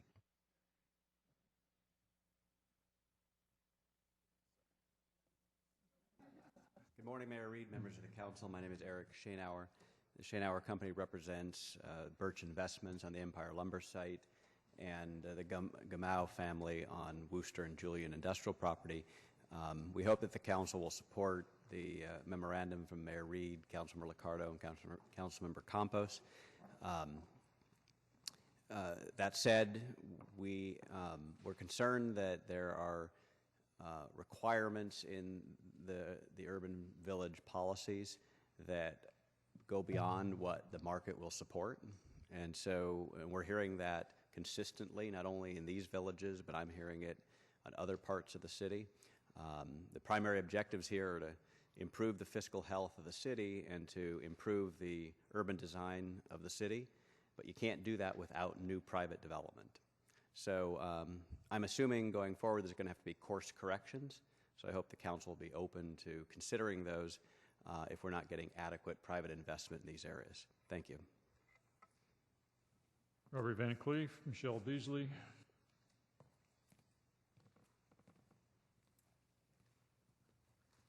Good morning to all of you. I'm Bob Van Cleef. I've been involved in this almost as long as this meeting's been going on. My name's in this little piece of paper, a Strong Neighborhood Initiative, published in 2002, when we laid out the first plan for the 5 Wounds Bookwood Terrace area and the BART station. We're also here with this plan, which came out about 2006, 7, something like that. And that's the detailed layout for the BART station and the neighborhood plans and the beginning of the village concept, which you all are looking at now. And then there's this little one that came out recently. The one thing I find fascinating, having worked in the telegraph game routines is actually there's a consistency throughout them. The consistency of protecting the church, the visibility of the church and the neighborhood, protecting against traffic, but also allowing massive development. I mean, you go back to this one, and they're talking about a great big hotel at the BART station and all that stuff. And all we like as neighbors is that you sort of maintain this consistency, keep the plan reasonable like it is. It's amazing. I'm sorry, your time is up. And watch out for the BART station. Michelle Beasley, Imelda Rodriguez. Good morning, Mayor Reed, members of City Council. Michelle Beasley with Greenbelt Alliance. I was committed to staying here till this issue. And I encourage adoption of these 4 urban village plans. I've been spending a lot of time working on the West San Carlos and South Bascom urban village plans. And I stand in awe of the community and Communiversity for the leadership they've demonstrated in really pulling these plans together and getting behind more dense development around a future BART station. So encourage adoption. I think it's fantastic, and I hope we see this kind of commitment in other urban village plans. Thanks. Imelda Rodriguez, David de Vieira. Okay. I'm Imelda Rodriguez. I'm the Community Director for Communiversity, and I'm also a resident of the Olinder neighborhood. I'm here to ask for your support for the approval of the first village plans. These plans represent the vision of the residents who identified this as a neighborhood top priority, the result of a decade of work by the residents of the Five Winds, Brookwood Terrace neighborhoods, and a perfect example of community engagement in collaboration with the City of San Jose. I would like to thank the Health Trust, who made a lot of this work possible, all the elected officials for the support that we have received, the Planning Department, for listening and respecting the community's voice and work, the Urban Planning and Political Science faculty and students at San Jose State University, Communiversity for bringing the city, the university, and the residents together in the development of these plans, the Envision 2040 Task Force, and the neighborhood leaders and residents of the Five Winds Brookwood Terrace community. Thank you for your support for the approval of these plans.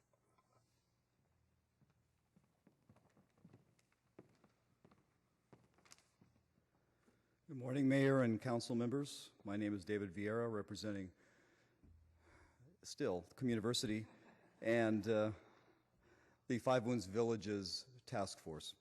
I would like to thank planning staff, especially Michael Brillo and Leslie Xavier, and their colleagues who preceded them for their expertise and patience in taking our 200-page BART stationary community concept plan and working with our community members to create the 4 urban village plans before you tonight. It was our goal throughout to respect our community's ideas and intent as we melded their vision with the concepts and policies laid out in Vision 2040. I have lived on the same block in the Five Winds Brookwood Terrace area neighborhood for 42 years. I've experienced firsthand how the neighborhood has changed for the better. Teenagers, octogenarians, and everyone in between came together speaking English, Portuguese, and Spanish to craft the future of our neighborhood. It may not be realized anytime soon, but our plan is committed to paper. Tonight, you have the opportunity to add, or this morning, sorry, you have the opportunity to add our city's first 4 village plans to our general plan. It's up to you now. Thank you. That concludes the public testimony on this. I'd like to thank Councilman LICCARDO for his leadership on this, but really the thanks goes mostly to the community and the engagement that has taken place around these plans. San Jose State University and the Communiversity program has had a great impact in this area, and it's good to see this plan coming to the council. I think it's taken at least 10 years, maybe. I'm not sure. It depends on when you start counting and where you start it. But one of the things I've learned is that even though that was hard, the implementation will probably be harder. And getting a financing plan and figuring out how to make it happen will take a lot of continued engagement. And so I look forward to working with Communiversity in the future around these plans to do the hard work of implementing it. This obviously has great potential. If we can get that BART station, that'll certainly make a vast difference in what we can do there. And I'm going to leave that BART station project to Councilman LICCARDO. He's working on it. So thank you for your leadership, Sam. Councilman LICCARDO. Thank you, Mayor. And I just want to thank each one of the speakers who came forward. Every one of them had a major role in helping to shape this, along with a couple folks who didn't come forward but are in the audience, Professor Diana Salazar, Professor Terry Christensen, though now retired, but for their leadership at Community University and their perseverance. I just wanted to say this is an incredible effort by the community to bring forward our first urban village plan in the city. I think it'll be a great example for others to follow. Recognizing, as Shane Auer pointed out, there may be course correction as we learn things, but we'll certainly take up those opportunities as they come up. And thank you very much to Michael Brio and Laurel and the whole team for your hard work with the community. I know this was a lot of planning staff hours, so thank you very much. And I know there was one final thank you with Paul Pereira, but I think he's left. But in any event, Paul Pereira was very deeply engaged in this plan for many years, even before he came aboard here. So Paul didn't leave. He's just up there sleeping. Oh, there he is. Yes, I just woke him up. Go back to sleep, Paul. Councilmember Oliverio. Thank you, Mayor. I'm going to certainly support this and the work of staff and Councilman LICCARDO and the community. One question for Joe and Laurel. On the plan as it ranks for height of buildings, there's a variety of them in here, and I just want to get your opinion on 10 being really, really tall, 1 being nothing, single-family homes. How do you think this ranks in the height level and viability? Well, height is certainly one of those urban design considerations that we talked about quite a bit with the community, and so what we were trying to do was figure out what's the right height for all the different neighborhoods that are affected. So in terms of height, this one's probably in the middle of a 10-point range, as you just described, but that was very carefully crafted given the nearby single-family neighborhoods, the possibility of BART in the future, et cetera. And just so I'm clear, the maximum height by the single-family neighborhoods is it, I see one's 120, and then I saw someone else was 75 feet. Is that about right? 120 by the freeway, and then 75.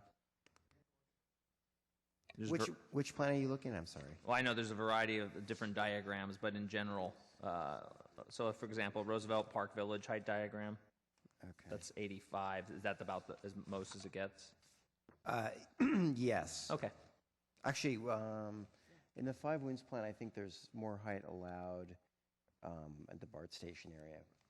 That's where the highest, the tallest buildings would be allowed. Got it. Thank you so much. Yeah. All right, I think we had a motion, but I'm not sure. Councilman LICCARDO, I'm pretty sure you made a motion on this, right? And that was today, not yesterday. Okay. All right, we have a motion to approve on the motion. All in favor? Opposed? None opposed. Motion is approved. Congratulations. Thank you all. We'll now move to 10.5 and 11.5 to be heard jointly. It's an amendment on property at the west side of Thornton Way. And Mr. Mayor, as pursuant to the earlier conversations we're having, again, this is kind of that phased approvals. Before the council tonight is the question of general plan density in use, and so we are recommending an increase in the residential density to accommodate a proposed convalescent senior facility. And then there was also a zone change to a conventional zoning district that would allow that. Subsequent will be a conditional use permit, assuming the council approves these actions tonight, that would go to the Planning Commission, I think, in January at the earliest. And so that's where specific details on heights of buildings, parking locations, how the setback, architecture, that sort of stuff would be through the use permit. Councilmember Oliverio. Thank you, Mayor Reed. This is a private property owner initiated zoning that we approved earlier this afternoon, but essentially it's when you're in the county and you want to do a different use and you're on the periphery of the city, you need to come back in and get the permission. And so this borders on a county pocket and the city. On one side is a freeway, storage, 3-story apartment complex. Across the way is the sort of medical offices and uses of Valley Medical Center, and then a single-family home in the county pocket on the adjacent way. But I know there's members that wanted to talk on it, but certainly want to get their feedback for the council. Councilmember KALRA? I do have some speaker cards. We'll take those now then.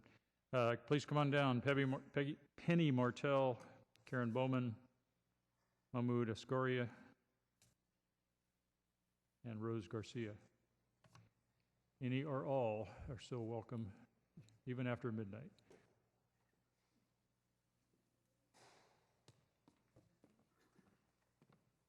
I'm Penny Martell. I've been a Thornton Way resident for over 35 years. I want to point out that no one in the neighborhood is opposed to seniors or senior housing. However, rezoning this 0.89 acre property would be in direct conflict with the envisioned 2040 general plan to protect and preserve the established residential neighborhoods and to provide the highest quality of life for our seniors. It's getting tired.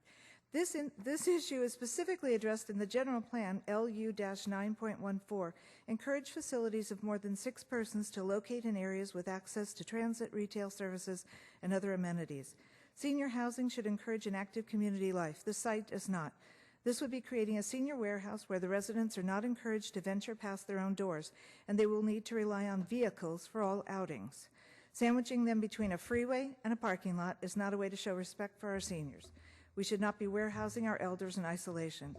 So please reject the requested changes and keep the property as residential neighborhood with its R1 to 8 designation, both to stop the encroachment of inappropriate land use within established neighborhoods and to ensure the highest quality of life for our seniors. Thank you. Go ahead, whoever's closest. Good morning, Mr. Mayor. Mahmoud Askari, I am a PhD and professor. 40 years ago, I came to this country and I was fascinated that we elected our mayor, our president, and we have a freedom of speech.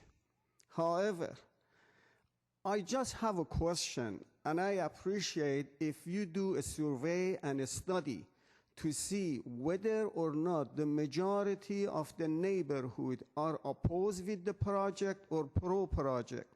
Because when the majority elected you to be a mayor, you promised to protect the majority of the citizen, not those individuals who bring some money to your chamber. And I appreciate if you do that, because this property is close to freeway. And I like the older people. Probably I'm the oldest among all of you, and one day I am going to be an older person. I don't want to be close to the highway to use my lungs to filter the NO or CO to filter and benefit the other people. Sorry, your time is up. Thank you.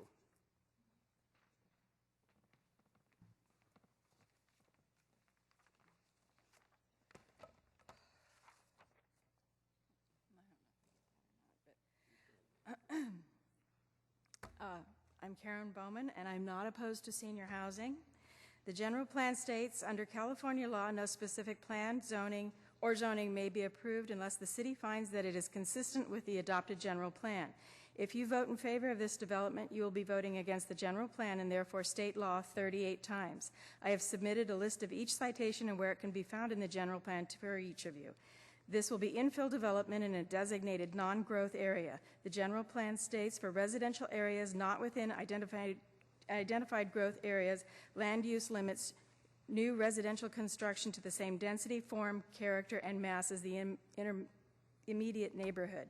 There is nothing in my 1940 single-family home neighborhood that looks like that. Even it would take 2 of the condominium buildings put together to equal that mass. The developer is requesting zoning to change the mixed-use residential or multiple residential. This parcel does not meet the criteria for either zoning designation as defined in the general plan. As I was reading the MND, I noticed the numbers for air pollution seemed low. I asked Bay Area Air Quality Management District for help in interpreting the data. They agreed the numbers they have on file do not agree with the MND. I'm sorry, your time is up. Thank you. That concludes the public testimony. Councilmember Oliverio.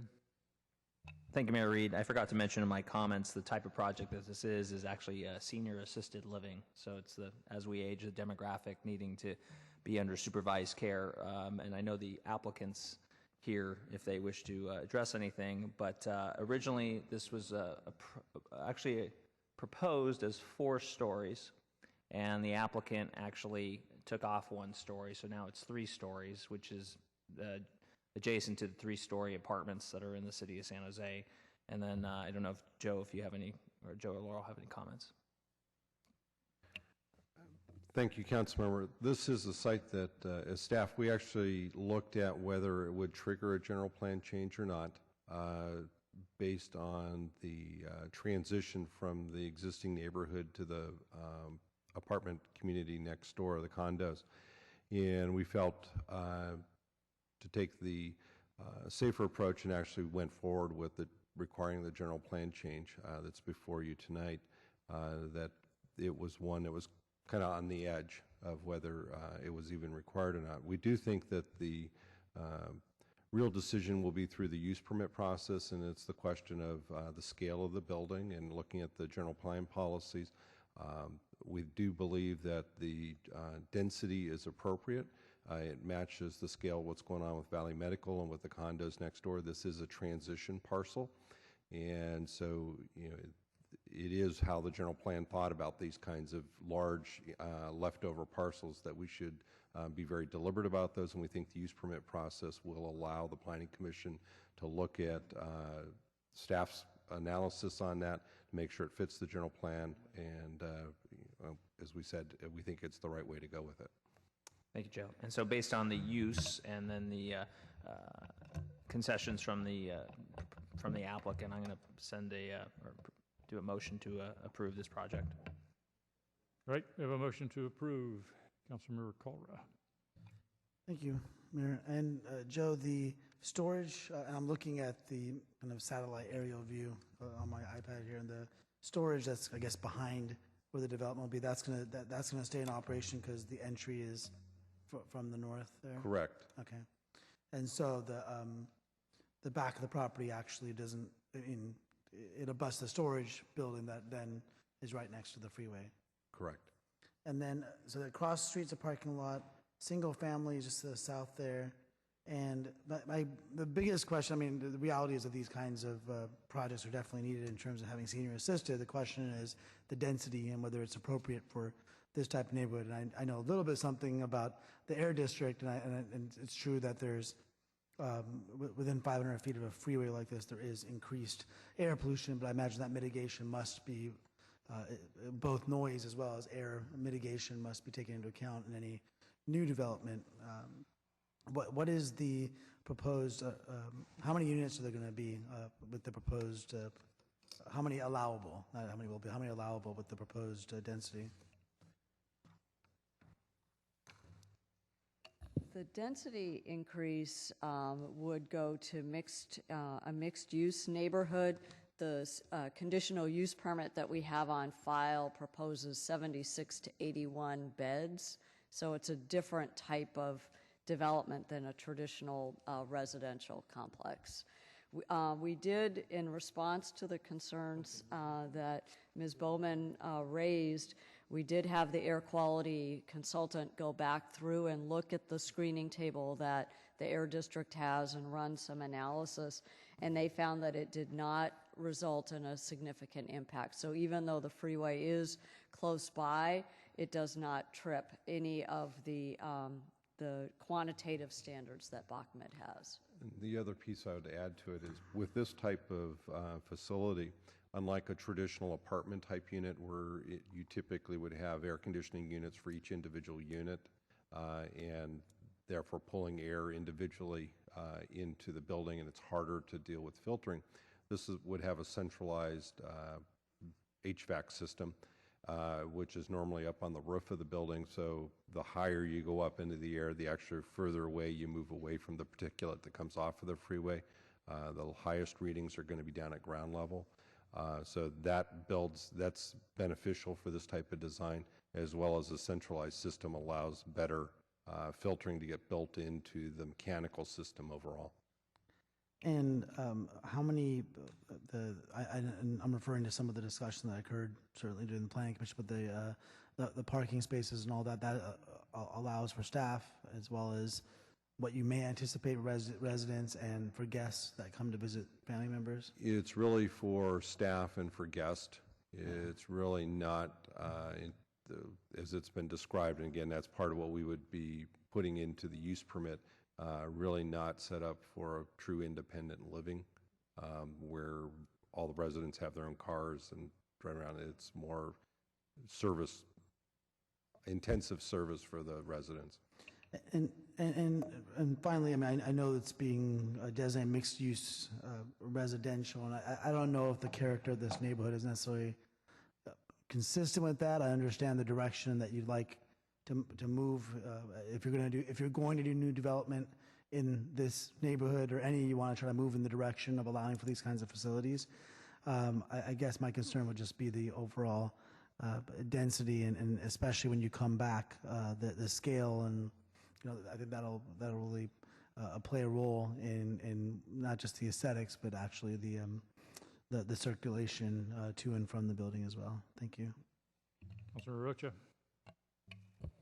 Thank you, Mayor. Councilmember KALRA actually touched on a few of the items that I had, and you mentioned, was it 70-something beds? The application, the use permit that's been on file talks about 81. However, the applicant met with some of the neighbors last night and indicated they are now looking at about 76 beds. And is this a CUP or? It's a conditional use permit, It's yes. on file, and how long has that been on file? It was just filed a couple of weeks ago. Okay. And outside of the discussion with the community, what about the discussion with planning staff in terms of the amount of beds and amount of traffic that might generate? And I mean, I see the comments in here about land use compatibility, but that does seem like a high amount of number. This is just 0.9 acres. So I'm a little concerned about the number of beds and also the massing as well. Certainly. So tonight, the decision before you is whether or not the general plan and zoning should change to anticipate any number of different projects that fit within those parameters. So if the assisted living were to go away, the general plan could potentially still be changed, and then a different project could go in. This applicant is very serious about the site, so they've indicated that commitment by also filing the conditional use permit. And it's really at the use permit stage that we're going to get into the details of the massing of the building, how many parking spaces, how many beds, and all of that. And it will involve more community engagement on those specific points.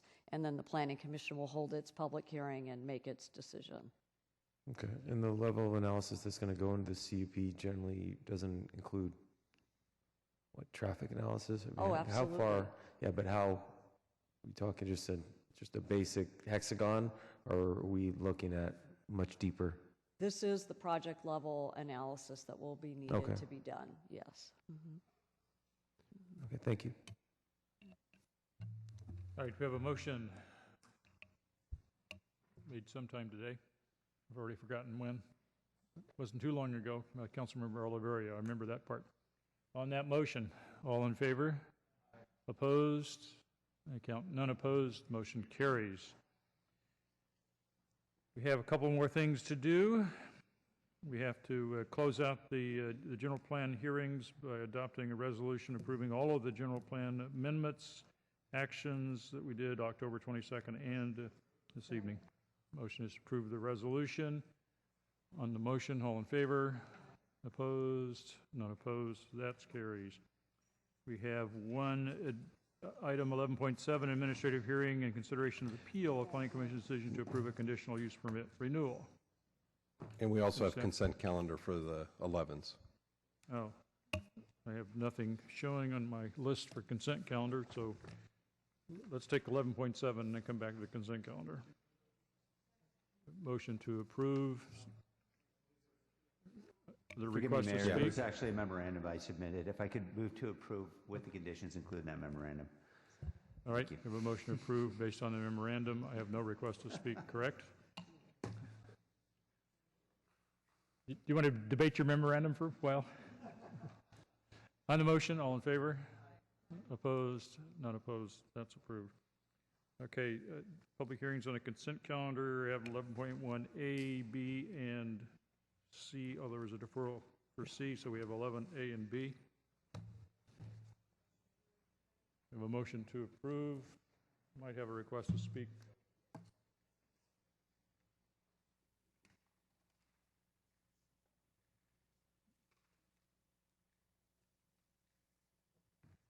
I have some requests to speak on 11.7. Maybe we'll have to come back to that and see. Right now we have a consent calendar. Do I have any requests to speak on the consent calendar?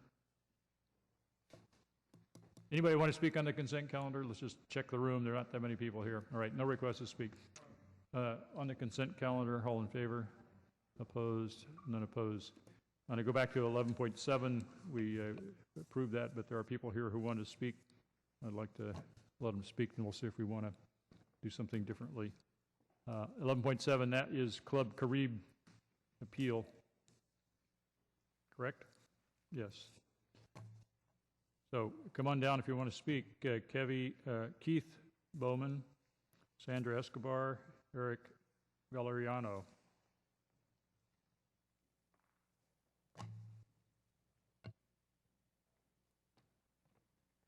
Good morning, Mayor and council members. I admire your perseverance staying here all night and all morning.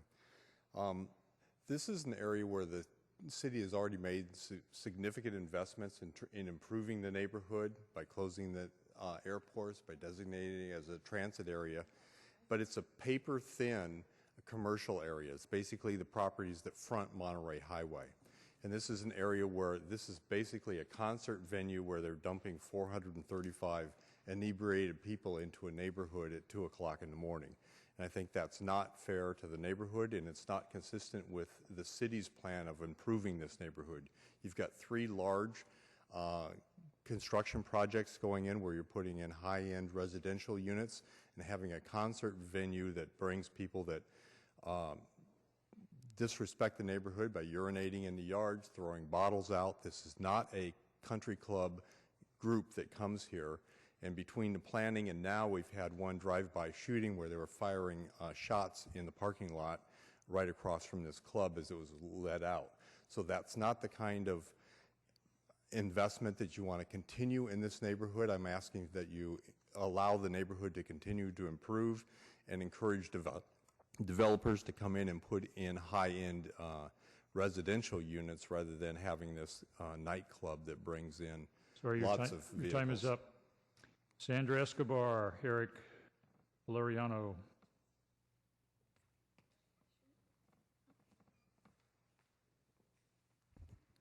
Good evening, or good morning.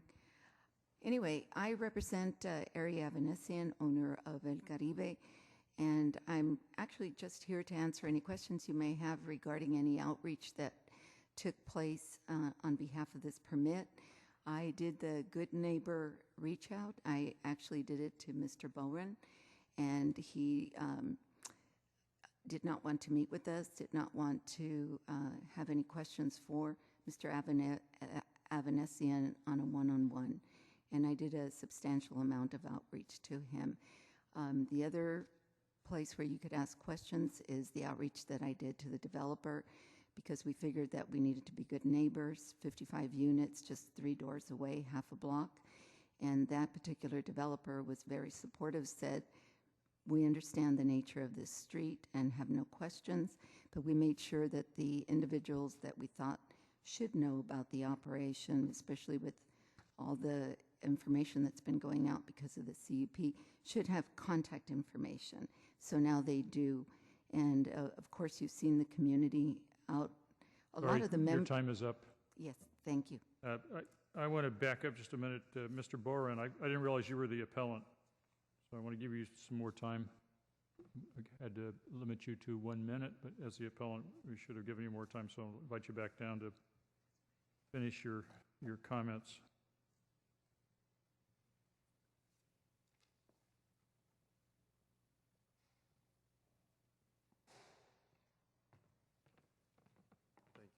Council. The comments I'd like to make is I'd ask you to add some conditions to this property. One is to have licensed security guards that are there. One of the problems has been is the guards that they do have hired were the ones that were directly threatening me after the original planning commission. So it would be nice to have guards that were actually accountable to the state and to a licensing agency.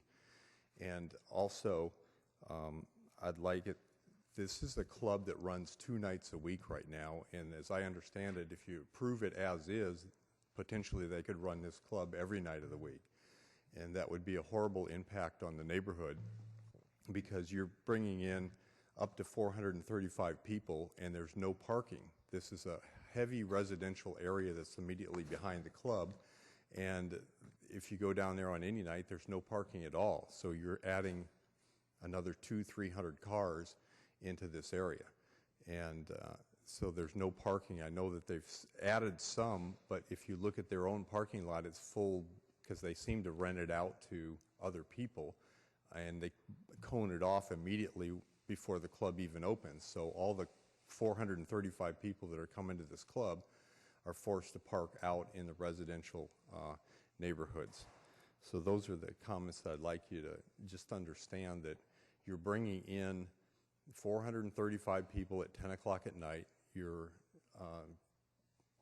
giving them as much liquor as you can for 3-4 hours, and then you're turning them back onto the street. And this is an area that's 1.1 miles from the main club area. So I think you're also asking the police to stretch out, because most of the police are concentrated down where the rest of the clubs are. There's very few police up here at this one club that's all out by itself. I mean, the only time the police did respond in force is when we had the gunfire, a few weeks ago. And so I think it's inappropriate for the neighborhood as is, and it's inappropriate for the neighborhood that you're envisioning in the future with all the new developments and the new high-end units. So thank you very much. Peggy O'Loughlin. Good morning, Mayor Reed and members of the council. Peggy O'Loughlin. I represent the Avanesians. They own Club Caribe, and they also own the real property. There is no basis for the appeal before you tonight that basically seeks to shut down this thriving entertainment club. Club Caribe is a long-term fixture of the Washington neighborhood. It's been in existence for 27 years. Its CUP was first issued in 1986, and they've come before the city and renewed it every 5 years since. It's not a concert venue, it's a neighborhood entertainment venue.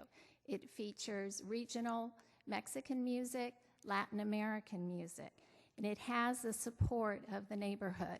We've submitted petitions, and we have a few supporters here tonight. We had many more at the Planning Commission. It's important to know they're not asking for any changes in their use permit. They want to continue as they have for the last 27 years. They conform to the Envision 2040 general plan. They conform to the zoning. Sorry, your time is up. Thank you. Eric Valeriano, Maria Marcelo. Good morning. My name is Eric Valeriano, and I am a peace officer with the state of California. I'm currently employed as a security manager with Club Caribe. I just want to address the comments that we heard earlier. Our club is basically run about, on an average night, about 300 people there. In terms of security guards, we do have licensed security guards there on site. We have 3 different types of securities. We have a total of 9 licensed guards with the state of California. We have 10 staff that are inside the club, and we have 3 securities also dressed in civilian clothes like myself in the suit. Our Club Caribe is not just your average bar. It is an upscale nightclub that plays Latin music and serves for entertainment. Also, in terms of parking, we have approximately 140 spaces available in the neighborhood to address our parking areas. So parking is not an issue. The shots fires that the gentleman mentioned earlier were Sorry, actually your not time shots is up. fires. They were firecrackers. Maria Marcelo, Margarita Lagazda. Buenos días. Good morning. Lo traje para que me traduzca para que no haya problema. I'm here to translate for Ms. Marcelo. Yo llevo 15 años viviendo en la comunidad de Washington, Maria's 15 years living in the Washington community. a lo cual me ha tocado, ahorita soy la líder de la comunidad de Guanas, She's currently the president of Guana, which is a neighborhood association. y para mí ha sido un orgullo trabajar con ellos como el Caribe, porque siempre han estado colaborando en la comunidad.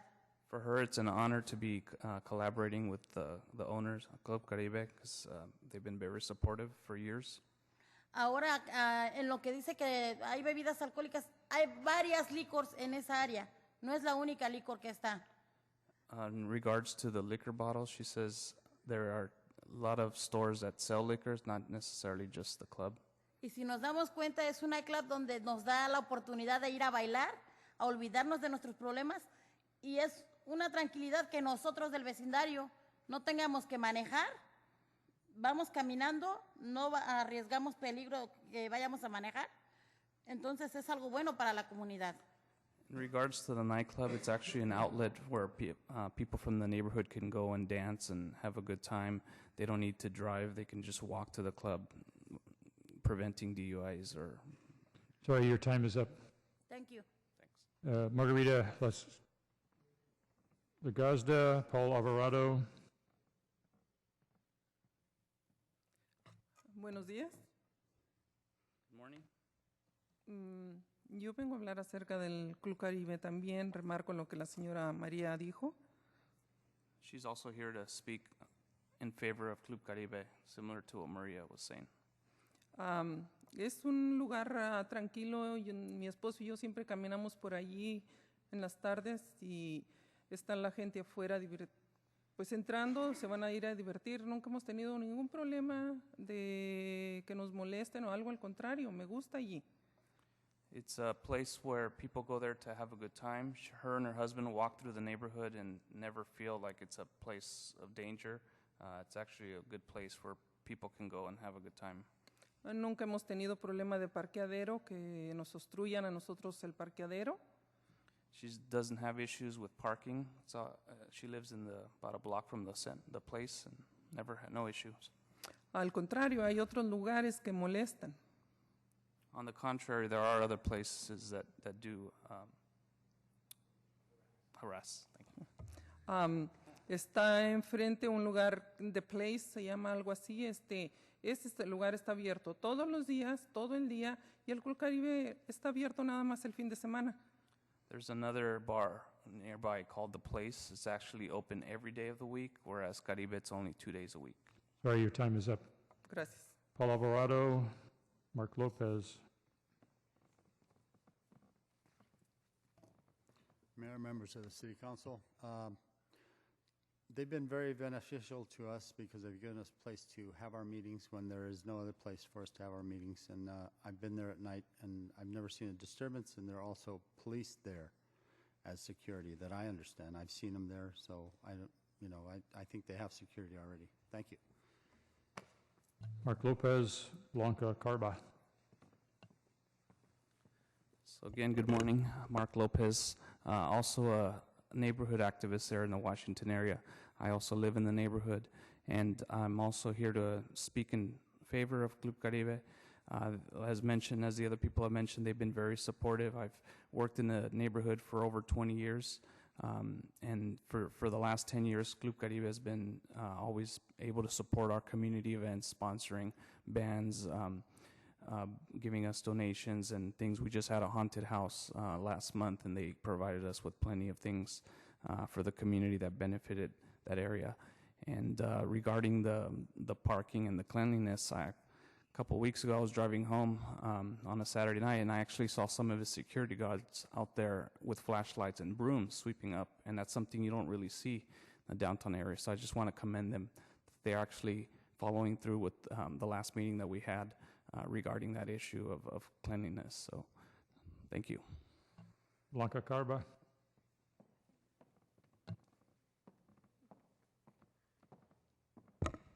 Buenos días. Mi nombre es Blanca Carvajal. Good morning again. This is Blanca Carvajal. Yo soy la vicepresidenta de Washington Association. She's the vice president of Guana, the neighborhood association. La vez pasada que estuve aquí, estaba ayudando a los parte del vecindario que estaban en contra. Nos pusimos de acuerdo después de que terminó la primera parte de el que les dieron el permiso. El señor Javier, las personas del Club Caribe se pusieron en contacto con nosotros. Last meeting that they had, the planning commission meeting, she was actually speaking against Club Caribe. But since that time, she's the owner of Caribes have made the effort of meeting with her, kind of going over the issues that she had, and they've been very supportive. Hablamos otra vez, invitamos al vecindario y invitamos al capitán de policía para que él viniera a hablar con el vecindario de que ellos pueden expresar sus preocupaciones, y también trabajamos con ellos, y desde esa vez hemos trabajado juntos como comunidad, y ahora venimos a apoyarlo porque sabemos que cualquier preocupación que tenemos, ellos están dispuestos a trabajar. So she just wanted to reiterate that the club has been very receptive to working with the community. The last meeting of the association, we had the police captain come, and we talked about the issues in the community, and the owner was out there, and just shows how working together as a community we can solve some of these issues. Esperemos que lo apoyen. So your y que time nos is up. apoyen. Thank you. That concludes the public testimony on this. We had a motion already approved. You want to reconsider your motion, Councilmember Liccardo? No, Mayor, I just wanted to thank all the members of the community for coming. Gracias a todos los miembros de la comunidad por su paciencia y su liderazgo. And I just wanted also just to perhaps offer for city manager, there's a memorandum from the police indicating this is not an area with a high level of crime. And I think the residents who live in this area would beg to differ. And obviously, as you heard, we have many Spanish-speaking members of the community, and I suspect that has something to do with the reports of crime. And so I would just ask if there could be some referral back to the police department when submitting these reports that the numbers may not match the on-the-street realities.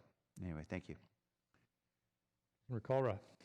Thank you, Mayor. I just want to note that with the passage of the memo from Councilman Ricardo, that we would only have 10 minutes to go to Club Caribe, since no new patrons would be allowed into the premises after 1 a.m.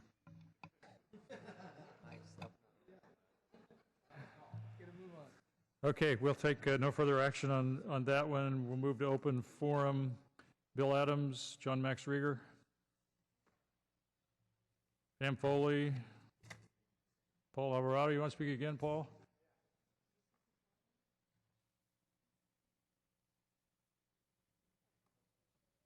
Mr. Rieger, it looks like you got the first call here.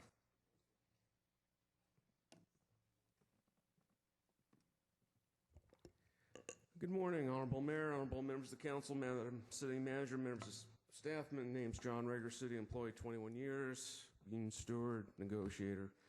Last time I spoke to you briefly about working at the speed of business, and I would like to continue with that. As an environmental inspector, I work collaboratively with my businesses. For example, inspected a bakery, they had some problems, they needed to repair a grease interceptor, do some other things, gave them some ideas how to get in compliance. However, while reviewing their maintenance records, no discrepancy. They were being billed for a 3,000-gallon interceptor. The interceptor is only 8 feet long, 4 feet wide, 4 feet deep, 128 cubic feet. It's 960 gallons. I said, why are you being billed for that? And they asked me, well, can you put that in my inspection report? Sure, no problem. Well, guess what happened? 3 to 4 weeks later, after I put that in my inspection report, they got a check for $6,000. They were overcharged for 8 years. Upon notification, they paid it. Sorry, your time is up. We will continue. Bill Adams, Paul Alvarado. Go ahead, Paul. Okay, I just want to make a last comment on the park at We brought in rocket ship to Paul, help us. Paul, we did rocket ship. We're not doing it again. I know, Open but- forum for things that weren't on the agenda. Okay, no, I was. It's midnight, I was think- 12:52. yeah, I was thinking that this was the open forum. It so is I could open say- forum, but we're not talking about stuff we already talked about. We Oh, don't do I it. thought that I could. Open forums are things that Thank are you. not on the I agenda. appreciate it. Well, I tried. That concludes the open forum, concludes our meeting. We're adjourned.